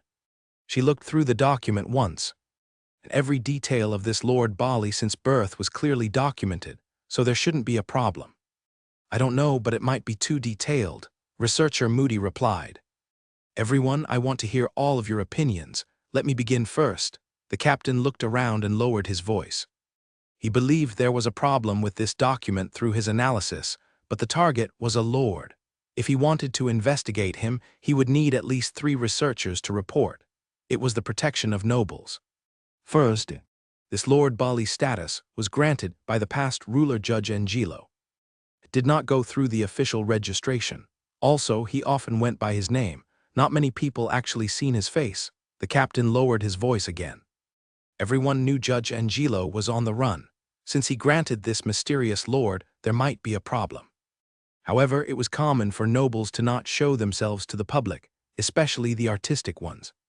Also, just like Researcher Moody said, this document is too detailed. It's almost as if professional researchers like us made it. The captain let out a cold laugh. There were a few researchers who left the investigation department after Judge Angelo was banished. If this identity was fake, then things might not be as simple. Therefore, he was very suspicious of this Lord Bali. The document was so detailed, he almost couldn't find a flaw in it. It was a document made for the city spirit.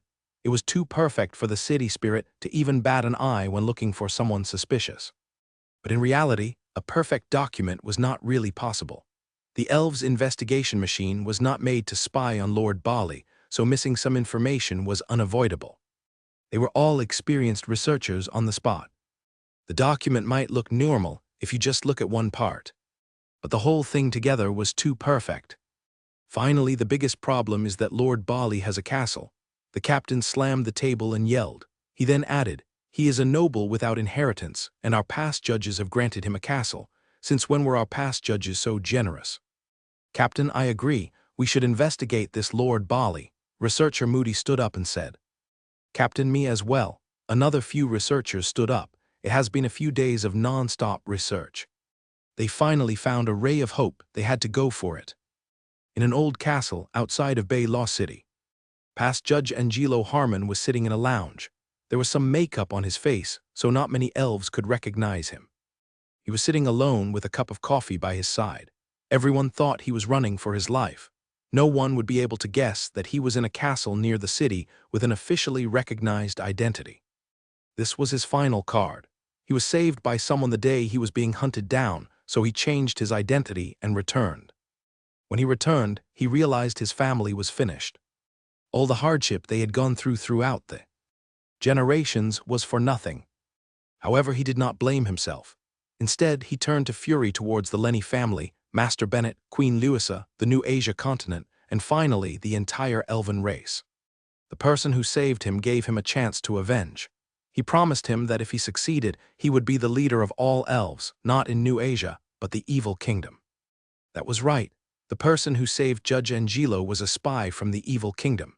To make Angelo Harmon loyal, he agreed to give him a lot of benefits, power, and wealth. Angelo Harmon had gotten a taste of power with his position as a judge, but when it was lost, he was looked down upon by the elves and even his family, so his yearning for power only grew. In another world, you could say he was crazy for power. He was on the verge of defeat, and there was nothing he wouldn't do. He didn't want to die without any achievements. As long as he finished this mission, he would rule over the elves in the evil kingdom. He could already imagine the day he would step on Duke Bart and force Queen Lusa to pour a drink for him. He couldn't help but laugh. His eyes were filled with a chaotic blend of joy and madness. I wonder how the progress is going. Angelo Harmon stood up and walked to his office. He pressed a trigger and entered a dungeon. The dungeon was huge, with tens of death warriors holding a long sword as guards. In the center were a human magic circle maker and an elf circle maker setting up something. You could tell they were doing something against the law of Bay Law City, just by looking at the atmosphere of this place. Just the fact that a human had appeared next to Bay Law City was against the law. Each of them needed to go through tight regulations if they wanted to enter. That human circle maker was sent from the evil kingdom. He entered the castle through Ervo Forest, and that elf circle maker was one of the warriors of death from his family.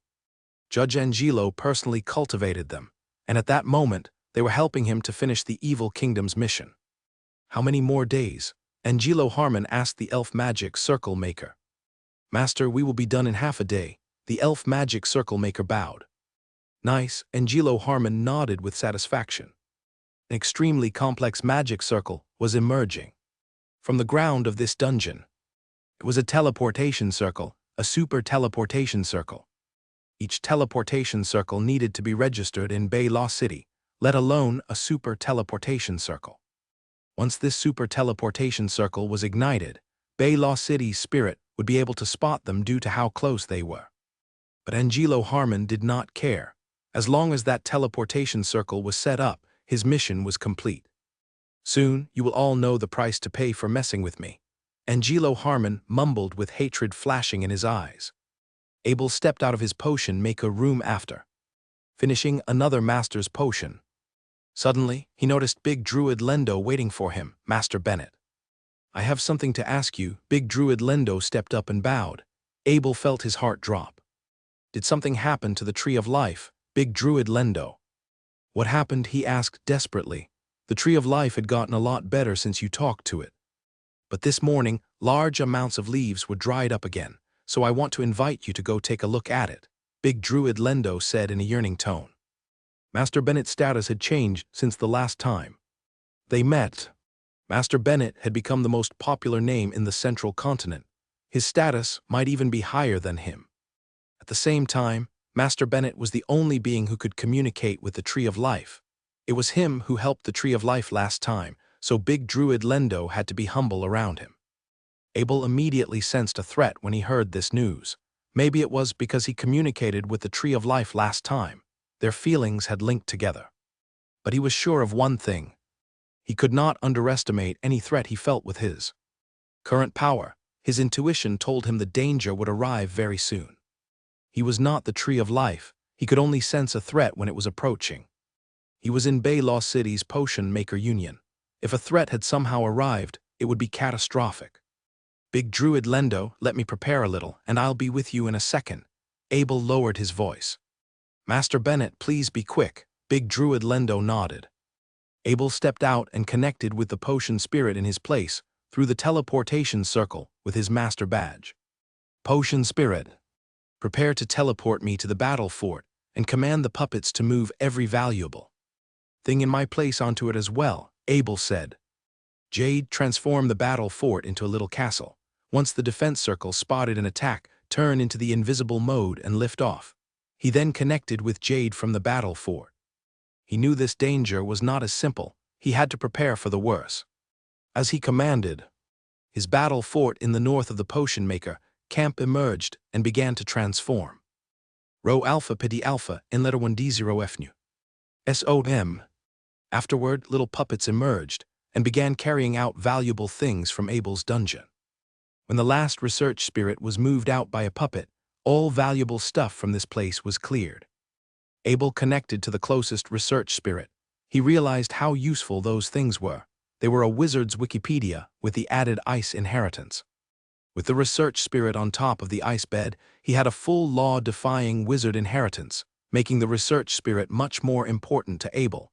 He needed to protect it in the face of danger. Abel walked out of the potion maker room again and lowered his voice. "Polly, if you trust me, bring your families to my place. I've opened the entrance, and you can go into a little castle in the backyard. Tell Gunter as well, there will be people protecting you there." "Master Bennett, is there a problem?" Druid Polly asked in horror. The words of Abel meant that the Potion Maker Union wouldn't be safe anymore, but it was already the safest place on the continent. "Polly, didn't you notice the change in the city recently?" Abel lowered his voice again. "Yeah, there are more guards," Druid Polly nodded. She suddenly remembered the kingdom's increasing defense. "I don't know where the danger is coming from. I believe my place can keep you safe. Master Bennett, I'm your follower. I'll go wherever you are going. It's my responsibility to protect you." Druid Polly did not think of her family first in the face of danger. Instead, she thought of Abel. "Polly, I'm going with Big Druid Lendo to see the Tree of Life. I will be safe." Abel smiled and explained. "Master Bennett, just be careful," Druid Polly added worriedly. "Of course, Polly, don't worry. I'll let you know when I have any news." Abel finished and walked towards Big Druid Lendo. He nodded, and the two left the Union. Abel transferred through the palace teleportation circle and arrived at the Tree of Life's valley. He immediately felt a desperate feeling coming from the Tree of Life. Since he communicated with it last time, their bond had strengthened. He entered the valley and saw a ground of dried-up leaves. It seemed like this was how the Tree of Life communicated its feelings. Abel ignited his soul speaker ability and immediately sensed a threat coming from the Tree of Life. It was a few times stronger than what he felt back in the Union. "Big Druid Lendo, we will soon be in big danger. Let the Queen know. If the Tree of Life is right, something big will happen today." Abel's face sank as he said. "Master Bennett, does the Tree of Life know what danger it is?" Big Druid Lendo asked loudly. Baylaw City had already used countless men to find this unknown danger, but they had no luck. Abel connected to the Tree of Life again and asked. Soon, the image of a giant body with wings glowing in white light, holding a blood-drenched long sword, emerged from his power of will. Beside it was the dead bodies of countless elves. Their blood glistened under the glowing white light. "It's an angel," Abel gasped. There could be no wrong. "Master Bennett, what did the Tree of Life say?" Big Druid Lendo saw Abel's face change, so he asked desperately. "I saw someone with wings holding a sword, and the ground was covered with dead elves." Abel lowered his voice. "The evil kingdom," Big Druid Lendo yelled. He waved his hand and a mad wolf emerged beside him. He dashed towards the entrance. He knew what danger was incoming, a disaster. If the Tree of Life was right, the evil kingdom would soon invade Baylaw City. It was the first time. His brain began to hurt just by thinking about the aftermath. The captain of the research department arrived at Lord Bali's castle outside of the city. Since they were suspicious of hidden danger, he had brought along 4-rank 16 druids along with them with this setup. Taking over a castle should be easy. I am the Royal Research Department's. "Captain Leo, I'm here on behalf of the Queen, Lord Bali. Come out immediately and let us investigate." Captain Leon stepped in front of the gate and yelled. Every castle was supposed to open its gate when a team of red-cloaked authorities arrived. But no elves had said anything, even though they were 10 meters from this castle. And the gate remained still. "Master, there is a group of red cloaks outside." A warrior of death ran up from the dungeon and bowed at Angelo Harmon. "What?" Ignited the protection circle and all the defense weapons immediately. "It's time for you guys to honor the family.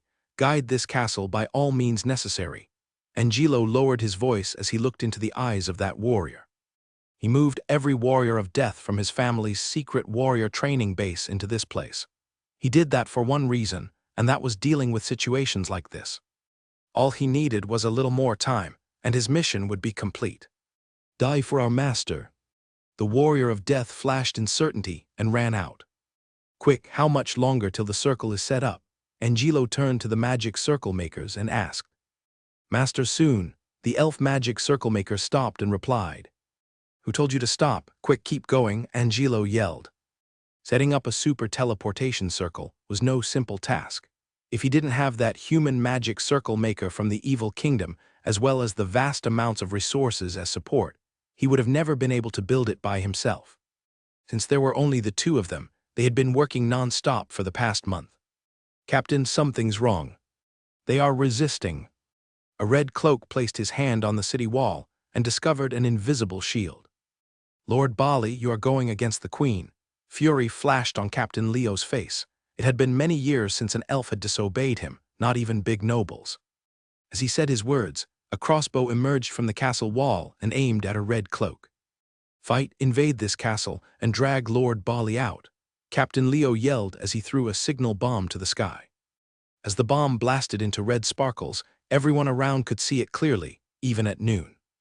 It was a warning signal from this team of authority. They never fought alone, and the more overwhelming their power, the better it was. Therefore, even with 4 rank 6 druids in the team, this signal bomb would attract more authorities to come for support. A battle had begun. 4 rank 16 druids jumped on their mad wolf, and their hands began to glow. 8 more mad wolves were summoned as they dashed towards the city wall. The invisible shield had become noticeable. Arrows shot out from the castle wall. 2 red cloaks had reacted slowly, and they were shot. They screamed in agony. Even though they were only invading a castle, Captain Leo had taken it very seriously. That was why he brought 4 druids with him. However, the Red Cloak authorities were all warrior elves. They were only to assist the investigation. They were not expecting Lord Bali to react so violently. Also, this Lord Bali had a crossbow, which was not a simple weapon. In a peaceful place like this, owning a crossbow was against the law and enough to strip him of his title. As the situation took a downturn, with 2 red cloaks getting injured, Captain Leo knew this castle was hiding some secret. If not, Lord Bali wouldn't have reacted so crazily. Anyone could imagine the aftermath of attacking an authority near the kingdom's city. What was Lord Bali thinking? All the warrior elves get back and take care of the injured ones. Druids, increase the attack, Captain Leo yelled. The warriors' power was limited against a protection circle, so he didn't want them to sacrifice themselves. As the 8 warrior elves retreated, 3 druids drew a volcano pattern. Against a protection circle like that, they could break it with 1 strike. Simultaneously, the last druid let out a howl, and he began to transform into a werewolf. It was a druid's werewolf transformation spell. The warrior of death on the castle was not afraid to die, but they had rarely faced druids. However, their eyes were glowing red. They had undergone long years of death training, so they could ignite their life force into madness to counteract the suppression of those druids. Elite druids would badly suppress the energy of normal warriors. Most of them could not even stand, let alone fight. But those warriors of death had used a suicidal method, sacrificing their lifespan to preserve their fighting ability. Even if they won, they wouldn't be able to live for long. Although death training was forbidden long ago, this tradition was still being carried out in noble families. The warrior of death turned the crossbow on to a mad wolf, but shooting someone as fast as a druid was almost impossible. Arrows were shot, but none of them even got close to any druids. As the warrior of death was making their crazy attacks, the elite druids had finished their volcano spell, and 3 little volcanoes emerged on the ground in front of the castle. Balls of lava shot out ruthlessly. After a few seconds, a crisp cracking sound emerged, and the protection circle was broken. The lava balls did not stop. Instead, they slammed against the castle wall. In the face of druids, those warriors of death were almost hopeless. Although some of them were beyond the volcano's attack range, getting killed was just a matter of time. Meanwhile, that werewolf druid dashed forward and emerged in front of them. Their speed was helpless against the claw of a werewolf. Soon, those warriors of death turned into piles of scattered meat. Go and search, Captain Leo did not smile. Breaking their defense was expected. But what was Lord Bali hiding? Besides the 2 injured red cloaks, the others dashed through the countless dead bodies into the broken castle gate. They were experienced law enforcers, and they quickly searched around the rooms. Due to the castle's security, there were no servants, and all the warriors of death had died on the castle wall, so nobody was stopping them. "Captain, I found something." A red cloak entered the office and loudly reported. Here, Captain Leo immediately arrived at the office. Secret triggers in an office were nothing too uncommon. Most noble elves had them. Although the moving marks of the shelves were not noticeable, it still could escape the sight of an experienced law enforcer. "Open the trigger," Captain Leo said to an elf that specialized in triggers. He gently tapped on a shelf and quickly found the trigger. However, when the shelves began to move, he realized something was stuck from within. "Please help me use force to destroy this passage." Captain Leo frowned and turned his head towards the 4 elite druids. Down in the dungeon, Angelo Harmon's face was twitching and his eyes were red. He kept walking in a circle. Those 10 warriors of death on the side didn't know what Angelo Harmon was doing, but they were trained to serve their master. When they heard the banging sounds, they knew their teammates had died. Soon it would be their turn. They held their weapons tight with eyes of commitment. The atmosphere in the dungeon was so tense, it was almost like the air had frozen. The shelves above kept banging about until the banging reached the final metal door. It could blast open at any moment. "Master, the circle is ready," the elf magic circle maker said in a shaky voice. His body was drenched in sweat. "Quick, ignite it." Angelo Harmon felt an ounce of relief and turned to the human magic circle maker. The human magic circle maker did not make a sound and madly turned his concentration on the super teleportation circle. "Where are you trying to connect?" Although those warriors of death couldn't understand where the human was trying to connect this teleportation circle to, the elf magic circle maker realized something was wrong. He gasped. He was a warrior of death as well. This human was trying to connect the super teleportation circle to a place loathed by the central continent. It was no longer a war of the families, but the war of races. "Shut up, are you trying to resist me?" Angelo yelled. Certainty flashed in the elf magic circle maker's eyes. He was the Harmon family's warrior of death, but he was an elf as well, an elf in the central continent. He could sacrifice his life for the family, but he would never betray the elves. He viciously dashed towards the super teleportation circle and wanted to destroy the newly set up circle. "Die!" A golden glow flashed in that human magic circle maker's eyes, and followed by a white glow in his hand. Immediately, that elf magic circle maker was blasted out. He was an official knight, one with combat kai. The elf magic circle maker slammed against the wall and landed. Blood gushed out of his mouth as he yelled, "We've been tricked. They are trying to connect to the evil kingdom. They want to destroy the elves." The 10 warriors of death turned around. They doubted those words at first, but soon Angelo Harmon stepped in front of that elf magic circle maker and took out his noble longsword and jammed it into his chest. Angelo Harmon viciously gazed at the dead body of that elf magic circle maker and spat in his face. He then lowered his voice. "If any of you resist, I will wipe you out along with family from the face of the world." It was almost impossible for a warrior of death rebel, since they had gone through a structured system of cultivation, perfected over countless years. This brainwashing process began ever since they were a child. Their families were kept in captivity as a way to maintain their loyalty, and they would be fed some potions specifically made by nobles. Those potions could increase their training result, but they couldn't stop using them. If a warrior of death rebelled, it meant a huge problem had occurred in the noble system, which was why Angelo Harmon was furious. He was fixed on his revenge. He would do anything to take back his power. Anything that got in the way would be destroyed, even the elves. The final step of that human magic circle maker was complete.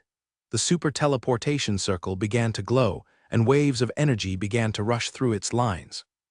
"Warning, warning, super teleportation circle spotted, and it is now moving dimensional force." The Bay Law City Spirit sent an alert signal. Druid Hume was on guard today. He immediately put it on the highest alert. What does it mean to have an unknown teleportation circle meant moving its energy? An invasion was coming. The authorities of the city had been searching for unknown danger ruthlessly for the past days, so the city was on high alert. When the ear-piercing siren emerged, the city immediately entered battle mode. The city gate automatically slammed shut. The elves outside were panicking. Something like this had never happened. Flying mounts flew out to the target, marked by the city spirit. "Your Majesty, super teleportation circle is moving its energy." The city is now on high alert. The reporter of the palace immediately stepped up. Queen Luisa hesitated for a moment and said to an elite druid guard next to her, "Strike the bell of God." The Bell of God was a way for the palace to gather big druids. Since big druids were normally in retreat, waking them up was not easy. The Bell of God would shake them up by force, which could give their spirit a decent amount of impact, so the palace would not do something like this unless it was totally necessary. That elite druid was a little worried. If this was just a normal accident, the palace would be in big trouble. Go, Queen Luisa said in a straight face. Of course, she knew the price to pay for striking the Bell of God. But something had happened to the Tree of Life again. According to what happened last time, this was a warning from the Tree of Life. Also, the moving of dimensional force meant a powerful enemy would soon invade the city. A super teleportation circle was no ordinary teleportation circle. Its materials were incomparable to small and medium ones. Therefore, she immediately used the highest power she had, striking the Bell of God. Even if she lost her position afterward, she would not put her city at risk. Bela City was the most important city of the elves, the home of all elves in the central continent. If something happened to the city, it would be a tremendous loss to the elves. Yes, your majesty. The elite druid bowed as he heard the certainty in the queen's voice. He arrived at an unnoticeable golden bell by the side of the palace. Green energy of nature glowed from his body. The energy formed a hammer, and he heavily struck it on the bell. Dong, a crisp bell sound emerged. Although the normal elves couldn't hear it, godlike energy began to spread. Big druids in retreat were shaken up one by one. Back in the dungeon, Angelo Harmon was madly looking at the ignited super teleportation circle. Meanwhile, that human magic circle maker was kneeling on the ground, mumbling something with the most faithful look on his face. 4 white lights flashed on the circle, and 4 holy knights in golden armor emerged. Immediately, scary energy gushed out from their body. As the 4 elite druids were banging on the last door, a giant hammer-like energy slammed towards them. Soon, they were blasted out with blood spilling out of their mouth. The 8 red cloaks behind them were even more unlucky. They immediately dropped down and stopped breathing. Captain Leo was standing the furthest away. When he saw the elite druids annihilated, he took out a red-color signal bomb from his waist. However, he had overestimated his ability. Before he could throw out the bomb, he was dropped dead on the ground. A team of 4 rank 17 druids on Pegasus were patrolling around the castle sky. They were the first team of support called by Captain Leo. But suddenly, 3 of the front-line druids dropped down like they were shot by an arrow. Quick run! It is the loyal Mad Knights. As the 3 rank 17 druids fell from their Pegasus, they yelled to the last druids from afar. 3 rank 17 druids might be able to hold down a rank 20 holy knight, but they were hopeless against 4 loyal Mad Knights. Their last option was to quickly report to the elves how powerful their enemies were. That last druid did not run. No matter how hard he tried, he could not go against the speed of those knights' energy. Instead, he took out a signal bomb and threw it out. A split second afterward, he was crushed by an immense force, and he immediately fell towards the ground like a rock with his Pegasus. As he fell, he saw the blood-red sword symbol appear in the sky. Relief look emerged on his face. No matter how powerful their enemies were, the elves would be fine as long as they were prepared. Loyal Mad Knights were what the central continent called holy knights that were more powerful than elite knights. They were on the same level as big druids and law-defying wizards. Back in the dungeon, the 10 warriors of death and Angelo Harmon were not affected by the energy.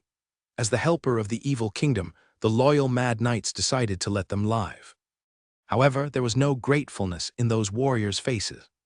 Instead, fury sparkled in their soulless eyes for the first time. The hatred the elves, orcs, humans, and barbarians had for the evil kingdom was no simple hatred. It was a loathing built up by centuries. The evil kingdom had turned to the demons from beyond, and every being in the evil kingdom became a madly loyal preacher. On the other hand, the elves were loyal to the goddess of the moon, even the warriors of death. Angelo Harmon was a traitor to his race by bringing the evil kingdom into their city. It was impossible for warriors of death to attack their master ever since their childhood training, but they suddenly dashed towards the 4 powerful loyal Mad Knights. Goddess of the moon, please use their blood to wash off our sins. Their eyes were glowing in red as they madly yelled. They've ignited all their life force and dashed forward like a moth plunging into flames. The 4 loyal Mad Knights gazed at those warriors. They didn't bother to make a move. Before the warriors even reached them, they were crushed by the knights' energy. By the time they arrived in front of the knights, they were already a pile of blood. Angelo, good job. I will give you the power you ask for. A loyal Mad Knight looked at Angelo Harmon and smiled. Angelo Harmon was about to reply, but that loyal Mad Knight had already turned away. Tell them they can come now, that loyal Mad Knight said to his teammates. They were only the first batch of holy knights. It was not easy to break the elves' defense since they finally got a chance to invade Bay Law City head-on. The evil kingdom had almost gathered all the forces they could. The evil kingdom needed to maintain some forces at the front line to guard their territory and resources. If they moved too many men, they might lose them. Angelo Harmon was now a useless nobody. He was useless to the evil kingdom now, but the evil kingdom still kept their words. Finally, he would be able to rule over the elves in the evil kingdom. However, the problem was that there were only 10 elves in the evil kingdom. They were all prisoners from the first, second-line battlefields, and the purpose of this invasion of the evil kingdom was not to capture elves. Therefore, Angelo Harmon would be the ruler of 10 elves, which was dramatically different from what he had imagined. Mr. Meade, the message was sent. A loyal Mad Knight said to his captain, "Wipe the place clean, so the troops can come out easier." Mad Knight Meade lowered his voice. Afterward, the 3 loyal Mad Knights beside him took out their long swords and ignited the sacrifice move. Bang, the ceiling exploded in a blast, and all thick ground of the castle exploded with rocks and mud flying in all directions. The 3 Mad Knights jumped out of the dungeon and madly swung their swords around, sending rocking flying out of this 1,000-year-old castle. Their destruction made this castle look almost like a toy. With one slash, a big hole was opened up.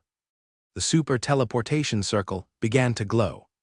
Although it was not enough to teleport all the troops, at once they could bring about 100 holy knights each time. In a flash, 10 intermediate elite holy knights and 90 intermediate holy knights appeared in a perfect formation. That team of knights did not stop. They immediately jumped out of the hole of the dungeon as well.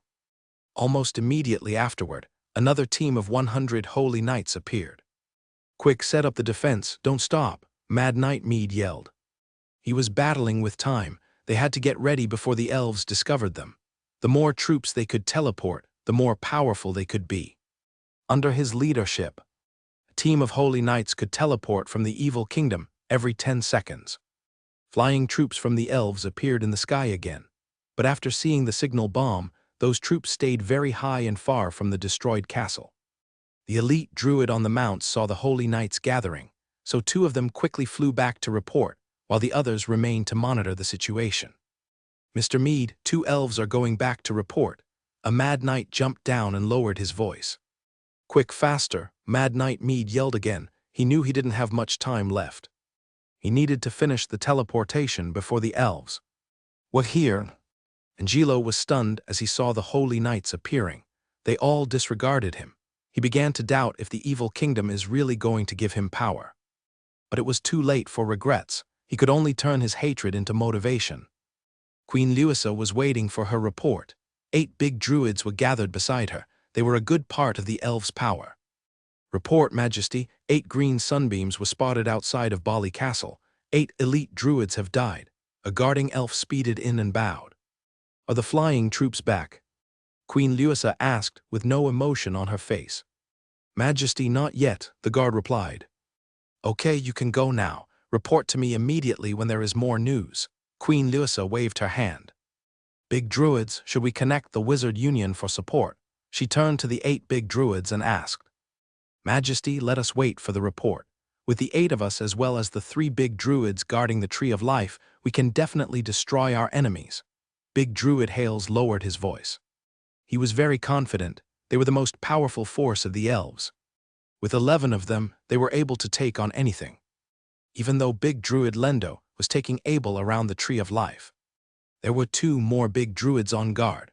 They would ask for their support through the teleportation circle anytime. Most importantly, there was more hidden power of the elves in the temple. They could also call for their support. If they asked the Wizard Union, then it meant that the elves were getting weak. Although the central continent had a common enemy and all races worked closely together, there were still some power differences. If their invaders were not strong, the Wizard Union would look down on the elves, and their status would fall. Report, a flying mount speeded through the palace gate. This was normally impossible, but the elves could care less about manners at that time. Directly speeding in the palace meant one thing. Your Majesty, the evil kingdom is here. There are loyal mad knights, so we can't get too close. But there are already large amounts of holy knights gathering in Bali Castle. The elite druid jumped down and reported.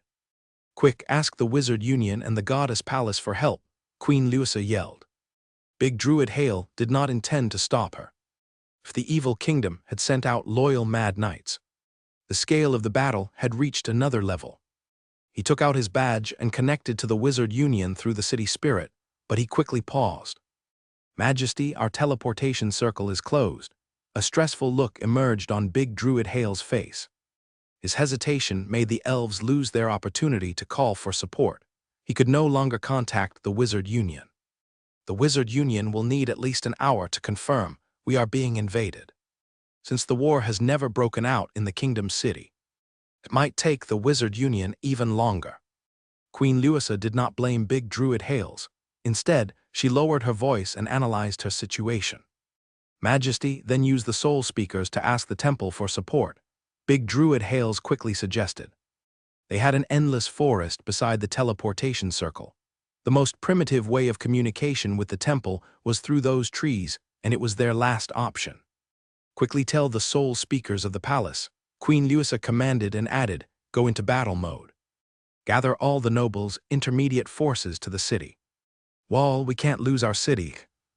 As the palace was calling for support, Mad Knight-Mage was kneeling towards the direction of the evil kingdom and preached, the glory of my lord shine upon this place. He then took out a golden crystal.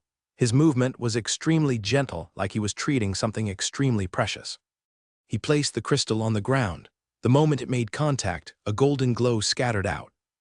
Abel sensed a familiar energy wave near the Tree of Life. It was very similar to the crystal angel statue's energy, but it seemed like this energy had some special purpose. He sensed from the Tree of Life that the danger had arrived. It was a big one. Master Bennett, I just got a message from the palace that 8 elite druids had died outside of Bali Castle before the connection was cut off. The teleportation circle is also shut. Big Druid Lendo rushed back on his mad wolf. Big Druid Lendo, what should we do? Abel asked. The palace is prepared, so I don't think the enemies can penetrate or defend no matter how powerful they are. We will guard the valley entrance. I'm afraid their target is the Tree of Life. Big Druid Lendo lowered his voice. He remembered all the strange things happening to the Tree of Life, so he would not leave this place. The Tree of Life was much more important than the city. Okay, I'll stay with you. Abel also summoned his mad wolf and jumped on. When they arrived at the valley entrance, the other 2 big druids were already standing with immortal ravens, gray bears, and oak sage, all summoned. Just those 2 4-meters-tall gray bears alone had blocked the entrance. Abel felt the 3 big druids tensing up as the Tree of Life kept sending him warning signals. In the potion maker camp, some potion makers had already started their way towards the Kingdom City when the first signal bomb was set. Master Muir was trying his best to contact Master Balfour and Master Nolan. Since those 2 masters were both making potions, he had no luck reaching them. When 8 green soul beams shoot up, even the potion maker camp could see it clearly. Master Muir grew desperate. He received the highest level warning from the city, demanding everyone to retreat to the Kingdom City, but the other masters were still not responding. As their good friend, he could only use his last resort. Potion Spirit, call Master Balfour and Master Nolan. Master Muir could no longer wait. Master Muir, what happened? All my ingredients failed. Master Balfour stepped out and yelled in a fury. Master Nolan was also not looking good. She was about to complete her potion, but the Potion Spirit forcefully disrupted her. All 5 portions were failed. Everyone, no time to talk. Come with me to the Kingdom Cities now. I'll explain along the way. Master Muir pointed at the teleportation circle and ran forward. When he arrived, he realized the teleportation circle was no longer working. Master Muir looked awful. He knew something big had happened ever since the Kingdom City alerted him. But he would never expect the teleportation circle to fail. With the failure of the teleportation circle, he could never get to Kingdom City, especially since the city was already in lockdown by the time he got the news. Master Muir, what happened? Master Nolan asked desperately. She realized something was wrong. I just got an alert from the city demanding us to retreat immediately, but it seems like we can no longer get to the city. We just need to find a safe place to hide here. Master Muir lowered his voice. A safe place? Right, Master Bennett's house is the safest place. He has a large protection circle. Let's get there immediately. Master Nolan thought for a moment and said. Master Balfour, what do you think? Master Muir asked. Safety was their priority. As long as the three of them agreed, they could get going. All the other protection circles are too weak. Master Bennett's place is our only option. Master Balfour nodded. The three masters stepped out of the Union. They didn't see any elves along the way, but there were still 10 elite druids guarding the Union's entrance. They were the followers of the masters. Since times had been very peaceful, those followers were used to going off on their own. They would rarely stay by the side of their master. However, in the face of danger, they would not run off on their own, even if all elves were running for their lives. If the Potion Maker Union did not ignite a defense, stopping all entry, they would have rushed into the Union.